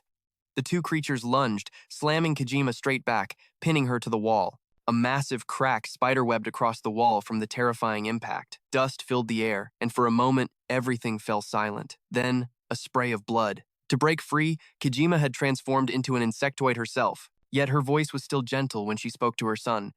"Of course, I accept you." Min Chan was silent, stunned that his mother accepted his monstrous form. Then, Kojima roared with fury at the other creatures. "Whose son do you think you are?" She launched a kick straight into the bee-like insectoid. Her attacks were swift and decisive, moving to eliminate each monster one by one. But as she fought, she constantly reassured Min Chan, "I will always believe in you." After a brutal fight, Kojima destroyed all the summoned insectoids. She rushed to embrace her poor son, calling his name gently, Min Chan. She held Min Chan in a tight embrace, comforting him. "I was wrong. I'm so sorry for hitting you," Kojima pleaded with him over and over. "Please, Min Chan, just stop." Her words finally reached him, and tears welled in his eyes. He whispered his final words, "Okay, I'll be good." But unexpectedly, the DTY insectoid he had summoned wasn't completely gone. It had one final objective to complete. The monster plunged its sharp stinger straight into Kojima's chest as Minan watched in utter disbelief. He turned to it, his eyes filled with hatred. "You! What do you think you're doing?" It just let out a defiant roar at him, saying nothing more. Min Chan swung his fist in a rage and ordered it to disappear. Following that was a thunderous punch from the blue ant insectoid, Choi. He had landed a powerful blow for Minan, an act of revenge, but the DTI insectoid wasn't completely defeated. The monster Min Chan had summoned stared them down, then unleashed a barrage of poisonous needles in retaliation. Choi used the power of his blue ant armor to defend himself. Countless poison needles were aimed right at him, but none of them could penetrate his armor. But after the insectoid had unleashed its final attack, Choi collapsed from sheer exhaustion. Seeing that it was finally safe, Min Chan turned back to his mother. He let out a blood-curdling scream. His mother, Kojima, fell to the ground. Min Chan cried desperately, "Mom, are you okay? What should I do?" Just then, a cold, imposing figure called out, "Ah, Min Chan!" Min Chan looked up and saw that he'd been standing there the whole time. "Grandfather!" he cried out. He tried to choke back his sobs to explain Kojima's condition. "Mom, that thing." He broke down, unable to speak. In that moment, a bullet sliced through the air right past Min Chan's face. Kasi stood there, a gun aimed directly at his own grandson. He growled every word, "Get away from my daughter." Min Chan was stunned by his grandfather's cruel, cold indifference. "Grandfather?" Blood from the scratch on his cheek trickled down his face. His tears stopped, frozen by the shock. But Kasi remained cold as ice, as if the person before him wasn't his own flesh and blood. He roared, "How dare you? You failure! Disappear from my history!" And with that, he mercilessly pulled the trigger to kill Min Chan, his own grandson. But luckily, Choi had lunged forward in time, using his own body to shield the boy and take the bullet. Kasi was startled by his action. Choi glared with pure hatred at Kasi's blind fury. "You damn old man! What the hell do you think you're doing?" Ignoring the question, he gave a cold command. "Step aside, number 2, he continued in a monotone voice. "That thing is a dangerous entity. Get out of the way. That is an order." Choi wasn't having any of it. He shot back, "Shut up. You think I'd follow an order like that?" Kasi replied, his gun still raised. "If you don't move, I'll have to discard you as well." Choi let out a mocking laugh, completely unfazed. "Discard me?" He gently set Min Chan on the ground and took a fighting stance, taunting him, "Then step up and do it." Choi's eyes gave him a clear signal. "Do it." Minan's grandfather pointed the gun right at them, without any hesitation. He asked him erect question, "Have you given up on being a hero?" Choi looked at Kasi, his eyes filled with righteous fury. "Give up? Don't make me laugh."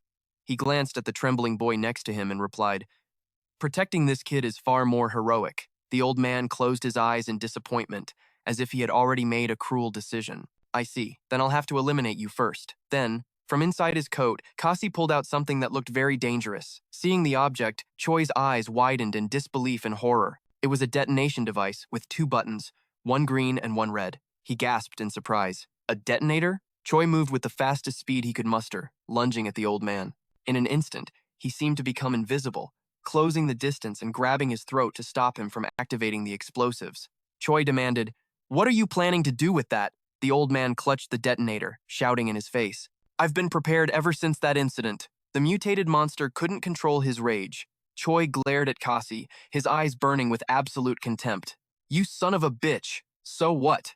Are you telling me you planted a bomb inside my body?" The old man's answer sent a massive shock through my nan. Of course, as if that wasn't monstrous enough, he went on to reveal something even worse. In the deafening silence, a memory suddenly flooded back. A small Min Chan sat on a chair, his voice sad. "I'm sorry." Choi didn't understand what his nephew was talking about, so he asked, "Sorry for what?" Min Chan's voice was full of guilt. "They said it's my fault that the insectoid gene inside you was activated." Min Chan still felt an overwhelming sense of guilt. "I'm sorry." Seeing this, Choi immediately comforted him. "Don't be so stupid." He spoke from the heart. "Thanks to you, the old, pathetic Choi was reborn. I awakened as a hero." The boy didn't understand. "Pathetic?" "That's right," Choi replied. He placed his hand on the isolation glass, signaling to his nephew. "Don't apologize." Choi gave him the brightest smile he could muster. "Because you are my hero." Seeing that he had helped his uncle, Min Chan's face lit up, no longer dark as before. He also pressed his hand against the glass where Choi's hand was, and obediently replied, "Yes, sir." The beautiful memory ended, and they returned to the brutal reality. Min Chan screamed in despair. "Uncle!" Suddenly, Choi was overcome with excruciating pain. He was forced to throw Kasi away from him. The power of the blue ant threw him, his back slamming hard against the wall. Choi's armor made of ants suddenly dissolved, and he panicked. "The ants!" he roared. "You damn old man! What did you do to the ants?" He replied, his voice cold. "I placed a new blue ant queen inside you, and I just used the detonator to order an attack on the host." Kasi's voice was sharp. "In this space, there is only one target, the half-insectoid." His voice continued to echo, indifferent to Choi's agonizing screams. "That's you, Choi." Kasi still thought he was doing the right thing, trying to justify it. "At least die like a human." Choi's body was in immense pain, as purple fluid oozed out of him amidst his horrifying screams. Seeing him in so much pain, little Min Chan could only run to Choi's side, helpless. He screamed, "Grandpa!" He used his powers to try and heal him, but it was all in vain. Amidst the screams, Mincha remembered the words Choi had said to him. "You are my hero." He choked out in fear and desperation. "Uncle, you can't die." Min Chan used all of his power with the hope of saving Choi, creating a huge surge of green energy. Tears streamed uncontrollably from Choi's eyes. A dark, blue-black light began to glow from within him, looking incredibly ominous. And just like that, everything turned to dust. Choi Sung-owen was officially gone. Kasi Chon, the puppet master behind it all, put on a fake show of grief over his death. But then he sensed something and looked up, a glance he would instantly regret. It was Min Chan. With eyes blazing, he stared down the man who killed Choi Sung-owen, who also happened to be his own grandfather. The old man looked back in absolute terror. Had the insectoid Min Chan truly become a monster? Min Chan immediately shot that idea down. "He's no monster," the boy replied with an ice-cold glare. "He's merely awakened, isn't that right?" At this point, Choi Sung-owen was no longer human. He was a true monster. His physique, warped and massive, pulsed with a murderous aura. Kasi-chan was terrified, thinking to himself, "I have to detonate it." He planned to go down with the monster before him, a contingency he prepared for by planting a bomb inside Owen's body. But just as he was about to send them both to the afterlife, the children's mother, Kijima, leaped in to block the attack for him. But what is human strength against a monster's? She was instantly thrown back. He watched in horror, screaming Kojima's name. As she struggled back to her feet, Kojima used her body to block the next attack, shouting, "Wake up!" A deafening roar erupted from Choi Sung-oen, but no human response came. Seeing her words were useless, she turned to her son. "Min-chan." The monster simply raised its fist, ready to end her life right there. Kojima gritted her teeth and screamed, "Don't you dare!" Just then, Min-sung wandered into the lab looking for his mother. "Mom, where are you?" He scratched his head, stumbling. "My head is spinning, I feel so dizzy." The situation had gone critical. The two out-of-control monsters slammed Kojima to the ground. Kasi-chan collapsed, watching his own daughter get beaten, and let out a primal scream. Kojima, the green ant-human's foot had now mutated, radiating an aura of absolute danger. And Choi Sung-oen, the one considered awakened, stood over them like a god of death. Kasi no longer cared about Min-chan. His only goal was to protect Kojima and Min-sung. He formed a ruthless plan. He spoke urgently, "Kojima, I have a plan. I will handle things here. You get upstairs and take Min-sung and run." Kojima fiercely refused, unwilling to abandon her other child. The old man pleaded, "Don't you understand the situation?" He forced a painful truth upon Kojima. "Min-chan is gone.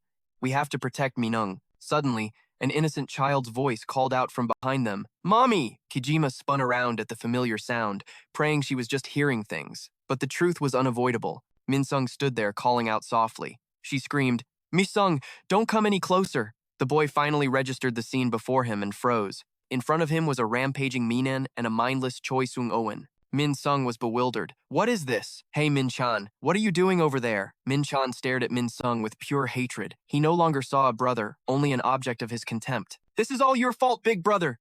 Kojima tried to drag herself across the floor to protect her other son. She yelled at Min-sung to run. "Now!" Even though she couldn't walk, she crawled inch by painful inch toward her son. Min-sung called out naively, "Mommy?" Min-chan ordered Choi Sung-oen, the being without a shred of consciousness left, "Get her out of my sight." Choi Sung-oen obeyed and charged, ignoring the bullets peppering his body. Kasi-chan fired relentlessly at the insectoid, roaring, "I can't let the hope of humanity be extinguished like this." Then a cold voice, completely devoid of innocence, cut him off. Min-chan looked at Kasi-chan with an emotionless face and swore an oath. "Then I will become humanity's despair." The resulting explosion sent a horrifying shockwave through the area, leaving the building a smoldering wreck. Fire trucks swarmed the scene. Behind the first responders, two figures appeared in the smoke. Chairman Kim and Mrs. OK stared at the utter devastation, speechless. She finally whispered, "This can't be real." Inside the wreckage, a firefighter stopped when he heard a child's voice from under the debris. There was Mi-seong, next to his mother, calling out in fear, "Mom, Mommy!" With tears streaming down his face, he desperately shook her. "Wake up!" A firefighter checked her pulse and confirmed with his partner. The woman, the mother, is deceased. The child is completely unharmed. Another firefighter was puzzled by the insects swarming nearby. "What's with all these ants? Are they protecting the kid?" Suddenly, a shout came from across the rubble. "There's something else over here!" The shout made Mrs. Okum and Chairman Kim turn their heads. The man announced, "We found a survivor. It's a kid." However, another rescuer looked at the boy's condition and immediately shot down that optimism. Mrs. OK heard their exchange and, in a state of shock, rushed over. There was Minan, lying alone and barely breathing in the ruins. The firefighters saw him and immediately screamed for help. "We have two kids alive. Where is the rescue team? Get back here now!" The desolate ruins were suddenly filled with the sound of sirens and running feet. Amid the chaos, no one noticed a faint blue light flickering weakly in the rubble before vanishing, the last remnant of Choi Sung-oen. The next day, in a Sek-Red hospital, Min-sung was still motionless, lost in a deep coma inside a stark, silent white room. OK Jum stood with her hands clasped behind her back, looking through the isolation glass. Her voice was hoarse as she asked Yugon, "Is Mi-seong all right?" Yugon replied immediately, "Yes." As he spoke, he taped a small photo onto the cover of a file. It was a picture of Choi Sung-oen, smiling brightly. As he worked, Yugon's voice choked with emotion. "There isn't a single scratch on him. The boy is safe." He closed the file and stood in silence, bowing his head in grief. She saved him. Hearing Kojima Minijin's name, Mrs. Okum could no longer hold back her emotions. She covered her face, sobbing. "Kojima!" She mournfully wiped her tears away and regained her composure. "I'll handle the funeral arrangements for all three of them." Yugon replied, "Yes, I'll inform the chairman as soon as Miss Min's autopsy is complete." Mrs. OK suddenly spoke up, startling Yugon. She hesitated for a moment, then asked, "Where is Minan-chan?" He answered reluctantly, each word heavy.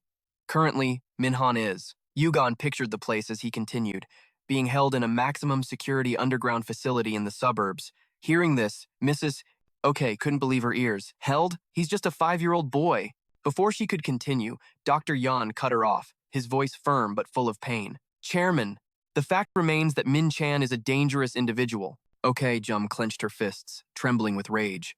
This is all that old man Cassitron's fault. No, it's my fault. She bowed her head in guilt, her eyes welling up. I'm withdrawing from the Ant Hill project. You should also stop creating monsters to catch monsters. Mrs. OK spoke her last words as the project head. I'm sorry, Dr. Yugon.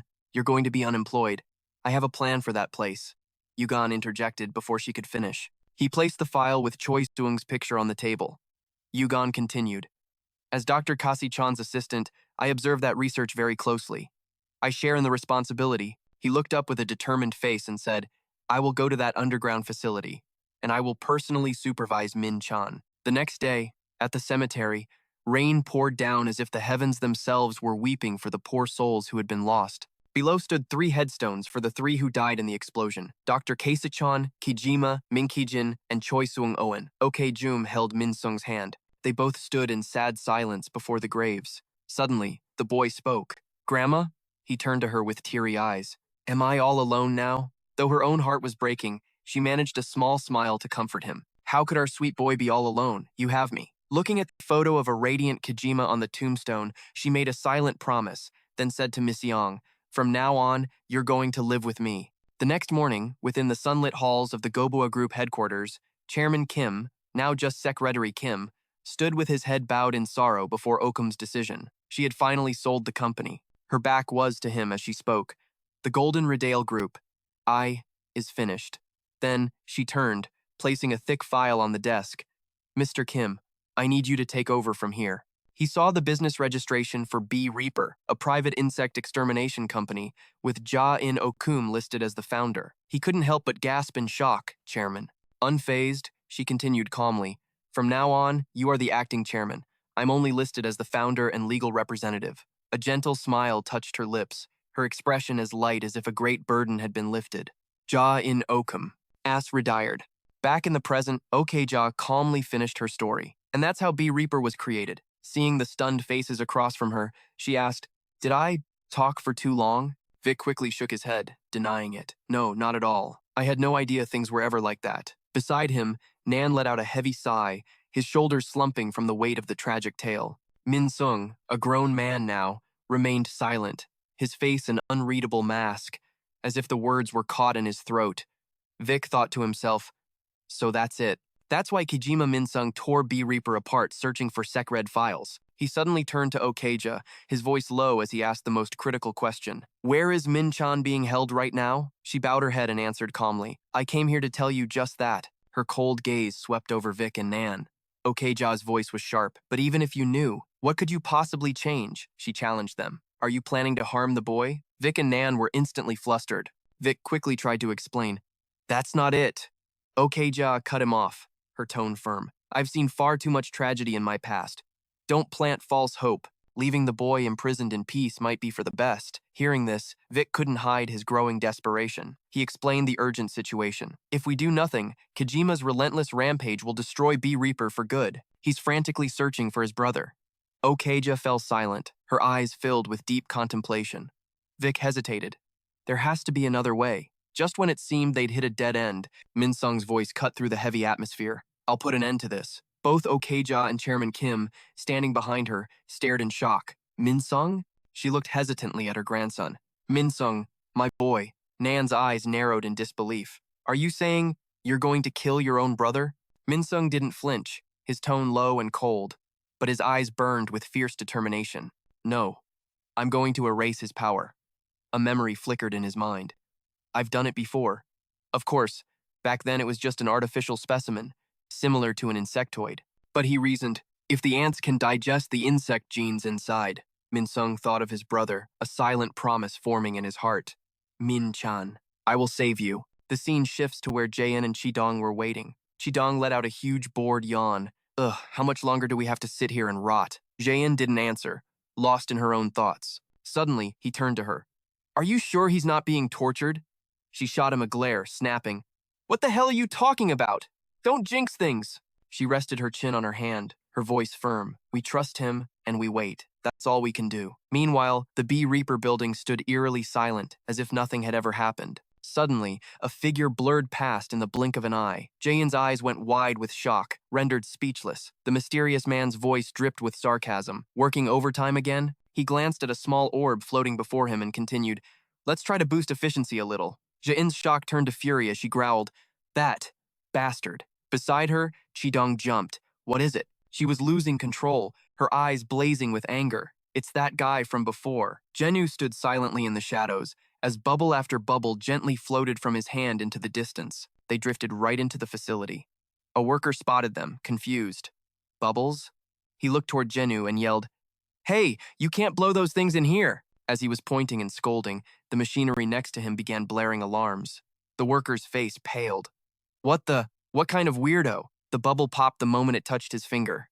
Before the worker could understand what happened, a blinding red light engulfed the entire area. What's going on? The facility erupted in a massive explosion, sending shrapnel flying in every direction. At that moment, Chidong landed right behind Zhenu. Both of them froze at the sight before them.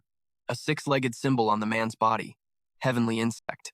They immediately stopped, keeping their distance from him. Zhenu glanced back, scowling with irritation. "I just want to go home." His words only surprised them more. A bolt of red lightning suddenly flashed in Mayung's mind. It was a master's reaction. At that same moment, a section of the Control Institute was blown to pieces. The explosion triggered emergency alarms that shrieked through the hallways. Vic sat there, completely stunned, while Nan was already shouting, "What's going on?" The intercom crackled to life, throwing the room into chaos. "Insectoid attack. The control station and outer walls have been breached." Through the monitor, they could see Xenu standing calmly amidst the raging flames. The announcement continued. The insectoid is currently in a pre-transformation state. Not only that, but the projector feed suddenly flickered. Images of Jayan and Chidong appeared, shocking everyone. 2 additional suspects have been identified. But further assessment was impossible due to damaged surveillance cameras. Adai, in the medical bay, grew worried at the urgent announcement. "All mobile patients, please evacuate to the underground shelter immediately." In another room, Din could only grit his teeth in frustration. The intercom continued. "All combat teams, report to the area for immediate backup." Minsung then explained to the others in the room, "Those 2, they're my friends. Don't worry." Okja noticed his strange behavior and softly called his name. Minsung. He walked silently towards the door, his eyes resolute. "Take her to Minan's location first." Minsung's expression was now incredibly determined. "I'll catch up later." Jaein and Chidong stood their ground as Zhenu's voice cut in. "Ah, so you're here. Where's the other one? Why is it just you 2? He glanced at the symbol on his body. "The hexagon heavenly insect." Zhenu repeated himself.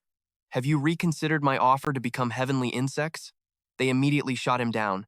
"Never. What are you doing here?" But he just replied with an ice-cold expression. "Does an insectoid need a reason to attack B Reaper?" Even so, he didn't forget to reveal a little more. "Of course, I didn't come here just for fun." His words sent a shockwave through Jaein and Chidong. Zhenu stated his purpose clearly. "I'm here to retrieve Lord Kijima's left arm, and to confirm the existence of the vessel." Chidong was confused. "The vessel? What the hell is that?" But she could only shrug. "I have no idea." He conveniently added a threat. "Besides me, all of Hexagon is currently mobilizing to attack every B Reaper base to find the vessel." Jaein glared at him, her face beginning to transform. "What? You're attacking all of B Reaper's bases?" Chidong couldn't hide her contempt. "So you're declaring war on all of humanity? This should be interesting." Despite this, Xenu just glanced at his watch, unfazed. "I'm in a bit of a hurry. I hate being late for work." Just then, a group of people ran towards them, shouting, "There he is!" He shot them a deadly glare, sighing. "It's so sad having to deal with these lowlifes." With a gentle wave of Xenu's hand, countless bubbles instantly appeared, hovering in midair. He spoke coldly. "So get out of my way and don't interfere." Sei quickly leaped into the air, expertly dodging the attack. "Whatever. You're not getting inside." Z, however, charged straight towards him, scoffing, "Too slow." With incredible agility, he successfully weaved through the approaching bubbles. "You think I'd just stand here and take it?" Even while moving at blinding speed, Z noticed something strange. There were bombs inside those bubbles, and he yelled out a warning to SW. The bubbles were packed with explosives, but she was a little careless, figuring they'd detonate on contact anyway. They erupted in a chain reaction, sending shockwaves and smoke billowing across the battlefield. The explosion was devastating, but So had already zipped away, completely unharmed. She clicked her tongue in annoyance. The agents on her side were too weak to fight back, frozen in place. Zenu did not look pleased. So, you still insist on interfering? From above, So dove down, aiming a crushing kick at his head. At the same time, Z moved in to strike from the rear right flank. But something stopped them in their tracks. Their attacks were completely nullified by an invisible layer of bubbles. Z couldn't believe it. Where did these bubbles even come from? Sensing immense danger, they both leaped back instantly. Z yelled out, "They're about to blow!" But Jinu just sneered, "You're really starting to get on my nerves." He gloated, completely confident in his abilities. These are defensive bubbles that block all incoming attacks. They're absolutely impenetrable. But Z refused to back down, giving So a command. "I'll take care of things here. You go on ahead." So looked surprised. Huh? But Jinu wasn't about to let them strategize. He moved first, leaping forward instantly. In the blink of an eye, he appeared right between them, leaving them completely stunned.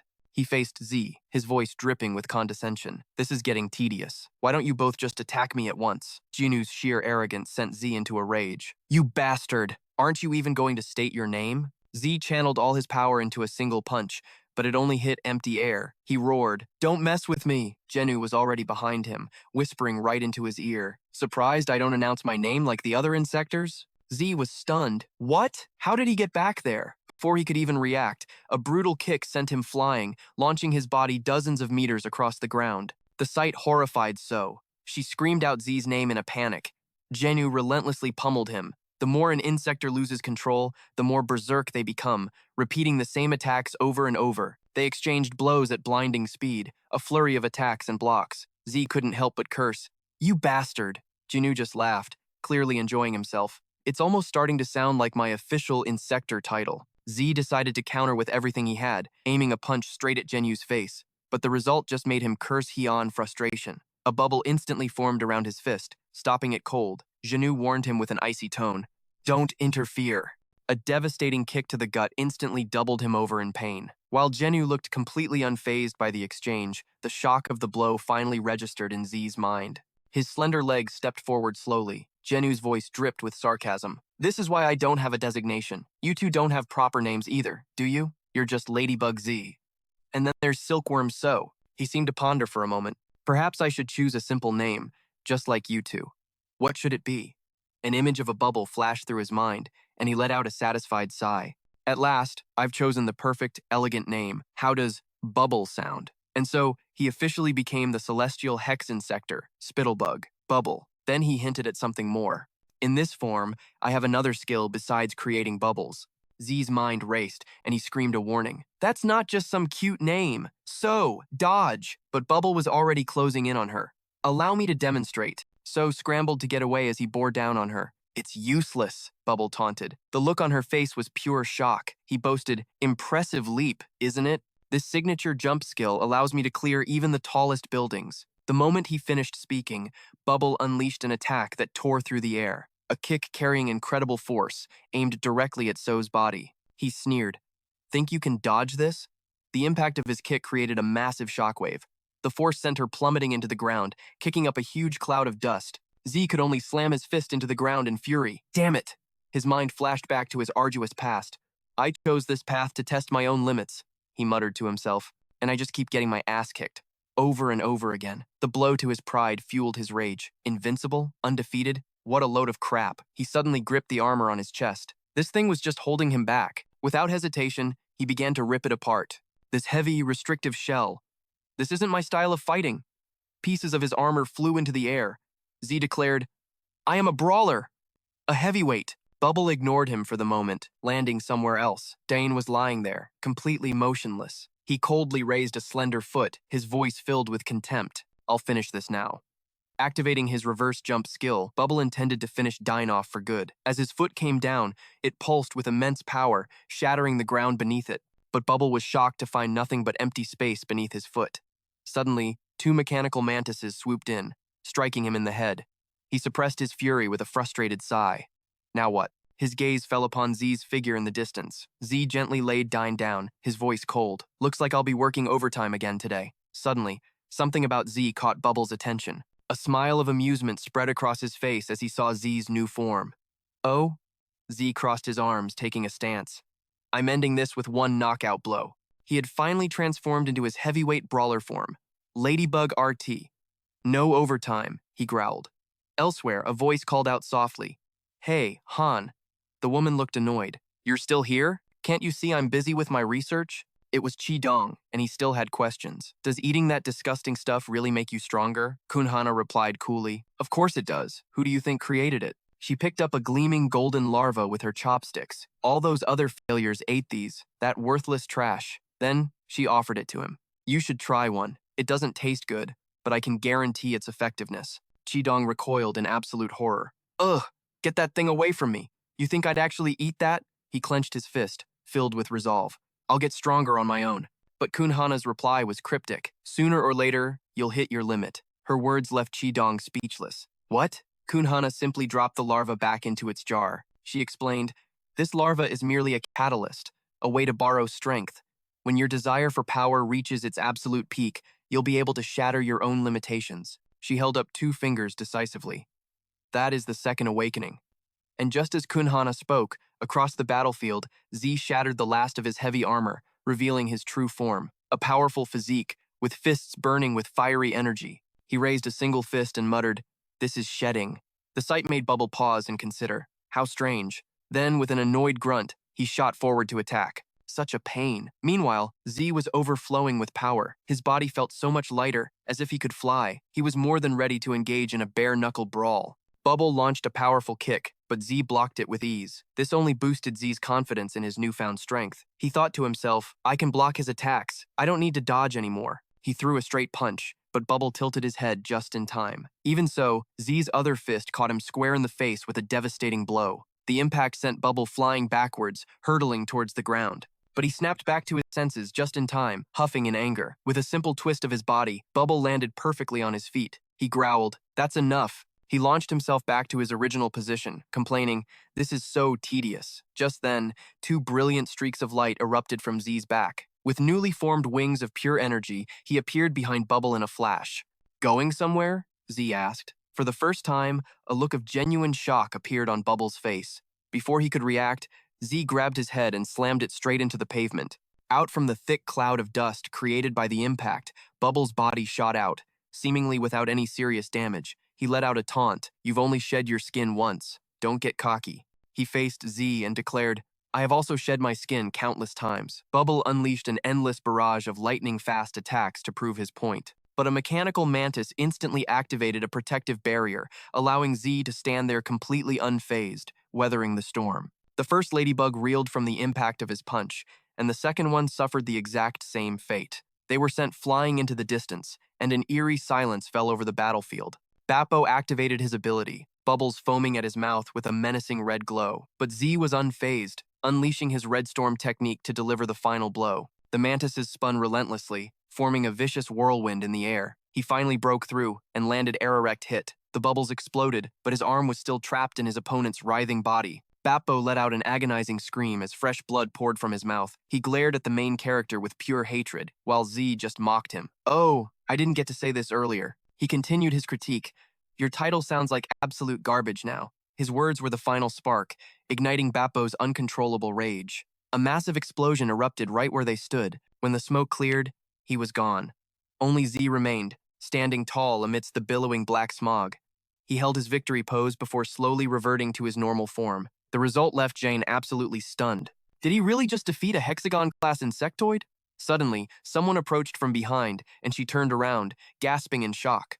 Gaminung, what are you doing? Jane started boasting about the victory. The fight's over. Z took down a hexagon member. Insane, right? A total beatdown. But he just cut Jane off with a cold stare, his voice demanding and absolute. Get up. Her eyes shot open, shocked by the deadly serious look on Min Sung's face. Hurry, he urged. Jane was frozen in terror as she noticed something, whipping her head towards the sound of frantic, flapping wings. An endless swarm of winged shadows blotted out the entire sky.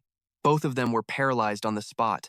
The insectoid army had arrived. A short distance away, Zidong seemed completely oblivious to the situation behind him. Seeing the two, he grumbled a bit. Gammon Sung, what took you so long? He then grinned, saying, the fight's over. This is my chance to show off to Mi Sung. I won. But before he could even celebrate, Zidong suddenly froze, a look of pure agony on his face.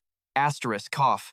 Asterisk, Kunhana had snuck up behind him. She'd driven a blade deep into his back for a fatal blow. I'm sorry, Kunhana said coldly. This is so. He will acknowledge my research. It was her, the leader of the insectoid swarm. This was the only way. The number of insectoids in the sky was truly immeasurable. Jane and Minsung were still frozen, unable to react. Jane's voice trembled with fear. What? What are all those Sehi insectoids? Are they all heaven class? Only Minsung remained calm, as if he'd expected this. They aren't insectoids. They feel more like the larvae from the hexagon's nest. Looking at the squirming creatures in the distance, she faintly recognized them. So those were the larvae.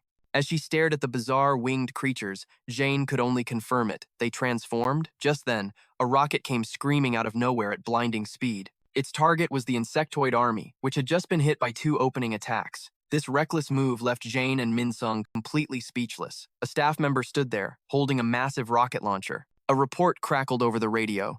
Total combat personnel present at headquarters is 65.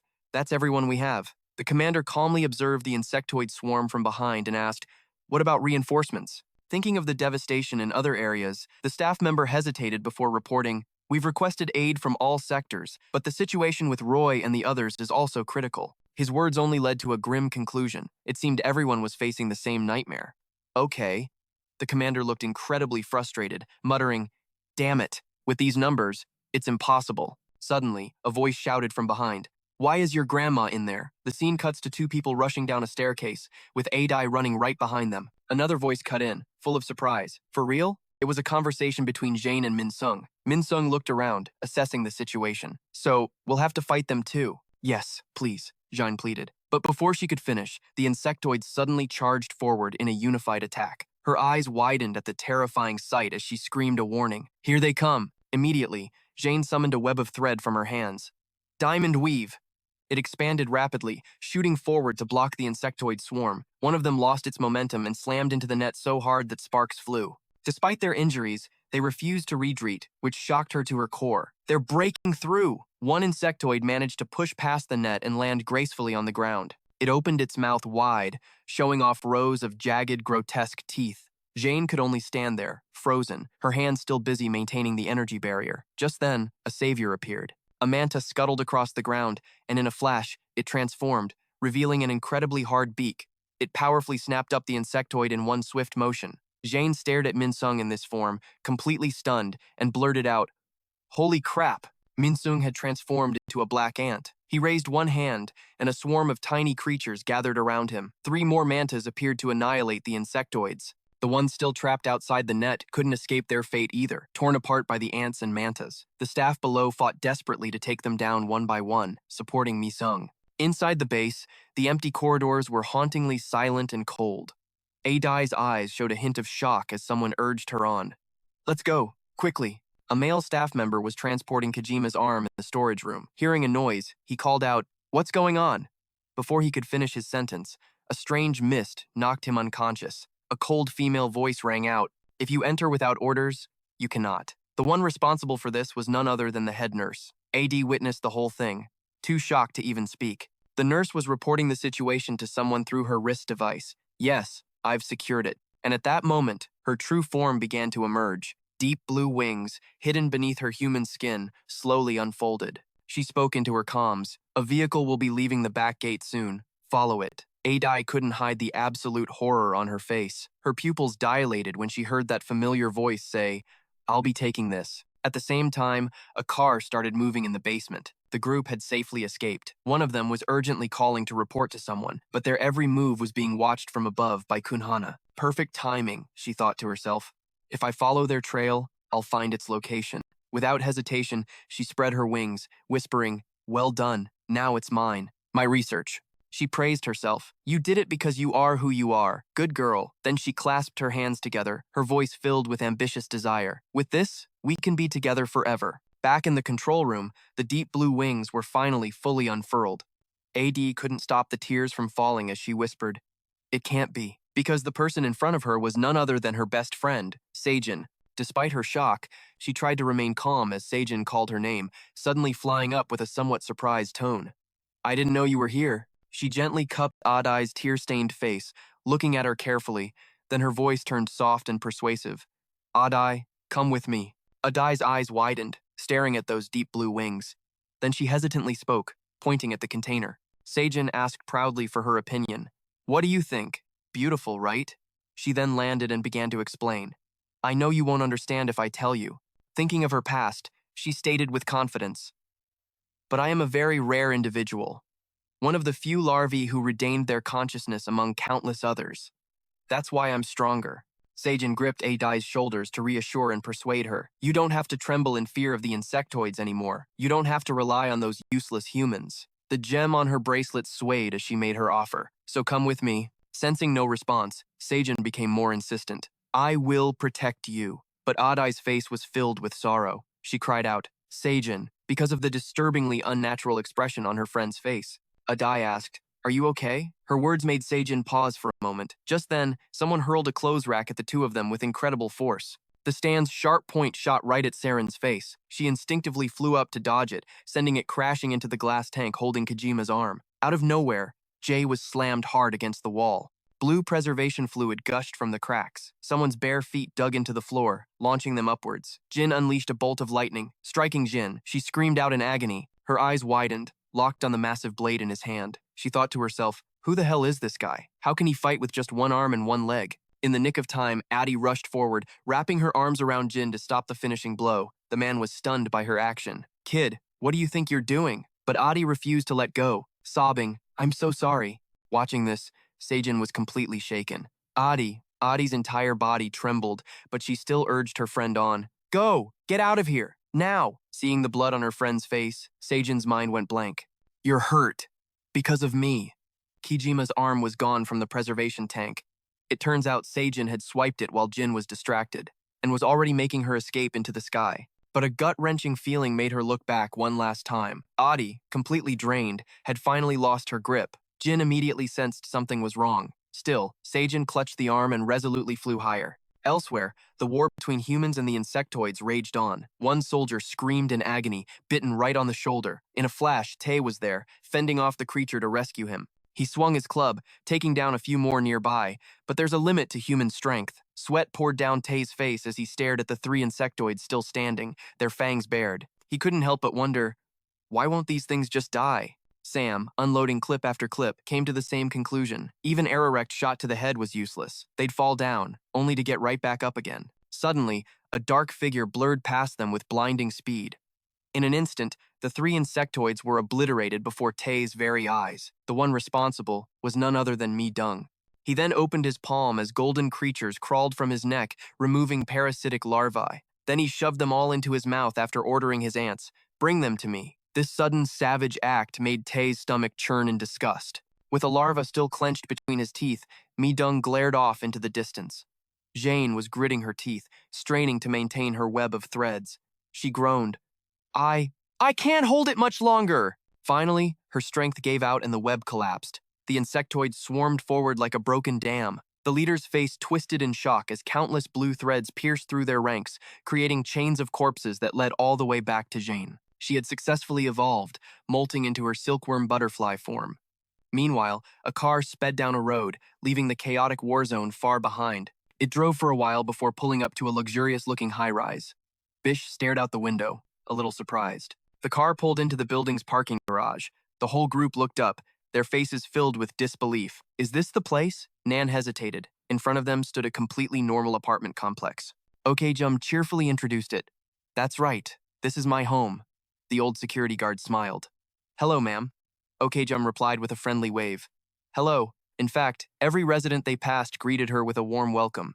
Good afternoon, ma'am. Hello, sister. Welcome back. Okjum had to reply to every single person. Hi. Hello.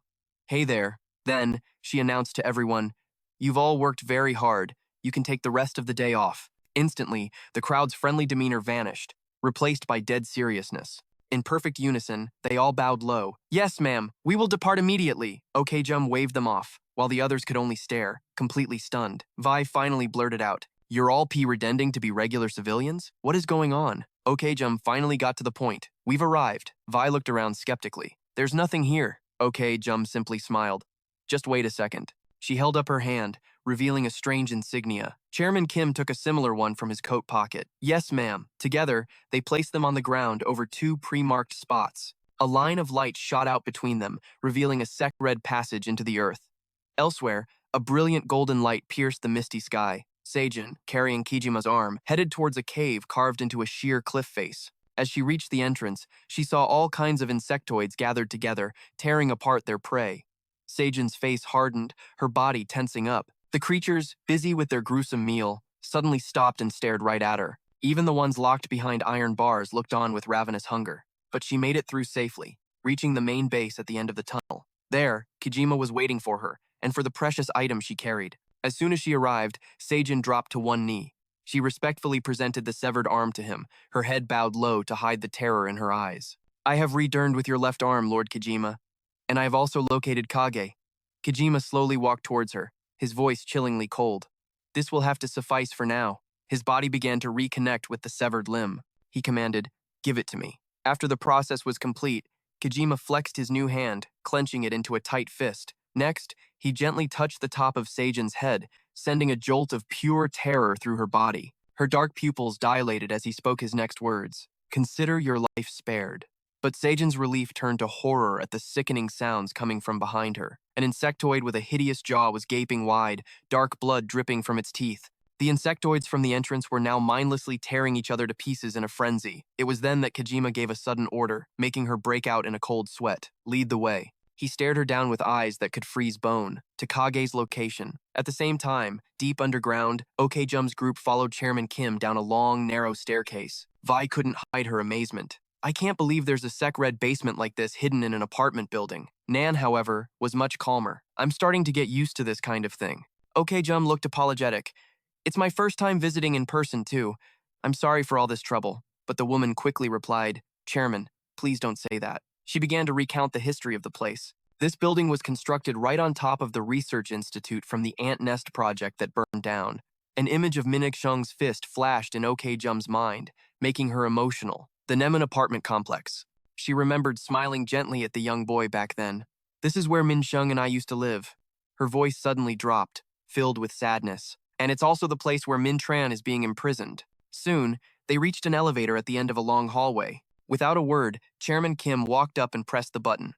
Only after the doors opened did he turn and report, "From here, we just need to take the elevator down." He gestured for the other three to go inside first. "I will come down later, once Min Shung arrives." Okjum respected his decision. "All right, we'll see you in a bit." In the empty hallway, the sharp sound of approaching heels echoed off the walls. It seemed someone was already waiting for them by the elevator. As the doors slid open, a tall figure in a white lab coat entered their view. The three of them froze in shock as he greeted them. "It's been a while." It was Dr. Cien's former assistant, Dr. Yugon. "Are you well, Chairman?" Okjum warmly shook his hand. "I should be the one asking you that question," he repeated himself. "It's truly good to see you again, Chairman."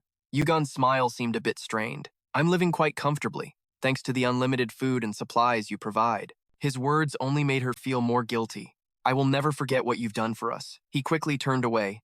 "Please, don't mention it. We can discuss that later." He then shifted his gaze towards a door marked with a large X. "He's in here." V and Nan exchanged a look. "We should probably stay back for this." "Yes?" Meanwhile, Okjum looked nervous. "I wonder how he's doing." The moment the door opened, she froze, completely stunned by the scene inside. On a single chair in the middle of the room, Mintran was tightly bound.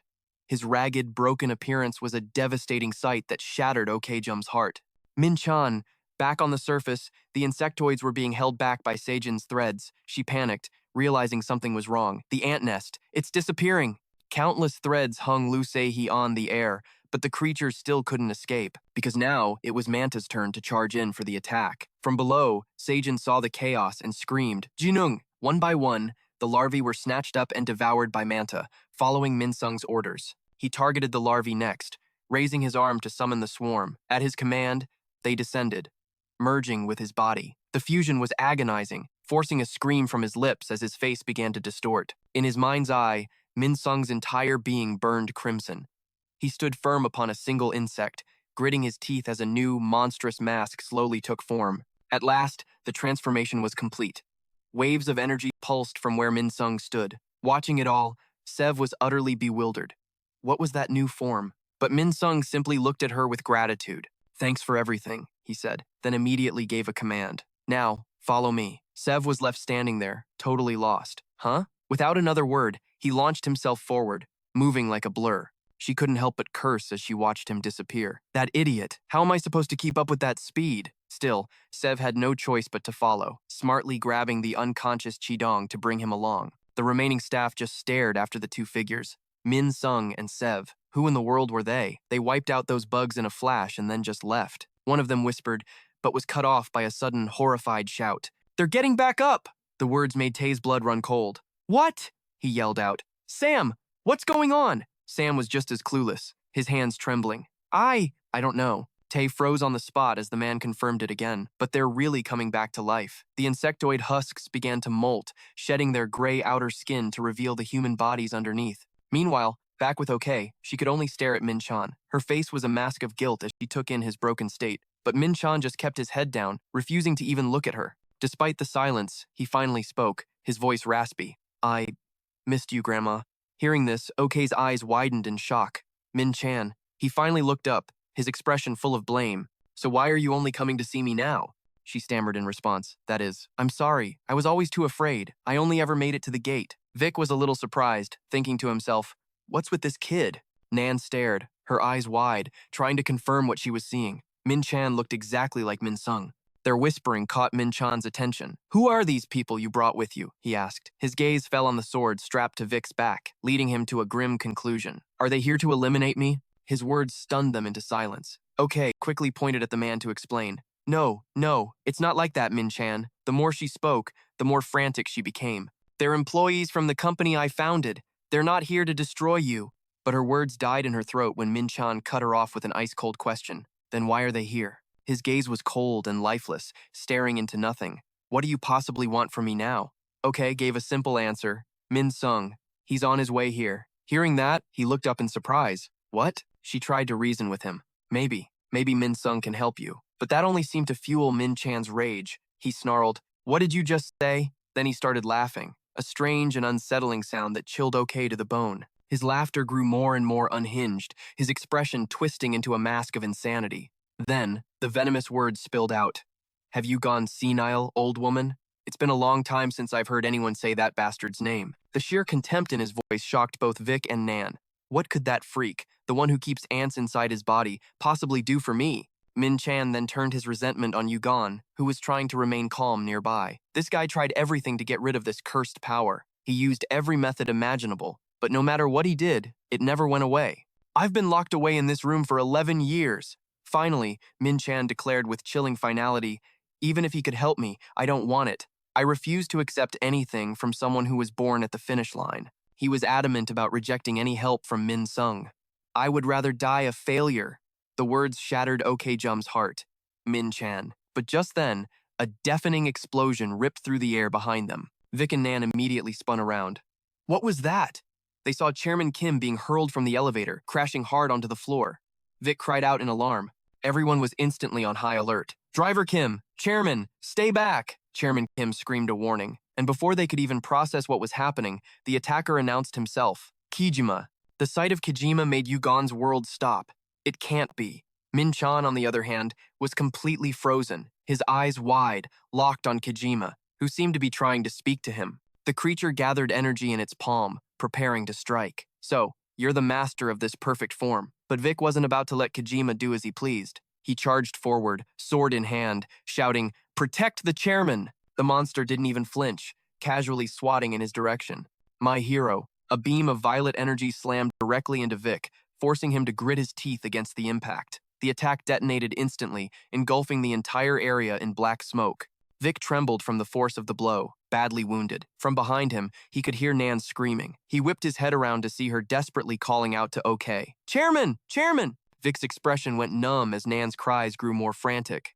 Chairman, please wake up! OK Jum had a gaping wound in her chest from the piercing attack. She now lay motionless on the floor, unresponsive to Nan's desperate pleas. At that very moment, Min Sung was flying as fast as his new form would allow. He muttered to himself, something feels wrong. A deep sense of dread filled his chest, sensing an immense and powerful energy unlike anything he'd ever encountered. Min Sung's eyes hardened as a terrible realization dawned on him. No, it can't be. That thought spurred him on, pushing him to move even faster. Grandma? Meanwhile, Nan was paralyzed with fear, staring at the imposing figure in the doorway, Kojima. Then, she was startled when Okjum let out a faint, weak groan. Seeing this sign of life, Nan cried out with joy, "Chairman, you're still alive!" Seeing this, Kijima moved to strike again, but Vic expertly intercepted the blow with his sword. The sheer force of the attack, however, was so immense he had to grit his teeth just to hold his ground. Kijima closed the distance in an instant, swinging a fist straight for Vic, but he dodged the devastating blow just in time. Crash! The wall right next to Min Chan exploded into rubble. Vic's face was a mask of shock. He wasn't aiming for me. Just then, two massive robotic arms shot down from the ceiling, clamping down hard on Kijima. For a moment, his entire body was completely immobilized. A voice urged Vic on. "Now's your chance. Move!" It was Yugon. He had secretly activated the defense robots. But before Vic could even react, Nan had already launched herself at their foe. With a thunderous punch, she glared at the enemy with ice-cold eyes. Then, she and Vic attacked Kojima in unison. Activate. Electro-detonator. Insecticide fist. Kojima's body was engulfed in blinding light, arcs of lightning exploding all around him. After their combined assault, both heroes leaped back to witness the aftermath. Yugon's voice cut through the chaos. "You two, get the chairman out of here. Now." But Vic hesitated. What about Min Chan? Yugon then revealed something that made Min Chan freeze in place. Min Chan once tried to escape during an emergency, but the doors wouldn't open because of a system malfunction. The memory made Yugon's voice even more urgent. "Leave the rest to me. Just run." Nan didn't waste another second, scooping up OK and making a break for it. Vic was right behind her as they raced towards the wide-open elevator doors. Meanwhile, Yugon's robots dragged Kojima in the opposite direction, all part of a pre-calculated plan. As he operated the controls, Yugon muttered to himself, "I never thought the day would come when I'd have to use this." Min Chan, still in shock, heard Yugon call his name. "Min Chan!" Before initiating his final gambit, he gave the boy one last piece of sincere advice. "If you just stay put in there, at the very least, you won't die." His words seemed to surprise the boy. Yugon turned back to the control panel, his voice heavy with sorrow as he spoke a farewell to his deceased mentor, Dr. Cass Chan. "I suppose it's finally time for me to follow you." As he finished speaking, his hand moved towards a large red button on the console. He shouted, "Please forgive this worthless student of yours." But just before he could press it, Yugon's hand froze strangely in midair. He strained with all his might, his body trembling, but his arm wouldn't budge. It was Kun Hana, who had stopped him with her telekinetic powers. She smirked. Now. Self-destruction is a very bad habit." On the other side of the room, Min Chan rose from his chair, his eyes dangerously sharp.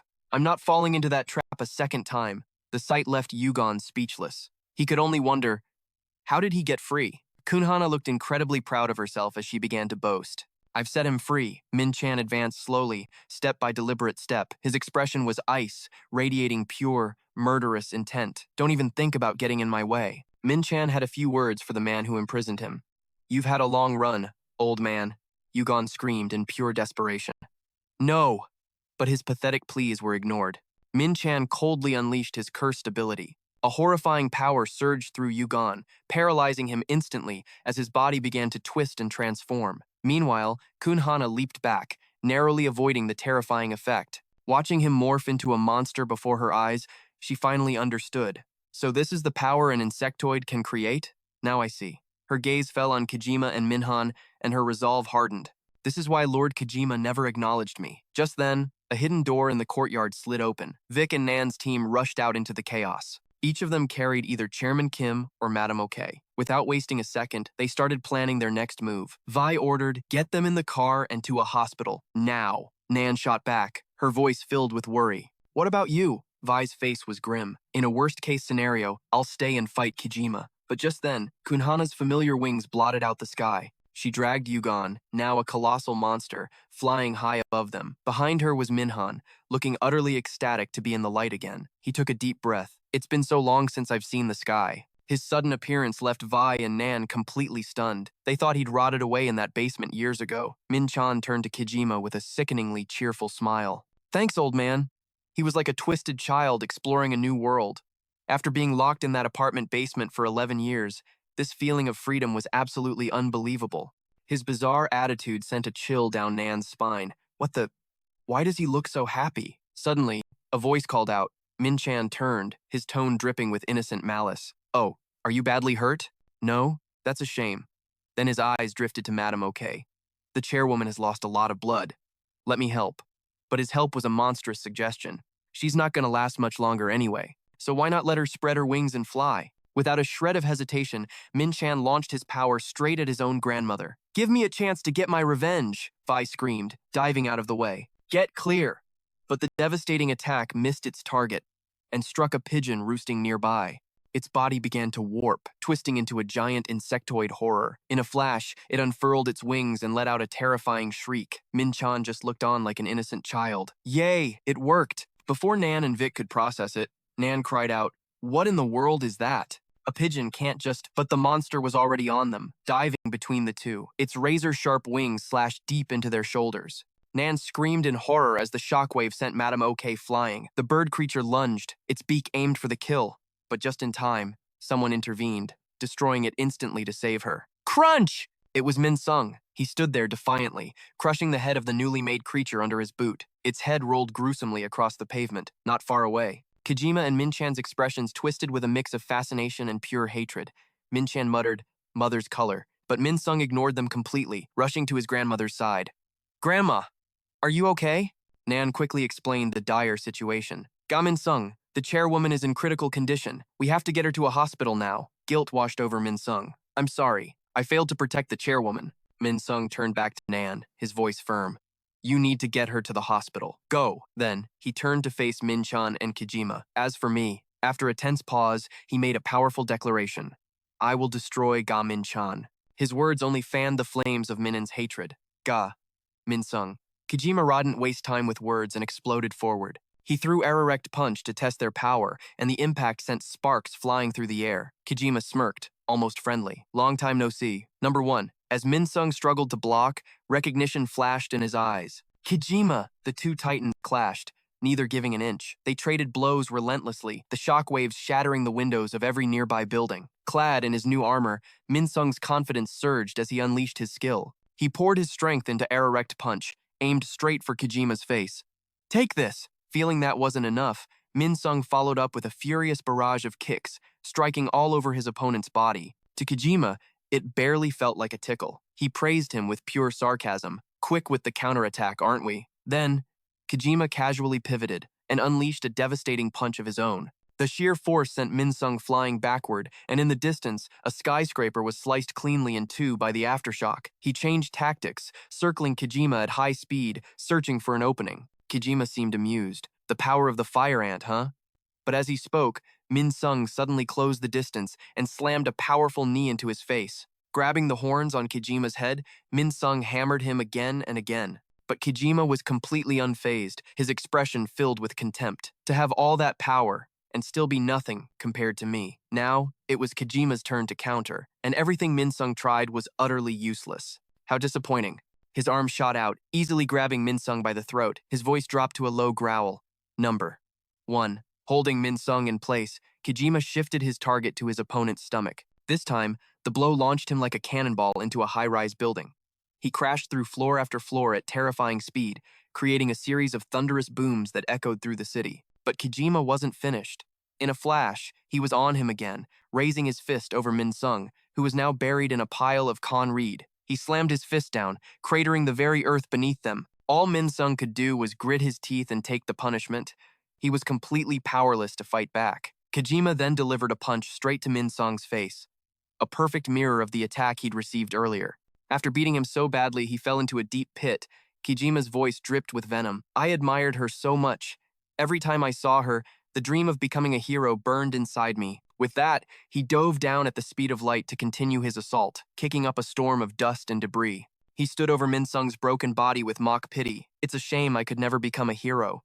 Which means you don't get to be one, either. With his hatred boiling over, Kojima made a brutal decision. Die. His final, fatal blow connected, and Min-sung's body was completely obliterated. The head of the Fire Ant's master flew through the air, but just when it seemed over, it was revealed to be a fake, an empty shell. The real Min-sung was now standing right behind Kojima. He stared at him, his eyes cold and empty. Don't even try. This enraged Kojima even further. He spun around, ready to throw another punch. How dare you play tricks on me? The expression hidden behind Kojima's mask Must have been a sight to see. Suddenly, a sharp blade materialized out of nowhere and pierced straight through Kijima's body. It was swarming with countless tiny black ants. Min-sung had struck first. Kijima's body froze. He began to feel a million tiny stings as Min-sung poured his power into his ant nest hands. Min-sung had lost all composure, screaming, "Destroy him for me!" Behind Kijima, ferocious mantises suddenly materialized. While he was still paralyzed from the fatal blow, the creatures swarmed him, tearing and ripping at his body relentlessly. But somehow, Kijima remained standing, a lone figure in a sea of thick black ants.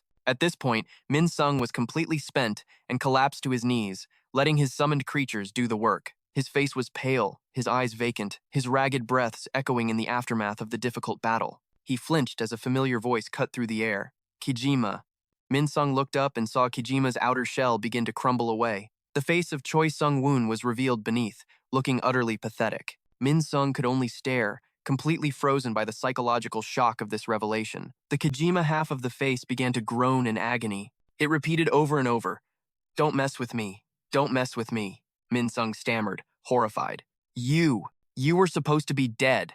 The creature's arms slowly began to rise as it mindlessly chanted the same words again. "Model. Don't you dare mess with me." Danger was closing in fast, but he was paralyzed, unable to react as a massive fist descended upon him. This was it, the final, decisive blow. But out of nowhere, Minan appeared, shielding him with a single command. "Stop." Minan could only stare in utter shock. "Hey, Minan." The words Minan muttered next silenced him completely. "I haven't even had a chance to say hi to my brother yet." With his bare hands, Minan had stopped the devastating attack cold. Minang's eyes flew wide as Minan then addressed the monster. "Now, you may leave." The creature's hard shell instantly dissolved in the brilliant light radiating from Minan. He offered a final farewell. "Thank you for everything." Choi Sung's body finally collapsed as Minan whispered, "You will always be my hero." He plucked the sword from the body, feigning a casual curiosity. "Tiger Man's sword. You made this for me when we were kids, didn't you? This is incredible." Those were much happier times. This bizarre behavior left Minang completely baffled. "What's gotten into you?" And then, Minan dropped the bombshell. "What do you think happened?"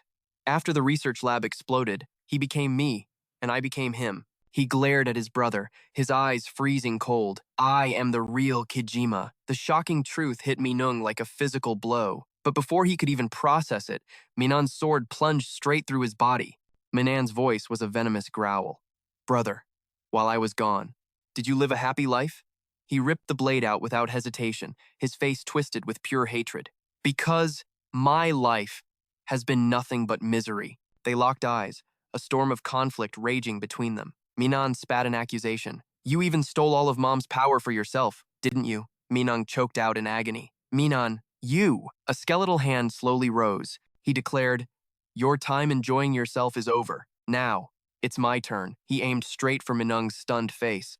"I'm taking everything back." A crazed smile spread across Minan's lips, his eyes blazing with fury as he seized Minung by the neck. Even the ant colony. He squeezed his fist with crushing force, ignoring the fire ants swarming his own hand. He then gritted his teeth, pouring more power into the effort to absorb his brother. As Minung's own facade began to crumble, he let out a powerful roar. "Don't let him devour you! Devour him!" Instantly, the fire ants turned, swarming Minan. The faces of both brothers contorted in excruciating pain. High above the chaos, Su-in flew with Ji-dong, her eyes scanning the ground below. She muttered, "Where the hell did Minung go? The trail just ends here." Suddenly, she froze, spotting something chillingly familiar. "This place is." At first, Su-in was calm, but a second later, sheer panic took over. "This is Minung's apartment complex." That blinding flash. It was the light from their battle. The light grew, expanding in a blinding wave that forced a scream from her lips.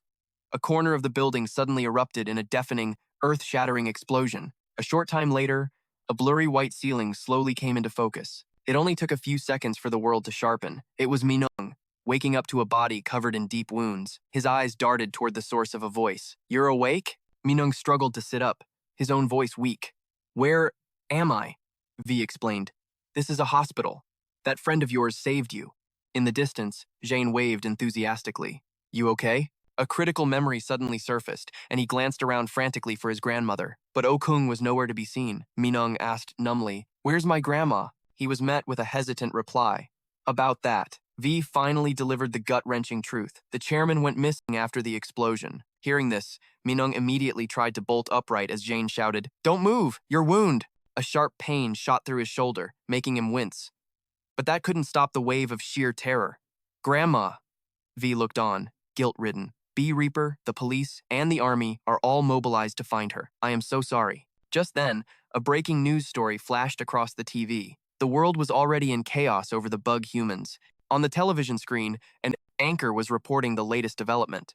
B Reaper, an organization dedicated to exterminating bug humans, has now been officially sanctioned by the South Korean government. With society's growing fear of bug humans, this decision is drawing massive public attention. Seeing Minung glued to the news, V finally broke the silence and called his name, Minung. After a heavy pause, he slowly laid it all out. "Given the current situation, I hate to ask this now, but I have to. We need your help." Minung bit his lower lip, listening to V's steady voice. "You must have realized it by now. You no longer possess the power of the black ant. Even so, we still need you." Minung's hand clenched into a tight fist as V made his offer. "Will you join B Reaper?" V and Jane were stunned into silence by the raw hatred dripping from Minung's voice. "As long as I can exterminate every last bug human." His expression was nothing but pure animosity as he vowed, "I'll do it." The brutal battle had left a strange black mark on Minung's neck. Deep beneath the skin, a tiny creature with two glowing eyes lay dormant. One fire ant had survived, completely undetected by Minung. Time passed. In another desolate, ruined area, a skinny man was running for his life. He scrambled to hide as his comrade was snatched up from behind. "Good, that's the 9th one. Please, let me go." "Shut your mouth." The man squeezed his eyes shut, trying to block out the horrifying screams. "You worthless traitors. From now on, you're all bug feed." But it was no use. A bald man spotted him.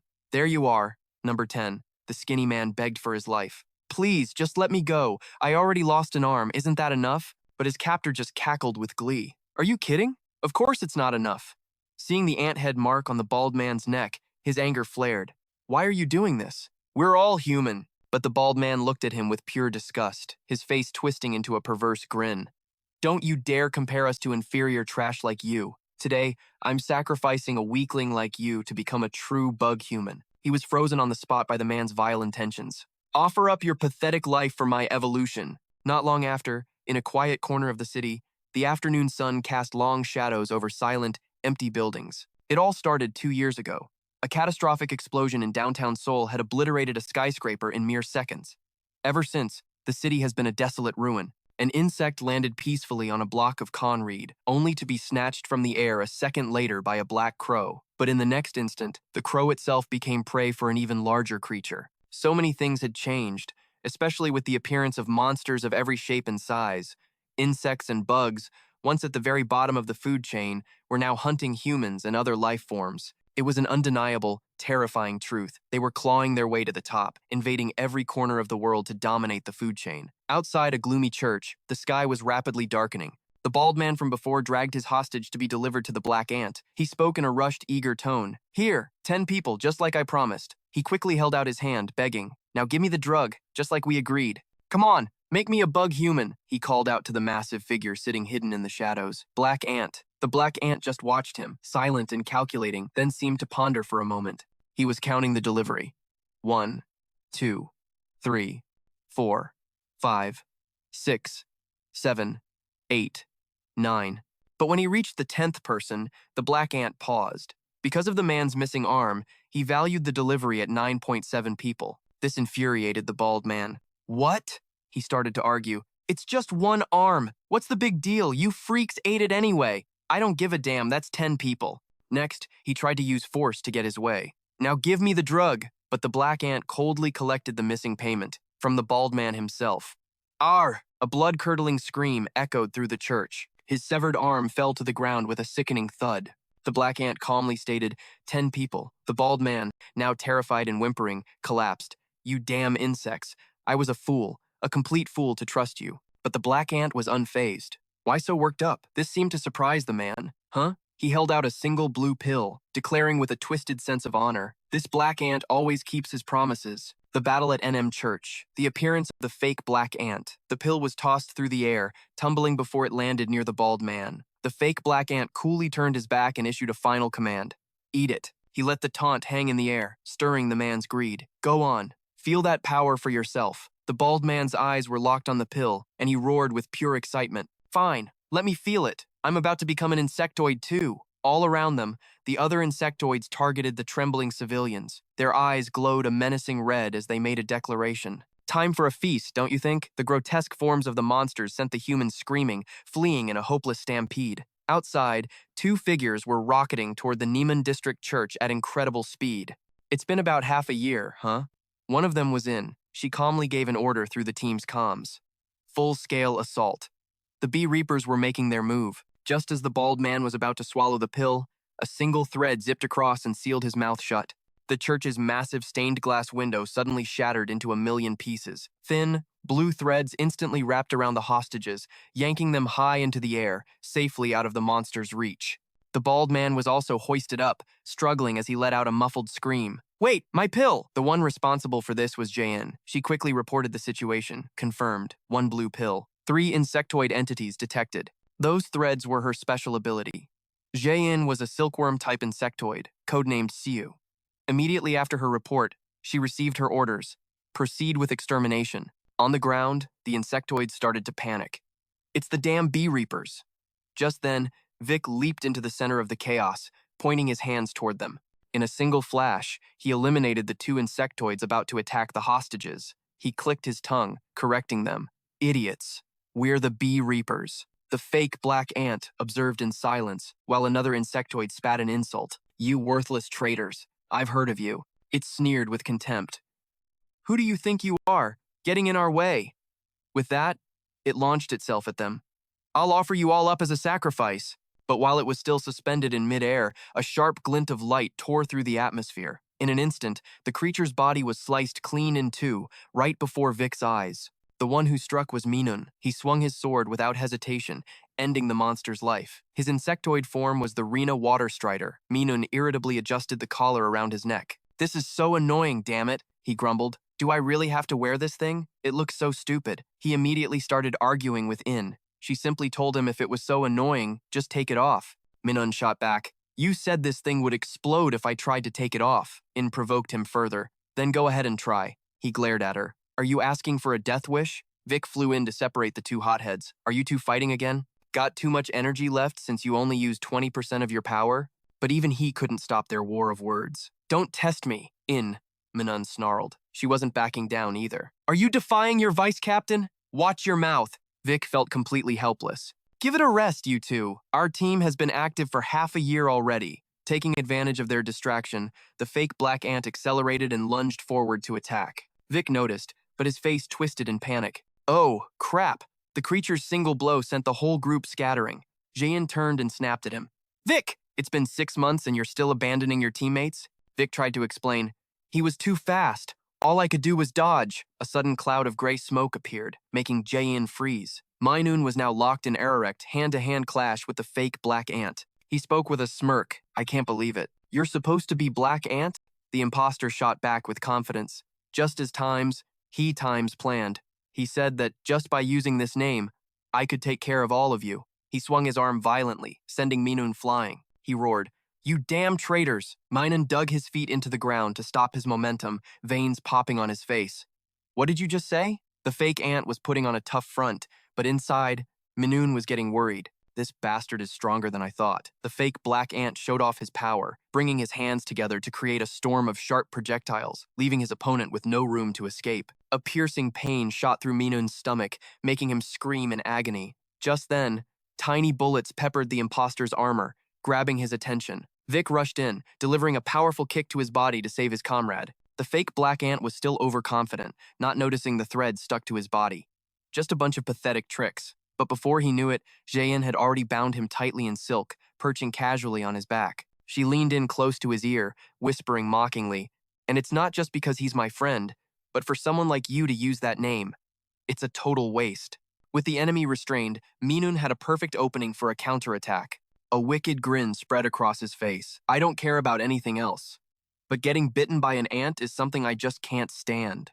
Suddenly, Jayan's expression changed, as she felt her silk threads start to snap. The threads! But Minun was oblivious, still charging forward. It's over for you, Jayan screamed a warning. Stop! Minun, don't! Minun thrusted his sword at the speed of light, while the fake black ant swung a ferocious fist to meet him. Just as the two attacks were about to collide, Min Jung leaped between them. A single blow from him knocked both of their arms skyward. Minun stared, dumbfounded, then demanded, "What are you doing?" Min Jung answered simply, "Change of plans." He sheathed his sword and took a stance. "We're taking him alive." Hearing this, the fake black ant let out a sinister laugh. "You!"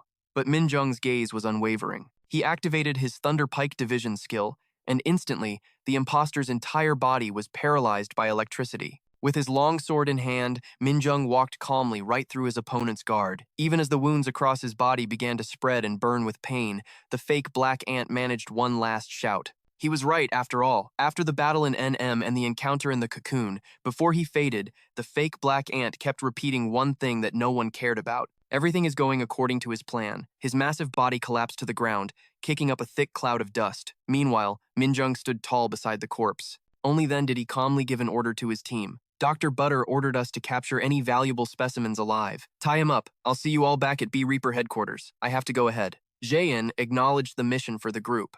"All right." He's still breathing. "It's been a while since we've been back in Neiman District. Be careful on your way." As Min Jung slowly walked toward the door, Minun called out to him, slightly annoyed that his kill had been stolen. "Hey, don't interfere like that next time, or you won't like what happens." Even as the leader of the Bee Reapers, Min Jung replied with humility, "I know. This attitude only made Minun angrier after he left. I can't stand that guy. He's always acting so high and mighty." Jaein immediately shut him down. "Hey, you're the one who's always showing off. Do you really think Min Jung did that to flex his power?" Minun was confused. "Huh?" she quickly explained. "You already passed your 20% awakening limit.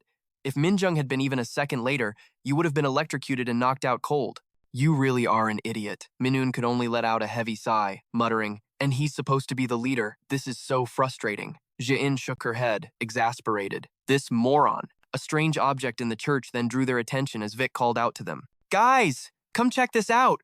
Curious, Jaein ran over. "What is it?" Vic pointed worriedly toward a door to a back room.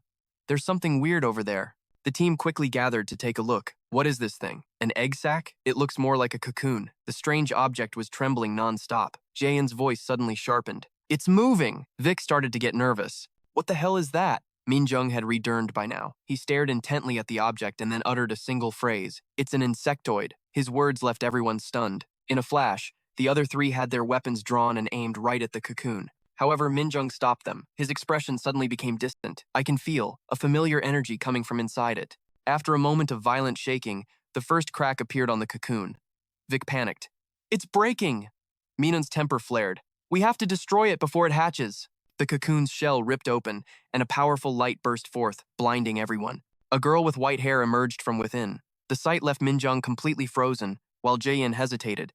"Is that—" Before she could finish, Min Jung rushed forward. Jaein shouted, "What are you doing? It's dangerous!" But Min Jung ignored the risk, running to embrace the girl tightly. It was Aji. Seeing her transformed into an insectoid, his heart clenched. He called her name, his voice filled with pain. Aji. Meanwhile, fury was brewing back at headquarters. At the Bee Reaper base, under the hot spray of a shower, steam filled the bathroom, obscuring everything. Min Sung was paralyzed, his body a canvas of wounds. Dark red blood swirled with the water, washing down his skin before vanishing on the floor. He replayed the moment Adi woke up. "Adi," he had called out. The girl groaned, slowly regaining consciousness. Her hazy eyes found his as she whispered, "Min." But in the next instant, tragedy struck. She lost control, lunging for his neck. Jaein's screams still echoed in his mind. "Min Sung, get him off of her, now!" The roar of a rescue helicopter split the sky. The team had secured Adi and the fake black ant, taking them to a SEC-Red research facility. As Min Sung staggered forward, Jaein rushed to his side. "Hey, are you okay?" he answered through gritted teeth. "I'm fine. I think I was poisoned. We need to check on Adi first." Just then, a familiar voice cut through the air. "It's been a while." It was Vic, the director of Bee Reaper. His arrival made Min Sung quicken his pace, his eyes locked on the director. Vic wore a look of concern. "You've been through a lot." Crack! A jaw-shattering punch from Min Sung sent Vic reeling. The director's glasses flew off, skittering across the ground. The sudden violence shocked everyone present into silence. Min Sung furiously grabbed the man's collar, demanding answers. "Everything you promised me. How could you break your word like that?" His eyes blazed with pure betrayal. "The promise to find my grandma, the promise to protect Adi." Faced with the accusation, Vic just frowned in silence. Two security guards immediately aimed their guns at Min Sung. "Back off, now." or we will shoot. Instantly, a blade was pressed against one guard's throat. Minun had appeared out of nowhere. He growled, "Put that piece of trash away while I'm still asking nicely." Even though he couldn't stand Min-sung most days, in this moment, Minun was protecting his teammate. Before things could escalate further, Vic finally spoke. "Stop." He looked straight into Min-sung's enraged face and lowered his voice. "I'm sorry." Min-sung didn't want to hear it. He stormed off in disgust. Jae-in scrambled to catch up. "Hey, wait for me!" An assistant rushed to help Vic to his feet. "Sir, are you all right?" Vic wiped the blood from his lip, giving an order. "Take the insectoid and the girl to Dr. Baker. Immediately." A tragedy reborn. Adi's hazy memories. Yujian snapped to attention. "Yes, sir," he replied crisply. Standing nearby, Minun finally spoke up, asking about the recovered asset. "Is that the insectoid weapon they're always talking about? Is it finally complete?" Another agent immediately shut him down. "Are you crazy? That thing could wipe all of us out." In the distance, Adi's frantic screams echoed through the facility. "Min-sung! Min-sung!" After taking in the scene, Vic slowly lowered his glasses, his eyes filled with a deep, complicated guilt. He muttered to himself, his voice heavy. "I've wronged him again." Dr. Baker's diagnosis. Inside the office, Jaehin's jaw dropped at the terrible news. Min-sung unconsciously repeated the doctor's words. "She has amnesia?" Dr. Baker explained clearly. "We'll need more observation, but that is my professional opinion." He glanced back towards the containment cell. Jaehin anxiously followed up. "But what if that's not it?" The answer she received was far more complex. "This is tricky. You said you found her inside something that looked like an egg sac or an ant's nest, correct?" Dr. Baker began to lay out his scientific theory. If so, she may have transformed into a complete insectoid. Her human body was entirely dissolved inside the cocoon. Then she was reborn as one of them. She was literally born again, with only faint, fractured memories. Min-sung's face darkened, his body trembling. "What did you say?" "That's impossible. I've never heard of anything like that, doctor." Baker let out a soft sigh. "I've studied insectoids for years, but this is the first time I've seen such a unique case." Right then, Adi was thrashing against high-tensile chains. The restraints only made her more ferocious, and she began to scream like a wild animal. "Min-sung." Dr. Baker calmly explained, "It seems your name has become some kind of instinct for her. She screams your name, but she has no idea who you are." The pain of a survivor. Back in the present, Min-sung stood motionless in the shower, letting the hot water cascade over his head. A while later, he stepped out of the bathroom, a ghost in his own eyes. He drifted past the kitchen, his gaze completely vacant. Then, his eyes snagged on an old photo frame. It was a picture of him and his grandma Okay, back when he was a student. Min-sung quickly turned away, the sorrow on his face too much to bear. Just then, Jae-in poked her head through the door. "Hey!" She was balancing 5 boxes of instant noodles. She grinned. "Boil some water." While they waited for the noodles to cook, Jae-in poured drinks and asked, "You haven't eaten in 2 days, have you?" She quickly tied her hair back, ready to dig in. Even though his appetite wasn't what it used to be when the black ants were inside him, Min-sung still managed to finish his bowl. He looked at the extra noodle boxes on the table.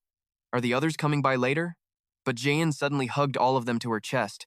"Nope, these are all for me." Hearing that, Min-sung could only shake his head. "Go ahead, eat till you explode."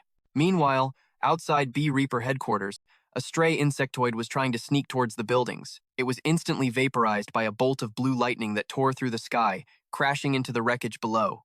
It was determined to find Minhan again. After finishing her 4th bowl, Jae-in's tone turned serious. "It's been half a year since we last saw Adi, huh?" The sadness, immediately, returned to Min-sung's heart. His eyes fell. "Yeah." He thought back to when Adi first joined Bee Reaper, after losing her parents and her younger brother. He had always been by her side whenever she was grieving. Min-sung blamed himself. "It's my fault. I couldn't protect her." Jae-in immediately shot back. "What do you mean, you couldn't protect her? This isn't your fault." She sighed. "I knew you'd blame yourself. That's why I came." Suddenly, Min-sung looked up, his eyes burning with determination. "I have to find that guy. Minhan." Jae-in stared, surprised, but Min-sung repeated himself. "If I can just find him, I can fix all of this." She gently ruffled his hair and smiled. "That's the stubborn Kang Min-sung I know. It's why we formed a team in the first place. You got this." After Jae-in left, she stood outside his door and muttered to herself, "You idiot. You look like you're about to cry, but you're still trying to hide it." Secred in the lab. Meanwhile, back at Dr. Baker's laboratory, sounds of pain echoed once more. A syringe filled with a purple liquid was aimed at Adi. Dr. Baker tried to soothe her. "My, you're a feisty one. No need to scream. I'm just checking your genetic code." Even though Adi was completely uncooperative, the doctor continued to persuade her. You're in an incomplete awakened state. I need to find out what species you belong to. The sample was finally placed into the analyzer, doctor. Baker watched with giddy excitement as the results appeared on the screen. When the final lines of data appeared, a grotesque smile spread across his face. A trap on Mount Bionong. The appearance of a massive genetic sequence in the sample left Dr. Baker stunned. He gasped in amazement. Can this be real? The corners of his mouth crept up, revealing several missing teeth as he quivered with excitement. The doctor couldn't hide his joy and shouted, "This is beyond all my expectations." A hunt in the jungle. In a dark, remote area of Mount Bionong, the sound of cracking twigs echoed in the dead quiet. A male agent was running for his life, as if something horrifying was chasing him from behind. His ragged breaths echoed through the dense forest. Though exhausted, he pushed himself to get as far away as possible. Behind him, two hideous insectoids were closing in. The agent's face twisted in terror as he saw them looming right over him. Knowing he couldn't outrun them, he spun around, raised his gun, and opened fire, screaming, "Get away from me!" Purple liquid sprayed from the insectoids' bodies. When he saw their bodies collapse, the agent finally stopped shooting, a smug smirk on his face. He looked up at the sky with contempt. "See? You damn bugs are nothing special." He backed away slowly, still taunting them. "Come on, try me again." "You bastards. I'm with B Reaper. I ain't scared of a damn thing you can do." His cursing stopped abruptly as his back hit something cold. He whipped around, annoyed. What the hell? The sight before him made his blood run cold. His unconscious teammates were hanging from the trees, wrapped in silky cocoons. He stammered in horror as he recognized their faces. Agent Joe. Agent Kang. Agent Bay, too. The agent was so terrified he collapsed to the ground. Another insectoid had already crept up right behind him. A sick, gurgling sound came from its throat, freezing him in place. It opened its sharp, pointed mouth and swung a devastating blow straight down. He squeezed his eyes shut, waiting for death. Crash! The ground beside his head cratered violently. He opened his eyes, trembling in disbelief. How was he still alive? But the space before him was completely empty. The insectoid was gone, and so were the cocoons holding his comrades. He slammed his fist into the dirt in a fit of rage. Damn it, you bastard! Damn it all! Suddenly, a massive purple pincer shot up from the earth. The ground collapsed beneath him, sending him plunging into a darkness where a monster with jagged teeth awaited. Meanwhile, back at Breeper headquarters, Min Sung was training like a madman.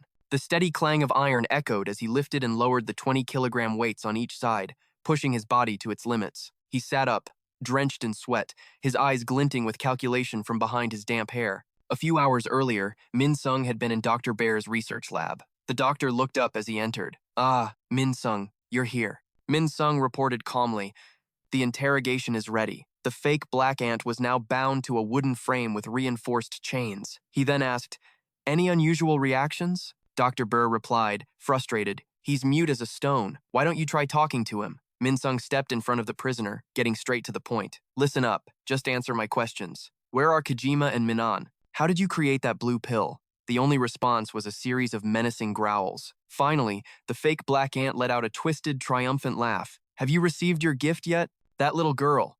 Min Sung's fury exploded. He slammed his fist into the reinforced glass, causing it to crack. "What did you bastards do to Adi?" The creature remained calm. "I am merely a messenger for his will. Once you lost the power of the ant, you became useless. There are no more heroes now." Back in the present, Min Sung gritted his teeth, his heart burning with hatred.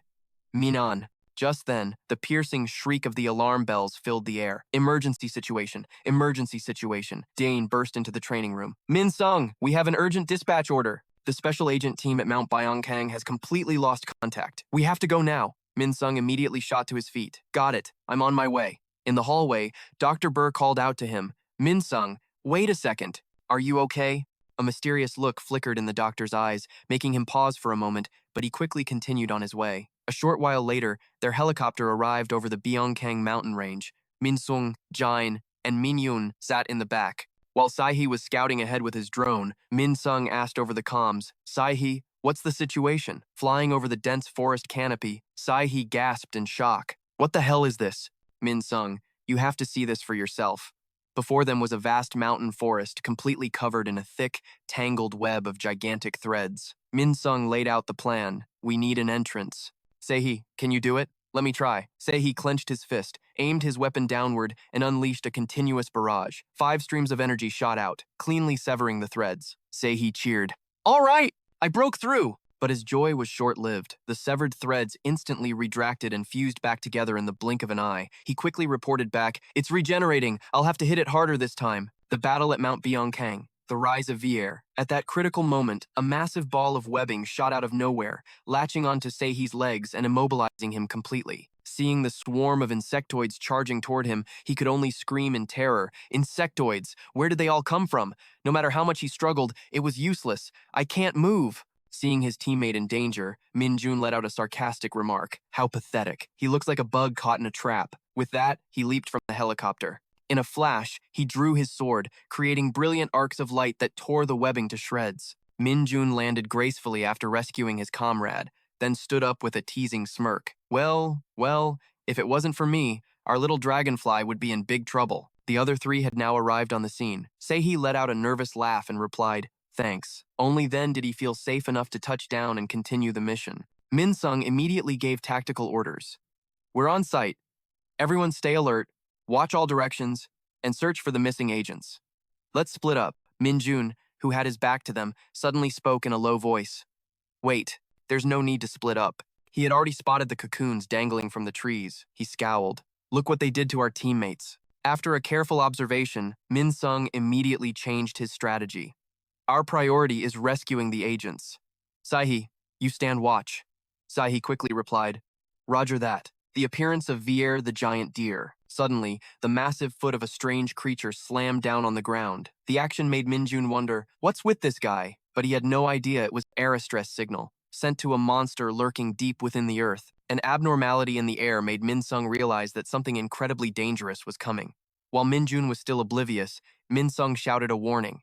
"Everyone, get back." Seeing his teammates still frozen in place, he urged them on. "Hurry up!" The moment he finished speaking, a giant purple pincer erupted from the ground. Its colossal body shot up from below, roaring at them. "You damn breepers! None of you are leaving here alive today." Immediately, all four of them readied their weapons. Min-jun gave a clear command.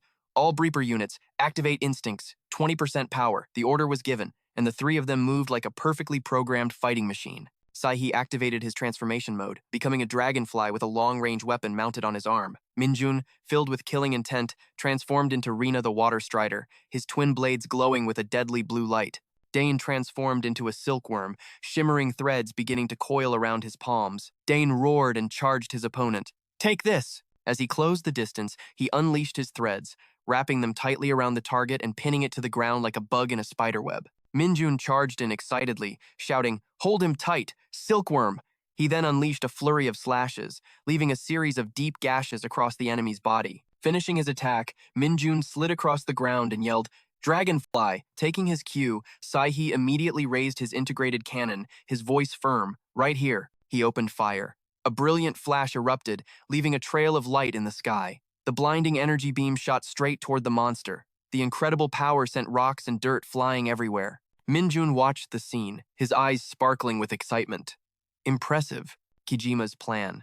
From within the thick cloud of dust, the monster suddenly swung its giant pincer, smashing it down where Min-jun and Jane were standing. Saihi froze when he realized it was still alive, and quickly shouted a warning. "Watch out!" The sharp pincer suddenly shot straight towards Saihi. The attack was so sudden that he stood paralyzed with fear. Just then, Min-sung leaped across the rocks, his hand gripping the hilt of his sword. He gritted his teeth and charged forward like a whirlwind, swinging his steel blade to deflect the pincer and save his comrade from the fatal blow. He landed in the swirling dust, shielding the other two. Min-jun asked in confusion, "What in the world is that monster?" Dine couldn't hide his own bewilderment. Our attacks didn't even scratch it. The monster looked at them and laughed with contempt. "A bunch of idiots. Your pathetic attacks are useless against me." He flexed his rippling muscles, his voice dripping with arrogance.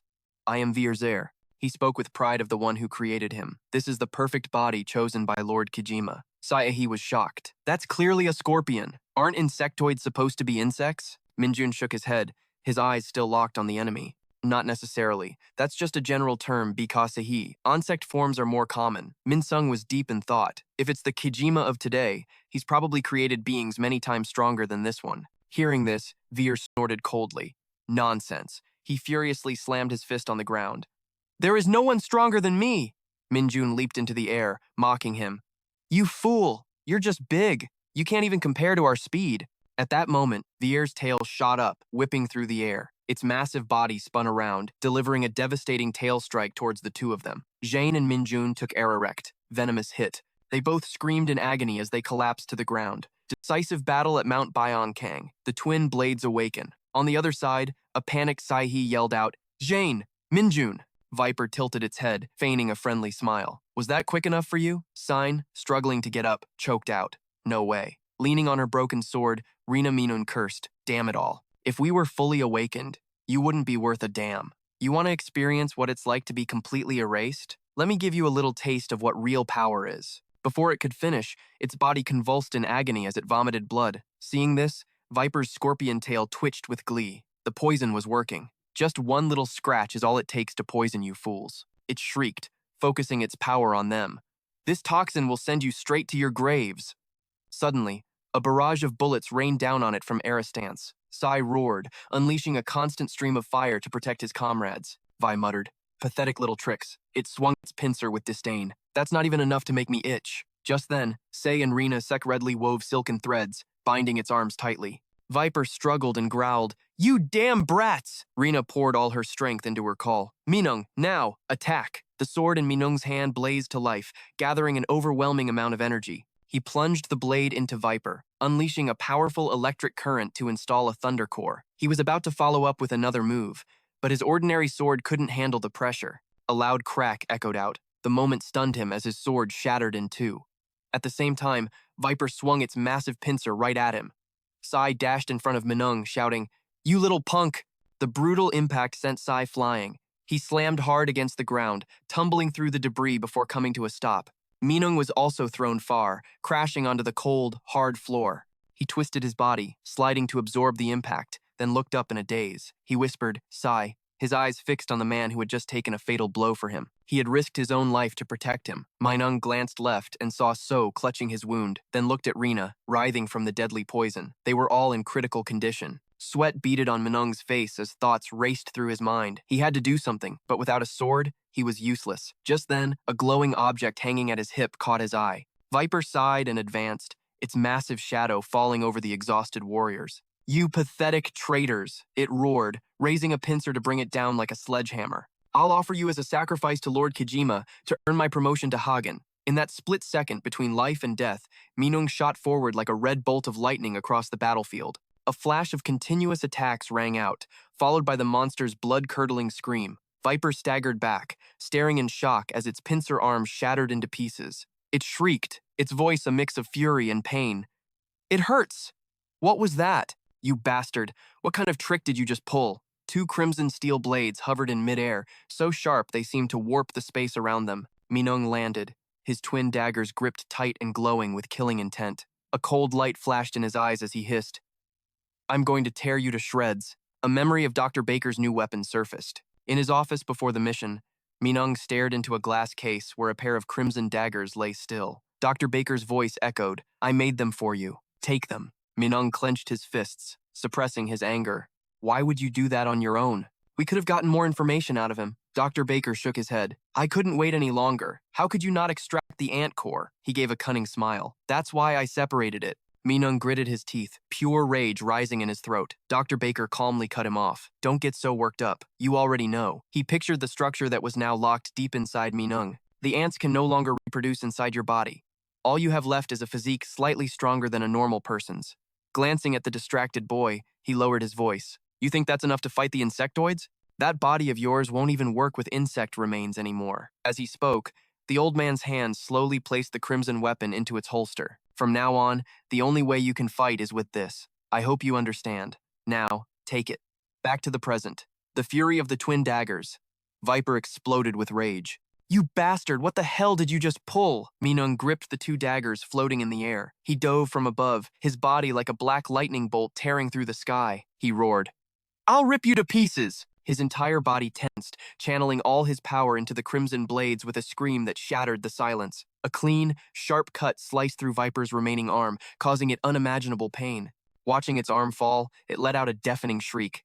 You low-life scum, how dare you? Without a moment's hesitation, Viper turned on Minung, unleashing its fake poison egg attack. Its giant, venom-filled tail whipped forward like a dagger. Minung instantly recoiled with lightning-fast reflexes. Before he could even steady himself, Viper's tail was sliced into tiny pieces, disintegrating in midair. He moved like a whirlwind, his blades drawing beautiful arcs as they sliced through parts of the monster's body. Viper stood frozen, its eyes wide with utter disbelief. Everything happened too fast. Minong's weapon was already embedded in its body, pinning it to the ground.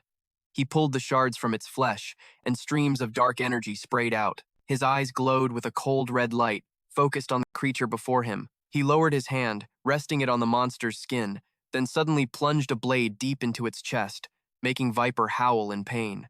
Minong tightened his grip on the weapon, emphasizing every word. Listen up.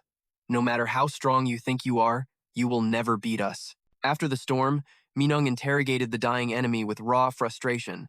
So start talking. Where is Kojima? The monster let out a mocking laugh, its voice raspy. What could you do even if you knew where he was? You could never compare to him. You don't have anywhere near the same power. Suddenly, the ground beneath them cracked wide open, forming a deep pit filled with sharp spikes like a shark's maw. Minong's eyes widened, frozen by the sudden turn of events. He yelled out, "What the hell is this?" Staring at the giant creature below with its sharp teeth roaring for its prey, he could only think one thing: it's a trap. Just as the monster was about to chomp down on the free-falling Minong, a figure shot forward, grabbing him and flying high into the air. Minong was stunned. She? Then he looked around in confusion for the others.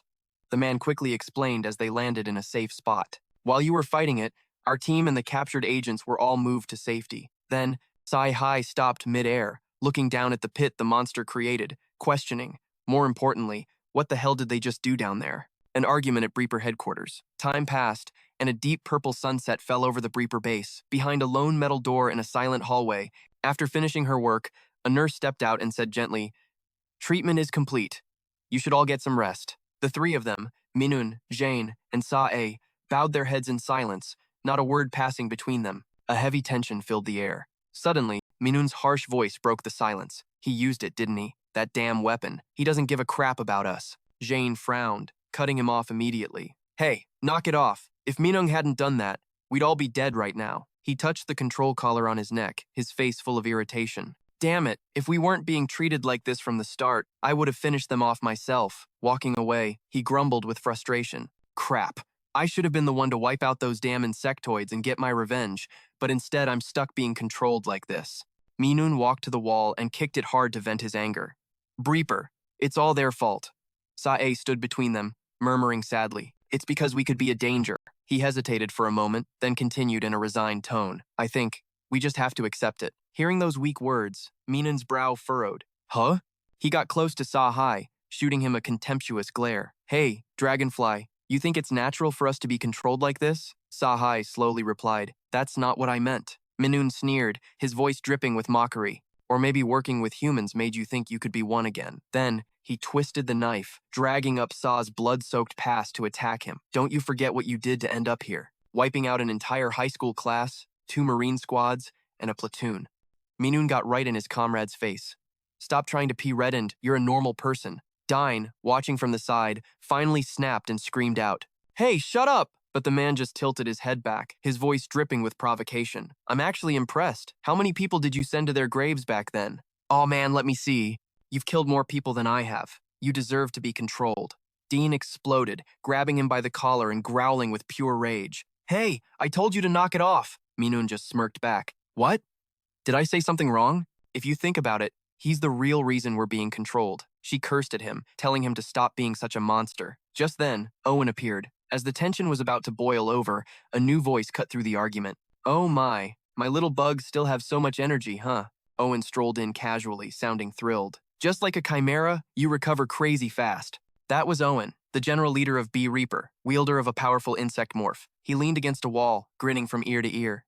It makes me a little jealous, you know. Minun shot him a sarcastic look. Never shows his face, and now he waltzes in acting like the boss? Owen put a hand to his forehead and muttered, That's right. I forgot your nickname. Suddenly, the temperature in the room plummeted. Owen's eyes shifted, flipping on his combat mode as he growled. It was the insolent one, wasn't it? That name really suits you, Owen provoked. You want a piece of me? I'm always ready for a fight. It's been a while. You really think you can disrespect your team leader? Owen immediately transformed into his upgraded insect form, saying excitedly, Looks like today's the day I teach you a lesson. but Dane coolly shut down the theatrics. Team leader, stop trying so hard. You're not scaring anyone. Minun was speechless, pouting. What's with this guy, acting all tough out of nowhere? Owen suddenly feigned weakness, as if he couldn't handle the joke. Seeing that, Owen reverted to his human form, raising an eyebrow. You kids, do you have any idea why I'm here? You're playing around like this? The choice of Minun and the hexagon meeting. Seeing their clueless faces, Owen smiled and explained, Why am I here? I came because of the very thing you're all pissed about. That instinct limit index you're all complaining about. I don't think it's fair either. He grinned, pointing a thumb at himself proudly. So I went directly to the director to negotiate this problem myself. Aren't I amazing? Minun didn't hesitate, rushing to his side and whispering with a plan in mind. Is that right? Perfect. Use this chance to tell them to scrap that damn limit index completely. Owen immediately threw up both hands to stop him. Whoa, you're getting greedy. I'll try to negotiate first, but nothing's guaranteed yet. After chatting for a bit, he remembered something important. The high-level execs are in a meeting, so the team leaders have to join. Where's your leader? Min Sung's decision. At that very moment, Min Sung was sitting alone in a deserted hallway. He was silent, his gaze fixed on the isolation glass in front of him. On the other side of that cold pane was Yan, her hands tightly cuffed. Even unconscious, she was quietly calling his name in her sleep. Min Sung stared, his eyes wide, at her lifeless, dazed expression. Suddenly, the rhythmic tapping of a cane echoed through the hall, followed by a quiet exclamation. With such a tiny body, she devoured an entire pig. Terrifying, isn't it? Dr. Burlow approached with a slow, deliberate pace. Without looking back, Min Sung muttered, You're here because you have something to tell me, right? He asked bluntly. What are you going to do with her? The doctor laughed out loud, as if he'd just heard a terrible joke. You mean, turn her into a chimera weapon? That's not happening. She's an exception. But his expression hardened when his eyes fell on the dark red blade in the boy's hand. It seems you've had a change of heart after using it, huh? Seeing Min Sung's silence, Dr. Burlow asked, Are you here to return it? Min Sung gripped the weapon, his heavy breath a resolute answer. No. His next words made the doctor let out a surprised, Oh? I'm going to use it. Without another moment's hesitation, he shot to his feet, gripping the two blades with every ounce of his determination. I need power. At the same time, Minun looked down at his own arm. An ant was crawling calmly across his skin, but just beneath the surface, a swarm of microscopic organisms pulsed and writhed. That mysterious white-haired man, Kijima, with his overwhelming presence, he was the goal Min Sung was fighting to reach. The hexagon meeting. In another place, a narrow path led to a door inside an ancient tree, surrounded by stone pillars that rose through a thick fog. A small figure darted forward, never hesitating for a second. It was an insect that looked like a bee, frantically trying to escape. It darted its eyes left and right, looking absolutely terrified, as if running from something horrifying. On the towering pillars, silent figures stood completely still. Among them, a pair of long, glowing legs shimmered, posed as if they weren't even touching the ground. The insect looked up, its eyes glued to those figures, its mouth opened wide, gasping the thin air, before it used every last bit of its strength to scream, Hexagon! Instantly, every gaze from above snapped toward the sound. Every face had a rafferent expression, no two alike, and in that very second, the insect's tiny life was snuffed out by an invisible slash. Its body split in two, its head flying off to one side, its journey ending in total silence. Suddenly, a voice spoke from beside Seijin. It seems only the hexagon team has gathered. A stone bracelet on Seijin's wrist glowed faintly as she clenched her fist. She was guarding pillar number 6. Seijin kept her face cold and impassive, refusing to react to the jab about some outsider managing to slip in. But the other man didn't back down. He drew his sword, the steel singing through the cold air. He was Roy Kang, the guardian of the 4th pillar. He immediately pointed his weapon at her as a threat. The rank of this pillar isn't so low that someone like you can climb it. Get down. Seijin didn't move or speak, only glancing at the gleaming blade beside her. Suddenly, a fiery red fist shot out, followed by a powerful shockwave that ripped through the air. The force of the impact knocked Roy Kang's sword arm completely aside. Roy gritted his teeth and whipped his head around, his voice sharp. You damn bastard. Senta, the one who had just thrown the punch, spoke calmly. Watch your mouth. Roy Kang glared at Senta, the master of the 5th pillar, not even trying to hide his annoyance. This was Lord Kijima's choice. Stop complaining and accept it. This time, Roy Kang turned and pointed his weapon directly at Senta, his voice heavy. Senta, have you forgotten your place? He snorted with contempt. Don't get cocky. I'm always ready for a fight to climb higher. In another corner, Jolie took a swig from a strange flask before spitting out a comment. Man, this place is seriously creepy. He was a subordinate of Jenin, the guardian of the third pillar. Jolie kept rambling. The atmosphere here is so terrifying I can't even taste the sweetness of human brains anymore. He winked, sizing up the pillars. I wonder if a lowly guy like me has any shot in that fight. Before he could finish his sentence, a brilliant slash of light zipped past, taking both of his arms with it as if they were never attached, sending blood spraying everywhere. Jolie panicked and stammered, his eyes wide as he stared at his two new stumps. Huh? My brains! My hands! Sa-an looked down at him coldly, a mocking smirk on his lips. You've got guts. Want to fight me? Jennan's errand boy. He was holding the second pillar. Sa-an lifted a leg, revealing a row of sharp horns on his knee, taunting him. Let's see what you've got. The hexagon erupts into chaos. The truth about the illusion. Jolie was sweating buckets, his face pale with fear. And no way I dare fight you, Lord Sa-an. I happen to like being alive, he added. Now, if it were against Jennan, the one who vanished into thin air, maybe then. The words had barely left his mouth when a sharp horn shot past his face. With terrifying speed and power, it sliced off one of Jolie's ears. Jolie immediately went silent, nervously eyeing the horn now embedded in the wall and swallowing hard. Sa-an spoke again, his voice filled with killing intent. Hey, errand boy! A purple vein throbbed on his temple as he challenged him. Say that again. You really think you could beat Jennan? Jolie looked fearfully at Sa-an, who was now standing right beside him, and stammered. I meant that Dale Lee guy, the one who killed Master Jennan. Gauging Sa-an's reaction, he continued, trembling. He wasn't that strong. This remark made Sa-an's brow furrow with suspicion. Huh? It was like Jolly's memories were on instant replay. He recalled it clearly. 3 years ago, I fought him in an underground ring, run by Dijun. Back then, he was only on my level. Then, he connected the dots to what happened with Jenny. She was taken down by a guy like this. He forced a bitter smile. That's why I thought I could beat him. Ugh.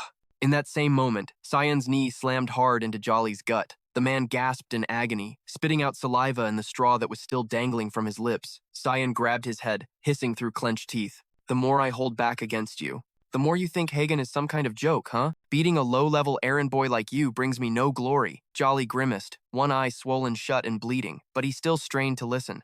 Burn my words into your skull. Hagen is Master Kojima's ultimate weapon. Daring to touch Hagen is the same as picking a fight with Master Kojima himself. A murderous aura exploded from him, his eyes wide with fury. To look down on Hagen is to look down on Master Kojima. Immediately, Sa-an pictured the one who started this whole tragedy. That's why I'll show no mercy to the one who dared to erase Jenu. I'll make him an example for all the others.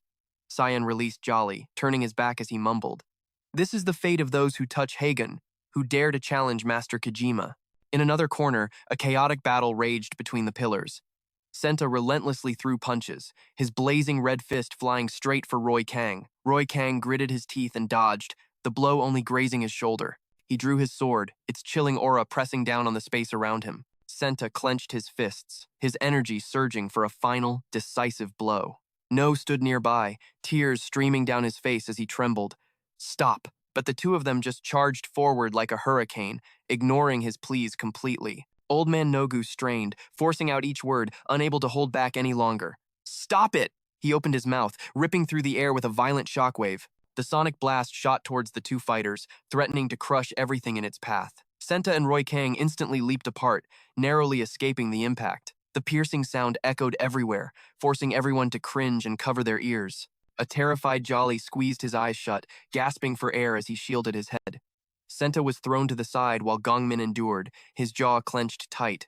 Roy Kang also bent over, clutching his head as his body shook from the oppressive wave.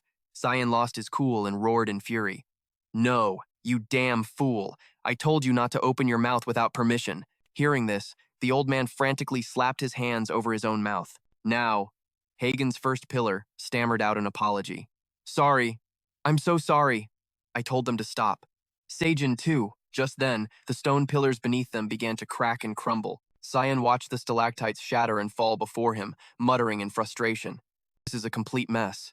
He scratched his face, then turned to give an order. Hey, Genven's subordinate, you clean all this up. But his gaze suddenly froze, locked on a bizarre sight. Jolly stared, wide-eyed, at his hand, which had just completely regenerated. Huh? Clean up? But my hand? Sa-an was stunned. You bastard. You healed that fast? Senta also looked at his own body in disbelief. The wound on my left arm from Roy Kang. It's healed, too. Roy Kang glanced at his own old injuries. It was like they had never been there at all. The small yellow creature from before suddenly scurried over. It stopped and shouted loudly, "Hexagon! All units, assemble!" He was shocked. Then, the figure beside him spoke. "How was it?" "It's still me." Seijin, in her beast person form with glowing eyes, murmured, "You guys got way too into it." She used the morpho butterfly technique to create everything. It was all just my hypnosis. Roy Kang stood frozen like a statue, completely dumbfounded. "Since when?" At the same time, a burst of laughter rang out. Cyan roared with amusement. "So we were tricked by that little fake. Man, what a headache." Senta's eyes went wide, his face a mask of shock. "I didn't realize it at all." Beside him, Nogu nodded in agreement. The order to hunt. Suddenly, a colossal foot slammed down on the cold ground. A deep, gravelly voice echoed, making everyone freeze in fear. "What's so funny?" Instantly, all the laughter and argument stopped. Everyone stood at rigid attention. From the darkness, a gigantic creature emerged with razor-sharp teeth and blazing red eyes. The powerful voice continued to boom in the heavy silence. "Are you all trying to intimidate the humans? I'm starting to doubt your abilities." A majestic figure slowly came into view, sitting enthroned on the monster's back. "I think it's more like the humans are fighting the insectoids, as if you're all equals. How ridiculous." Minchan Kijima looked down at them and reminded them, "Remember this.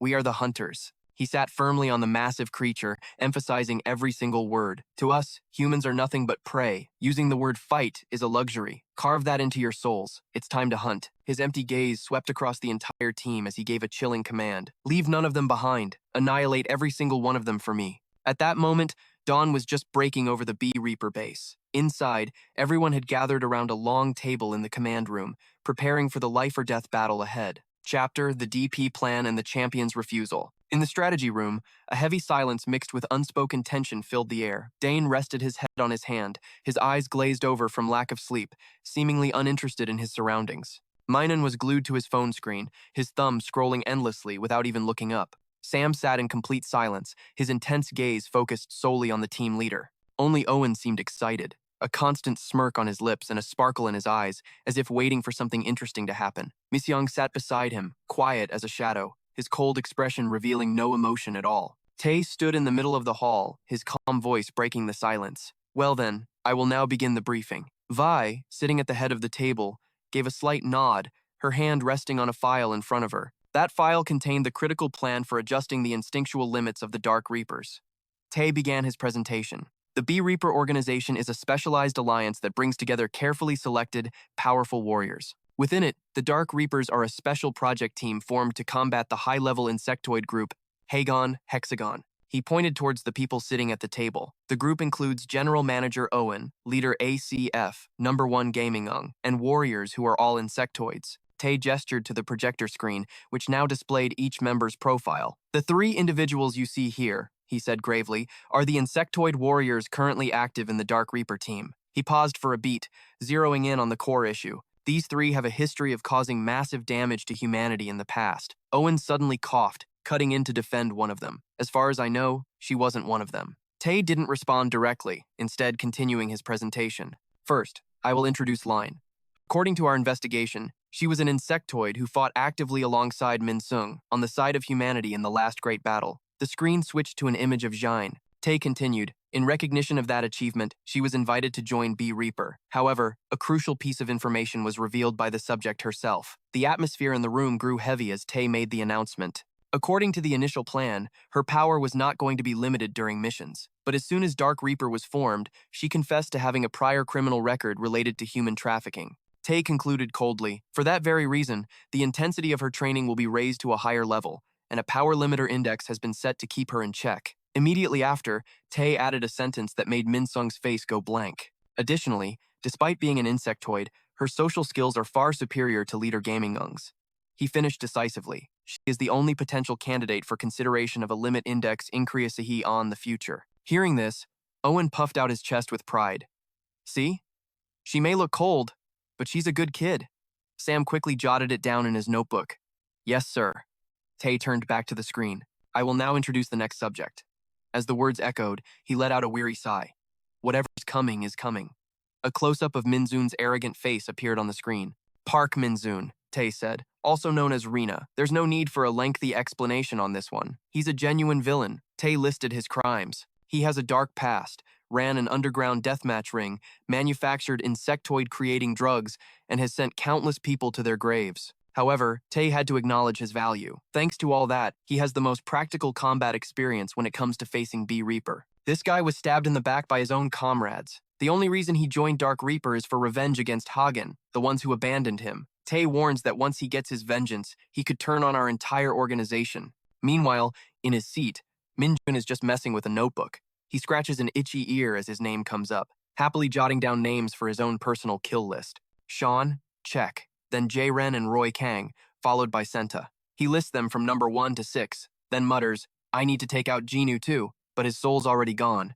At that thought, he crosses Jinu's name off and curses under his breath. Damn it, maybe I should just kill them from the bottom up? Owen clears his throat, defending his subordinate. In any case, since joining the team, he's done great work and hasn't caused any trouble. I think to fully utilize his power, we should consider lowering his limiters. He says this while glancing uncertainly at Min-sung.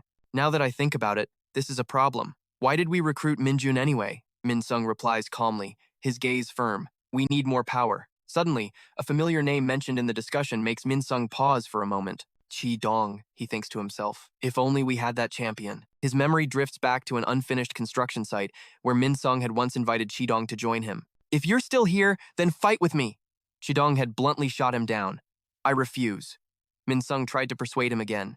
Chi-dong, without you. His eyes flickered past, Min-sung to the comrades waiting behind him. He lets out a dry laugh. This kid really knows how to hit a guy's weak spot, huh? Chi-dong points a thumb at himself, declaring proudly, you know me, I'm a fighter. Then he clenches his hand, staring down at it. This fist.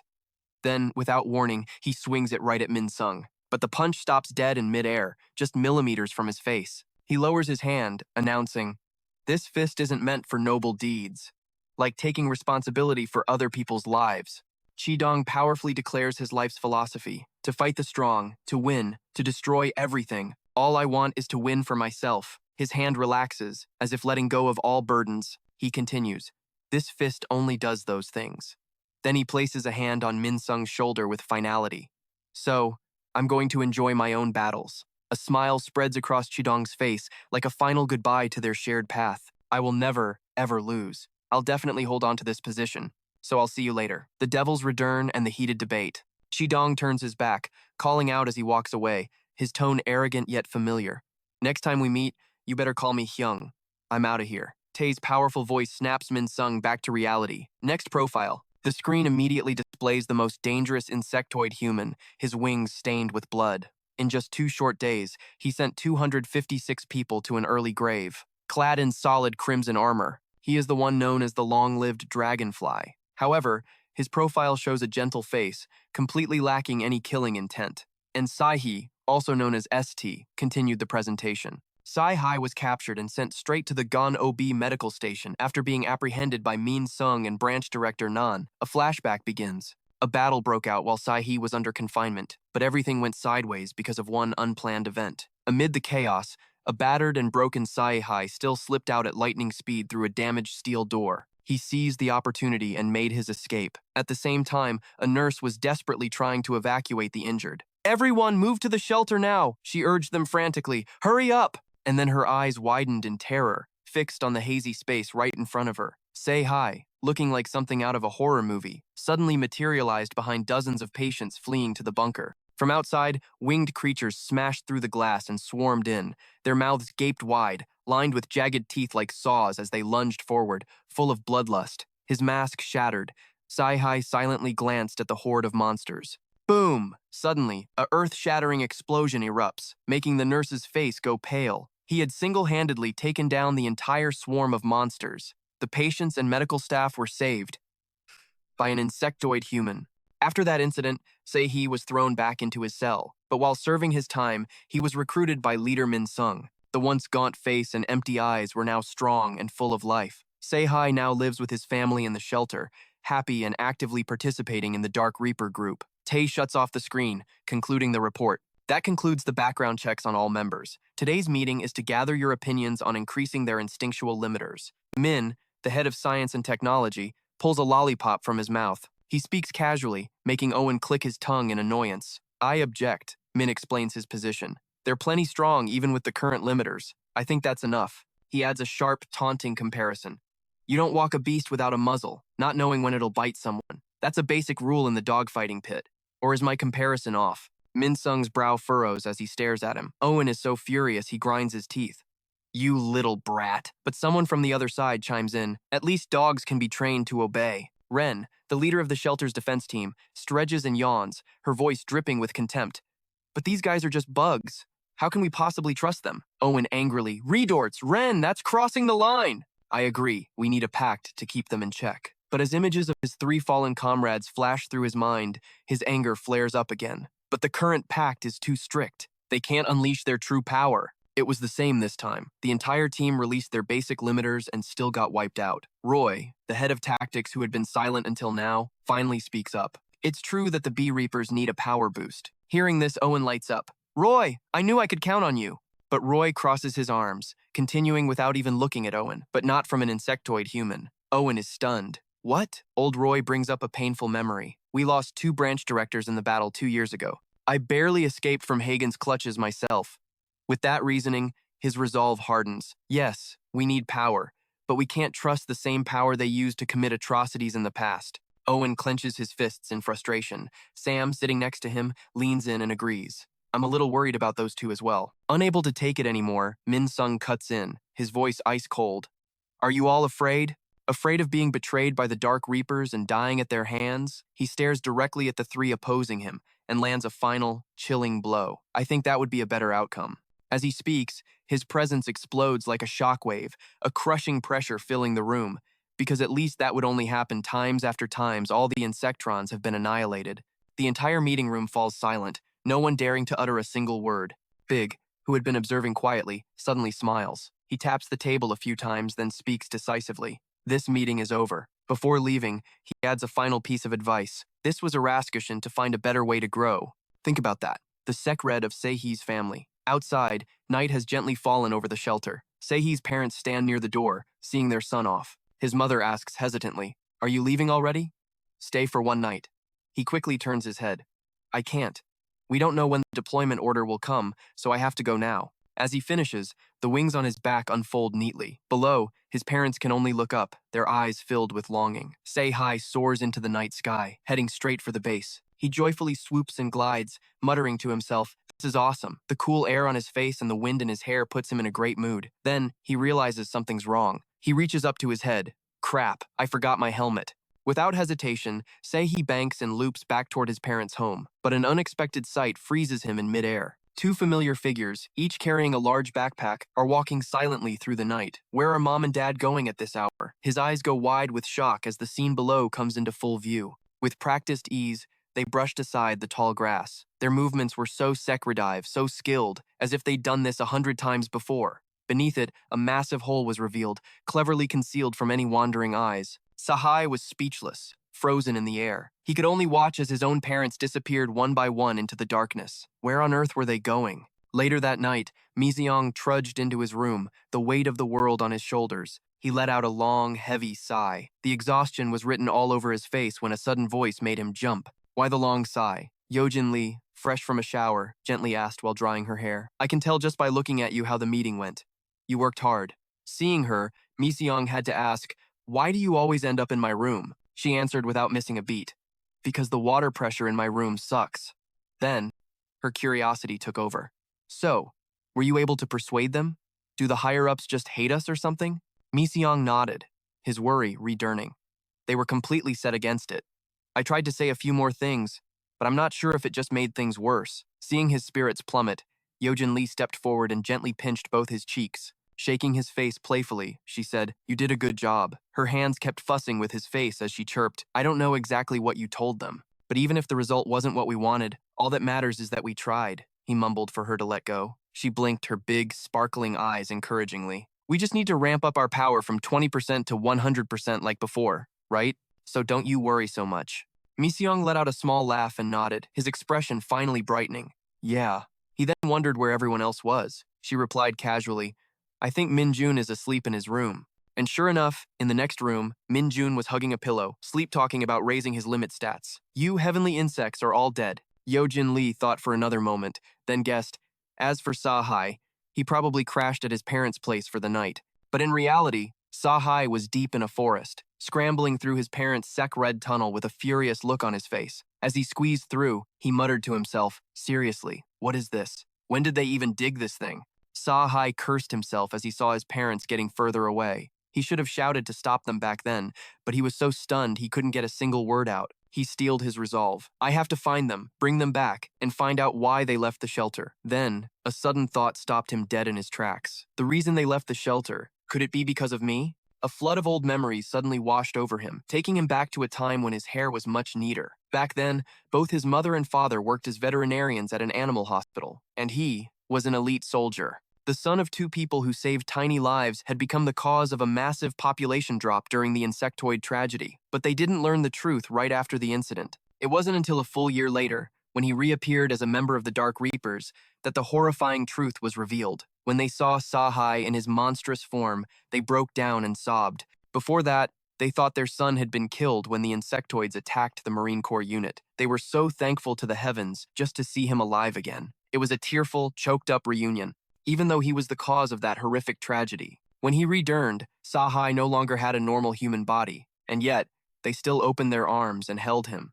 Those trembling moments of acceptance were what fueled his will to fight. Sahai shook his head, pushing the thoughts away. "I can't worry about that now. I just have to find them. It's dangerous out here." As he was about to move, something made him freeze. In the damp earth, a series of fresh footprints were clearly visible. They went this way. As soon as he found their trail, Sahai shot his wings out and blasted forward. He followed the tracks through a chaotic battlefield littered with old insectoid corpses. The footprints led directly deep into the forest. His eyes flashed with intensity, veins popping on his tense face. "Where are they?" He scanned the dense canopy, his sharp gaze cutting through the layers of leaves. Two familiar figures slowly came into view. Found them. But just then, another silhouette appeared between them. It was a girl with fiery red hair and a face as blank as a wax doll. And June. Sahai's brow furrowed, a jolt going down his spine like a faint electric shock. He immediately ducked behind a massive, ancient tree, hiding himself completely. Sahai tilted his head, a thought sparking in his mind. There's someone else. A girl. Who is she? Ah! Before he could figure it out, a scream ripped through the night, putting him instantly on high alert. His parents, however, weren't panicking at all. They calmly soothed the girl. "Sit still now. Don't scream like that." Sahai narrowed his eyes, his face a mask of confusion. His mother knelt to examine a wound on the red-haired girl's leg, saying softly, "The inflammation is severe. We'll have to scrape it out. Honey, hand me the scalpel." His father quickly passed her the tool and did his best to hold the girl steady. "Try to bear with the pain for a moment." After a few tense moments, his mother looked up. "How do you feel now?" The girl managed to smile and replied, "Much better, thank you." His father kindly reassured her, "We'll just bandage it up. It'll be fine in a few days." Only then did Sahai let out a quiet sigh of relief, all his worries vanishing into the air. A cynical smirk crossed his lips as he thought to himself, "Are you kidding me? Seriously? They left the shelter just to treat some random injured person?" He pressed his lips together, his eyes turning red as he watched the scene, overwhelmed with emotion. These two old folks were diligently caring for a total stranger, and he had actually suspected them. Sahai bowed his head, quickly wiping away a tear that had taken him by surprise. Suddenly, a monstrous foot slammed into the ground, making the earth tremble. He was startled by the strange sound echoing through the silent forest. His pupils constricted, glowing in intense gold. His combat instincts flared as a piercing roar echoed nearby. The second he heard his father's terrified shout, Sahai launched himself forward like an arrow. A mower insectoid, a hideous creature with rough, jagged skin, appeared, letting out an ear-splitting shriek. The monster grinned at its prey. Well, I didn't expect to find humans here. This must be my lucky day." But before it could finish its gloating, it was met with a flying kick straight to the face from Sahai, and June stood frozen like a statue, her eyes so wide it looked like they might pop out at his sudden appearance. She followed Sahai's burning gaze with a thoughtful expression, as if she could read the absolute rage boiling within him. Then, her eyes drifted down to the stark black symbol emblazoned on his chest, the symbol of the Black Reaper. The mower insectoid staggered back from the unexpected blow. It frantically looked around for its attacker, its face twisted in a scowl. What the hell was that? Who's the pest buzzing around here? Sahai didn't waste a breath, instead focusing all his power into his fist as he rushed forward. Seeing this, the monster's eyes widened, and it roared in fury. "You damn fly!" It swung its fist, crackling with murderous intent, determined to land a fatal counterattack. But Sahai was already on it. landing erect punch to its face before it could even react. Sahai followed up with a devastating kick that sent his opponent crashing to the ground. His parents screamed in shock, Sahai! Before the insectoid could even get up, the muzzle of the gun in Sahai's hand was shoved right into its mouth. What the hell? It sputtered. Sahai snarled, his face twisted in rage as his body emitted the low hum of a combat engine. You bastard! You dare touch my family! Chapter. The pink-haired monster and mom and dad's sec-red friend. Sahai gritted his teeth, his eyes burning with pure fury. He roared, You can repent in hell! Without waiting for the monster to speak, Sahai pulled the trigger, sending a round straight through his opponent's head. Smoke and dust billowed into the air, obscuring the view. As the smoke cleared, his figure was revealed, back in his familiar human form. He turned to his parents, his voice filled with concern. Is everyone okay? But before he could even breathe a sigh of relief, another insectoid burst from the shadows, grabbing his father amidst a terrified scream. Honey! His mother shrieked. Sahai's blood ran cold. He gasped in disbelief. Dad! There was another one? The monster grinned savagely, its sharp teeth sinking into his father's shoulder as blood gushed out. It taunted Sahai. Go on, try and shoot me now. His father cried out in pain. Everyone run! His parents were terrified, their faces pale. Honey! Sahai shook his head frantically, his voice choked with fear. No! Panic surged through him as he screamed desperately. No! Don't you dare do it! The insectoid completely ignored his pleas. It opened its mouth wide in sadistic glee. It's been a while since I've had such a high-quality meal, his father yelled. Close your eyes! Don't look! Sahai's mother burst into tears, squeezing her eyes shut. No, don't! He screamed, his voice laced with panic. Dad! But in that exact moment, a swarm of long black shadows lunged at the insectoid from behind. They dug deep into its rough, leathery skin, clinging like tree roots in soil. When the sharp blades were ripped out, black blood sprayed into the air. The monster's shriek echoed, as if tearing the very fabric of the forest apart. The poisoned insectoid crashed to the ground, convulsing violently before it went still. The mother rushed to her husband's side. Honey, are you okay? The father clutched the wound on his arm, trying to stay calm. I'm fine. Sahai stood frozen, his mind a chaotic mess, when he heard his father's hesitant voice. The truth about the girl's identity. His face turned ghost white, sweat dripped down his brow, and he stammered, unable to form a single word. Right before their eyes, a massive pink insectoid suddenly materialized. Its head was nothing but a tangled nest of white fibers, with a single, three-pupiled eye peering out from within. She crossed her arms in front of her chest, radiating an air of pure arrogance. He raised his hand, the Bee Reaper logo clear on his glove, aiming his weapon as a warning shot. He yelled toward the creature, Stay back! Their eyes met, and neither moved a muscle. The tension hung in the air like a live grenade. Suddenly, he flinched as he heard his father's familiar voice call out, Say. His father's hand reached out, blocking his path as he spoke gently. It's okay, son. He frowned, signaling for his son to look at the girl, who was slowly reverting to her human form. This girl, she isn't a hostile insectoid. As her form completely returned to that of a red-haired girl, the father softly spoke her name, Junie. The mysterious insectoid was none other than An Junie. He added firmly, She's a good person, just like you are. The past of the parents and Junie. He was stunned, his face filled with doubt. Fine? Junie? How do you two know her? His father began to tell the story of their journey before they reunited. While your mother and I were looking for shelter, we treated anyone we found who was injured.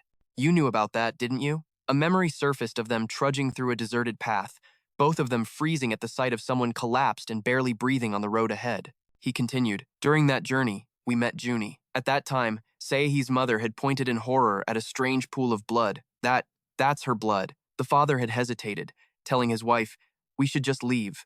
But at that moment, a giant insectoid appeared behind them. It opened its massive jaws, roaring, ready to devour the prey before it. Before it could even move, it took a volley of sharp tendrils straight to the forehead. Junie's hair had sprung into action, saving the couple just in time. The monster let out a pained groan and then toppled to the ground like a felled tree. Completely drained of energy after the attack, Junie slowly collapsed. She was utterly lifeless, lying still on the cold ground between them. The father concluded, Ever since that day, she's been traveling with us. She was in charge of scouting and protecting us. It's thanks to Junie's help that we made it to the Bee Reaper shelter safely. His eyes glanced over toward Junie. After we parted ways with her near the shelter, we found out you existed through the Bee Reaper identity check. He stated with certainty. And that's how we were finally able to meet again. The mother touched her son's shoulder as he stood there, completely stunned. Junie is a good person, son. Seihai practically jumped, shouting so loud it startled his mother. Good or not, she's still an insect. He trailed off, his lips barely moving as he quietly uttered the last word, oid. His gaze then fell to his own distinctly different legs planted on the ground. He wasn't fully human anymore, either. His mother's voice calling his name snapped him back to reality. Say. At the same time, they both spoke a single, guilty phrase. We're sorry for causing you more trouble. The security breach. He changed the subject from the insectoid issue to something more critical. Did you two break through the wall yourselves? His mother waved her hands frantically. Of course not, his father chimed in. How could we possibly break through a wall that's 5 meters thick? She started to recall. While looking for a way out, we just happened to stumble upon that hole. Besides, we were worried about what might have happened to Junie, so we took the risk and went through. Seihai's brow furrowed, a knot of anxiety tightening in his gut. If what they're saying is true, this is a catastrophe. That means the shelter's protective wall had already been breached. He pressed further. How do you get in contact with her? Seihei's father hesitated, fumbling around in his pocket. About that. He pulled out a communication device and explained. Before we said goodbye to Junie, we gave her the walkie-talkie your mother used to use. This one can connect with hers at close range. Before his father could finish, he snatched the device. I'm confiscating this. Seihai urged them to move, his voice tense with danger. Let's go. We have to go back now. His father gave a nervous laugh, grabbing his backpack. Wait just a second.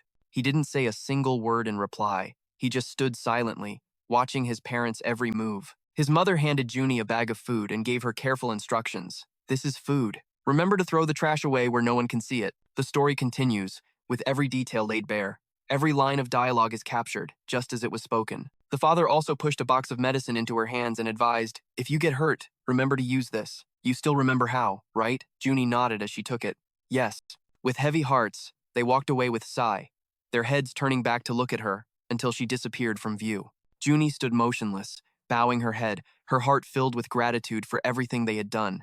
The training of Dark Rip. The sky was just beginning to turn a pale gray at the Bee Reaper base.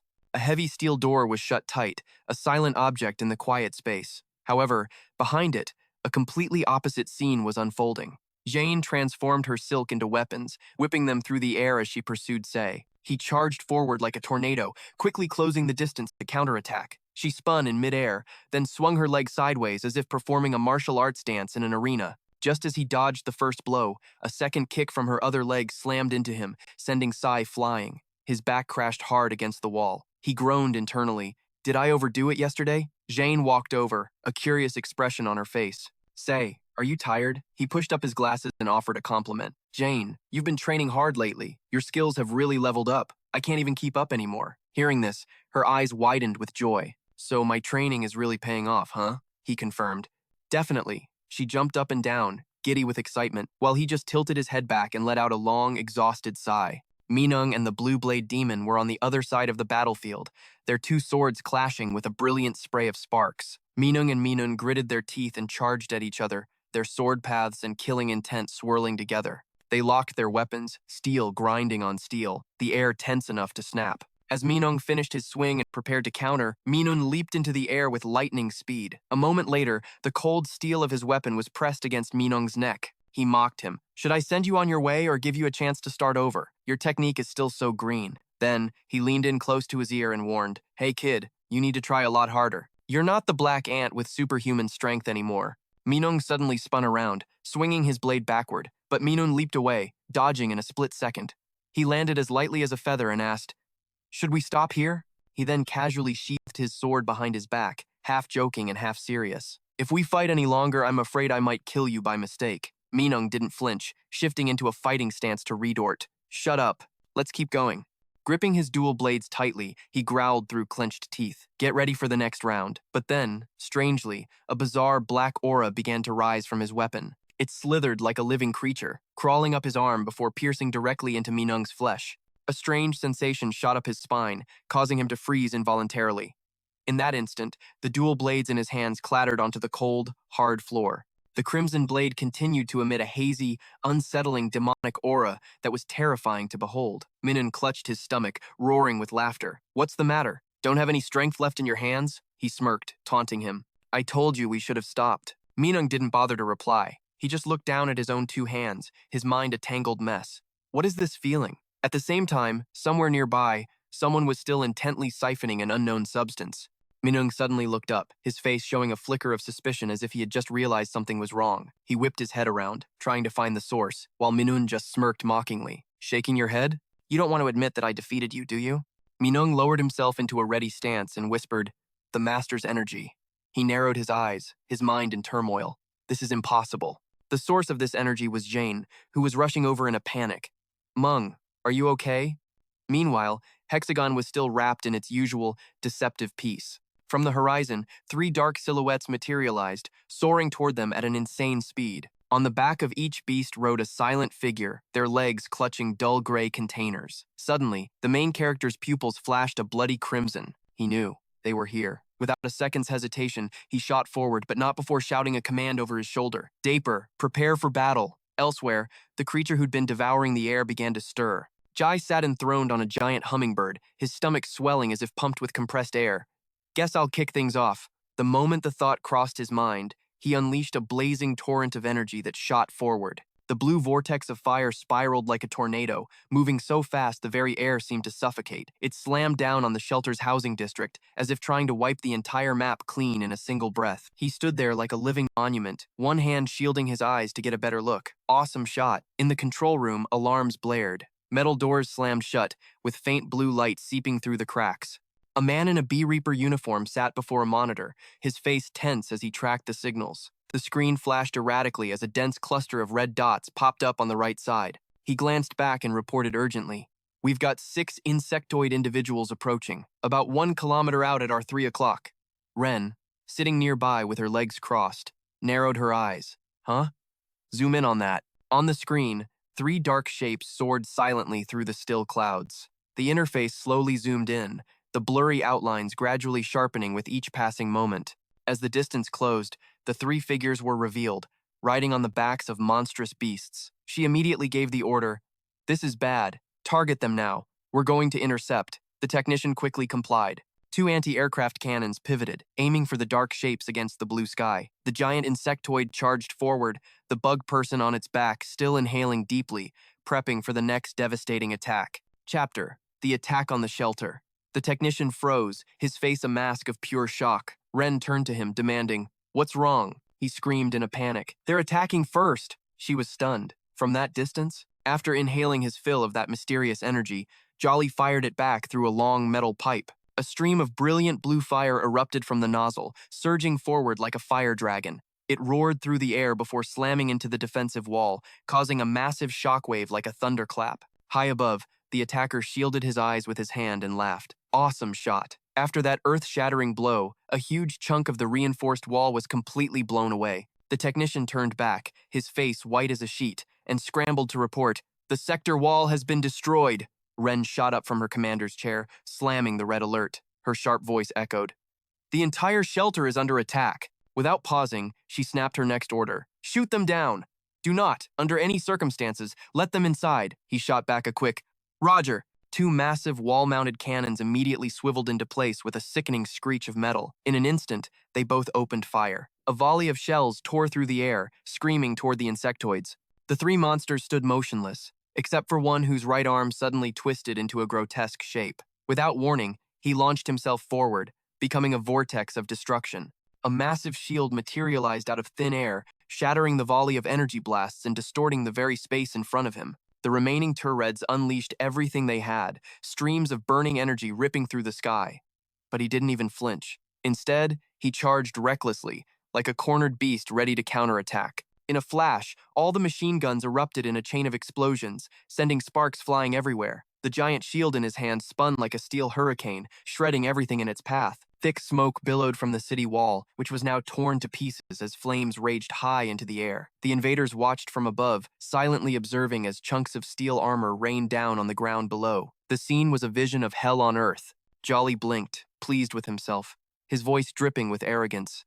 "Dear Team Hexagon, allow this Jai to sink the Bee Reaper." He smirked, imagining his master giving him a thumbs up for a job well done.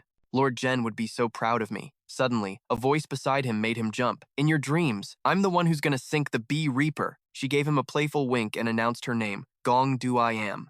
She was one of Shin's underlings, standing there with her arms crossed and chin held high. Go on, hit it again like you did before. It's still making that buzzing sound. I hate walking through noisy places, you know?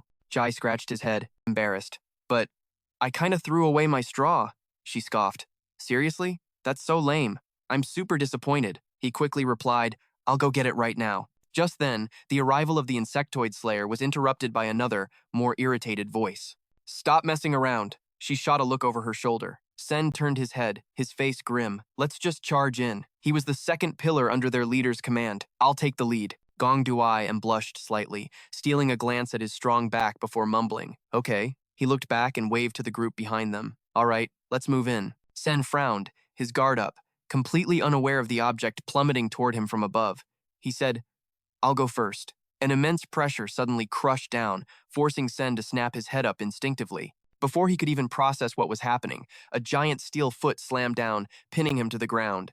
The others screamed in unison, What the hell is that? Inside the cockpit of the giant machine, Min calmly muttered, Insectoid Slayer, activated. As he spoke, the robot's eyes flared with a brilliant golden light. Its steel frame shuddered and groaned as the machine lowered its center of gravity, raising both arms into a battle stance, ready for war. Jolly tried to place it. That giant hunk of metal. The Insectoid Slayer. Could it be? Gong Duayam's hand trembled as she gripped the equipment on her back. She knew for sure. That's the one that fought Lord Zhen 2 years ago. Not wasting another second, she drew her weapon and charged. I'll smash it to pieces. Before she could even get close, she took a massive fist right to the face. Roy appeared out of nowhere, landing the punch just as she yelled the words, In the name of love! The devastating impact sent her flying, spinning through the air before she crashed face first into the hard ground. Roy dusted off his hands and said with disgust, Love? The only thing you bugs love brings is ruin and destruction to the people. The leader's battle was on. The one who'd been crushed under the robot's foot began to struggle, growling, You filthy humans. From the cockpit, Min's jaw dropped at the insane sight. What? The creature roared, throwing the steel foot off him. You dare step on me? In the next instant, his body completely transformed into a massive beetle insectoid. You will all pay for this, he shrieked. On the other side of the battlefield, Roy was still taunting his opponent. Get up, you insectoid! Suddenly, a pale green mist drifted lazily through the air, carrying a pungent odor. The old man frowned, accidentally inhaling the strange scent that lingered. He immediately clamped a hand over his nose, his face scrunching up in disgust. What is that horrible smell coming from her? Gong Duayam, mid-transformation, shrieked, How dare you say a young maiden like me stinks? Her body twisted as she morphed into a harlequin stink bug insectoid. You can't even tell the difference between perfume and poison. I'm going to have to teach you a lesson. Anne joined the fight on the back of the hummingbird. Jolie sighed dramatically. I'm supposed to be the most dangerous one here. He took a sip of water, grumbling to himself. So why is nobody paying any attention to me? Should I just charge in? This feels so awkward. His lost gaze scanned the area. He muttered like an abandoned puppy. Where's my opponent anyway? Just then, a voice called out from behind him. Right here. Jai spun around, his face lighting up with a big, Oh! Oh! Owen pointed to himself with total confidence. I'm your opponent. Jai grinned from ear to ear. Game on! In the blink of an eye, his hand twisted and morphed into a giant green pincer, unleashing his insectoid form. He yelled, Claw cert! His eyes darkened and his face tensed as his arm swung decisively toward his target. Jolie took the full force of the blow, his face contorting in agony. His body was blasted off the hummingbird's back, and the landing shook the entire area. Dust and debris shot into the sky as the ground cracked open, leaving a long scar as if it had been plowed through. Chapter: Clash of the Monsters. Specialized armor materialized over Ogun's knees. 2 shimmering wings erupted from his back. His arm twisted and extended, glowing veins pulsing as it morphed into a sharp, golden blade. A smirk played on his lips as he advanced slowly. Let's see. Time for a little warm-up. G shot up, whispering with delight. That's more like it. He wiped a smear of blood from his mouth, his face lighting up. I was starting to feel bored, wiping out all those humans before they could even transform. Then, he narrowed his eyes, studying his opponent. But what is that form of yours? Owen's steady approach gave him a flicker of doubt. I've heard rumors that among the 100 Reapers, there are monsters even stronger than the insectoids. G imagined all the insect species fused into one, a chimera. Are you that monster? Owen hissed in frustration. You talk too much. Whose fault do you think it is that I became this monster? He gritted his teeth, a twisted smile sliding across his face. You people are going to take responsibility for this. G quickly pushed his glasses up his nose and declared boldly, Of course. I'll take full responsibility with all my might. He then tilted his head back with glee, his eyes wide. Watch closely. I'll show you the power of a general. But before he could finish his grandstanding, Owen was already behind him, unbelievably fast. G whipped his head around in shock. This bastard. When did he move? Without another word, Owen swung his leg straight into G's face, roaring. Grasshopper kick. Caught completely off guard, G was sent flying.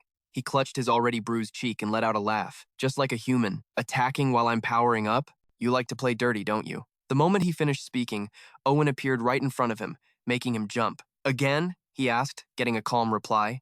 Obviously. You think I just stand here and wait for you? As he spoke, his hand was already a blur. I'm not an idiot. He immediately unleashed his shockwave skill, the Mantis Slash. A blade of energy sliced through the air, sharp and cold as it slammed deep into G's shoulder. He roared in agony as the slash tore through his shoulder, sending blood spraying everywhere. Not giving his enemy a second to recover, Owen rushed in like a storm and drove a fist straight through his gut, a clean, piercing blow. G clenched his jaw, his entire body tensing against the pain. Suddenly, he threw his head back and screamed a command that boomed like a bomb. Bird! At his call, a colossal creature swooped down, spewing a stream of venom. Owen's brow furrowed at the sound, and he instinctively looked up. Huh? With lightning-fast reflexes, he dodged just in the nick of time. The ground where he stood was instantly eaten away, leaving a deep, sizzling crater reeking of burnt chemicals. He grabbed the creature's head and squeezed hard, causing it to screech like grinding metal. Then he casually tossed it into another nearby creature, making it vanish completely. The leg holding onto a container immediately released its grip, as if the object was now worthless. The vial tumbled through the air in a chaotic arc before crashing to the ground, shattering into a million pieces. On stood perfectly still, his eyes locked on the scene. His expression darkened, his gaze intense, and his face so taut that every vein on his cheek stood out. He stared down at the water below, looking confused. Where the hell did that bastard go? From beneath the liquid surface, a stream of bubbles began to rise, and an interested smile touched his lips. Hiding underwater, huh? He tilted his head, his tone a mix of warning and taunt. Be careful you don't drown down there. Show your face while I'm still asking nicely. When nothing happened, he instantly unleashed another Mantis Slash. A razor-sharp wave of light flashed, repeatedly striking the surface and sending water exploding everywhere. When it was over, he squinted, trying to see. Did I get him? Nothing's happening. Owen turned to have a little chat with his own hand. Saying something like that in this situation is just asking for trouble, right? Of course, I know that all too well. Smartass. Just as the scent of death and defeat from Min faded, a new, special kind of odor wafted over, making his stomach turn. He immediately covered his nose with his hand and screamed at the sky. Who takes a dump in the middle of a fight? Before N could finish muttering about these guys, a massive claw shot out, grabbed him, and dragged him away unceremoniously, like a slab of meat at a market. In an instant, his entire body was slammed down into the water, sending up a spray like fireworks. From within the murky depths, a pitch-black water monster with glowing red eyes waited silently. Elsewhere, Roy was bent over, coughing violently from the biological agent in the air. Suddenly, a sharp pain made him grimace and let out a low cry. Looking down at his hand, he saw a stream of red trickling down his arm. Roy growled deep in his throat as Gongduim's voice made him flinch. How does it feel? She struck a pleased pose, tilting her head. A critical hit, right? That's my special fragrance for you. Roy immediately yanked his hand back and lunged forward. He had to. He pulls his fist back, then lunges forward. No questions asked. The rotting stench is absolutely unbearable. Her eyes widen in shock. You can still move after smelling that? Roy answers with a devastating hook. Of course. Gongduim seethes through her teeth as shattered pieces of her armor fly everywhere. The old man roars, his eyes completely bloodshot. My lungs were forged in chemical warfare.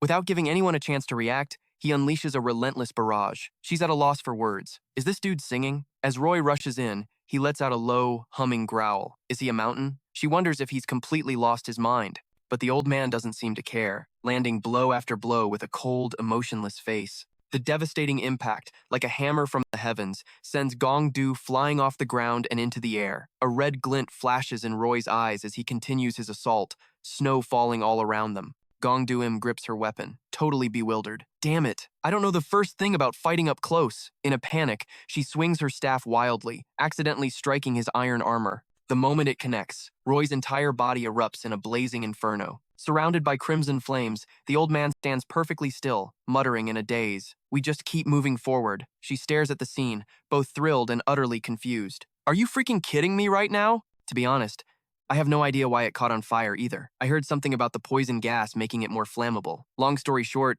I don't have a clue. He follows up with a mischievous wink. Let's just call it magic. The fall of the insectoid assassin. Over by the giant mechanical monster, thick smoke billows out. Sparks fly from exposed wiring. One of its hands is completely mangled, oil dripping from severed cables. Julika slings the severed arm over his shoulder, his steps slow but heavy with purpose. His eyes flash with a cold light as he silently moves through the dust toward the assassin. The weapon that once spread terror is now just a crumpled heap of scrap metal. Min just sits inside, motionless, listening to the wailing sirens. He hangs his head, ignoring the blaring warning sounds, his eyes empty and lifeless. The lollipop that was once firmly in his mouth now lies shattered on the cold metal floor. Julika drops the heavy machine part and slowly approaches the battle tank, now a mangled wreck. He raises his steely arm to the sky, and his armor instantly shifts modes, transforming from defense to offense. The fall of the insectoid assassin. As he brings his arm down, rows of steel spikes burst from its surface, his offensive power surging. He raises both powerful arms into the air, gathering all his strength. Julika charges forward, leaps into the air, and comes crashing down directly onto the robot. The machine remains completely still, showing no signs of resistance or life. Its joints burst apart, its body shattering into pieces, no longer recognizable. Julika pushes off the mechanical corpse and lands on the ground, the impact kicking up a cloud of dust. In that same moment, the head of the insectoid assassin launches into the sky, disappearing from sight. Owen's battle in the water. Owen grinds his teeth, his face contorting as he's dragged mercilessly through the water. Jolie has him clamped tightly in two gruesome pincers, pulling him closer. Owen scowls, cursing internally. This bastard. He looks so ridiculous in that waterbug form. He must be enjoying this, huh? Suddenly, a metal needle shoots forward, piercing the water and creating a swirling vortex of bubbles. It pierces his body in an instant, giving him no time to react. Owen winces, his face twisting in sudden agony, with no idea what the hell is happening. A sharp, searing pain shoots up his spine, forcing an uncontrollable scream from his lips. He bites his lip hard, staring at the tentacle buried deep in his body, his mind racing. What the hell is it doing? This isn't a normal attack. Owen's entire body goes limp, unable to resist any longer. He can feel his strength draining away. Jolie, who had been sucking greedily, suddenly stops, sensing something is wrong with the taste. He immediately smashes his fist into Owen's face, sending him flying. Disgusting. Owen's body slams onto the floor, leaving a trail of light green blood spreading through the pool. Lying there, Owen still manages a triumphant groan. So, how does low-quality food taste? Before he can finish his taunt, his face is met with a sharp blow from his opponent. Jolie is furious. He unleashes a relentless assault on Owen's battered body. That is the most disgusting blood I've ever tasted in my life. You monstrous bastard. Owen grits his teeth through the beating, forcing the words out. Who's the real monster here? Before him, the massive figure attacks like a machine. How can he move that fast in the water? Owen shudders as a strike, head straight for his forehead, his heart leaping into his throat. If this hits, it's game over for sure. Without a second thought, Owen twists his body and dodges just in time, the blow slamming into the bottom of the pool. He takes the chance to swim upwards, his mind racing. He's a waterbug insectoid. I can't beat him in the water, he mutters as he flees. Damn it, I'm out of air. I should have added an aquatic insect's diatheca. Suddenly, an image of Dr. Baker flashes in his mind. The doctor had asked, how about one more injection? An aquatic one. Owen had shaken his head back then. No, I hate the water, the doctor frowned. That's exactly why you need it, son. Owen strains to reach the edge of the wall, reassuring himself. It's fine. This pool is shallow. I just have to get out. Before he can even take a breath, Jolie's two insect limbs appear right in front of him. And where do you think you're going? He immediately wraps himself around Owen, his eyes gleaming. You wanted me to take responsibility, didn't you? With that, he excitedly presses his proboscis against Owen's neck. Your blood might be gross, but it's also pretty addictive, kinda like the smell of stinky feet. Let me have just a little more. Without waiting for a reply, Jolie moves his proboscis around Owen's neck with a fake gentleness. This will only sting a little. Owen twists and screams, "Stop it! You pervert!" Instantly, the sharp needle pierces his throat, making Owen's body jolt. Suddenly, Jolie's entire body begins to convulse violently, every joint freezing up as if flash frozen. He looks down at his own deforming body in astonishment. Wait, what's happening to me? He cries out in panic. What the hell is this? Owen watches silently, his mind quickly assessing the situation. The insect diatheca in his blood is causing a side effect. This is his chance. He then launches a powerful kick, neatly breaking free from the creature's grasp. Thrilled, he uses the momentum to launch himself upwards like an arrow from a bow. Owen shoots through the surface of the water, propelled by the powerful kick. Only then does he breathe a sigh of relief. His dragonfly wings have deployed. He looks down at the pool in frustration, thinking to himself, "Now we're on my turf, you freak. Just you wait." Before he can finish the thought, another figure bursts from the water. Jolie beats his wings and shoots forward, his face a mask of rage. "You're dead meat!" Owen remains calm, not showing the slightest bit of panic. The creature roars in fury, his form twisting and spasming. There's nowhere to run. Owen slowly unfurls his wings and whispers, "Total deployment of the insect Diatheca." His knee joints shift, and thin plates of armor move as his wings expand fully. A golden weapon is drawn from his arm. The parts combine, gradually assembling into a colossal, towering greatsword. A wide grin spreads across Owen's face as he tightens his grip on the hilt. The insect blade enters the fray. Jolie's limbs and body are sliced through by a razor-sharp streak of light. Owen charges forward at full speed, trailing a pale green luminescence. The creature writhes, letting out a choked, agonized scream. Owen turns away, letting the body fall to the ground with a thud, leaving behind only a single, cold warning. "Remember this." Owen smirks, his killing intent spreading like a fog. "That's what you get for eating low-quality food." Roy's flame. Meanwhile, Roy is still standing nonchalantly in the middle of a raging inferno. Gong Du-im drags her weapon across the ground, muttering to herself, "Maybe I was a little out of line." As she walks toward Roy, she sighs with a frown. "This isn't very princess-like. I really thought that would finish you." Suddenly, Roy's deep voice cuts through the air, stopping her in her tracks. A young soul has departed. She looks up, the flickering light reflecting off her mask. Roy stands motionless as the sea of fire consumes his body, repeating the same words over and over. The pine tree has been desecrated. Roy slowly tilts his head, his cold voice drawing out every word. "Have you forgotten what I said?" Then he turns his head back to emphasize his point. "Comrade, can you hear me?" Gong Du-im's jaw drops in utter disbelief. "How is this possible?" Roy continues to ramble on, paying no mind to the flames licking at his body. She loses it, aiming her weapon straight at his face and roaring, "Go meet your ancestors!" She freezes, watching as Roy continues to repeat himself. "Comrade." He turns his entire body to face her, uttering a chilling question. "Do you see it?" Roy jerks his fist back, his body seething with rage. Instantly, Gong Du's weapon shattered into two pieces, clattering onto the floor. His green hair and his emblem lay abandoned beside it. Even as his body smoldered, Roy's rage didn't die, his eyes burning with pure hatred. The old man crashed to the cold floor, collapsing right in front of her, ending his story once and for all. A light flashed across the wreckage. Min was completely zoned out, the candy in his mouth now shattered and scattered on the ground. The insectoid assassin's arm was sent flying through the air by the enemy's attack. Mechanical parts rained down, not a single piece left intact. Julika slammed into the earth with a heavy thud that shook the entire area. The robot's head popped off, rolling away like a worthless ball. The figure strode confidently through the swirling dust with a smirk. "Black Reaper, what heiress appointment? If I knew you were this pathetic, I would have crushed you all a long time ago." Suddenly, the roar of an engine echoed out with a flash of blue light. Julika frowned, looking over as a streak of light zipped past him. In the air, massive projectiles circled with a piercing shriek, his eyes tracking the strange objects that slowly spun as if mocking him from behind. Two pillars shot forward with a deafening screech of metal as a robotic voice called out, "Deploying number 1, number 2! From the right, a third pillar tore through the wind, looking just like a cannon shell. Immediately after, item number 4 shot forward, kicking up a vortex of dust. Finally, the head bearing the Black Reaper symbol slowly emerged, instantly connecting to the central frame. Indicator lights blinked.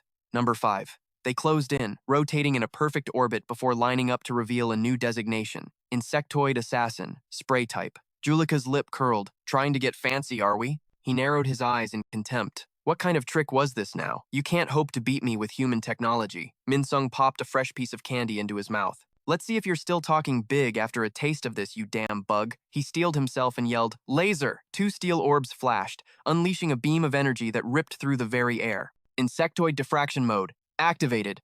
Immediately, they unleashed their full power, aiming for the center of his protective barrier. Standing within the torrent of energy, Julika grit his teeth. Pathetic little tricks. He spun around, creating a counterforce that blasted everything back. "These are useless against me." The force of the counterattack slammed into Minsung, throwing him backward. The first metal orb hit the ground with a thud, bounced once, and then lay pathetically still. One by one, the other objects met the same fate, scattered across the ground in defeat. Julika closed in, his voice laced with killing intent. "Stop trying to get yourself killed. I'll show you true power." Suddenly, the man's legs began to twist, revealing a horrifying fracture.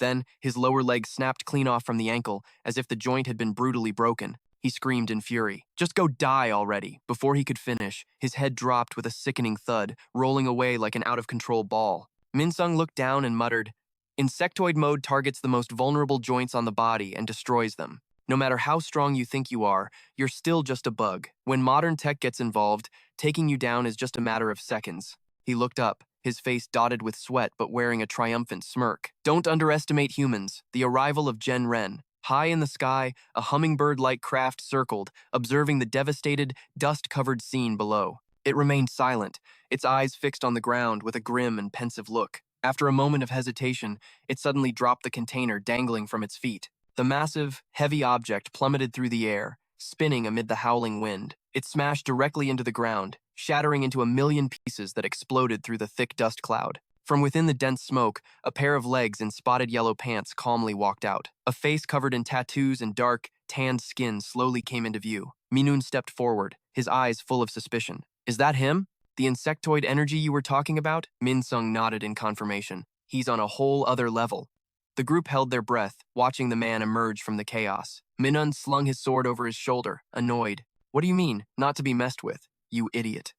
He squinted, looking at the tattoo on the man's back, and hissed through his teeth. That's Hwaya Jioin of the heavenly insect, the third pillar.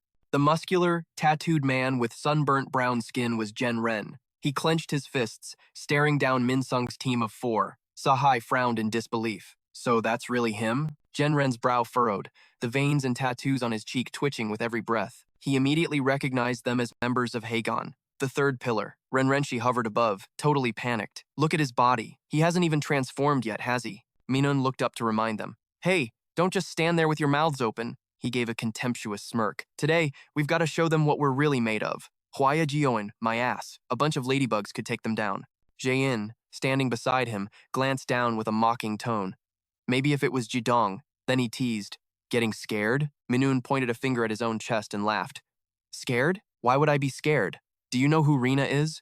Just like you said, I've fought Hagen before. We can win this. Minsung tightened his grip on his weapon, saying nothing. He turned to look at his teammates, then gave a sharp, decisive nod, signaling the attack. Xian's words still echoed in his ears. Because we are. Instantly, the collars on the whole group began to glow, activating their transformation modes. Zine transformed first, his body morphing into an incredibly powerful insectoid. Sahai, standing next to him, immediately shifted form, his entire body encased in sleek, green armor. Minun just grinned, his confidence on full display. As the transformation began, their full power was returned to them. Zine and Sahi completed their transformations, one becoming a silkworm moth, the other a dragonfly. Minun returned to his ultimate form, unleashing 100% of his explosive power. 30 minutes earlier, as warning bells blared, hurried footsteps echoed down the hallways. People rushed everywhere. Minsung and In led the formation, both of them moving like bullets. At the same time, Minun appeared, stopping dead in his tracks when he saw Vic and Dr. Bear blocking the way. Minun tilted his head. What do you two think you're doing? His face soured when they didn't move. Get out of our way. Vic stood in silence, looking like he wanted to say something but couldn't. Seeing his hesitation, Minun scowled in annoyance. You got something to say? If we don't move out now, we're screwed. Only then did Vic finally speak up. Owen, Jolly, Min, the 3 captains have already deployed. Furthermore, Captain Roy and Captain Min have refused your assistance. Jae-in asked, stunned. What do you mean? Minun cut in. Did they refuse? Do they have a death wish or something? Minsung stood his ground, his gaze unwavering. The 3 captains aren't strong enough to handle them. One of them is emitting an incredibly powerful energy. Let us go, Vic muttered, his voice heavy. From my perspective, during Dark Reaper's last operation, the outcome wouldn't have been much different even if you were there. Jae-in frowned suspiciously. So you want us to just stay here? Vic shook his head. That's not it. Right after, Vic turned his stern face to Dr. Bear. The doctor nodded, his hand in his pocket. A second later, he pulled out the remote used to disable their group. Minsung immediately put a hand up to stop. While Minun's eyebrows shot up. What is that, old man? That looks real suspicious. You press that button, and you'll regret it. The collars around their necks suddenly started beeping. Minun grew worried. Is it gonna detonate? But the next words left them all stunned. Limiters have been removed. Vic explained, during the last meeting, after hearing what Minun said, I came to understand a lot of things. Our judgment was flawed. He bowed his head, his voice sincere. On behalf of Black Reaper, I apologize. I'm asking you to please help us protect humanity and this shelter. The whole team froze as if someone had hit the pause button. Minun casually jogged past, patting the man's shoulder. Don't worry about it, Director. Just leave them to us. Sahai, on the other hand, was panicking. Am I going to be okay? Having his limiters removed so suddenly was a shock. Jae-in ran ahead to reassure him. Don't worry. If anything happens, we'll have your back. Dr. Burr raised a hand to stop Min-sung. Min-sung, wait a moment. Dr. Bear quickly placed a small item in Min-sung's hand. This is for you. Min-sung glanced down at the object, his brow furrowing slightly. This is... The doctor cut him off. I'll explain over the comms later. You need to go now. As he passed, Vic called out, his voice full of trust. I'm counting on you to protect the others. Without looking back, Lear Mung gave his solemn word. At the city wall, a furious roar erupted from Jae-ren, shaking the very ground beneath them. Jae-in was instantly on guard, shouting a warning. He's coming! Minun charged forward. I'll take the lead. But in that moment, an unexpected event stopped all three of them cold. Out of nowhere, Min-shung exploded forward, aiming his weapon at the enemy's throat with terrifying speed. Minun froze, his eyes wide in disbelief. An icy killing intent poured off of Min-shung. The blade was at Jae-ren's neck in a heartbeat, yet the man didn't even flinch. Min-shung pressed his attack, driving the sharp edge toward its mark, but in that instant, a barrier suddenly materialized, stopping him short. Jae-ren had completed his insectoid transformation, effortlessly blocking the blow with pincers as hard as steel. Before Min-shung could even process it, he unleashed a thunderous counterstrike. Min-dong was sent flying by the incredible shockwave. He gritted his teeth, a pained grunt escaping his lips. Minun dashed in just in time, catching Min-shung from behind. He asked, "What's the big rush?" Min-shung angrily shoved his hand away. "Let go of me." From above, Zin screamed a warning. He's about to unleash his power. Sa immediately raised his gun, turned towards Jae-ren, and fired shot after shot. Jae-in didn't hold back either, trapping their opponent's feet with spider silk before launching a devastating kick. As Sa-hee continued his barrage, he wondered, why is this guy so suspiciously calm? Dian beside him confirmed his thoughts, like a monster that could only roar. Suddenly, two vicious shockwaves erupted from the thick smoke, tearing through the air straight for Sa-hee and Jae-in. A violent explosion ripped across the sky, sending out waves of concussive force. As the dust settled, a golden pincer covered in jagged, dark red spikes was revealed. The towering Jae-ren had now fully transformed into the insectoid Jaon, the pride of Mzun. Minung let out a terrified scream, Dark Reaper. But just then, two aggressive beams of light shot down from above, piercing through the smoke. Sahai barely managed to dodge, breathing a sigh of relief. That was too close. Jae-in nodded. In the past, that would have been a fatal blow.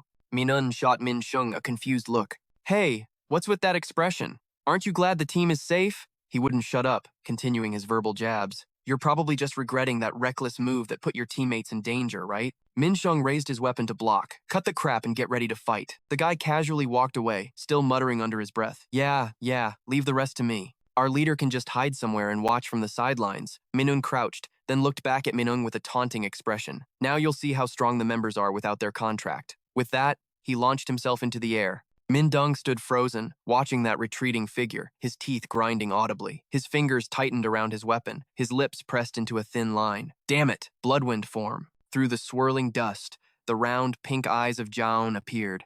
He slowly drew his arm back, his muscles pulsing as he gathered a terrifying amount of killing intent. Then, he threw his entire strength into a single, forward strike. Waves of force exploded outward, shredding Sa's wings and making him scream.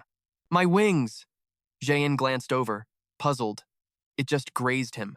Sa was flying erratically while yelling, Jae, cover my six! Hearing this, she immediately shot out her spider silk, wrapping it tightly around his leg. All right, just like that, the two coordinated, weaving left and right to dodge the onslaught. Sahai's green armor continuously shattered, triggering his second awakening. The old layer of armor flaked away, revealing a blazing red body in the midst of its molt. He was now clad in new armor, his Bloodwind S form. Sahai aimed his weaponized arm straight at the enemy and activated its firing mechanism. A torrent of metallic light tore through the air, cutting off Sai Jackson's path of attack. A blinding flash exploded in the sky, creating a shockwave that made the very ground tremble.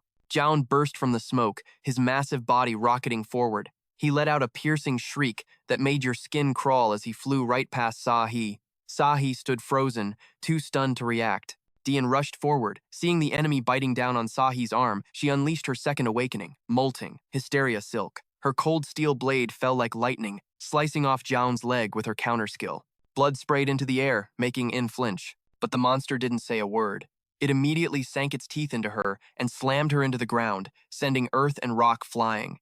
Joun leaped high into the air and screamed a warning, "Watch out!" He shot straight toward the two of them, still suspended in the air. He grabbed Sahai's face with a massive hand, dragging Dian along as he threw them both like sacks of grain toward the towering city gate. Electricity from the defensive barrier arced across their bodies, making them both scream in agony. Dian gritted her teeth against the pain. She countered by shooting sharp spikes from her hair, embedding them deep into her opponent to channel the electricity into him. "You damn monster." However, he seemed completely unfazed. She yelled out for her teammate, "Sa!" He quickly answered, "I know." Sa unleashed a barrage of explosive rounds that sent Joun flying. His body was thrown through the air before landing with a splash in the lake below. The Water Strider's stage. The lake's surface churned violently after the impact. A giant spike-covered arm rose from the water. Joun dragged himself onto the shore, dripping wet. At that moment, a sarcastic voice rang out from behind. Minun spoke up, looking annoyed. "Where do you think you're going? You think you can get away that easily?"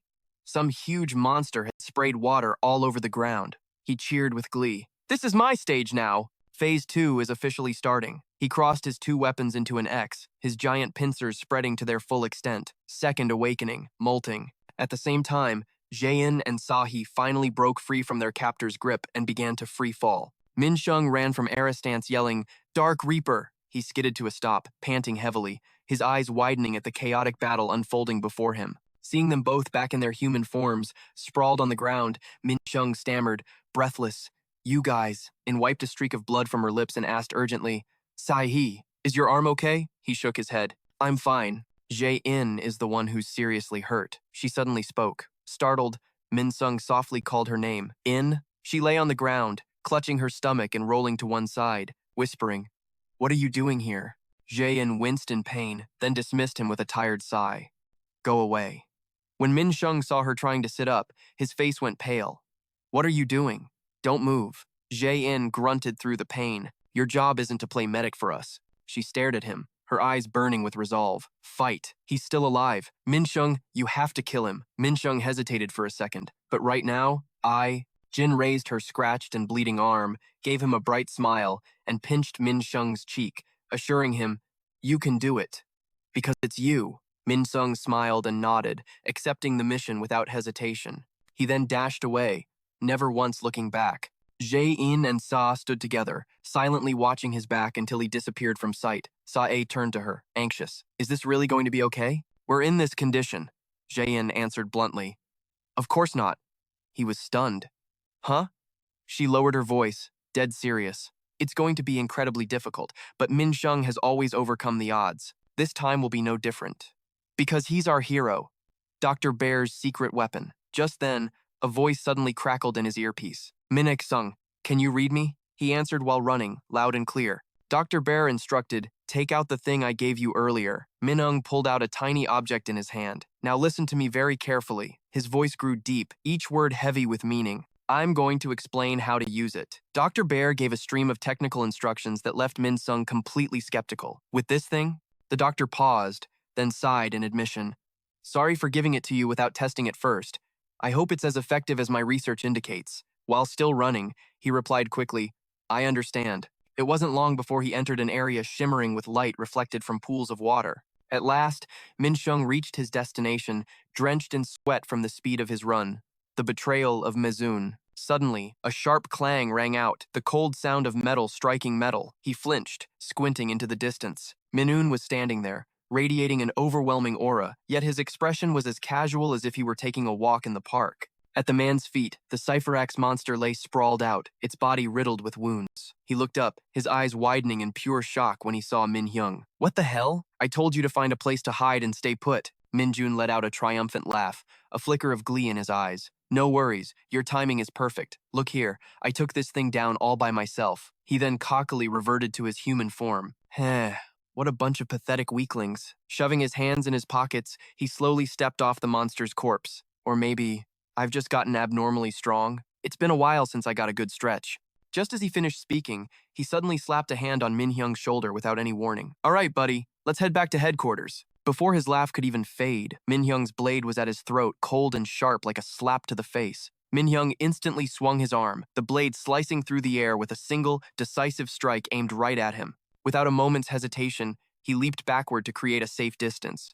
Min-jun tilted his head, a thin line of blood trickling down his neck, a smirk of disbelief on his lips. "Hey, what the hell do you think you're doing?" He held his blade defensively, his face twisted in annoyance. Min-hyung's voice was ice cold, completely devoid of emotion, freezing the man in his tracks. "Since when were we friends?" he asked. "Yen, the parasite." Suddenly, something horrifying began to emerge from Min-jun's neck. "Damn you, you've got a big mouth." Min-hyung's eyes flew open as he watched the creature crawl out of his comrade's body. So, this bastard really did think of him as a friend. Min-jun's face was now just an empty, lifeless shell. The one controlling the vessel spoke again. "Isn't that right? This is why I told you to talk less." Min-hyung took a defensive stance, his eyes locked on the enemy. "How did you get inside his body? Who are you?"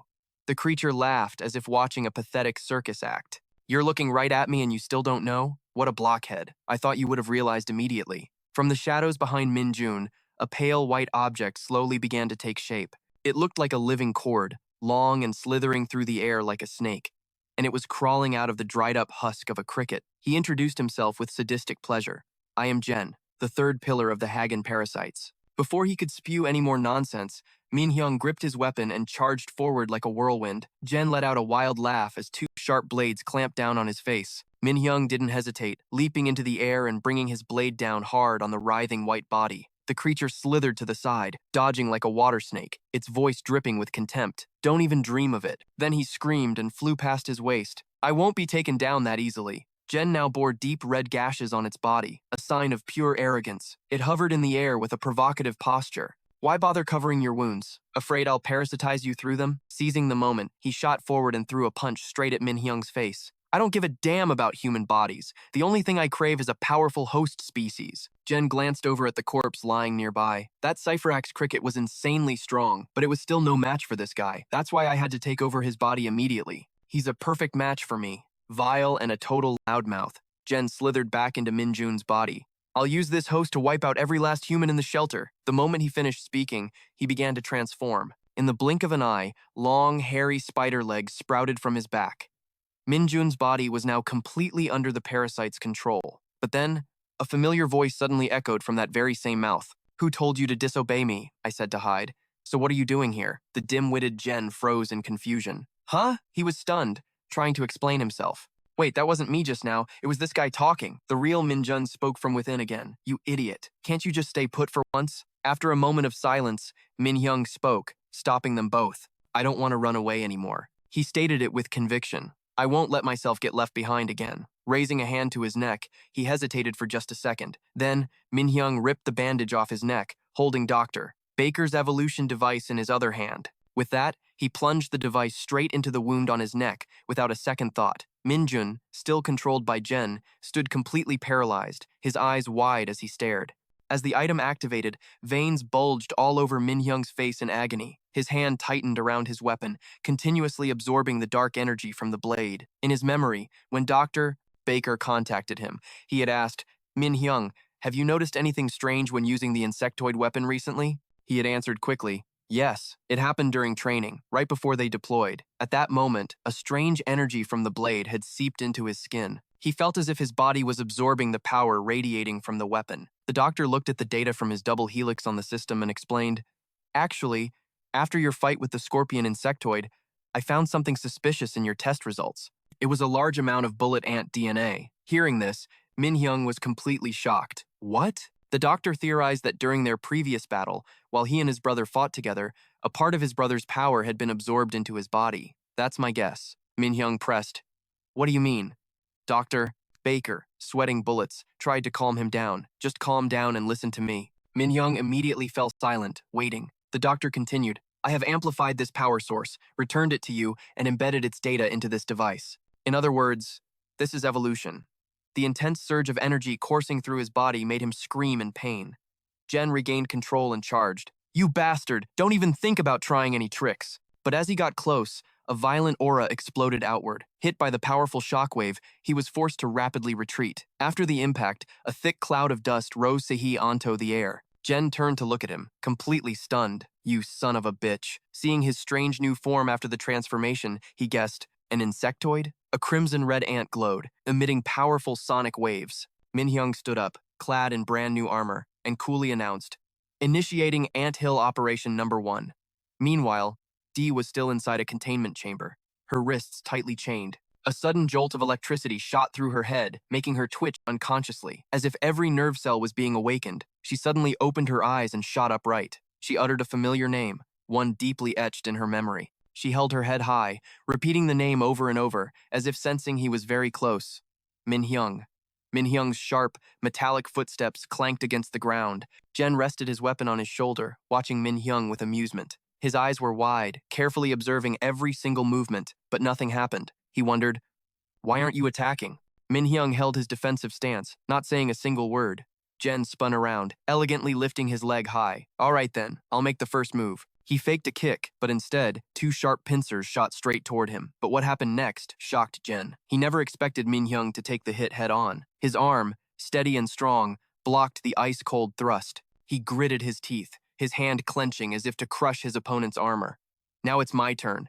As soon as the words left his mouth, he unleashed a powerful punch that sent Jen flying backward. He readjusted his stance, crossing his two weapons in front of his chest, and let out a delighted laugh. Minhyung could clearly feel the currents of energy flowing through his body. So, this is my new power? Wasting no time, he shot forward like a bullet, leaving only a red streak in the air. His entire body, along with his powerful fist, hurtled toward Jen. But Jen wasn't about to lose. Immediately accelerating and charging his opponent aggressively, they zipped past each other, creating a dry crack before falling silent, as if no blows were ever exchanged. No one spoke. Each one glanced back, warily waiting for a counterattack. As if by an unspoken agreement, they both charged again, their fighting spirit so intense it shook the ground beneath them. Jen swung his sword, but Minhyung dodged and unleashed a relentless counterattack. The two were locked in a fierce battle. With a horizontal slash, Jen's blade ripped off a piece of armor from his shoulder. Minhyung returned the favor with a powerful punch. The strong vortex from his fist blew off half of Jen's hair. They both retreated simultaneously, eyes locked,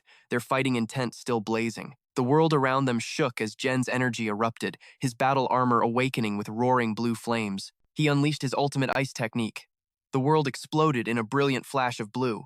Minhyung didn't flinch, charging forward like a hurricane, ready for a fight to the death. A clean slice tore right through his defenses, Renven roared, lunging like a man possessed. You arrogant punk! But then he glanced around and realized Minhyung was fighting bare-fisted. The sword had been knocked from his grasp and now hovered in midair. He swatted it away with contempt. Minhyung watched, confused. What the hell was happening? Renven's eyes narrowed, then filled with confusion. More importantly, the host body's memories had absolutely nothing on this new form, or the Sehi Ansane new abilities. Jen Ren gritted his teeth, his hand tightening on his weapon. He wasn't a friend. He wasn't an insectoid. What in the hell are you? This useless host. Across from him, Minhyung gathered his power and launched a fist from behind. A deafening crack echoed as fist met steel. The impact warped the blade, nearly shattering it. Seizing the opening, Minhyung closed the distance in a flash. Jen Ren thought to himself, looks like I have no choice. A sinister smile spread across his face. Time to take this body. He leaped back to dodge, but Minhyung's attack still grazed his leg. Minhyung pivoted, sliding across the ground, then launched himself forward, tearing through the air itself. He was suddenly surrounded. Countless tentacles shot out from every direction, but he didn't stop moving, weaving through the assault with carefully calculated steps. Jen Ren stood back, observing, then unleashed a torrent of writhing tendrils. He laughed with manic glee. Come on now, little friend. Let me make you mine. The vines coiled around his arms and legs, stopping him cold in midair. But in a flash, Minhyung twisted his body, grabbing the tendrils and turning the tables. He gripped one end tight and violently swung Jen Ren in the opposite direction. The moment his hands were free, he launched himself forward like a crimson arrow. But his enemy didn't even flinch, just stood there with a look of pure indifference. Without a second's hesitation, Minhyung clenched his fist and threw a punch straight for the heart. But in that instant, something bizarre happened, and Minhyung froze. The faint voice of the host, Minun, cried out a warning. It's behind you. Jen Ren's eyes narrowed as he growled. You fool, Minhyung faltered. Before he could even react, Jen Ren struck. His entire body dissolved into a mass of parasitic tendrils that shot straight into our main character. Minun's original body was cast aside, crashing to the cold stone floor like an empty husk. As Minhyung collapsed, Genren's essence pushed deeper, the tendrils slithering under his armor and burrowing into his very flesh. They forced their way into his eye sockets, seizing control of his nervous system until his body went rigid. Genren let out a hiss of pure ecstasy as his triumphant laughter echoed. "This body belongs to me now." But then, Mi-seong's hand twitched. His fingers dug into the tendrils burrowed in his skin. With a surge of strength, he ripped the disgusting parasite out and flung it across the room. Genren was violently ejected, sent spiraling through the air in utter disbelief. Refusing to give up, he righted himself in midair. "You think you can just kick me out? Dream on, kid." Mi-seong didn't waste time with words. He delivered a brutal, decisive punch right to Genren's gut. The blow made him double over, coughing and grimacing in pain. Not letting up for a second, Mi-seong unleashed a merciless barrage of punches. But Genren just laughed mockingly. "You idiot! You think these pathetic little tricks can actually stop me?" In an instant, a cold, sharp blade materialized from Mi-seong's arm. Genren threw his head back and laughed. "It'll take a lot more than that to kill me." He couldn't even finish the sentence before his body was sliced into clean pieces. Genren looked down in shock at the crosshatch of cuts across his torso. What the hell is happening? Mi-seong's twin blades moved like lightning, dicing him into pieces before he could even fall. He turned his back, the long battle finally over, his powerful aura still radiating. The two crimson weapons in his hands thrummed with violent energy. Mi-seong lowered his head, his body finally still. As a breeze swept through the ruins, his battle form dissolved, revealing his familiar self once more. He collapsed onto the ground, utterly exhausted. In the distance, two figures rushed toward him. Sahi and Jane froze in their tracks, their eyes locked on the scene before them. Then they broke into a sprint, shouting his name. "Min-sung! Mi-seong!" Sahi's gaze shifted and he saw Minun's body lying motionless nearby. Meanwhile, Jane rushed to Min-sung's side. "Are you okay?" she asked, worried. But he suddenly uttered a name that made her eyes go wide. "Jane. I saw her. I saw my mother. A dream. About his mom." In his subconscious, Min-sung trudged through a sea of crimson. At the end of the path stood 5 towering, shimmering crystals. His eyes widened as he whispered, "Is that a new set of armor?" Inside the transparent crystal, a new form was taking shape. He stared, taking in every detail. Could this be a new power for me? Just as the thought crossed his mind, his eyes fell on a strange device held by the figure inside. It radiated a powerful yet familiar energy. He recognized it instantly. This was the power of Gamtran. "To become my power," Min-sung murmured, his gaze distant. But in that moment, Genren began his assault once more. Parasitic vines shot out from the defeated foe, coiling around Min-sung's arm and crushing his very fingers. His entire body was caught in a tangled web of tendrils. Min-sung gritted his teeth, trying to fight back. A parasite! Was I too late to stop it? A searing pain shot through him as Genren forced its way into his eye socket. The agony was unbearable. But just then, a giant pincer descended from the heavens. The fire ant manifested and savagely tore away every last parasite clinging to his body. Genren shrieked as he was flung into the distance, completely neutralized. The fire ant watched on with a silent, knowing gaze. Finally free, Min-sung staggered, gasping for breath. He turned his head and stared in disbelief. "You're still here? The fire ant?" A transformation began, its form shifting in a hazy light. A glowing red hand gently rested on his shoulder, conveying a wave of unspoken emotion. Min-sung's eyes shot wide open in shock as the red ant-like shell began to crack and fade away. He looked up, his lips trembling as he whispered, "Mom?" The fire ant vanished, and in its place stood his mother. Min-sung was frozen solid, his eyes shaking with disbelief. Finally, he rushed forward, wrapping his arms around her tightly. He cried out, his voice choked with emotion. "Mom," he broke down sobbing. You were protecting me this whole time. Thank you, Mom." But she gently pushed him back, a gesture that left him confused. Her warm hand rested on his messy hair as she stroked it with deep affection. He looked up into her face and saw tears streaming from her eyes. Why are you crying?" Suddenly, the sight before him made him freeze. Her entire body began to dissolve into a crimson mist, vanishing as if she had never existed. Min-sung could only stare, dumbfounded, her name a quiet whisper on his lips. "Mom." The crimson mark on his neck glowed faintly for a moment, then went dark. Later, in the infirmary, Min-sung slowly opened his eyes. He whispered, "That dream." Again, he realized he was in a medical bay. Sahai immediately yelled out, "Jane, he's awake." She burst into the room holding a couple of flowers. "Hey, you're finally up," she said cheerfully. He nodded slowly. "Yeah, but why am I here?" Jane explained that he wouldn't wake up, so they brought him there. "You were unconscious for 3 whole days. Sahai pointed out, "You good now?" Jane was seriously worried about you, man. She shot back. "Well, I was the one who told him to fight. Of course I was worried." Minsung just smiled. "I'm okay, thanks." Just then, a curtain was yanked aside, and a voice whined dramatically. "You guys, you're making me so sad." Jane turned to him. "What is it now?" Owen adjusted his glasses, pouting with theatrical self-pity. "You have to worry about me, too." Minsung just looked confused. He put his glasses on and declared, "I am your general manager." Minsung let out a small, "Oh." Owen rubbed his temples with a groan.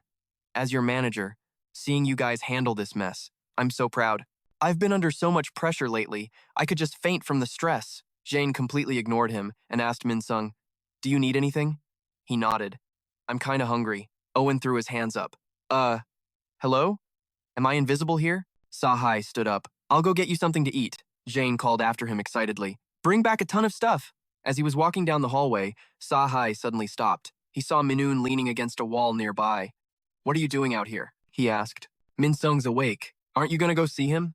Minoon just scowled. "So what? It's not like waking up is some great achievement." Sahai walked past, clapping him on the shoulder with a smirk. "Come on, you guys are practically friends now. Just go say hi." Minjun's face went crimson, twitching with pure shame. You damned pest, how did you know?" Seihi just shrugged. "I heard you sleep-talking." Turns out, when Saihi had visited him earlier, he witnessed something totally unexpected.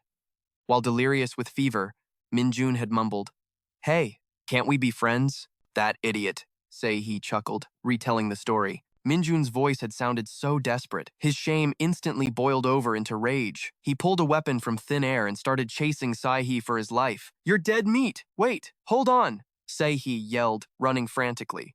"Aren't you supposed to be injured?" Meanwhile, Dr. Baker was lost in thought before a large monitor. He stared intently at the data chart.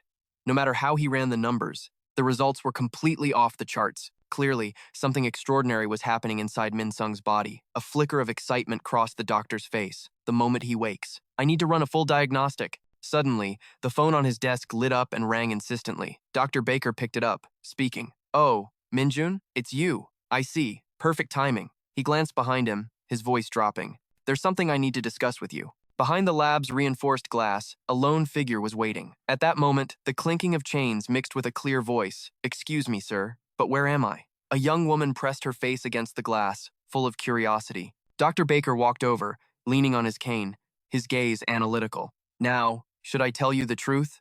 the girl pleaded, her voice filled with desperation. "Please, just let me out of here." A glint flashed across his glasses. His voice was a playful, taunting whisper. "Or maybe I shouldn't."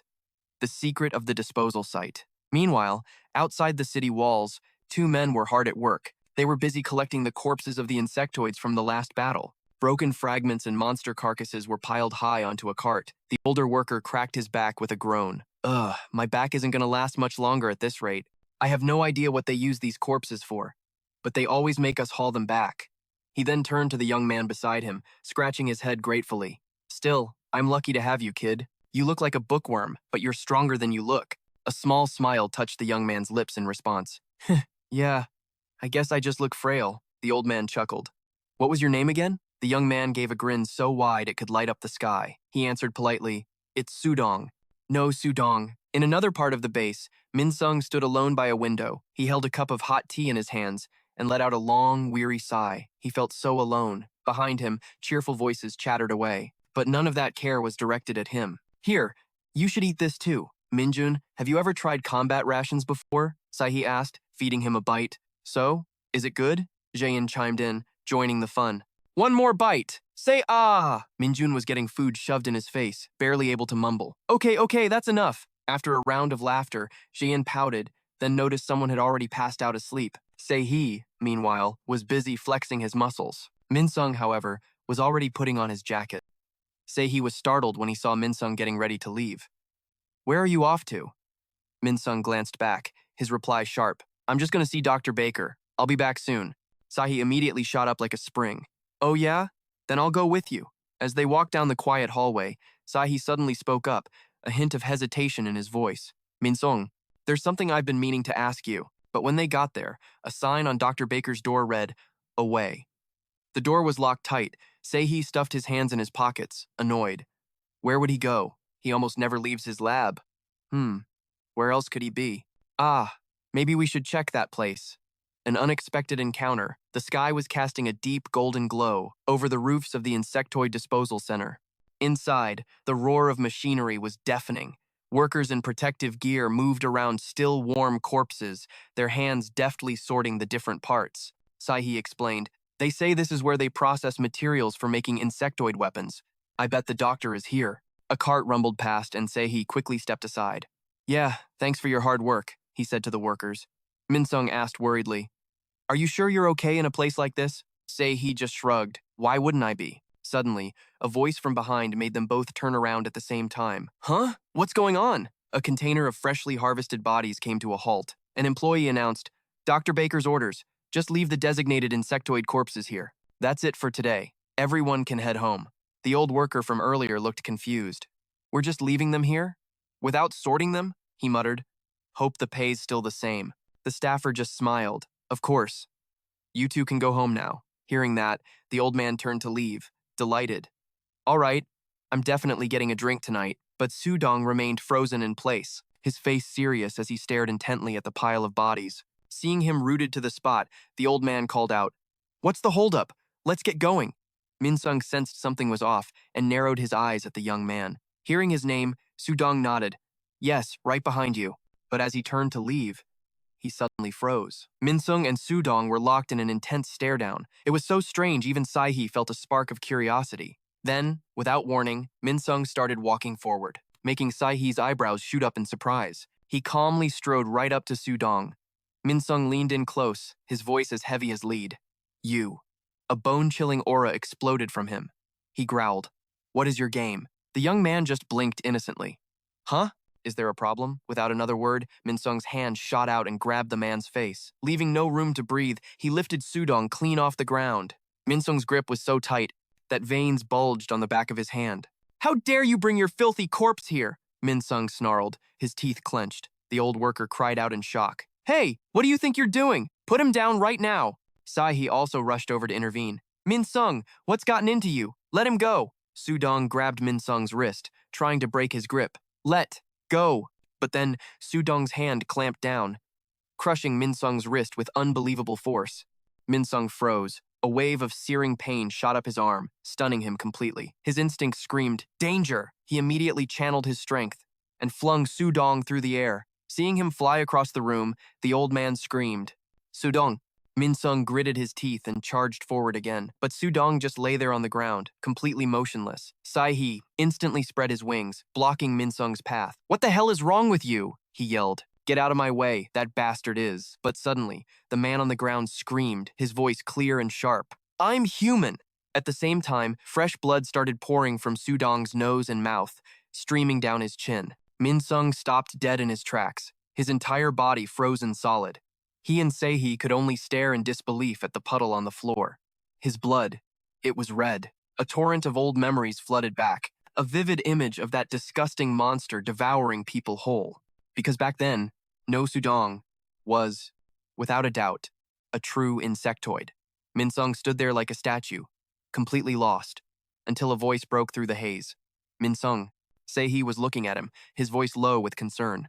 "I don't know what's going on here, but you should head back to the dorm first. I'll take care of this." Just then, a manager came rushing over. "What's happening?" He ran to Sudong's side. "I'm so sorry. Are you all right?" The old worker immediately blew up. "Are you blind? Does he look all right to you?" Sudong turned, his face a mess of blood, and whispered weakly, "Sir, really, I'm fine." Min-sung was still frozen, completely oblivious to the old man's ranting. He thought to himself, "But I'm sure I saw him spread his wings. These damn insectoids." Sei-hee was bowing repeatedly. "I'm so sorry, really. Please, let me take him to the medical station." Time passed slowly as night fell silently over the quiet rooftops. The old worker walked down a deserted road, still muttering angrily. "How do people like that even get in here?" Sudong answered quickly, "I'm not sure." The old man shot him a sideways glance. "That guy who attacked you, you know him?" Sudong shook his head, a sad look on his face. "No, sir. You know I have amnesia. I really have no idea." The old man sighed, waving a dismissive hand. "Ah, forget about him. He's not worth your trouble." After walking a bit further, Sudong bowed his head to say goodbye. Please get home safely, sir. The old man waved and nodded. You too. See you tomorrow. He turned onto our afferent path, his steps heavy on the empty street. He mumbled to himself as he walked. I wonder who he was, and why. Sudong stopped, hunching over slightly. For what reason? His hand went to his throat as a tight feeling spread down into his chest. Suddenly, he began to claw violently at his own chest, ripping the flesh open. Those bastards, they just keep coming after me. He threw his head back and roared at the sky, his entire body beginning to twist and transform in a fit of rage. Why? Is it always me? A dark path led to a massive gate, surrounded by cold stone pillars. Upon those pillars stood powerful figures, each one silent, their gazes fixed on the same point. A green-haired boy sat huddled in a dark corner, listening to a cold voice echo down from above. Well now, you managed to escort the body here all by yourself? The boy, Gongdu, trembled in fear as the voice rang through the chamber. Speak, show me just how pathetic you all are. Atop the highest throne, Kijima sat with his legs crossed, chin resting on his hand as his furious gaze swept downward. The nameless insectoid stammered, trying desperately to remain calm. I am Gongdu. I am a subordinate of the sixth pillar, Lord Seijin. I will report what I witnessed through the eyes of a bird. Seijin's brows furrowed, his sharp gaze cutting towards her. I am continued. Myself, a subordinate of the third pillar named Jolie, and a subordinate of the second pillar named Sen. We were all defeated by a high-ranking officer of B Reaper. Those two were killed in action. She trembled, gesturing toward an empty space on a high pillar. The third pillar, Lord Jen, was also killed after revealing his true form. Roy Kang's face went pale, his eyes blinking with disbelief. Jen. San could only stand there, frozen. Just who was this enemy? Gongdu Iam's eyes shifted to Kijima. The culprit calls himself number 1 of the Ant Nest campaign. Hearing this, a sharp scoff cut through the air, startling a dozing tiger at the foot of the throne. Kijima burst into derisive laughter as swarms of insects poured out from behind his stone throne. He smirked with amusement. He still calls himself that, does he? To take down Jen, too. He must have found some new method, Swarms of bugs coalesced into shadowy figures around him, an interesting piece of trash. They instantly morphed into the form of insectoids. On the other side, another group took the exact same form, their eyes filled with defiance. Kijima snorted with contempt, truly a bunch of worthless rejects. They immediately snapped into neat rows, standing on either side like an honor guard. Kijima praised her. Well done. You will be rewarded. Gongdu Iam asked uncertainly. Lord Kijima? He whispered softly. From now on, you will become a part of me. I am froze. Sir, with a single flick of his wrist, Kijima gave a concise order. Assemble. The insects instantly obeyed, leaping into the air. Amidst her confusion, he gave the final command. Devour her for me. A harrowing scream ripped through the chamber as the swarm descended. In less than a breath, her body vanished, leaving only a single bracelet to fall to the ground. Kijima shot an annoyed glance to the side, seeing Seijin had saved Duayam at the last second. He glared, spitting out each word. Sixth pillar. Seijin flinched. From above, Roy Kang muttered, that foolish wench. Seijin immediately dropped to her knees, her forehead touching the cold stone floor as she spoke with utter sincerity. My deepest apologies, Lord Kijima. This girl is my only subordinate. I will sacrifice one of my own arms. I beg you to spare her. Kijima stroked his chin, his eyes glinting with sadistic glee. I don't have a problem with it. He then signaled to the hungry swarm behind him, but the others don't seem quite so satisfied. Seijin bowed her head, pleading, please, give me one more chance. If I also return empty-handed, she declared resolutely, I will offer my entire body to you, Lord Kijima. Gongdu Iem cried out in worry, Lord Seijin. Kijima was ecstatic. Excellent. Now that's what I call spirit. Instantly, a dark black cord shot out, wrapping around Seijin's neck and yanking her into the air, ignoring Du Iam's desperate pleas. Her entire body was bound from neck to wrist, dangling like a puppet in the middle of the hall. Kijima spoke calmly. If it were me, I'd never come back after failing to keep such a bold promise. Seijin stammered. But I? He cut her off. No matter the result, just come back here. We'll figure it out then. You've made your promise.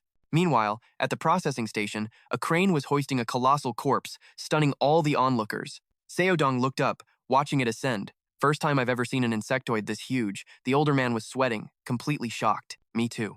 The two of them stared in awe, unaware of a figure watching them silently from Aristance. Flashing back in time, outside the steel gate of the control room, Min Hyung asked, Who did you say you were looking for? The information display showed a man named No Dong, a resident who joined the shelter not long after it was completed. Min Hyung was suspicious. Are you sure he's even human? Ren turned in surprise. Huh? Of course. It's absolutely impossible for an insectoid to pass the shelter's entry procedures. They're extremely strict. The screen clearly displayed the test results. 100% human. Ren was curious. An acquaintance? As he hesitated, she continued. There's a special note in his hospital test results. The data detected severe burns covering his entire body. The subject has no memories from the past 2 years. Back in the present, Min Hyung stared through the barrier, wondering what he could actually believe anymore. He watched the excited Seo Dong, lost in thought until a voice spoke up. An insectoid, huh? Dr. Besh stood beside him, examining the giant monster. He mumbled, This one is big and strong. I wonder what we should use it for. Min Hyung was startled. Dr. Besh, where have you been? The doctor turned slowly. I had some business to attend to. By the way, Min Hyung, is your evolution proceeding well? He nodded. Ah, yes. Before, the ants would surround and protect my body. But now, after evolving, I feel like I'm transforming myself. Doctor, Betch closed his eyes, falling into a thoughtful silence that unnerved Min Hyung. Is something wrong? The doctor beckoned. Come with me for a moment. Min Hyung followed him to a rusty steel gate. They both stood before the pitch-black space beyond. Doctor, Beck remained silent, his gaze deep and unreadable. From deep within the dark corridor, strange sounds echoed faintly. Min Hyung slowly stepped inside, his eyes scanning the gloomy room. The door suddenly slammed shut behind him, making him jump as he whipped his head around in panic. He stood frozen as he watched Dr. Besh slowly lock the heavy door from the outside. Then the doctor spoke, his voice soft and chilling. Min Hyung, I'm sorry. A smile spread across his face. I want to witness your evolution with my own eyes. A bolt of electricity shot through Min Hyung's mind. He spun around, sensing a familiar yet terrifying presence. From the deepest part of the darkness, a cold hissing sound echoed as an icy wind swept through. A long, coiling tail slithered out from the shadows. Dr. Betch sounded thrilled as he made a proposition. Show me. As the massive beast moved forward, he continued, Show me how you evolve. A multi-legged creature with a round, glossy, pinkish head revealed itself. Min Hyung glanced back towards the dark corridor, where Dr. Betch's voice was still echoing. Show me. Just as he finished, the giant monster lumbered out from the black abyss, step by step. Min Hyung's brow furrowed in confusion. What are you doing? Isn't there any other way to test this? The doctor replied nonchalantly. What battle could be more fitting than a war between insect kings? Min Hyung was curious about the creature before him. What is that insectoid? Dr. Betch let out a laugh. Magnificent, isn't he?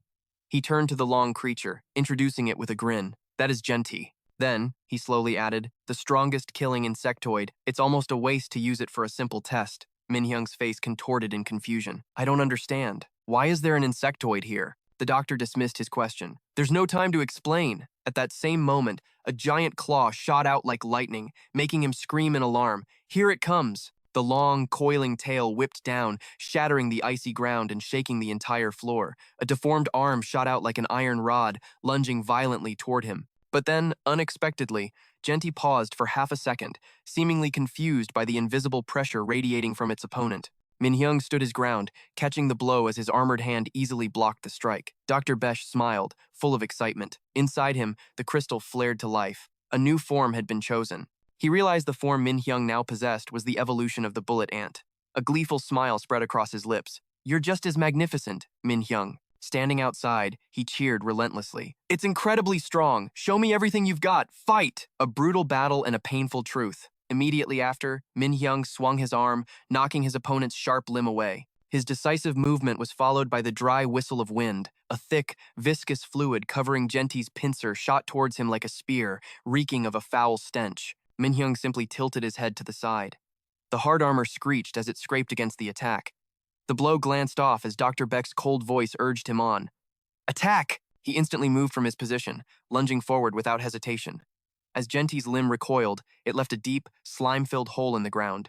Immediately after, its giant arm swelled in size before slamming down from above. Min Hyung froze, his eyes wide as he witnessed the grotesque spectacle unfolding before him. Dr. Beach's eyes widened in disbelief, muttering in pure shock. From toxic evolution to monstrous power, a colossal arm slammed down, shaking the very ground and sending debris flying. But then, the massive hand began to tremble, unable to maintain its force, as a deep gash appeared from out of nowhere. In that same instant, razor-sharp claws shot out like vertical spears. Min-sung had unleashed a devastating horizontal slash at the exact moment the giant's blow was about to land. Gianti let out a pained roar as thick, dark blood erupted from the wound. Min-sung landed lightly, watching his opponent stagger back, sputtering in agony. He thought to himself, this thing was definitely strong. Still, based on its movements so far, Min-sung realized it was incredibly clumsy. Raising his weaponized arm, he told himself, one more clean hit is all it takes. The thought flashed in his mind,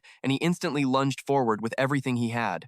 His steel blade was just inches from its target when the creature suddenly made a hoarse, guttural sound. It looked like it was trying to stop him, but what came out of that monstrous mouth was his own name. He immediately changed his blade's trajectory, the sword slicing through empty air to avoid a last-second collision.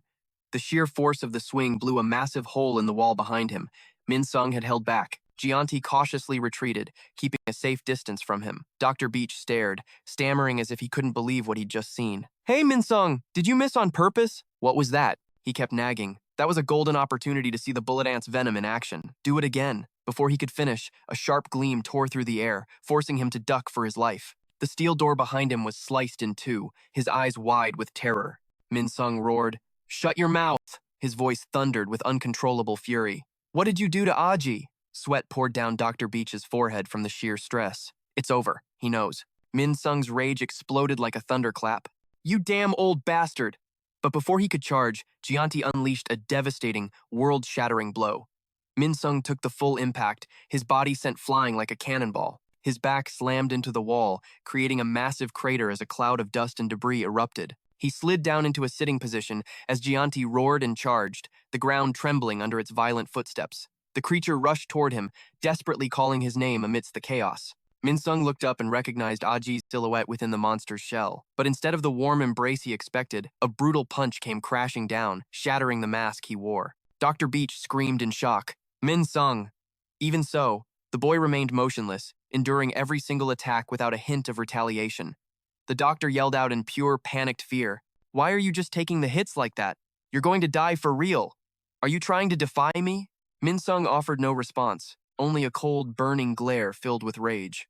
Dr. Beach felt a chill run down his spine. That look was blaming him entirely. Is he trying to make me regret this by dying? Watching Min-sung being beaten to a pulp, he muttered remorsefully. The Black Reapers are the strongest army, my life's greatest research.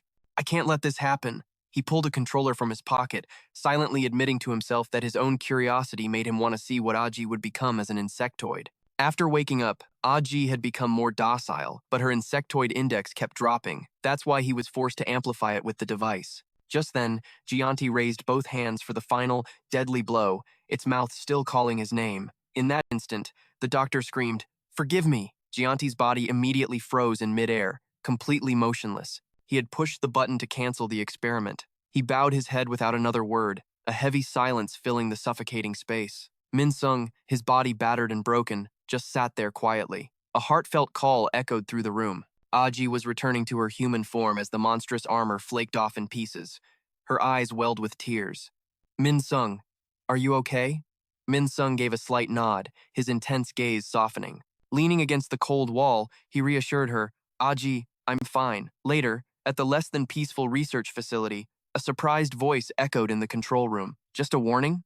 That's it? Jaein couldn't help but comment. It's a miracle that crazy old man didn't die by your hand. But Min-sung replied calmly, we still need him, after all. Meanwhile, Dr. Beach was frantically banging on his cell door, demanding, let me back into my lab. I still have so much work to do. But the guard outside just called back, you're staying in here for now. Those are the chairman's orders. Back in the research area, a technician's mechanical voice announced the start of personality test number 2. Jaein stared at the monitor ahead, observing the scene. Forget about that old geezer for a minute. On the other side of the glass, Aji was being questioned. The researcher asked what food she wanted to eat most. Aji answered softly, hot pot. Outside, a curious Jaein asked Min-sung, so, what are we going to do with Aji? Inside, the researcher asked another question. Who is the person you want to see most right now? Aji replied without hesitation.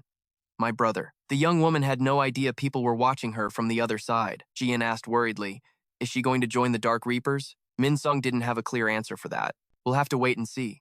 Aji can't control her instincts yet. Meeting Sahi or Sudong, people she had bad blood with in the past, could trigger a violent reaction. Hearing this, Jian hesitated. Then we'll have to be more careful. The secret of Sudong. Jian suddenly remembered something and spoke up. I just ran into Sudong. This statement piqued Min Sung's curiosity. And how did that go? Jian recalled bumping into Sudong in the hallway. It really looks like he has amnesia. I pretended to be in pain, clutching my arm and groaning. He immediately started panicking and apologizing. I'm so sorry.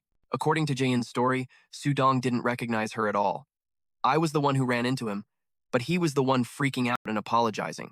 Then I saw the guy who cleans up the insectoid corpses, ask him why his face was so red, which just made Sudong even more flustered. Of course it wasn't. Jaein laughed, saying, he was blushing because he saw a beauty. The guy knows quality when he sees it. However, her expression quickly turned serious. But let's assume he really did lose his memory. The important thing is what human ability he's using to survive here, right? I think he's the one who really needs to be locked up in the doctor's research lab. Instincts awaken. As dusk settled, leaving the last warmth of the day behind the shelter's thick walls, Sudong was struggling to pull a cart filled with insectoid corpses to the disposal site. When he arrived, the pile of corpses on the cart was dumped into a massive pit. Sudong stood there, staring at the monstrous bodies before him. Something deep inside him stirred, forcing him to swallow hard, unable to resist the impulse. Just as Sudong reached out to grab one of the corpse's hands, his co-worker's sharp voice called out, Sudong, what are you doing? Let's hurry up and go home. Sudong quickly turned and said, yes, you can go on ahead, sir. But the older man didn't agree. Why would I do that? It's on my way anyway. Let's go grab dinner and then head home. Sudong had no choice but to follow. Okay. At a small diner, night had completely fallen. Sudong lifted his bowl and gulped down the food. Seeing his massive appetite, the old man happily urged him on. You really know how to eat, Sudong. Just watching you is making me full. Have another bowl. The old man was a bit surprised when Sudong complained. Hey, sir, this is so frustrating. It's the same every time. Sudong asked with a grin, why not just order 2 special bowls from the start? The old man laughed. You got it. Eat as much as you want. They ate until the diner closed. Sudong bowed his head. Thank you very much for the meal. Get home safe. Once the old man's silhouette was gone, Sudong suddenly froze. He seemed on edge, glancing back over his shoulder. Confirming that no one was around, Sudong vanished in the blink of an eye. He couldn't take it anymore as he sprinted toward the edge of the city. 10 bowls of soup and rice wouldn't even make a dent in this hunger. Soon, he arrived before a massive dividing wall. With an intense, burning craving, he muttered, I'm starving. I have to eat right now. Like a man possessed, Sudong began to tear at the wall. That thing. I have to eat that thing. In a flash, a hole appeared in the thick wall, leading directly outside the city. In a clearing not far away, Sudong was ravenously devouring something. He chewed on an insectoid corpse while praising it with sheer delight. So damn good. I don't know when I started liking this stuff. He felt even more satisfied as the hunger finally subsided. After my job handling the corpses, I always find myself craving this taste. I'm actually pretty good at holding it in. Suddenly, Sudong felt a surge of rage as he recalled the events of that morning. If it wasn't for that witch, he remembered the moment he first crossed paths with Shin. His coworker had nudged him, asking why his face was beet red just from looking at her. But the truth was, when Sudong saw her, his first thought was, damn, she looks good enough to eat. Now, after gorging himself, he lay on the ground using a bug person's hand as a toothpick. His belly was full, the craving finally satisfied. Even though it was just an electro-roasted bug person, it was still delicious. Sudong wondered to himself, if this is how good cooked is, what would fresh taste like? The encounter in the corpse fields. That was you, wasn't it? A voice cut through the air, stunning Sudong. Anjuni stepped forward, her eyes locked on the hole in the wall. Did you make that hole? Terrified, Sudong threw the bug person hand he was holding and screamed, Who's there? Anjuni looked puzzled. It wasn't you? She tilted her head. Are you a bug person then? Sudong frantically shook his head. No, I'm human. I didn't make that hole. I work at the shelter. I just fell asleep here. I was about to head back. Anjuni calmly cut him off. Don't worry. I'm a bug person too. Sudong was completely floored. Anjuni saw his reaction and grew suspicious. Does that make it even scarier? Sudong trembled, only one thought racing through his mind. I'm dead. Why did I have to run into a bug person outside the shelter? Anjuni stepped closer. Don't be afraid. I'm not going to eat you. Before she could finish, Sudong snapped. Don't! Pushed to his limit, he lunged at her. Don't you dare come any closer! But Anjuni's crimson hair became a living weapon, effortlessly blocking his attack. You're the one who needs to stop. Only then did Sudong realize he'd lost control. Oh no. I messed up. He stared in shock at his own transformed arm. Anjuni gave him no time to react, sending him flying across the room. Sudong panicked and begged, I'm sorry. My hand just swells up like this sometimes. I didn't mean to attack you, please spare me. Hearing this, Anjuni's hair bristled with annoyance. I told you I'm not going to eat you, Shudong pleaded. Then please, just put that terrifying thing away. Anjuni slowly retracted her hair. I just wanted to thank the person who made that hole, Shudong asked cautiously. Thank them? Chapter: The Blue Nightmare and the Rise of Chaos. Anjuni stared at Shudong's arm, her mind racing. With that kind of power, are you also a member of the Dark Reaper? The question left him completely bewildered. Anjuni pulled out her signal device and explained, The Dark Reaper was supposed to meet me here. Are you one of them? But when she turned back, Shudong had vanished into thin air. She sighed. Guess he wasn't one of ours. Just then, another figure appeared. Sa-A landed softly, saying, Sorry, I'm late. I had to patrol the opposite side. It's fine. I just got here myself, Anjuni replied. Sa-A then got straight to the point. What do you think about my offer?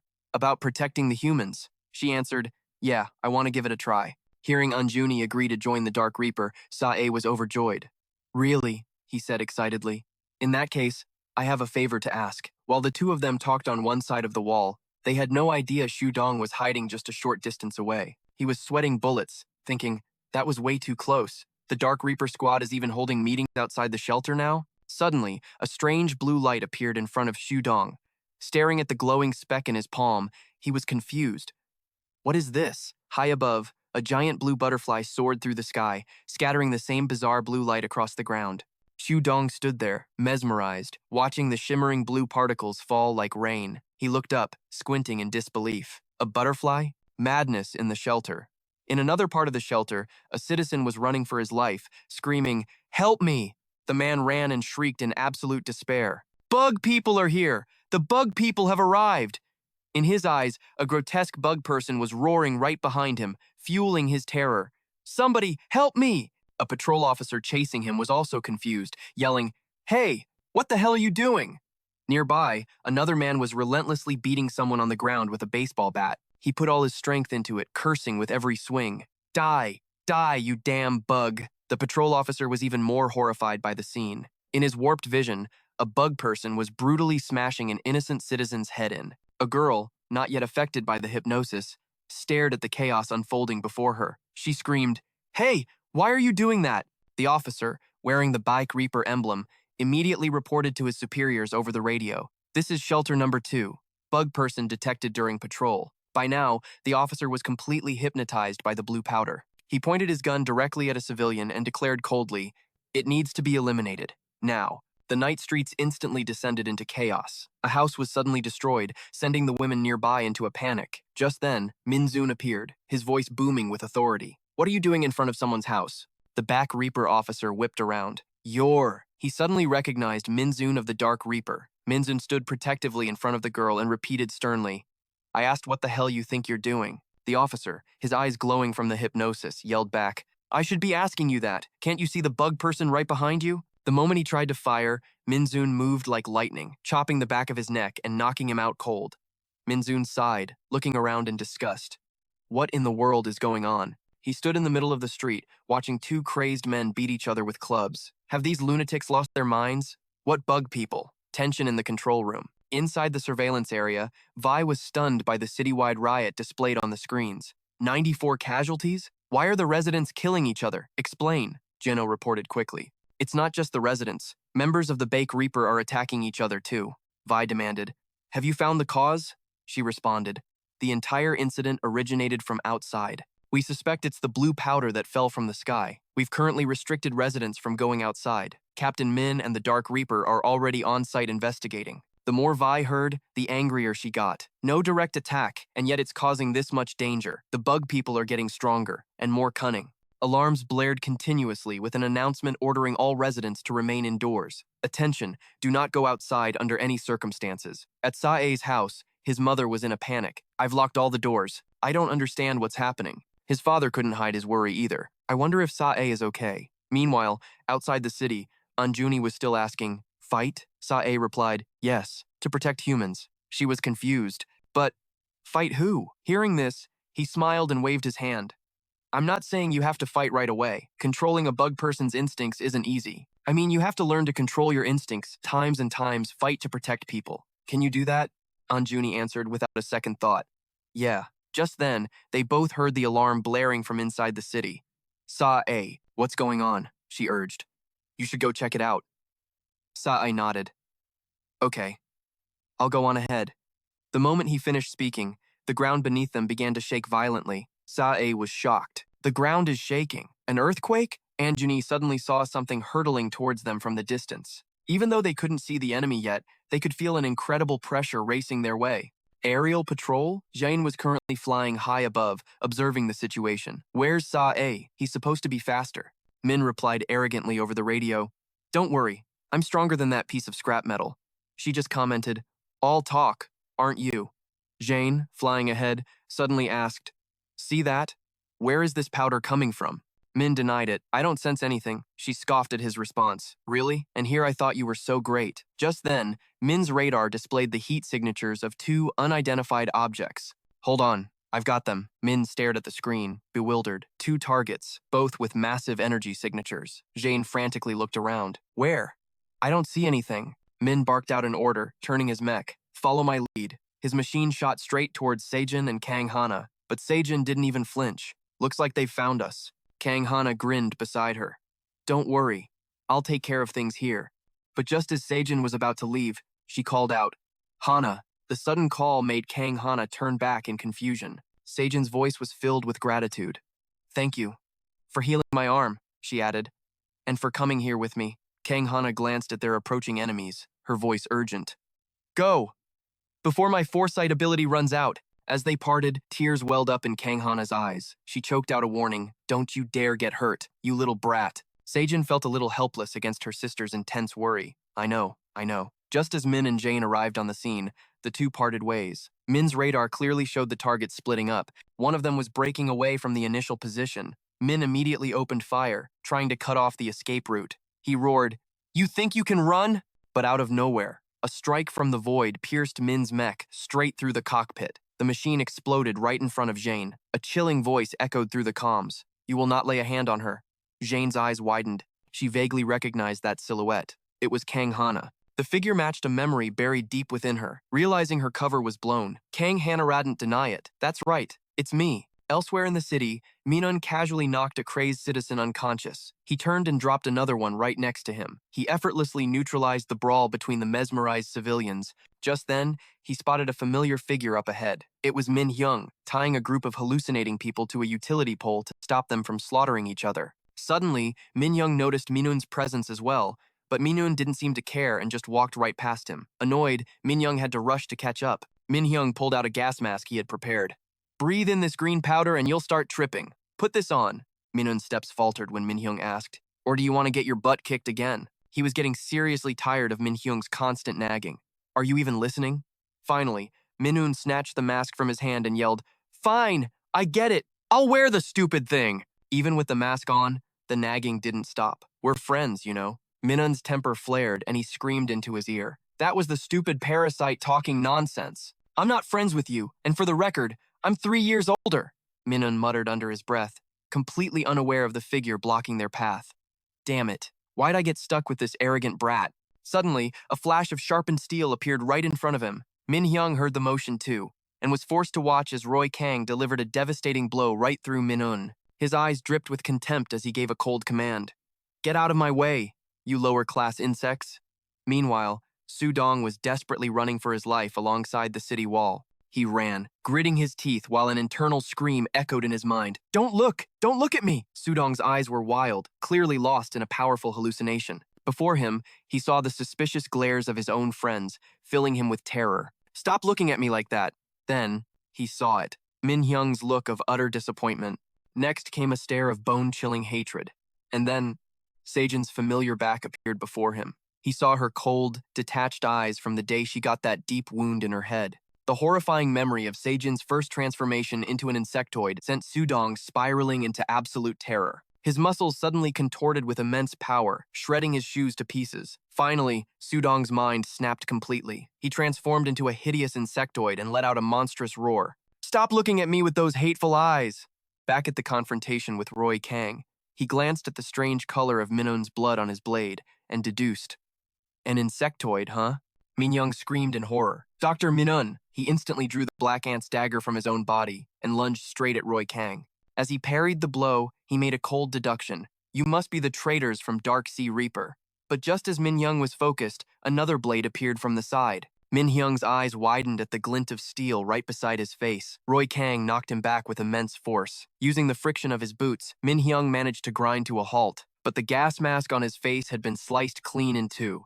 Asterisk, he's too strong. Asterisk, Minhyung thought. Asterisk, could he be from Hexagon? Asterisk, Roy Kang, the fourth apostle of Hexagon, finally recognized his opponent. So, it's you. He studied the boy's face and eyes, remarking, the resemblance is uncanny. Minun could only watch from the sidelines, his body too weak to move. As he struggled, his true insectoid form began to reveal itself in the darkness. Roy Kang declared, I suppose I should get serious now. I will offer your head to my master. He began to transform into his awakened form, and his immense power easily sheared off a piece of Minhyung's armor.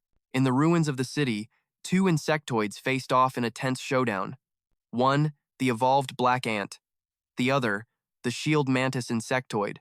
Both dead set on destroying the other. At the research facility, the hallucination-fueled riot was in full swing. Seijin landed softly amidst the chaos, completely unopposed. Just then, a civilian screamed, It's an insectoid! The cry only annoyed her. Asterisk. Did the mental barrier already wear off? Asterisk. A squad of Dark Reaper soldiers rushed forward. Capture it! Protect the civilians! Seijin merely flexed the power radiating from her wings, challenging them. If you think you can, come and try. She plunged the soldiers deeper into their own hallucinations, forcing them to turn on one another as she calmly walked past. Seijin proceeded to the most secure room, where two elite soldiers stood guard. Inside, Vic stared intently at the surveillance monitor, his hand tightly gripping a device. He gritted his teeth, trying to figure out how to stop this catastrophe. Suddenly, he heard frantic shouts from outside, followed by a burst of gunfire. Seijin strolled into the room without a single scratch on her, but as she tried to move further inside, Vic, now wearing a gas mask, leveled a sharp scythe right at her neck. So, it was you. Vic had already figured out she was the cause of this chaos. He asked bluntly, You came all this way for me for a reason. What do you want? Even with the sharp blade pressed against her throat, Seijin just smiled. You're perceptive. But before we get to that, there's something you need to understand. A spiritual labyrinth. And a battle of equals. Seijin calmly unleashed the power radiating from her wings. Before Vic could even react, he was caught in her hypnotic spell. In a flash, she had dragged him into her own personal mindscape. Inside this space, Vic's mask and scythe dissolved into nothing, leaving him stunned. What is this place? Vic's eyes widened in shock as Seijin made a bold declaration. From now on, everything that is yours belongs to me. Meanwhile, in the middle of the ruined city, the battle between two high-level insectoids was about to explode. Roy Kang, the shield mantis, hid his wariness behind thick armor plating. Asterisk, I can sense his power. Asterisk, he thought. But Minhyung, the black ant, remained silent, completely unconcerned with how his opponent was sizing him up. He looked like other insectoids on the surface, but the energy pouring from him was on a completely different level. Suddenly, Minhyung dropped into a low stance, startling Roy Kang with the abrupt movement. Before his opponent could even process it, the black ant shot forward. He launched himself into the air to strike, but Roy Kang easily neutralized the attack. With a powerful swing of his arm, he sent Minhyung flying backward. Still, Minhyung managed to regain his balance, digging in to stop his momentum. Roy Kang pressed his advantage, charging forward at full speed, channeling the immense power of the shield mantis.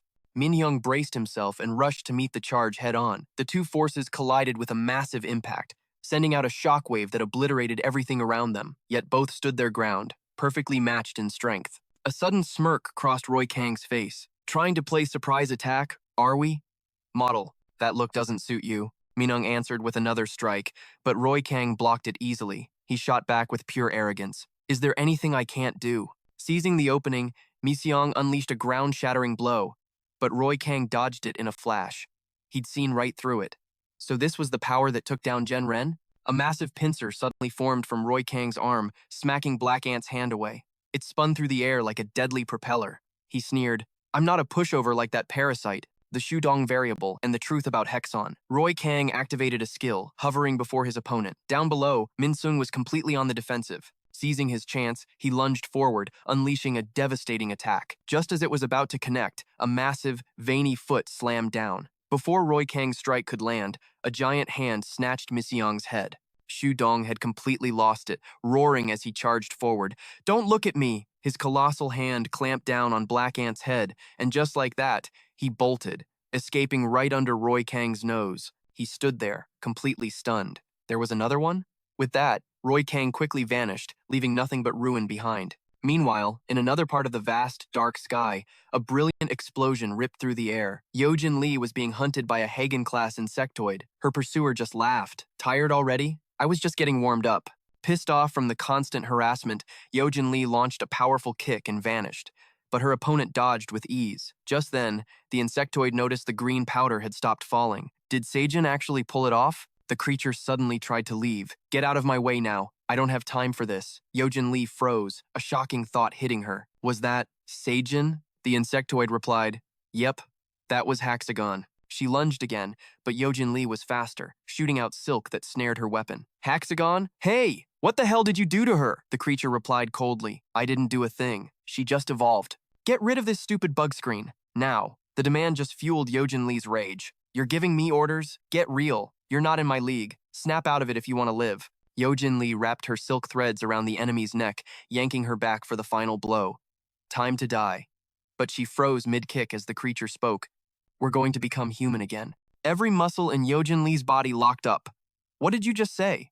The insectoid stared her down, dead serious. "That's why we're here. The key to turning back. It's in this place." The showdown at the construction site. At an active construction site, a pillar of light crashed down from the heavens. It ripped through the skeletal buildings, kicking up a storm of dust. Miseong's armor was now almost completely shattered. He muttered a curse. What the hell was that? But as he tried to stand, Shu Dong was already there. He grabbed Black Ant by the face, squeezing hard as he lifted him off the ground. Miseong's piercing stare made Shu Dong snap all over again. "I told you not to look at me like that." Just as the tension hit its peak, Roy Kang arrived. He took in the scene, asking, "Isn't he on your team?" But Roy Kang couldn't care less. He made up his mind. "Even that monster's radiating some seriously weird energy. Guess I'll just have to take them both out at once." The words barely left his lips before Roy Kang brought his weapon down in a brutal arc, aiming for both Miseong and Shu Dong. The Avenger's pride. Roy Kang swatted aside the sword that flew at him, scoffing, "You again?" Minun appeared in his new Rena form, holding two blazing golden greatswords, and yelled, "That's right, you bastard." Roy Kang froze, stunned when he saw the weapon forged from a stag beetle's shell. He sneered in disgust. How pathetic. I knew humans used insectoids for weapons, but to see an insectoid using a blade made from his own kind, don't you feel any shame? This whole thing started 2 days ago, when Sahai brought the item to Minun.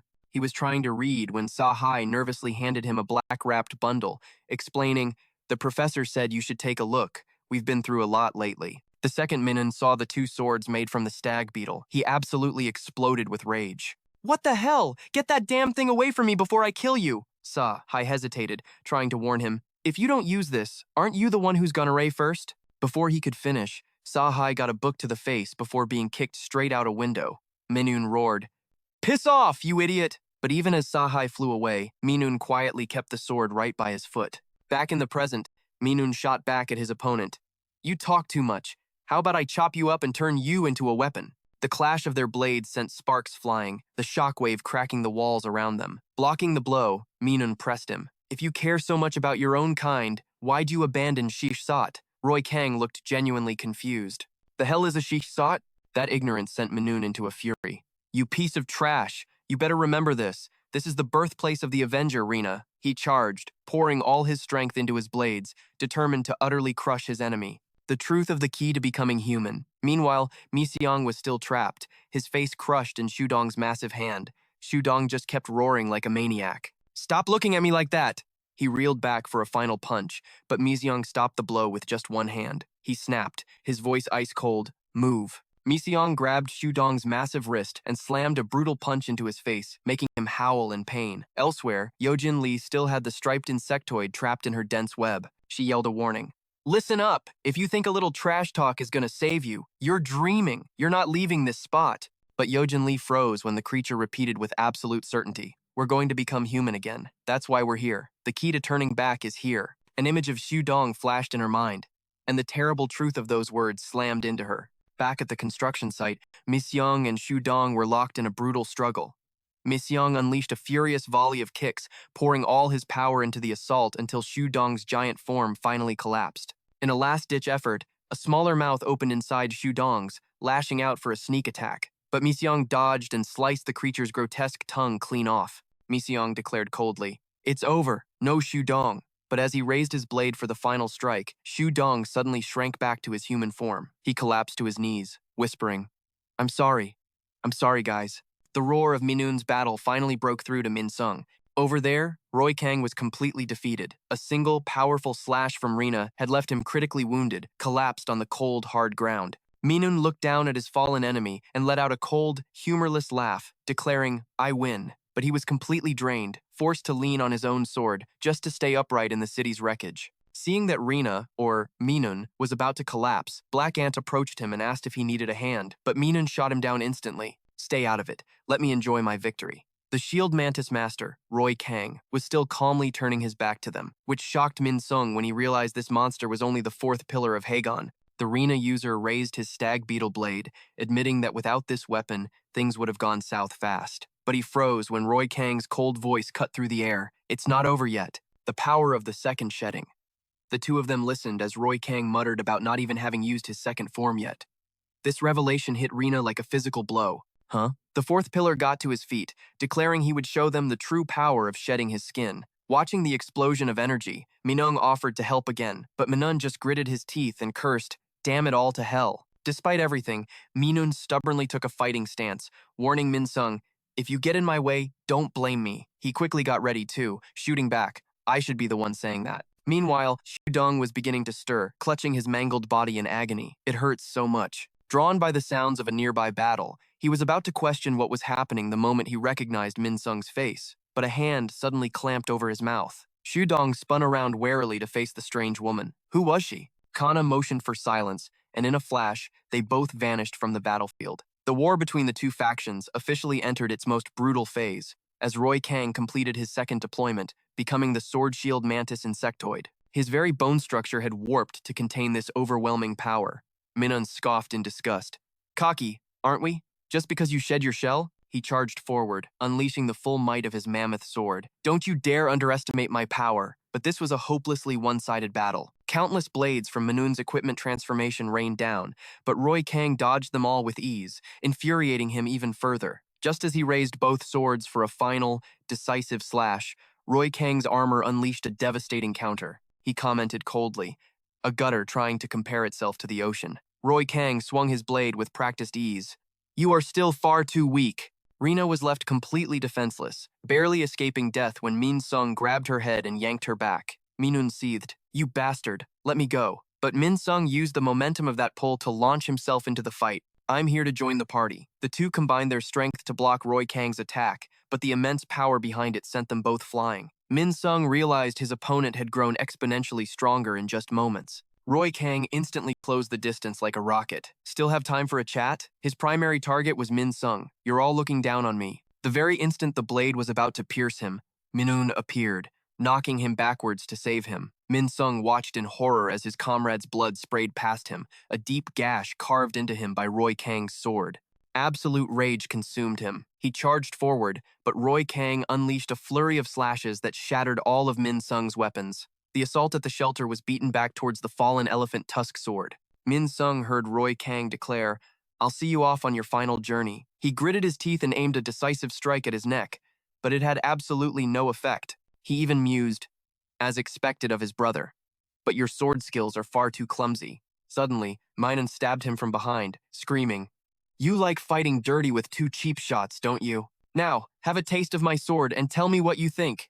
Minun poured his strength into the attack, causing a purple liquid to gush from Roy Kang's neck. Min Sung joined in. "Now it's our turn." Together they roared, "This is your final journey." Faced with overwhelming odds, Roy Kang coldly uttered a single word, "Jin." A brilliant flash of light erupted, engulfing the entire structure. Back at the shelter, the situation was pure chaos. Hypnotized soldiers were rampaging, attacking civilians indiscriminately. Sam reported over the radio, "The hallway to the president's office is inaccessible. We're being constantly blocked by hypnotized soldiers." Owen was also fending off a soldier in a rage.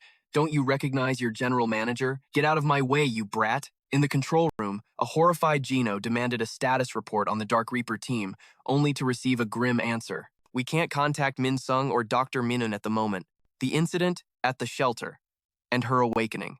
A communications officer urgently reported to his superior. Sae is currently fighting the giant insectoid outside the shelter. He transformed into S form and is fighting as a giant dragonfly. Sae was completely focused on an unknown insectoid, one not registered in the B Reaper system. That enemy was none other than Anjuni. Just as the subordinate was about to report more, Genevieve saw Lin on a call with Minun and signaled for silence. Lin spoke into her comms. "This is Lin. Is Captain Minun all right?" Minun's reply was short. "Yeah, I'm fine." Jane was busy evacuating civilians and the wounded from the danger zone. She reported, "The hypnosis has been broken. We've rescued the residents and are moving towards the bunker." Genoa asked in surprise, "What? What did you say? Why are you going there?" But after hearing the detailed explanation from the other end, Genoa froze in utter shock. "Ah, is that true?" Seeing her hesitate, Jane's temper flared. "I know it's true. This is no time for explanations. Get moving, now, hurry!" The emergency alarms began to blare, their piercing sounds tearing through the air,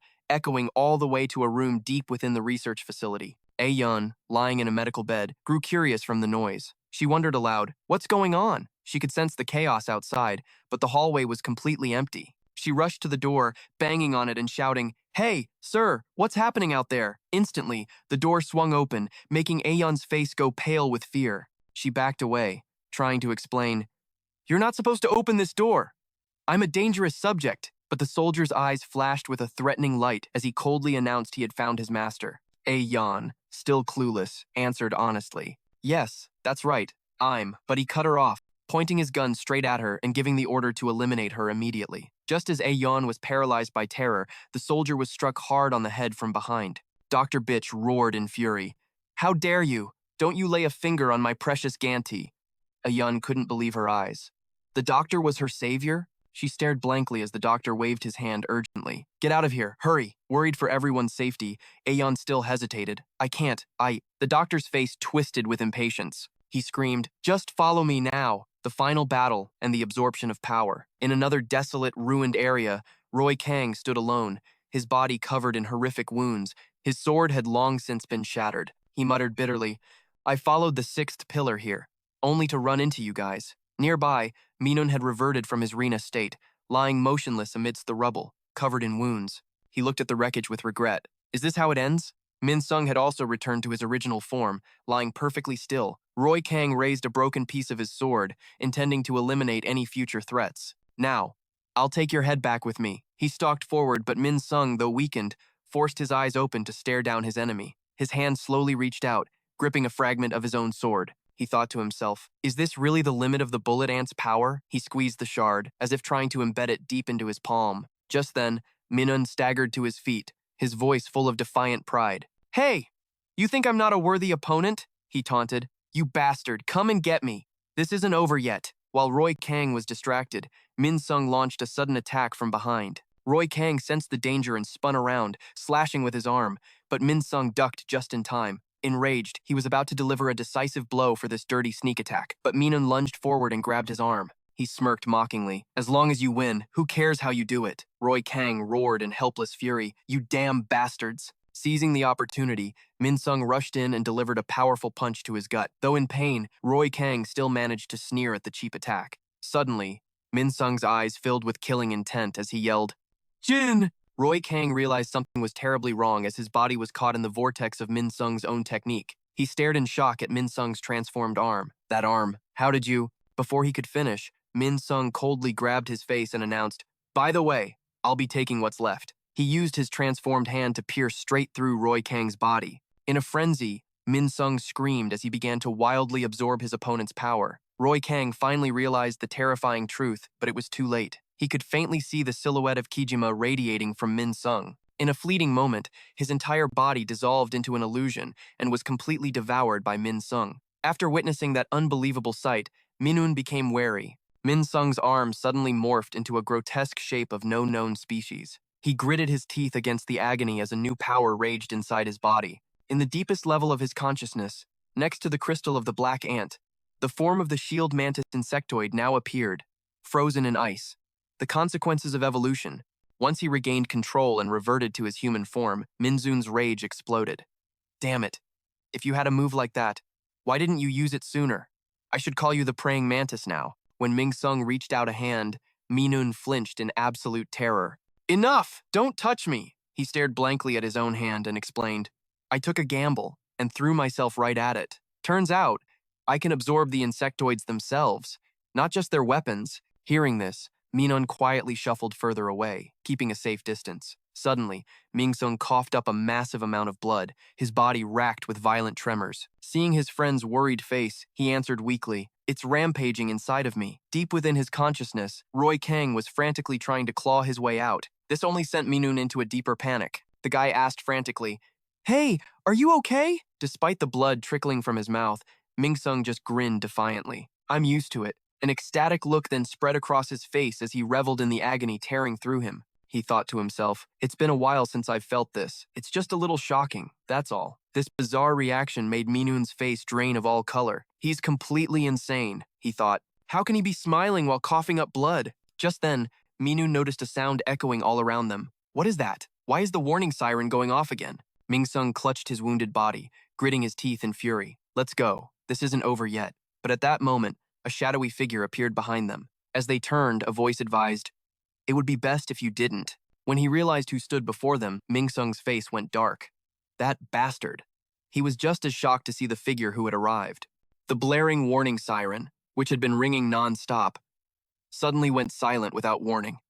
A strange sound echoed out, making Jane wonder, where is that coming from? His subordinate reported that the noise was coming from the director's office. Owen and Roy, struggling to carry unconscious soldiers, also received the message. Black Reaper sent a broadcast to all members, while T and Sam were already rushing toward the source. Vic stood before his desk, his voice echoing through the broadcast system. He gave the grim order to everyone, activate Protocol Zodo. On the monitor, the image of a severed insectoid head suddenly appeared. Nearby, Seijin stood listening in complete silence. She watched his every move without a single reaction. Somewhere deep in his mind, Vic met Seijin in a field of flowers. He was completely bewildered by the dreamscape and screamed, What is this?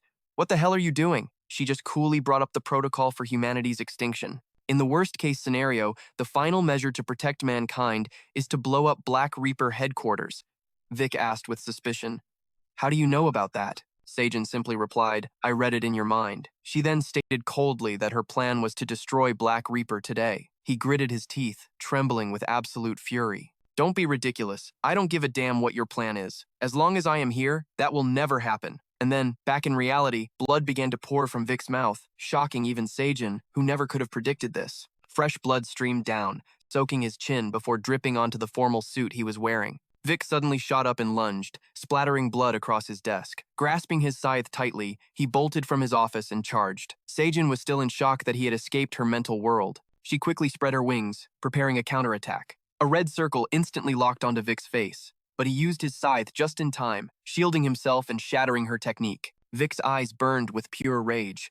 He charged forward, his mouth overflowing with blood as he roared, I will never let humanity be destroyed. It was only then that Seijin realized in astonishment he had bitten his own tongue to break her hypnosis. In an instant, Vic closed the distance and swung his scythe down. Seijin couldn't react in time, and her wing was torn to shreds. He gripped his weapon tightly, his killing intent overflowing as he declared, I am the very representative of humanity. At that, her fighting spirit ignited. She unleashed a relentless barrage of attacks, but no matter how furious her assault, he easily parried every blow. He continued to swing his scythe through the air, and wherever the blade swung, Seijin's butterfly wings were shredded to pieces. Seijin's state was now beyond pathetic, as Vic calmly leaped backward. Her eyes gradually became lifeless, her body about to collapse. Elsewhere, Adi seemed to sense that something was terribly wrong. She stopped in her tracks, staring intently down a nearby corridor. Dr. Baker, completely oblivious, was carrying a soldier on his back. He was muttering to himself, Activate Zodo. Yes, if we do that, all functions will temporarily shut down. We have to get out of here fast. With a heavy heart, the doctor hesitantly said, By the way, I want to apologize for what I did to you. Can you forgive this old man? The soldier on his back was slowly coming to, and without understanding, simply replied, Yes, sir. But in reality, the person the doctor wanted to speak to was already gone. 80 was now following her intuition, moving towards some unknown destination. Back in the room, a blinding light flashed. On the ground lay the aftermath of a battlefield, with nothing but a fragment of a wing and a scythe left behind. Vic pulled out a box shaped like a cigarette case. From within it, he retrieved a seal he had kept carefully hidden. Vic gently placed the seal onto an emergency symbol, and a yellow light spread from the point of contact. After the system verified the seal, Protocol Zoto was officially activated. But Vic felt no sense of relief. He thought silently, "I'm sorry, everyone." In truth, his mind had been completely taken over by Seijin. She spoke through him coolly, "I have done as planned. Now, remember to keep your promise." Hearing Vic's final thoughts, she just gave a cold laugh. Then, with a single blow, sent him to the afterlife. Elsewhere, Jane and his soldiers were desperately shouting at refugees, "Move faster! Hurry up!" The terrified civilians struggled to move, knowing the base was now a ticking time bomb. In the distance, 3 dark figures stood watching the chaos unfold. Minun was still in a daze. "Is this really happening?" he asked. Ming-sung was equally stunned, asking the silent person behind them, "Is everything really going to be okay?" "I'm talking to you, Jidong." Jidong just stared silently ahead, ignoring their calls. Seijin emerged from the flames of the base, carrying Vic's body. And by a cruel twist of fate, 80 saw the entire scene. Seijin never expected they would cross paths here. Her eyes began to glow once more, preparing an attack even as tears welled up. From the outside, Ming-sung also saw that strange light appear. He stared in confusion, wondering what in the world that could be. An image appeared in the sky. Seijin, holding 80 in her arms. Beside her, a giant mosquito was carrying Vic's body. Both of them were completely unconscious. Seijin's feet touched down lightly on the ground, and she gently laid 80 down in a safe spot. Minun was shocked, realizing it was the girl from the basement. Ming-sung rushed over to support Adi's head and turned to demand answers. "Bang, Seijin, what happened to Director Vic?" And so began the journey to the land of symbiosis. Seijin didn't answer, merely clenching her fist before taking to the sky. With a cold voice, she said, "It is time. Let's go." Watching her and her subordinate fly off with Vic, Jidong seemed to have pieced something together. Then he heard Ming-sung mutter, "To think we'd meet again under these circumstances." He lifted Adi into his arms, then shot a sharp look at Jidong. "You are going to explain everything to me." Just then, a giant grasshopper flew down to meet them. Jidong approached Ming-sung and urged, "First, just follow me." Sometime later, while Jae was still unconscious, she slowly opened her eyes and saw Ming-sung, who had been sitting by her side the whole time. She softly called his name. "Miss Yang." As soon as you glanced over, Jae began to recount with a weary look. "I had a dream about Shin." The locust carrying them was still rocketing forward, making her wonder, "Am I still dreaming?" Up front, Chi-dong took the lead. "Get ready. We're almost there." They were heading toward a massive, barren mountain range, but someone was already tracking their every move from below. Minun seemed to recognize the approaching figure and quickly alerted the other masters. They've arrived. Suddenly, a deep chasm opened in the earth, and the grasshopper carrying Minun's group dove right inside. Chi was the first to leap from its back, announcing, "Get down. This is the place." Minun followed right behind, with his signature complaints. "Ugh, it's so damp. What are you planning to do in a cave like this? We're not bugs, so why are we living in one?" All around them, a troop of insectoids stared them down with suspicion.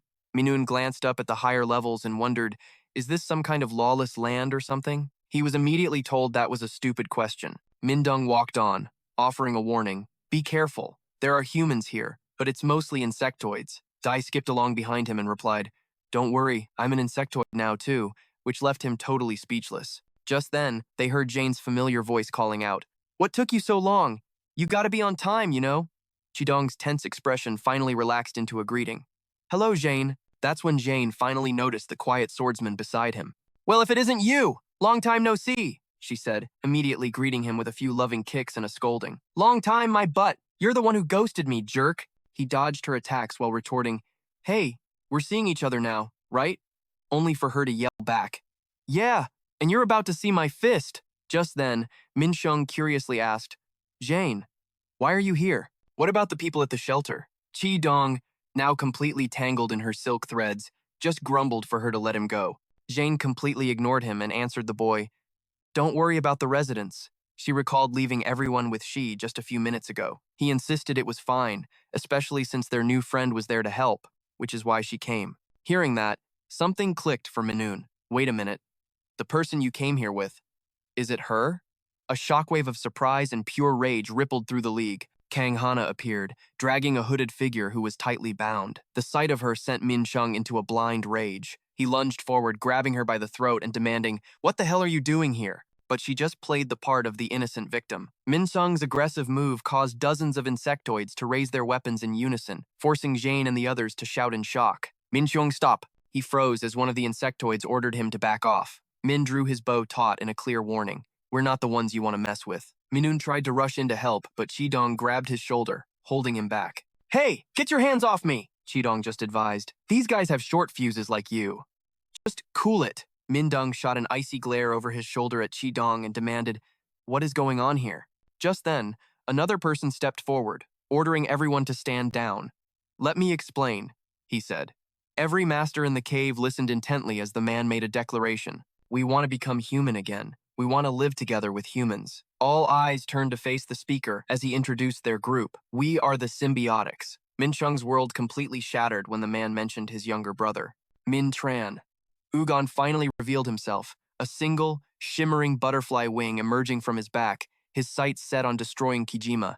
In another location, Seijin had returned to her territory. Xian Ho glared at her, his face a mask of pure disgust. Seijin quickly knelt in submission, while behind her, a giant mosquito carried Vic's body. She reported immediately, "Lord Kijima, I have successfully sunk the Brepper headquarters and have returned." Kijima offered rare praise. "Good, you've done well." Vic was then hung up as she introduced him. "This is Vic, the director of Brepper." Kijima recognized him instantly and roared, "I've met this man once before. Where did you hide my grandmother to steal her position, you bastard?" Vic remained silent, even as Kijima erupted into manic laughter before beating his own chest. How could she possibly have survived that explosion? "I honestly thought you would fail. Very impressive. Unlike that useless Roy Kang who went there and learned nothing." Seijin kept her head bowed low and replied, "I did my absolute best."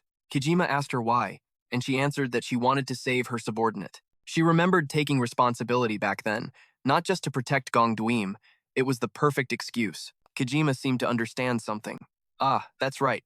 You want to save your subordinate, don't you?" She quickly looked up and replied, "Yes, that's correct. Please, spare Gong Dweem." But Kijima only offered a cold smirk. He raised his hand, summoning a fragment of the girl's soul like a lifeless puppet, and commanded, "Now, say hello to your prince." This sent Seijin into a rage as she tried to unleash her power. "Kijima, you bastard!" But before she could even move, he grabbed her face and slammed her head into the ground. He was more unhinged than ever as he delivered a warning. "Did you really think you could fool me? Don't try your pathetic little tricks on me." Kijima then destroyed one of Seijin's eyes, causing her to scream in agony and curse him. "Just die." He suddenly froze when he realized something was wrong.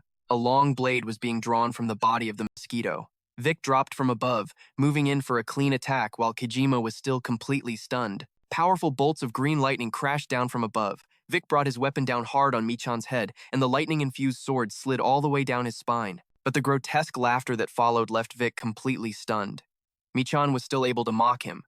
As expected, humans are nothing but a bunch of idiots. Seeing this, Seijin rushed to help Lord Kijima, but she was blocked by Xian Ho's immense power. No matter how hard she struggled, she couldn't get close. From behind her, Xian Ho warned, "Stay back, Na Hyung. What are you talking about?" No just covered his mouth and remained silent. In his eyes, Lord Kijima was not someone who could be so easily defeated. So even though he was furious, Xian Ho restrained himself and said, "Just stay put and wait." Michan slowly pulled his fingers from Seijin's destroyed eye socket and coldly stated, "I don't know what deal he made with her, but it's useless. Whether you're human, insectoid, or any other being, no one can destroy me." He then twisted around and drove his fist into Vic's body, a fatal blow. Vic coughed up a mouthful of fresh blood. "Is that what you think?" Then, he exhaled a cloud of black smoke directly into his opponent's face. Feeling the strange smoke invading his body, Michan violently threw Vic away, sending his entire body slamming hard against the cave wall. Fresh blood poured down the wall. Even as he coughed up blood himself, Michan cursed, "Damn it, you bastards." The insectoids within his own body began to lose control, causing him to roar in fury. "What the hell did you do?" From behind, Seijin explained, "That is a gas created from the combined poisons of every insectoid who wishes to fight against you. We've been planning this for a very long time." Her eyes burned with pure hatred. "You're the one who turned my precious friends into insectoids and threatened humanity. You will die." Her words only made Michan even more furious. He gathered his power and screamed, "Who do you think you are? A bunch of worthless trash!" A wave of dark energy shaped like a monstrous beast lunged to attack. but Vic appeared in a flash, shoving her out of the way and taking the full force of the blast himself. Seeing her break down in tears, Vic managed to speak. "Stay calm. You have to keep your promise." She remembered their conversation in the flower field, when Seijin had asked him to act as a decoy to lure out Michan. Vic had understood her plan at the time and calmly offered, "Leave the rest to me. I am the representative of humanity.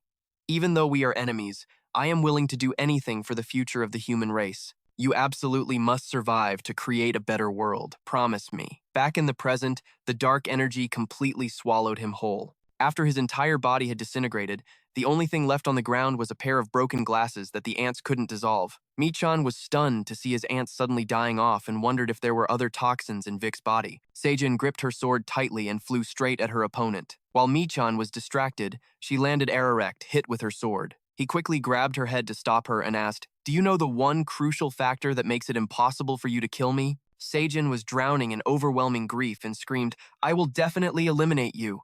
Michan coldly replied, "It's the hope of becoming human again. Did you really think I didn't know what you were planning? Because you're chasing that pathetic false hope, you'll never be able to kill me. I threw away all hope a long, long time ago. I've cast aside my humanity for revenge." Then, he engulfed Shin in a sea of flames. With nothing left before him, Mian tilted his head back and let out a chilling laugh. When Xianho ran over to check on him, he called for Na Hung and gave his order. "Go to the location," the ants revealed. When asked if it was their den, Mian flashed a crazed smile and confirmed, "I'll be going there myself." In a desolate wasteland, the sun finally began to rise. Kang Han sat at her lab table, praying, "I hope you return safely." Suddenly, she heard Minun's voice call out, "Hey, mosquito!" Leaning against a cliff, he asked, "Never thought I'd find you here." Minun slowly approached, asking what she'd been up to since the big boss Gongjun died and Nest fell. Kang Han replied, "Obviously, I grabbed 50 Nodong larvae and bailed." He threw an arm over her shoulder, asking what she was plotting, creating all those fake insectoids. Kang Han shot back with an icy glare, better than some traitor who sided with the humans in the last war. Annoyed, Minun turned away, telling her to shut it, claiming he only did it for personal revenge. She gently shook a purple vial and asked, "Our current forms and our evolved forms, which do you think is our true self?" He stared at his reflection and declared, "If we're insectoids, then obviously our evolved form. We're just in disguise to live in human society." Kana placed the test tube back in its rack, confirming his point. Then she posed a question. "But what if we can't transform back anymore?" The thought immediately made Minzun imagine a future version of himself covered in spikes. "That would suck so bad," he whined. "My body would be covered in spikes. I'd puncture everything I touch. Damn it, how am I supposed to sleep on a bed like this?" Kang Han was speechless at his train of thought before explaining that symbiosis is mostly made of insectoids who can no longer maintain their human forms. Minun was a bit shocked to hear her research concluded that insectoid cells would eventually devour all human cells. She took off her glasses and declared, "I refuse to lose this beautiful face." Her words made Minun blush suspiciously. Elsewhere, Ren lightly tapped Qidong's arm, complaining, "I thought you said you wanted to be a lone wolf, only caring about your own victory." He shot back, "Who could say no to a number that big?" She snapped, "What? So you're just doing this for money? Are you a mercenary or something? You're trash." Qidong could only try to defend himself. "You guys never promised to pay me. What's with the attitude?" AD watched them, guessing they must have been apart for a long time. Just then, Kang Han ripped the hood off Xdong, whose memories had been completely wiped after he demanded to kill Seijin upon capture. Sudong trembled, begging her to put it back on. Meanwhile, Jay stood outside, overhearing everything and realizing Kijima had made Seijin's friend lose his human form. Kana suddenly made a request. "I need the special serum centrifuge from the Research Institute. Go get it for me." In a room with 2 sealed doors, Minung sat across from Dr. Egon. "Dr. Egon," he began. "It's been a while," the doctor replied. "We should have met sooner, but some things came up." When Minung asked about his grandmother, the doctor simply shook his head. "I'm very sorry." Miss Young seemed to have expected it and simply changed the subject, asking if Kojima was responsible for his condition.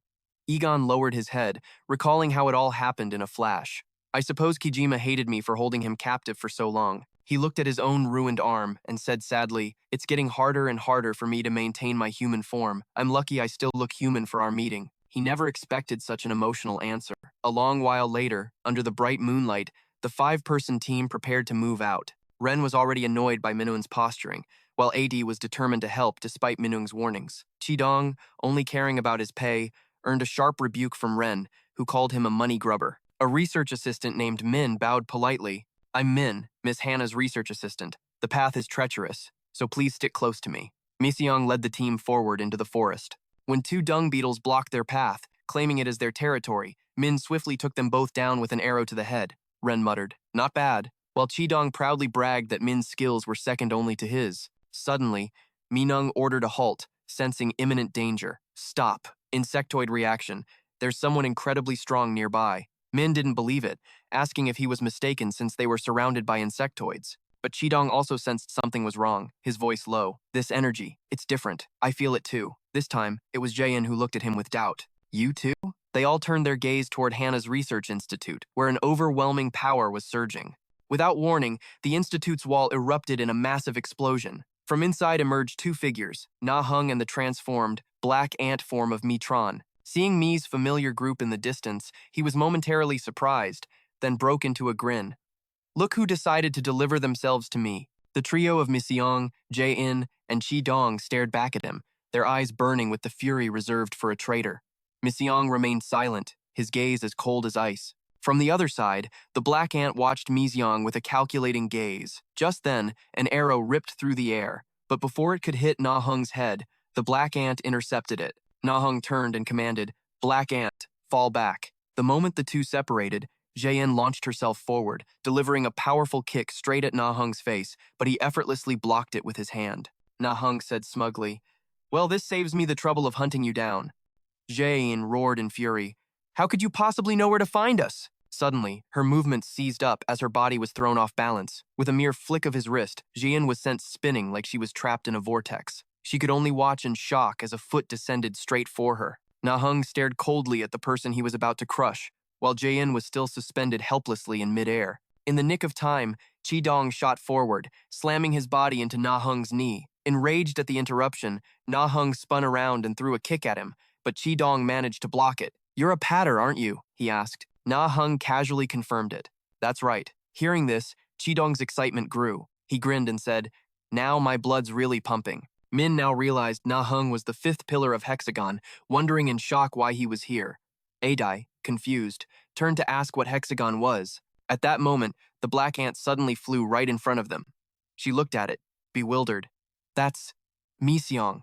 The young assistant Min instantly understood, thinking, could it be a clone? A green arrow shot towards the black ant. As she fired, Min declared, "He's here to steal the antidote. He must have gotten it and is trying to escape." Owen's strategy is clearly working. Adai's resolve hardened. "If that's the case, we can't let him get away." The black ant ducked low, speeding through the forest, focused only on escaping. Just then, Miseong appeared directly in his path, staring him down with an ice-cold glare. Even as the black ant raised its fist to strike, Miseong stood perfectly still, meeting its gaze. Before the fist could even connect, it disintegrated into nothing. Then, the clone's entire body exploded without him even lifting a finger. Miseong stood there indifferently, watching the black ant pieces fall to the ground. But while his guard was down, the pieces quickly reformed and tried to flee. Miseong shot a cold glance over his shoulder. He saw the clone had stopped to face him and asked, "Why the hesitation? Is it because of our old bond?" Miseong saw right through it. "You just want to devour me like you did before." Then, he issued a challenge of his own. "Come on, step up." Hearing this, his eyes narrowed in pure fury as a heaven-shaking roar escaped his lips. Minsung also began to unleash his own power, starting his evolution. As his foot twitched, the Antlord suddenly had a change of heart and turned to flee. Just then, Adi lunged with her centipede hand, striking at him and screaming, "Minsung, don't let him get away!" Seeing this, Misung yelled in a panic, "Adi, get out of the way!" But endless black ants swarmed up her centipede arm. Adi watched in horror as they crawled toward her face, but she screamed with defiance. "No way!" Her hand clenched the anthill as she declared, "I'm absolutely not letting you escape." No matter how hard they tried, the ants couldn't get the medicine from her, and they finally scurried away in retreat. Miseong stared after them and muttered, "Black ants?" Adi suddenly cried out, "What do I do now?" She turned away, sobbing, as she looked at the vials in her hand. "This has to be all of the antidote, right?" He sat down to comfort her. "Probably. You did great." She finally calmed down a bit and whispered, "Yeah." At Hannah's research facility, Na Hung effortlessly blocked Chi-dong's attack with one hand while choking Jane with the other. Pinned by the neck, she was completely helpless. Over here, Chi-dong thought, 1 against 2, and he hasn't even transformed. Yet he still stopped my punch. You! The man's entire centipede body pulsed as it absorbed power, and he roared, "You really know how to piss me off." Na-hung looked thrilled, because what's more exciting than a fight about to reach its climax? However, he suddenly threw a punch that sent them both flying. Na-hung began to transform, announcing, "If you really want to die, I'll show you." Both of them listened in silence. As Na-hung slowly shifted into another form, he emphasized, "You will not die a meaningless death." He had officially become the mantis shrimp insectoid.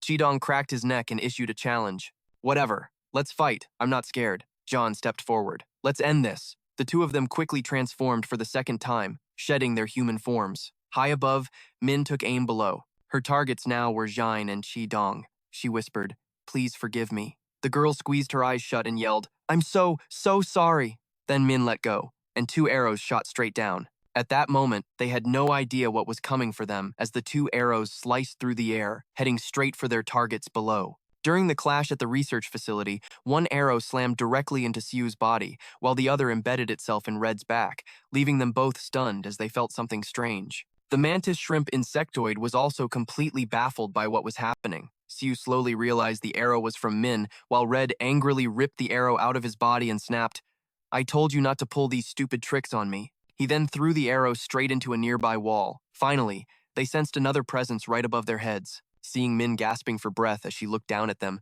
someone yelled her name. Hearing that, the girl quickly explained, "I'm sorry for acting on my own, but this is my mission." Siu couldn't hold back her anger and yelled back, "Your mission is to shoot your own teammates? You've got to be kidding me." Suddenly, she felt the arrow within her begin to change. Strangely, she felt no pain. Instead, her entire body began to glow, overflowing with more vitality than ever before. She asked curiously, "Is this okay?" As his armor transformed, Red explained, "It's fine. It's called a buff. Your body will adapt in a second." The moment he decided, "From now on, just let me handle him," Min was suddenly hit by an attack from the side. The terrifying blow completely obliterated the research facility's ceiling. The mantis shrimp insectoid had lost his patience and fired a warning shot. "You dare ruin my fun? Die!" The second he finished speaking, he fired another sphere of light. Min was falling right into its path as it rushed toward her, but a silk thread sliced the orb in two, saving her life in the nick of time. The two halves of the sphere continued on, destroying the walls of the facility. The mantis shrimp insectoid glanced at the silk thread hovering in front of him. Siu had managed to catch the falling Min with her thread, but she suddenly asked, "Why did you let your guard down?" While he was distracted, Red landed a solid punch right in his face. The powerful blow sent the mantis shrimp insectoid flying. Red roared in anger. "Who are you looking at?" Seeing his opponent raising a hand to block, he charged in again. Red violently knocked one of his hands away, then smashed another direct hit right into the mantis shrimp's face. Enraged, he swung his arms in a wide arc to create 3 waves, firing a flare blast toward him. Red's ladybug took the full force of the attack. Seeing his bug defeated in a single hit, Red remarked, "Damn, that's top tier." He swung his arm, enveloping his fist and the bug in a blazing red power. The battle raged on above the water. Red shot forward, throwing a powerful punch at his opponent. He countered with a blow of equal destructive force. The two powers clashed, unleashing a massive shockwave. Soon, the entire area was a barren wasteland. From within the thick smoke, a ladybug appeared, lying motionless on the ground. It was followed by Red, who slowly came into view. "How about we stop here?" The mantis shrimp was almost out of fight, but he stubbornly faced him. "Who gave you permission to end this?" Even with one side of his face shattered, he insisted, "This duel isn't over yet." Red had to respect his opponent's tenacity. "I commend your warrior spirit." He clenched his fist again. "Sorry, but while this may be a duel to you, for us, this is a war." Black Ant and Siu suddenly appeared and charged in to attack. The two of them flanked him from behind, cutting off any chance of escape. No hard feelings. He just scoffed and declared, "Bring it on. I'll take you all. We'll see who's really the strongest." He slammed a powerful blow straight down, creating a shockwave that completely obscured their vision. Hannah's entire lab suddenly exploded into countless pieces. Adi, who was outside taking care of Min, heard the massive explosion. She looked forward in shock and called out, "Guys!" The explosion left a field of rubble floating on the water's surface. Among the debris, the figures of Black Ant, Red, and Siu appeared. Mi-seong asked, confused, "Where did he go?" Red guessed, "He must have dived into the water. He probably molted." Siu started complaining. "Why didn't you finish him instead of letting him escape? You were strong enough to do it." But Red denied it. "Actually, I wasn't strong enough to destroy him. Even my Thanatosis couldn't withstand his attack. His offensive power is the strongest I've ever faced." Red remembered their previous fight. He was no longer the 100 from 2 years ago. Just then, Black Ant's senses sharpened. He's coming. The water below began to churn violently. A giant sphere of water quickly rose to the surface, and inside was someone staring them down with glowing eyes. You all remember what I said, right? He raised his fist high and emphasized, "You will not die a meaningless death." He then hurled countless water bombs with immense destructive power, giving them no time to dodge, forcing them to endure the onslaught. Seeing the situation, Siu quickly pulled out countless silk threads, unleashing her iron severance technique to attack, instantly splitting his water sphere in half. Siu heard him start to mutter, "It's that noisy brat again." He had now transformed into the peerless mantis shrimp insectoid. Realizing how bad things looked, she quickly turned to run. At this rate, I'm really gonna get hit. Seeing this, the mantis shrimp launched an attack. Don't even think about escaping. Siu was hit, leaving her severely injured. Enraged, she turned back, unleashing threads from all 5 fingers to strike back. Countless threads flew at him, but the mantis shrimp quickly batted them away. Even so, he couldn't block them all, and one pierced through his shoulder. The end of the thread quickly twisted, forming a secure knot that allowed Siu to easily restrain her opponent. Black Ant seized the opportunity and rushed in with a relentless assault. With one arm locked down, the mantis shrimp could only fight back with his other hand. While he easily dodged the fatal blow, Black Ant wasn't so lucky. The enemy crushed one of his arms before they both crashed into the water. The mantis shrimp suddenly became enraged at the sight of what had just appeared. Why? How did you obtain Roy Kang's form? Model. The thorny golden sword, the symbol of the shield mantis form, now materialized on the Black Ant's transforming arm. He immediately sneered. Well, an acquaintance. But at that moment, blood began to pour from the Black Ant's nose and mouth, a clear backlash from his own power. Realizing the shield mantis within the host's body was at its peak, he gripped the arrow and aimed it at himself, intending to harness its power. Red, watching from the sidelines, couldn't help but gasp in shock. Gami Min-sung, when did he get his hands on that? Without a second thought, Min-sung plunged the arrow straight into his own chest, feeling a tidal wave of energy surge through him. The mantis shrimp master saw him transforming and burst out laughing with excitement.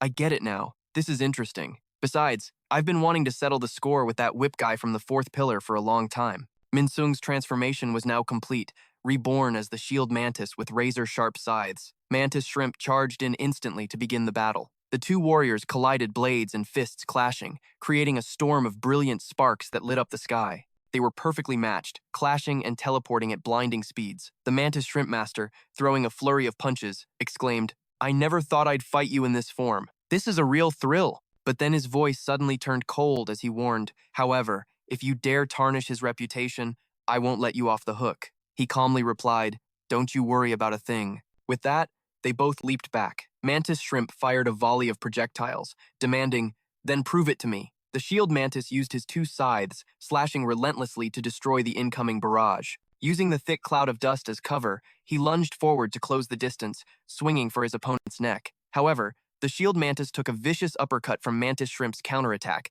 sending them both flying. The duel continued as the shield mantis threw both his scythes forward to slice the projectiles in half. Seeing him disarmed, mantis shrimp mocked him, "Why'd you throw away your weapons?" Then he suddenly appeared from behind, grabbing him in a tight lock just as another bullet flew towards them. "Thought this through, have you?" He took the full force of the attack before his body was completely pinned.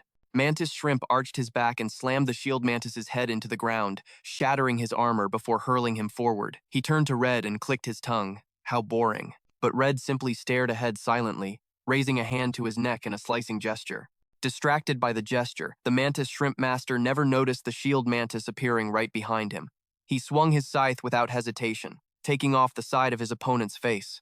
While his enemy was still reeling from the wound, Min-sung, in his shield mantis form, clamped down on the scythe's handle with his teeth. At the same time, he used his free hand to begin absorbing his body. Mantis shrimp was stunned, screaming, "How dare you! Even if you are Lord Kijima's brother, I can't forgive this. This body isn't meant to be sacrificed to someone like you." He flew into a rage, slamming his fist into the water, creating massive explosions to push him back. A fierce power erupted, but Min-sung seemed to have lost all control. He successfully merged the 2 scythes into a single, devastating weapon. Reflected in the mantis shrimp's horrified eyes was his own head, severed from his neck by the deadly double-bladed scythe.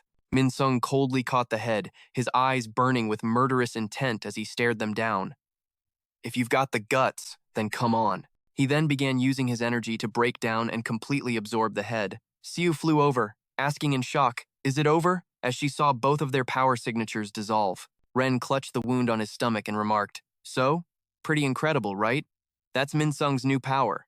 Qidong replied, "I've witnessed it once before." On the other side, Minsung was still enduring the agony of absorbing the overwhelming power raging inside him. The sun finally rose over the horizon, illuminating the wreckage left behind by the fierce battle. Qidong let out a long sigh and said, "I'm so sick of running errands."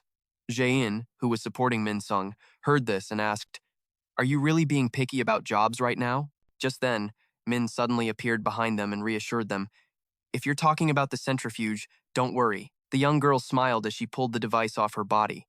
"Before they shot those two, I took the chance to grab it during the chaos." Everyone cheered with joy. "You did great, kiddo." Ah Di, worried about Minsung, rushed to his side and asked, "Minsung, you're bleeding." He replied casually, "It's nothing." Qidong looked at the rising sun and urged them on. "The sun's up. The morning light is so gentle. Let's head home." The scene shifts to the symbiotic base, where the morning sun cast a brilliant glow, but Minun found it irritating. He walked in one direction, shielding his face with his hands and complaining, "It's too bright." He let out a long yawn, causing the chain around his neck to suddenly snap. Minun looked at the chain in confusion, wondering to himself, "Huh?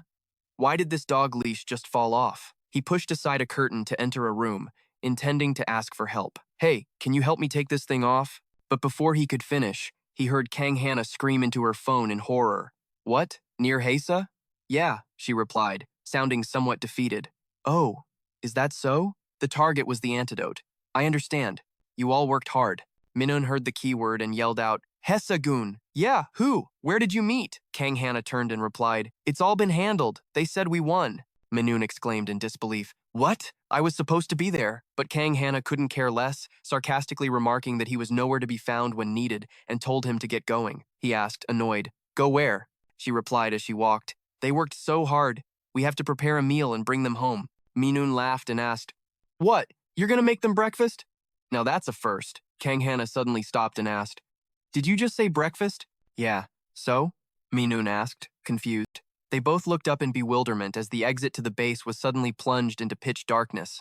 Dinner, maybe? But it was just bright a second ago. The other insectoids rushed outside in a panic. What's going on? Why did it suddenly get so dark? Dr. Eon wondered what was happening. A ladybug insectoid volunteered to investigate. "I'll go check it out." He spread his wings and flew towards the door, oblivious to a strange sound. Then, something black slammed right into his face. Dr. Eon froze when he heard the ladybug's blood-curdling scream.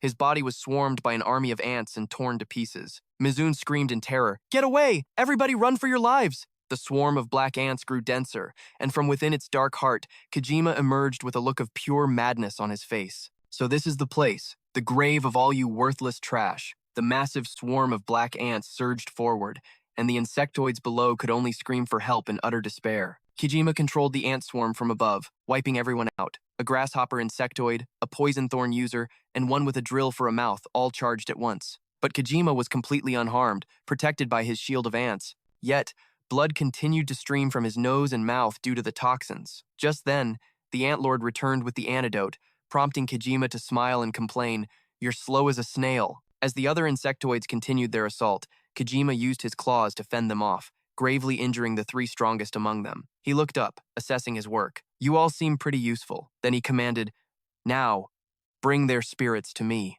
Meanwhile, Kang Hannah quickly unlocked the chains and removed Shu Dong's mask, asking, "What's going on? Why are you suddenly letting me go?" She warned him directly, "Run. Now. Kijima has absorbed Seijin, so he knows everything about us. That includes you, so get out of here." In another area, an insectoid was desperately trying to save a young boy from the ant nest, but it was no use. Luckily, Dr. Eon appeared just in time, using his powers to protect them. He turned his head and shouted, "Doctor!" The doctor then urged, "Everyone except the warriors, get to safety now." But then, Dr. Eon heard Kojima's familiar voice approaching, along with the spirits of the three insectoids he had just defeated. "If you mean warriors, are you talking about these guys?" He smiled and greeted him as if nothing had happened. "Hello, Uncle. It's been a while." The doctor's eyes were wide with pure shock, unable to believe this cruel reality. Michin paid him no mind and simply gestured for the three insectoids to attack. The three bug hybrids were now just empty husks, launching a relentless assault on Aigon. He could only block their vicious and unpredictable attacks. Infuriated, Yan screamed his name, "Tahan." Michan's hand shot out, aiming for his face, but he stopped short, asking with a mocking tone, "So you built your little crew in this dump, huh?" All this. Just to kill someone like me? Mi-chan's eyes, full of venom, peered through the fingers strangling him. Ioyon could only stare back with a look of pure despair. You're a catastrophe. Hearing this, Mi-chan just lets out a cold laugh, as if it were the most obvious thing in the world. You don't have to tell me something I already know. This catastrophe was created by all of you. He stares directly into Ioyon's eyes, his voice a low growl. So feast your eyes on this, and see how I burn this world to the ground. Just then, Minjun appears out of nowhere, slashing down with a decisive strike at Mi-chan's arm. Mi-chan looks at the gash on his arm in complete disbelief. Meanwhile, Minjun silently cursed to himself. Damn it, I missed! He quickly leaps back, getting out of Mi-chan's reach. Standing in front of Ioyon, he clutches his chest and complains, These damn ants are so annoying. Another swarm and I might just get PTSD. Mi-chan asks suspiciously. What kind of bug are you? Minjun replies with pure arrogance.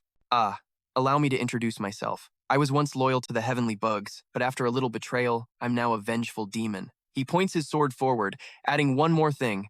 And currently, I'm your brother's best friend. I was always curious what you looked like. Turns out, it's just another familiar face. To be precise, you look even more pathetic than Gaminung. At the mention of his brother, Mi-chan grows even more excited. Looks like he doesn't know how to pick his friends. You won't be getting a clean death. The boy begins grinding his two swords together. Such big talk. Just as I'd hoped. The scene shifts to the forest where Rain is running at the back of the line. Jia carries Min on her back up ahead, while Jidong leads the way, carrying Minung. Overcome with exhaustion, he has fallen deep into a dream. In his hazy state, he suddenly hears a voice call out, Brother, wake up.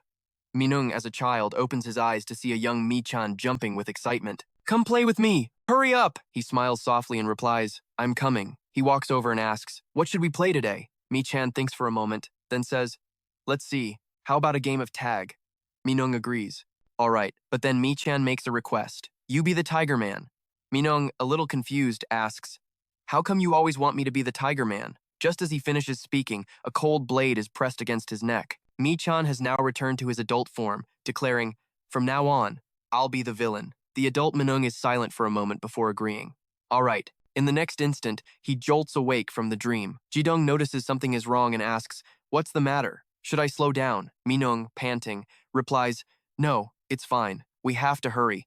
I have a really bad feeling. Soon, the base comes into view right before their eyes. The group returns, only to find a desolate wasteland and the sound of howling wind. Countless insectoid soldiers lie dead. Jia asks in a panic, What in the world happened here? Jian guessed, What is this? Could it be? Jidong answers, There's no mistaking it. Minung is in absolute shock seeing the black ants. Why are the ants here? Jidong suggests they go down to check the situation, but Minung steps forward. No, you guys stay here. Min is checking the condition of a wounded insectoid, but the moment she touches him, his arm falls right off, making her scream in terror. Without a second thought, Minung leaps straight into the deep pit. Small wings appear, breaking his fall and allowing a safe landing. He is stunned by the scene of utter destruction below. Not far away, Minjun is standing in a pathetic state, too gruesome to look at. One of his eyes is gone. He turns and scolds him. What took you so long? This is as long as I could hold out. Minung rushes forward in a panic. No! But Minjun's body is already being pulled into a vortex of energy. The one behind it all finally reveals himself. Mi-chan flashes a wicked smile, sending Minung into a rage as he charges to attack. You bastard! But Mi-chan, just as thrilled, rushes forward too, calling out one word. Brother! They both block each other's attacks, locked in a stalemate of equal power. Mi-chan asks with amusement, What's this? You have it too? Though he scoffs at this cursed power, Minung retorts, It's nothing like yours. They both shout in unison, Shift! Their hands lock together, unleashing their power and creating a massive shockwave that blows them both back. Mi-chan is furious. How are we supposed to attack if we're stuck together? Idiot! Minung, just as angry, raises his other hand. Shut up! Their attacks cross paths. Minung gets punched in the eye while Mi-chan takes a solid uppercut to the jaw. They then charge at each other in a relentless barrage of blows, neither one giving an inch. Minung pours all his strength into his fist, while Mi-chan also powers up for a devastating punch. The two fists collide with an incredible impact, sending both of them flying back and finally freeing their trapped hands. Mi-chan grits his teeth as ant soldiers pour from his body, ordering them to attack. Tear him to pieces for me! Seeing the horde of ferocious ant warriors rushing forward, Minung remains calm. Ants are useless against me. And just as he said, mere steps away, the small soldiers suddenly stop, then split their formation, dodging to either side. Mi-chan screams in a rage. You foolish insects!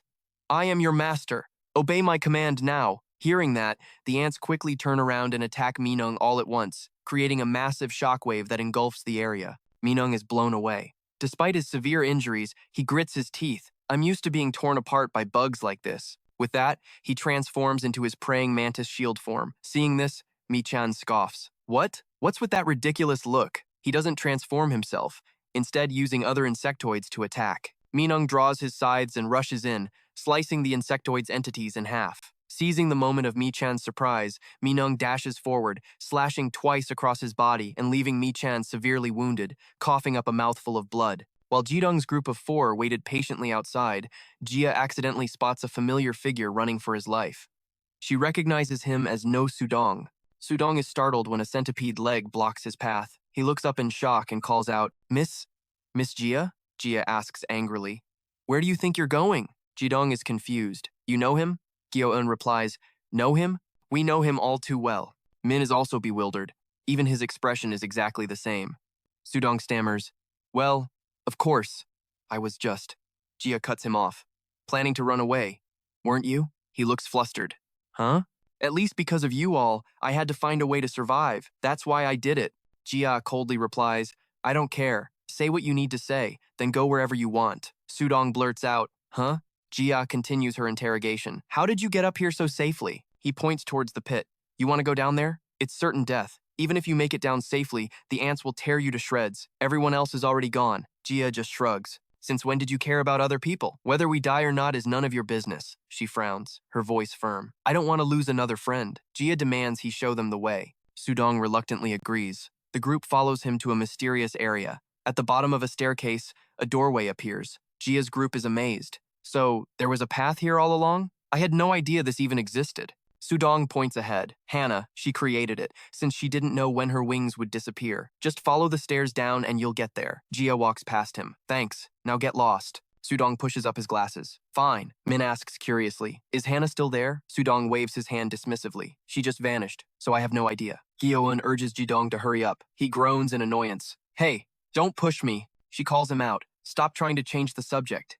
Just then, Jidong senses something is wrong. Gyo-eun doesn't notice that Seon-ho is aiming the stinger on her leg right at her. What are you standing around for? I told you to hurry up. He quickly jumps in front to block the attack for her. The blow is so swift that it sends Jidong flying. The loud noise catches everyone's attention. Gyo-eun looks on in horror, screaming, Jidong! He's gravely injured, his voice weak. What are you still standing there for? Run! But Xian suddenly covers her ears. At that moment, Nu-gu appears, clearing his throat as he covers his mouth. Gyo-eun is stunned as the old man speaks. Pardon the intrusion. A deafening sonic wave spreads out, destroying the entire area and turning it into a wasteland. Jidong glares with hatred at Xian-ho up above. Nu-gu, still covering his mouth, looks down at the now unconscious Gyo-eun. Back in the fight below, Minung slowly turns his head. Did you really have to go this far? Mi-chan, who is now transformed into another form, turns back angrily. I absolutely have to show you. Min-sung stammered. Dad, Mi-chan, you. Mi-chan gritted his teeth and declared, Ant Nest Operation Number 3. This is my form. Then, No shouted, Pardon the intrusion. Unleashing a powerful shockwave on Rio, Min and Sudong were also caught in the heavy assault. Just then, an assassin's hand grabbed Sudong's shoulder. The shockwave blew away the rubble behind them. Defeated, No collapsed to his knees before Reo, groaning in despair. The old man covered his mouth and sobbed. Another one dead? A sweet girl like her. We didn't even get to properly say hello. Heavenly insect hag, near the first pillar. No turned towards Rio, howling in agony. It hurts too much. His shockwave blasted out again, injuring her shoulder. IT hurts! No, Gu shrieked once more. The sound was so immense, it tore through the distant mountains. In that very instant, Rio's body in his hands suddenly dissolved into thousands of thin threads. Then, without warning, they swarmed and attacked him. The threads focused their attack, tightening only around No-gu's mouth. In a flash, his maw was completely sealed shut. The threads then dragged him straight toward the ground. But just as he was about to eat dirt, something erupted from below. He was met with a swift kick straight to the mouth from Jane. She was the one who burst from the ground, her attack decisive and brutal. Since his mouth was sealed by the threads, all he could do was listen to her rage. Shut that disgusting mouth of yours! Jane shot him a death glare, her voice piercing. You're deafening me. Hearing her call him a damned pervert, No-gu's anger began to boil. Elsewhere, Min slowly pushed herself up from the rubble.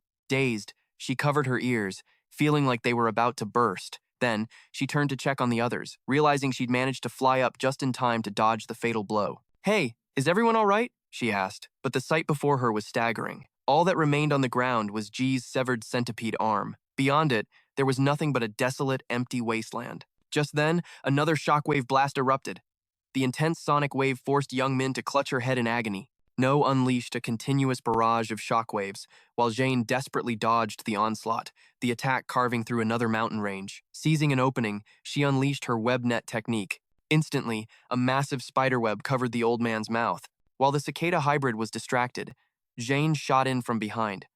But just as she was about to strike, No suddenly raised his fully charged sonic cannon. She had no time to dodge and took the blast head-on. The powerful blast sent Jane flying through 2 stone pillars, leaving her critically injured. Seeing this, the blue triangle butterfly hybrid cried out her name. The old man hovered in midair, looking into the distance. "Can you hear me now?" he taunted. Heavenly insect hag, near the first pillar. The cicada hybrid, No, had finally revealed his true form. His face was a grotesque sight behind the insectoid head, his roar echoing through the mountains. The scene shifts to Seonho and Jidong. Seonho was confused when the other man suddenly called out, "Red hair."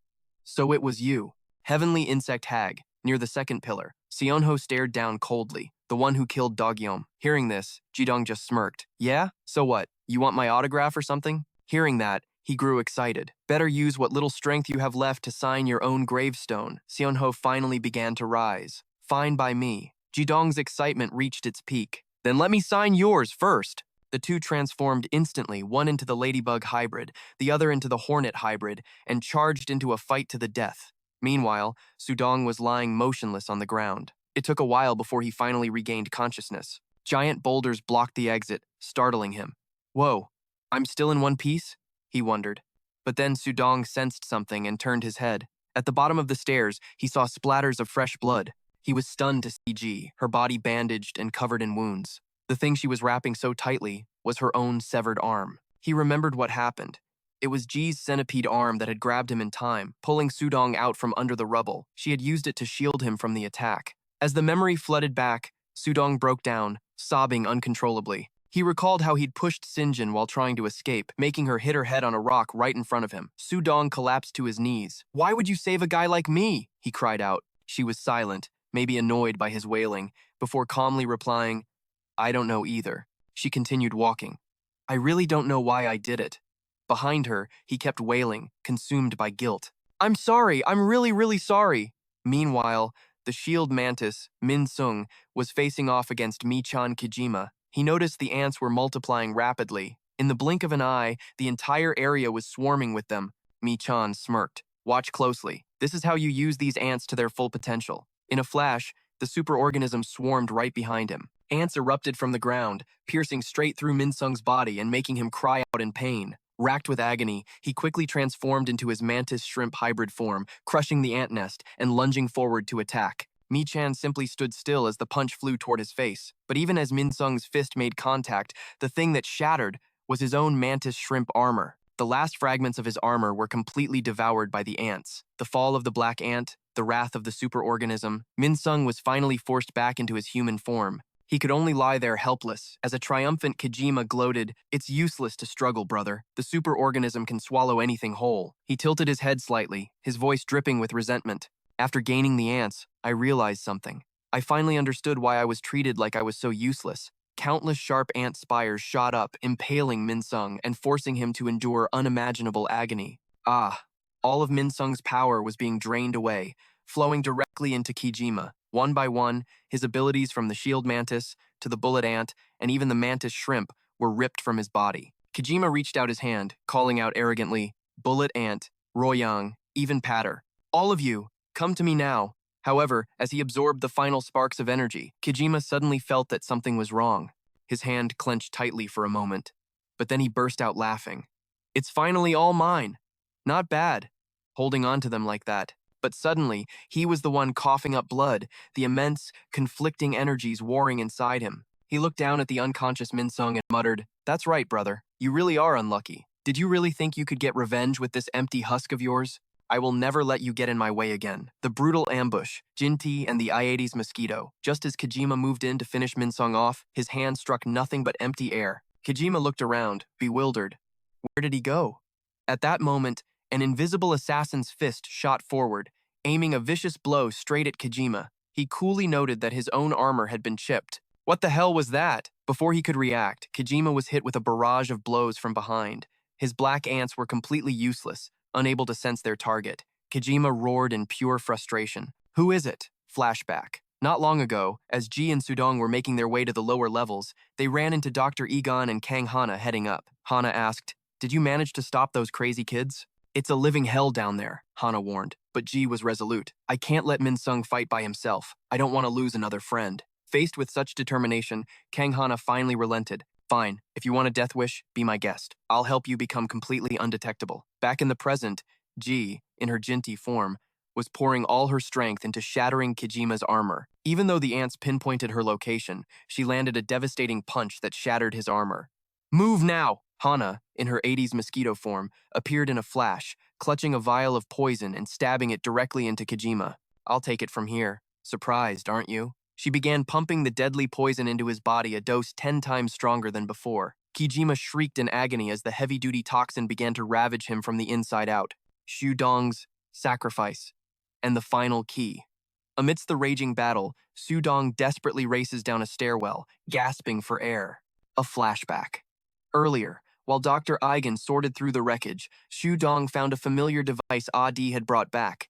He asked the doctor, "With this, you can do something with my blood, right?" The doctor said he needed more time for testing, but Su Dong was out of options. He shattered his own tooth, letting his blood fill the device before handing it over. This should be enough, shouldn't it? He had just offered the most precious key from his own body. Xu Dong tears down the stairs, his ragged breathing drowned out by the thunderous pounding in his chest. He pauses for a split second to call back to the doctor. "I'm going down there to check. I'm leaving the rest to you." Before the doctor could even respond, he shot forward with all his might. Xu Dong made a silent vow. He would not live like a coward for 1 second longer. This time, he would act to protect his friends. As he bursts from the bunker, he looks down and freezes the sight of the tiger mosquito insectoid amidst the ruins, leaves him utterly horrified. Kang Hana, however, is ecstatic. She turns to a figure beside her, her voice ringing with joy. "We did it! We succeeded!" Nearby, a naive Adi claps her hands, cheering, "That was amazing!" Meanwhile, Kojima stands motionless, his face deathly pale after being hit with a powerful poison. But the victorious atmosphere is instantly shattered by Xu Dong's heart-wrenching scream. "Hana, what the hell are you doing? Look closely at who you just stabbed!" His words are like a bucket of ice water dumped on her, instantly shattering Kojima's hypnotic spell. The image of Kojima blurs and shifts, revealing the staggering, poisoned figure of her friend, Adi. Kang Hana is frozen in shock. She can't believe she's been pumping a lethal poison into her own comrade's body. Adi looks at Kang Hana, her eyes clouded with pain, yet she still manages to ask innocently, "Did we succeed?" Just then, Kojima reverts to his true form. He glances coldly at his severed arm and says casually, "Looks like I'm missing an arm." Xu Dong's frantic footsteps echo as he lunges forward, catching Adi just as she collapses. He cries out, tears streaming down his face. "Adi, wake up." She responds with a faint whisper, "Don't leave me," leaving Xu Dong to let out a hopeless, choked sound. Enraged, Kang Han demands to know why Kojima would use Seijin's power to harm their friends, but he just retorts with cold sarcasm. "Don't get it twisted. You're the one who stabbed her." She charges at him in a frenzy, but Kojima contemptuously swats her aside. Why do bugs always fly into the flame? He grabs her face, beginning to absorb her into his body like the others, and asks coldly, "Not afraid to die, are we?" Xu Dong desperately tries to carry Adi toward Min Sung, who lies motionless nearby. With her last ounce of strength, Adi's discolored hand reaches out, intertwining her fingers with Min Sung's to transfer her remaining power. Kojima watches, bored. "I am so sick of these sentimental games." Suddenly, a giant centipede erupts from thin air, ripping off Kojima's other arm and leaving him stunned. Min Sung appears in his Janti form, his eyes glowing red with murderous intent. Kojima grinds his teeth and screams, "Damn it!" Min Sung throws his head back and lets out a deafening roar, officially unleashing the immense power of the Ganti. High above, Jane is still hovering, exhausted from her severe wounds. The cicada insectoid, No, materializes behind her, ready to end it. Farewell. But just as he fires a volley of sonic waves, Min swoops in, saving Jane from the fatal blow. No watches them fly off and scoffs. So many nimble pests today. Before he can react, Min coldly declares, "You're quick to run, but your flying days are over." An arrow screams through the air, piercing straight through the insectoid. While No-Gu is still in shock, Min fires again and again, pinning his hands and feet to the cliff face. Enraged, he shatters the incoming arrows with a sonic blast and roars, "Who the hell are you?" No-Gu unleashes a frantic barrage of sound waves at Min, but she effortlessly evades every single one. This leaves him baffled. "Can my sound waves not reach you? My speed is supposed to be absolute. How is this possible?" He decides to unleash his second stage, an amplified form, intending to obliterate everything in a fit of rage. Min has no choice but to retreat to the cave where Jane lies unconscious, trying to devise a way to counter this terrifying new threat. Seeing Jane's horrific state sends a cold chill down Min's spine. Her heart constricts with overwhelming worry for her sister, who is lying broken among the rubble. With a trembling hand, Min checks the injuries, her mind racing. How could she possibly save her? Jane is almost completely destroyed, her right eyeball shattered, her eardrums ruptured by the enemy's terrifying sonic assault. While her unique feathers protected her bones from shattering, her muscular system was damaged so severely that she's paralyzed, leaving her as just a broken shell of her former self. The blue triangle butterfly insectoid begins to focus all her spiritual energy. From deep within her shimmering wings, she summons the golden arrow. A soft yellow light begins to radiate from it, like a final hope in the encroaching darkness. Without a moment's hesitation, Min plunges the arrow straight into Jane, feeling her own life force flow from her body to revive her friend's dead cells. As Jane's body absorbs the power, Min knows the golden arrow is a great healing tool, able to transform and improve another's physical condition. But she's also aware this can only restore a fraction of her basic functions, not fully heal her current devastating state. The cicadas rampage. Jane suddenly gasps awake, her body racked with agonizing pain, causing Min to rush to her side, anxiously asking how she feels. Tears well up in her eyes as she looks at her sister, just brought back from the brink of death. Outside the cave, the very air is being torn apart by No-Gu's manic sonic waves as he relentlessly obliterates everything to track his prey. He's already flattened countless mountains, turning majestic ranges into plains in the blink of an eye. He continues to scan his surroundings with a murderous expression, growling, wondering where those little insects could have possibly hidden. Min realizes the enemy is coming back for them. She quickly analyzes the situation. That monster is Hagen's first pillar, a being with world-ending destructive power. Right now, Mr. Red is all alone, facing another powerful foe believed to be the second pillar. Min understands that in this moment, she is the only one who can stand and fight to protect Jane. And even though she has unlocked her second form, deep down she knows she isn't strong enough to defeat this cicada monster. Her only advantage right now is her absolute speed. Jane's insane plan. Just then, Jane weakly taps Min's hand, like a summons. "Give them to me," she whispers. Min is completely confused and can only manage a, "Huh?"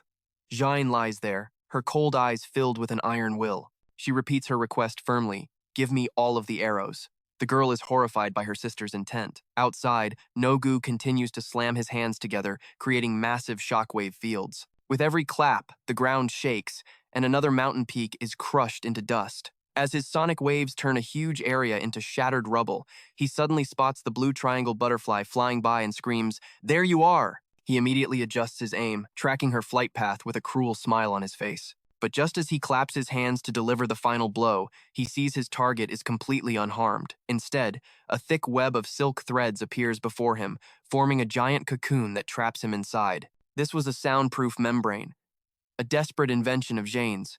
She sent a message through a single thread, telling him, "You were so loud, I had to build you a private sound booth. Go ahead and practice all you want in there." She didn't forget to add that he had no hope of escaping this cage, but No-Gu felt gravely insulted, roaring, "How dare you look down on me?" The web of threads began to tremble violently. In an instant, he burst free from his cocoon in an absolute rage. The festival of deadly fireworks. The old man glanced at the flimsy threads all over him. He scoffed, "Does she really think these pathetic little strings can silence my voice? No matter. The concert of death officially begins now." Just as a smug grin spread across his face, the threads coiling his arm began to move strangely. Annoyed, he went to rip them off. But then he froze. A figure had appeared right in front of him. It was Dine. He sneered. "Is this your last, desperate struggle?" After all, the state she was in was truly pathetic and ugly. In response to his taunt, Jane just gripped the arrow in her hand without saying a word. A resentful fire blazed in her eyes. No-Gu continued his mockery. "Don't tell me you plan to fight me in that crippled state. but she suddenly slammed the arrow into a rock, creating a shower of sparks from the immense friction as she replied, "Not at all," she declared coldly. From this moment on, the fireworks festival officially begins. Then, without a shred of hesitation, she plunged the flaming arrow into her own body. Flames engulfed her entire form, forcing a stunned Nugu to shield his face. He wondered if she was trying to commit suicide to escape him. However, the flames suddenly transformed into a coat of brilliant, long fur, proof that she had evolved into a silk moth humanoid's super tiger moth form. She emerged from a sea of crimson fire and declared, "As long as this fire burns, I'm a long way from death's door." The fur coat blazed with an intense scarlet color. Jane affirmed she would continuously spin silk to fuel this flame, using her own body as kindling to incinerate this space until the cicada was finally destroyed. The blazing inferno radiating from Jane's body wasn't just an attack. It had truly become a miniature, localized cataclysm. It burned every last corner of the surrounding space, making the very air thick with extreme heat. Nugu, the cicada humanoid, who had always been so arrogant about his steel shell and sonic waves, now found himself struggling to defend against the terrifying heat seeping through every crack in his armor. He stared, dumbfounded, at Jane's magnificent new form. His insectoid eyes showed absolute terror as he stammered in disbelief. How can a humanoid wield fire with such overwhelming power? This defied every biological law he had ever known. With the immense heat constantly expanding, Nogu realized that if he stayed any longer, he'd be roasted alive in this furnace. His only option was to flee frantically, thinking he had to get away from her as fast as possible. However, he soon discovered a bitter truth. The delicate silk threads, still clinging to his body, were also vicious, fire-conducting fuses. They ignited violently, searing parts of his body the moment he realized. Nogu roared in agony. He created a powerful shockwave with a sonic boom, destroying a part of the nearby mountain just to create a tremor to douse the flames. But Jane stood there, heroic. She took the full force of the shockwave without flinching, her fiery eyes locked on her enemy. The dance of the flame sprite and the fall of the first pillar. The cicada humanoid had completely lost his initial arrogance. He screamed that it was too hot and spread his arms wide, ordering the very space around him to extinguish the flames with his vacuum slash technique. A sonic wave ripped through the air, but as quick as a flash, Jane had already woven her silk into a blazing whip of fire. She cracked the whip with all her might, slicing his attack clean in two. Nogu fell into a state of absolute horror as he watched one of his arms get torn to shreds by the flames. His screams died in his throat as Jane lunged forward. The whip danced in her hand, creating her flame sprite cascade technique, leaving long trails of fire in the air. Even though he tried to block by moving at supersonic speeds, Jane's whip lashed out with dizzying frequency, causing the protective visor on his head to crack and shatter. He was forced to admit that if he didn't do something, his performance was over. Nogu frantically opened his mouth, creating an ultra-high-frequency sound field to disintegrate his opponent. He screamed that he would wipe her and this entire land off the map, but suddenly, everything fell into a chilling, unnatural silence. Jane had already deployed her firewall technique, completely neutralizing his sound waves. She calmly challenged him, "Unleash everything you have. Your cruelty only makes my flames burn brighter." Her wings, now as sharp as the blades of death, pinned Nugu's body, paralyzing him completely. In his desperation, the man known as Hagon's trump card began to beg pathetically, promising to do anything if she would spare his life. But Jane only replied coldly, "My ears can't hear anything anymore." Then, she let the crimson flames swallow them both. A thermal explosion echoed across the sky, sending Nugu's charred corpse plummeting to the cold earth below, ending the legend of an arrogant warrior. When the last flame died out, Jane returned to her human form, utterly spent, but on her face was a peaceful smile, as if a great weight had been lifted. She whispered, "I did it," before losing consciousness and falling from the sky. Meanwhile, the battle between Red and the wasp humanoid was still a grueling stalemate. Despite Red's best efforts, his opponent was simply on another level. He pinned Red and stepped on his face, mocking his weakness. But Red calmly said, "Nogu's screams have stopped. That means my partner won." His enemy let out a cold laugh, threatening to kill him before settling the score with Jane. But Red used the last of his strength to glare defiantly into his face, growling that he wouldn't let him get away that easily. Red let out a long sigh and asked his opponent, "Are you planning on staying in that form forever? Because this fight needs to end right now." The wasp humanoid, believing Red had reached his absolute limit, simply scoffed in contempt. But then he froze when he saw cracks spreading across Red's armor, glowing with a fiery red light. Every plate of his armor began to glow as if it were red hot. Immense heat billowed from his body, signaling a transformation. His energy seethed, and his cold eyes began to burn with fire, incinerating all of his weakness to reach for ultimate power. The wasp humanoid flinched, unable to hide his confusion at his opponent's declaration. He stared wide-eyed as the cracks spread faster across Red's armor, the crimson light leaking from within like molten lava, ready to erupt. This was the true potential of a humanoid. Stage 3, Metamorphosis. Even though his body was battered, his wings tattered and torn, Red's fighting spirit pushed him higher, far beyond his normal limits. The wasp could only stand frozen to the spot, stunned as he witnessed this terrifying molting. The ladybug-like shell began to shatter, accompanied by a series of haunting cracks. "A third deployment?" he snarled, rage overriding his fear. "Don't try to fool me, there's no such thing." But Red, now in a completely new form, just gave him an arrogant smirk. Facing his enemy's disbelief, he coldly replied, "Then let me prove it to you." The wasp continued to scream, loudly denying the reality unfolding before him. "What kind of third deployment is this? You just look like a regular human." Then, behind Red's back, a pair of brilliant energy wings began to materialize. They weren't just for show. They were the crystallization of pure rage, the endless desire of insects to evolve to match humanity. He spoke in a low voice, emphasizing every word about this final stage. Hearing this, the monster burst out laughing. Desire? How ridiculous. He remembered the giant humanoids, the superior beings chosen by the gods. Comparing them to the man before him, he roared with contempt. "Stop debasing the name of humanoids. It just makes you look even more pathetic." But before he could even finish his sentence, Red's form vanished, reappearing right beside him in an instant. "Who are you looking at?" With a roar of fury, he unleashed a devastating punch. The wasp desperately leaned back, dodging the blow. Z's fist missed, but its terrifying power made space itself tremble. He snapped his head toward the impact, his pupils shrinking in terror. Far in the distance, the aftershock alone had ripped a massive hole straight through the sky. Rhett clicked his tongue, shaking his head, unimpressed. Looks like he still couldn't control this new power. His body felt too light, completely throwing off his aim. He made a mental note to focus harder next time. Seeing his opponent start to transform, Rhett let out a sneer. "What's wrong? Getting scared now, are we?" The creature tried to act tough, growling back a reply. "I'll show you the real difference in our power. Watch closely." The wasp's body started to contort. Its old shell cracked and shattered, revealing a new form. This was his second release, Ecdysis. In a flash, he shed his bulky exterior. Seeing this, Z couldn't help but burst out laughing, pointing mockingly. "Dude, you look so weird. Did the gods give you the wrong gender or something?" Ignoring the taunt, the wasp spread his new wings wide, revealing an entire, teeming beehive built inside his body. Z nodded, a look of understanding on his face.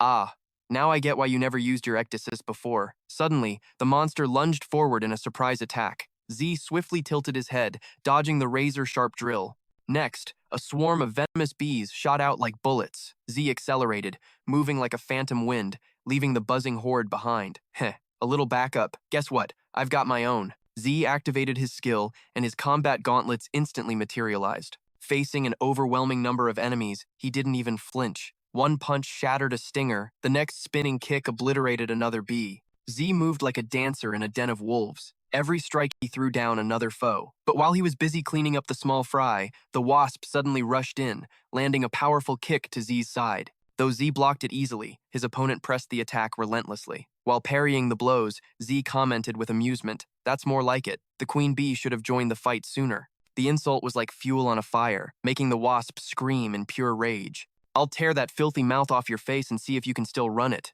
Z raised his fist, his eyes filled with provocation. "Bring it on, if you've got the guts." However, Z's counterattack was easily neutralized by his opponent. The wasp dodged aside, making Z punch into empty air. As he pulled his arm back, he was surprised to find it covered in a strange liquid.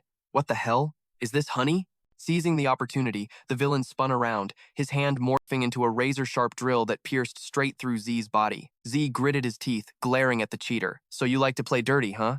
But strangely, all the wasp saw was empty space. He was stunned, unable to process what happened as Z reappeared in Arapharent's spot. The wasp once again spread his wings, summoning all of his minions. The cells underneath his cloak transformed into a series of deadly drills. From high above, he waved his hand and gave the order. Total assault. The swarm obeyed, diving down like a meteor shower. Their only target was Z's body. The world-shattering pain made him scream. Taking advantage of Z's opening, the wasp stomped down hard on his head, crushing it without mercy as fresh blood splattered everywhere. He looked down arrogantly, gloating, "Do you get it now?" He pressed his foot down harder, his voice dripping with contempt. Your power is nowhere near my level. With that, he kicked Z's mangled head away, a triumphant grin on his face. Didn't even have a chance to log out, but just as he turned to leave, a familiar voice echoed, sending a chill down his spine. That filthy mouth. The wasp's pupils dilated in absolute horror. Was this a hallucination?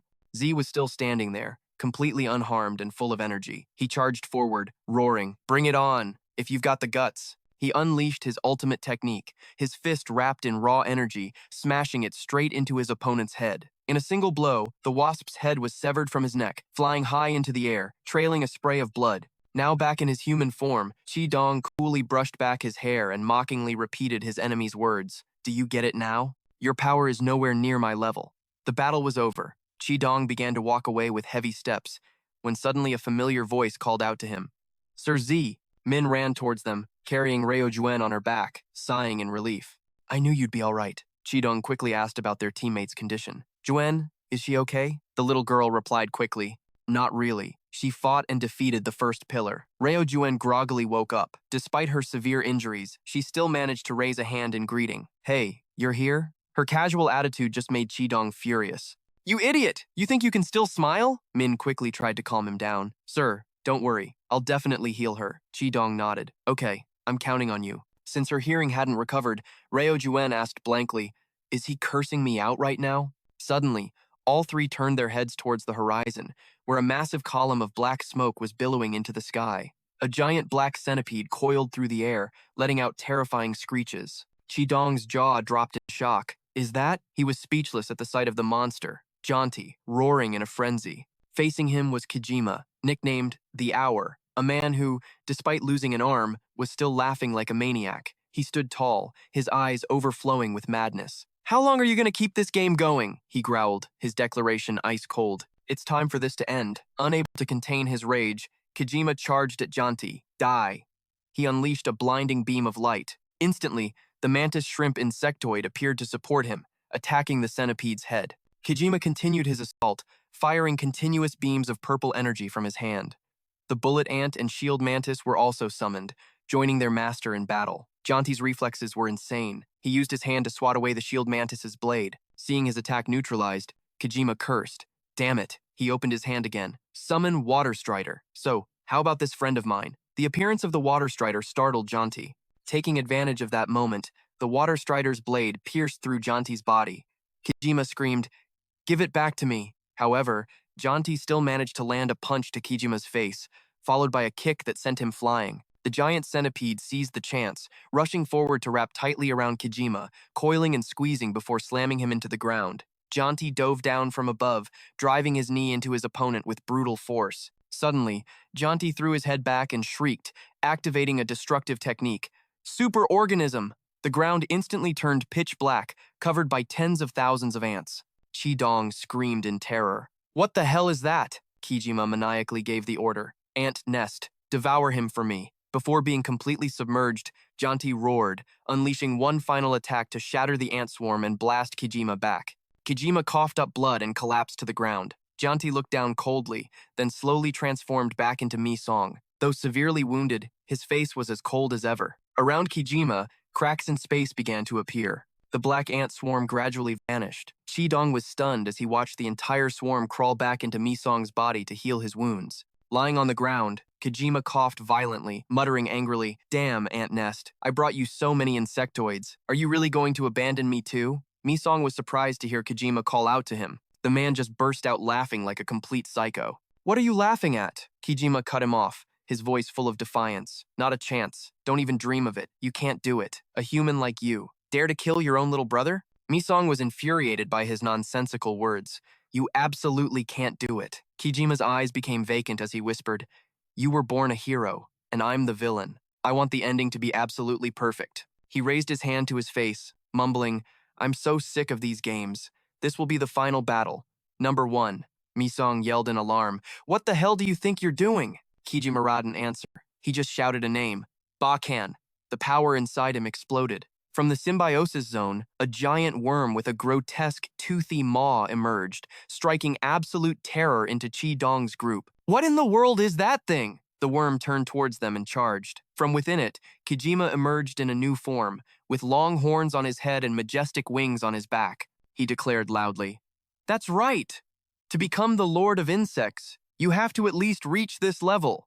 I am the Lord of the Insectoids. I am Kijima, Misong threw out his hand, rebuking him. What kind of stunt are you trying to pull? You can't go back to the way things were, don't you get it? Kijima replied with a sneer. Why the sudden concern? Stop your power fantasy. He swung his arm, and countless green worms shot out to attack Misong. A swarm of black ants instantly appeared to protect their master. Kijima just laughed. I am the supreme ruler here.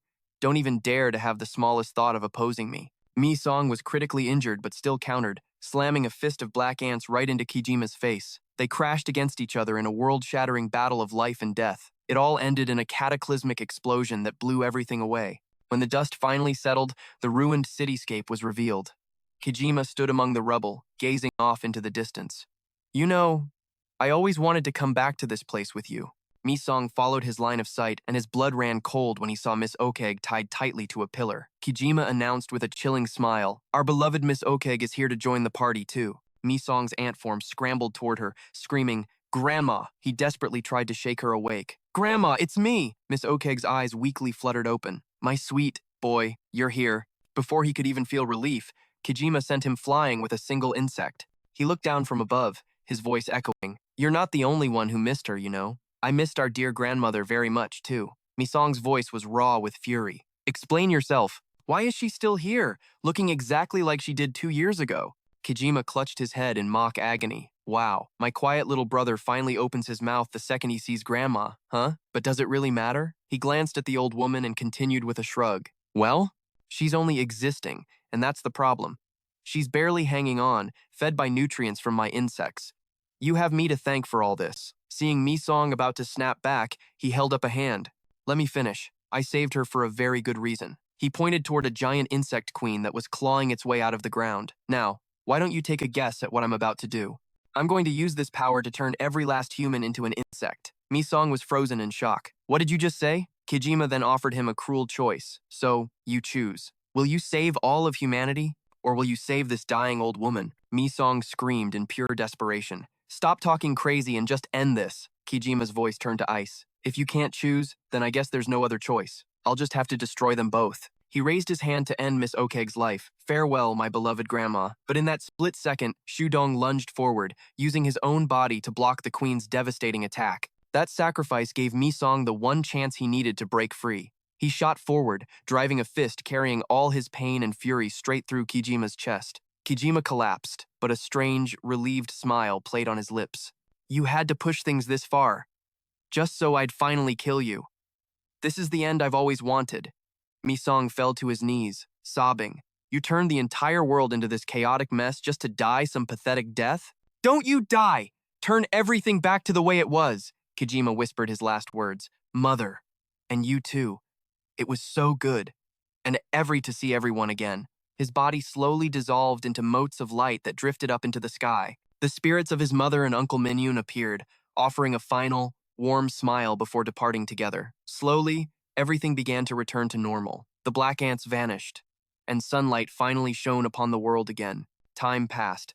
Misong, now living a normal life, stood quietly before a memorial stone engraved with the names of the fallen. Ryo-in put a hand on his shoulder. Let's go. Misong gave a small nod. Yeah. They stopped in front of a small house. A woman stepped outside, smiling warmly. Sorry for the wait. Please, go on in. She's been waiting for you. Misong pushed the door open. Light flooded the room. And there, Miss Okeg was standing with her arms opened wide for him. You're finally home, my sweet boy. Tears streamed down Misong's face, and he choked out a reply, overwhelmed with happiness. Grandma, I'm home. And with that, the story of the insect human comes to an end.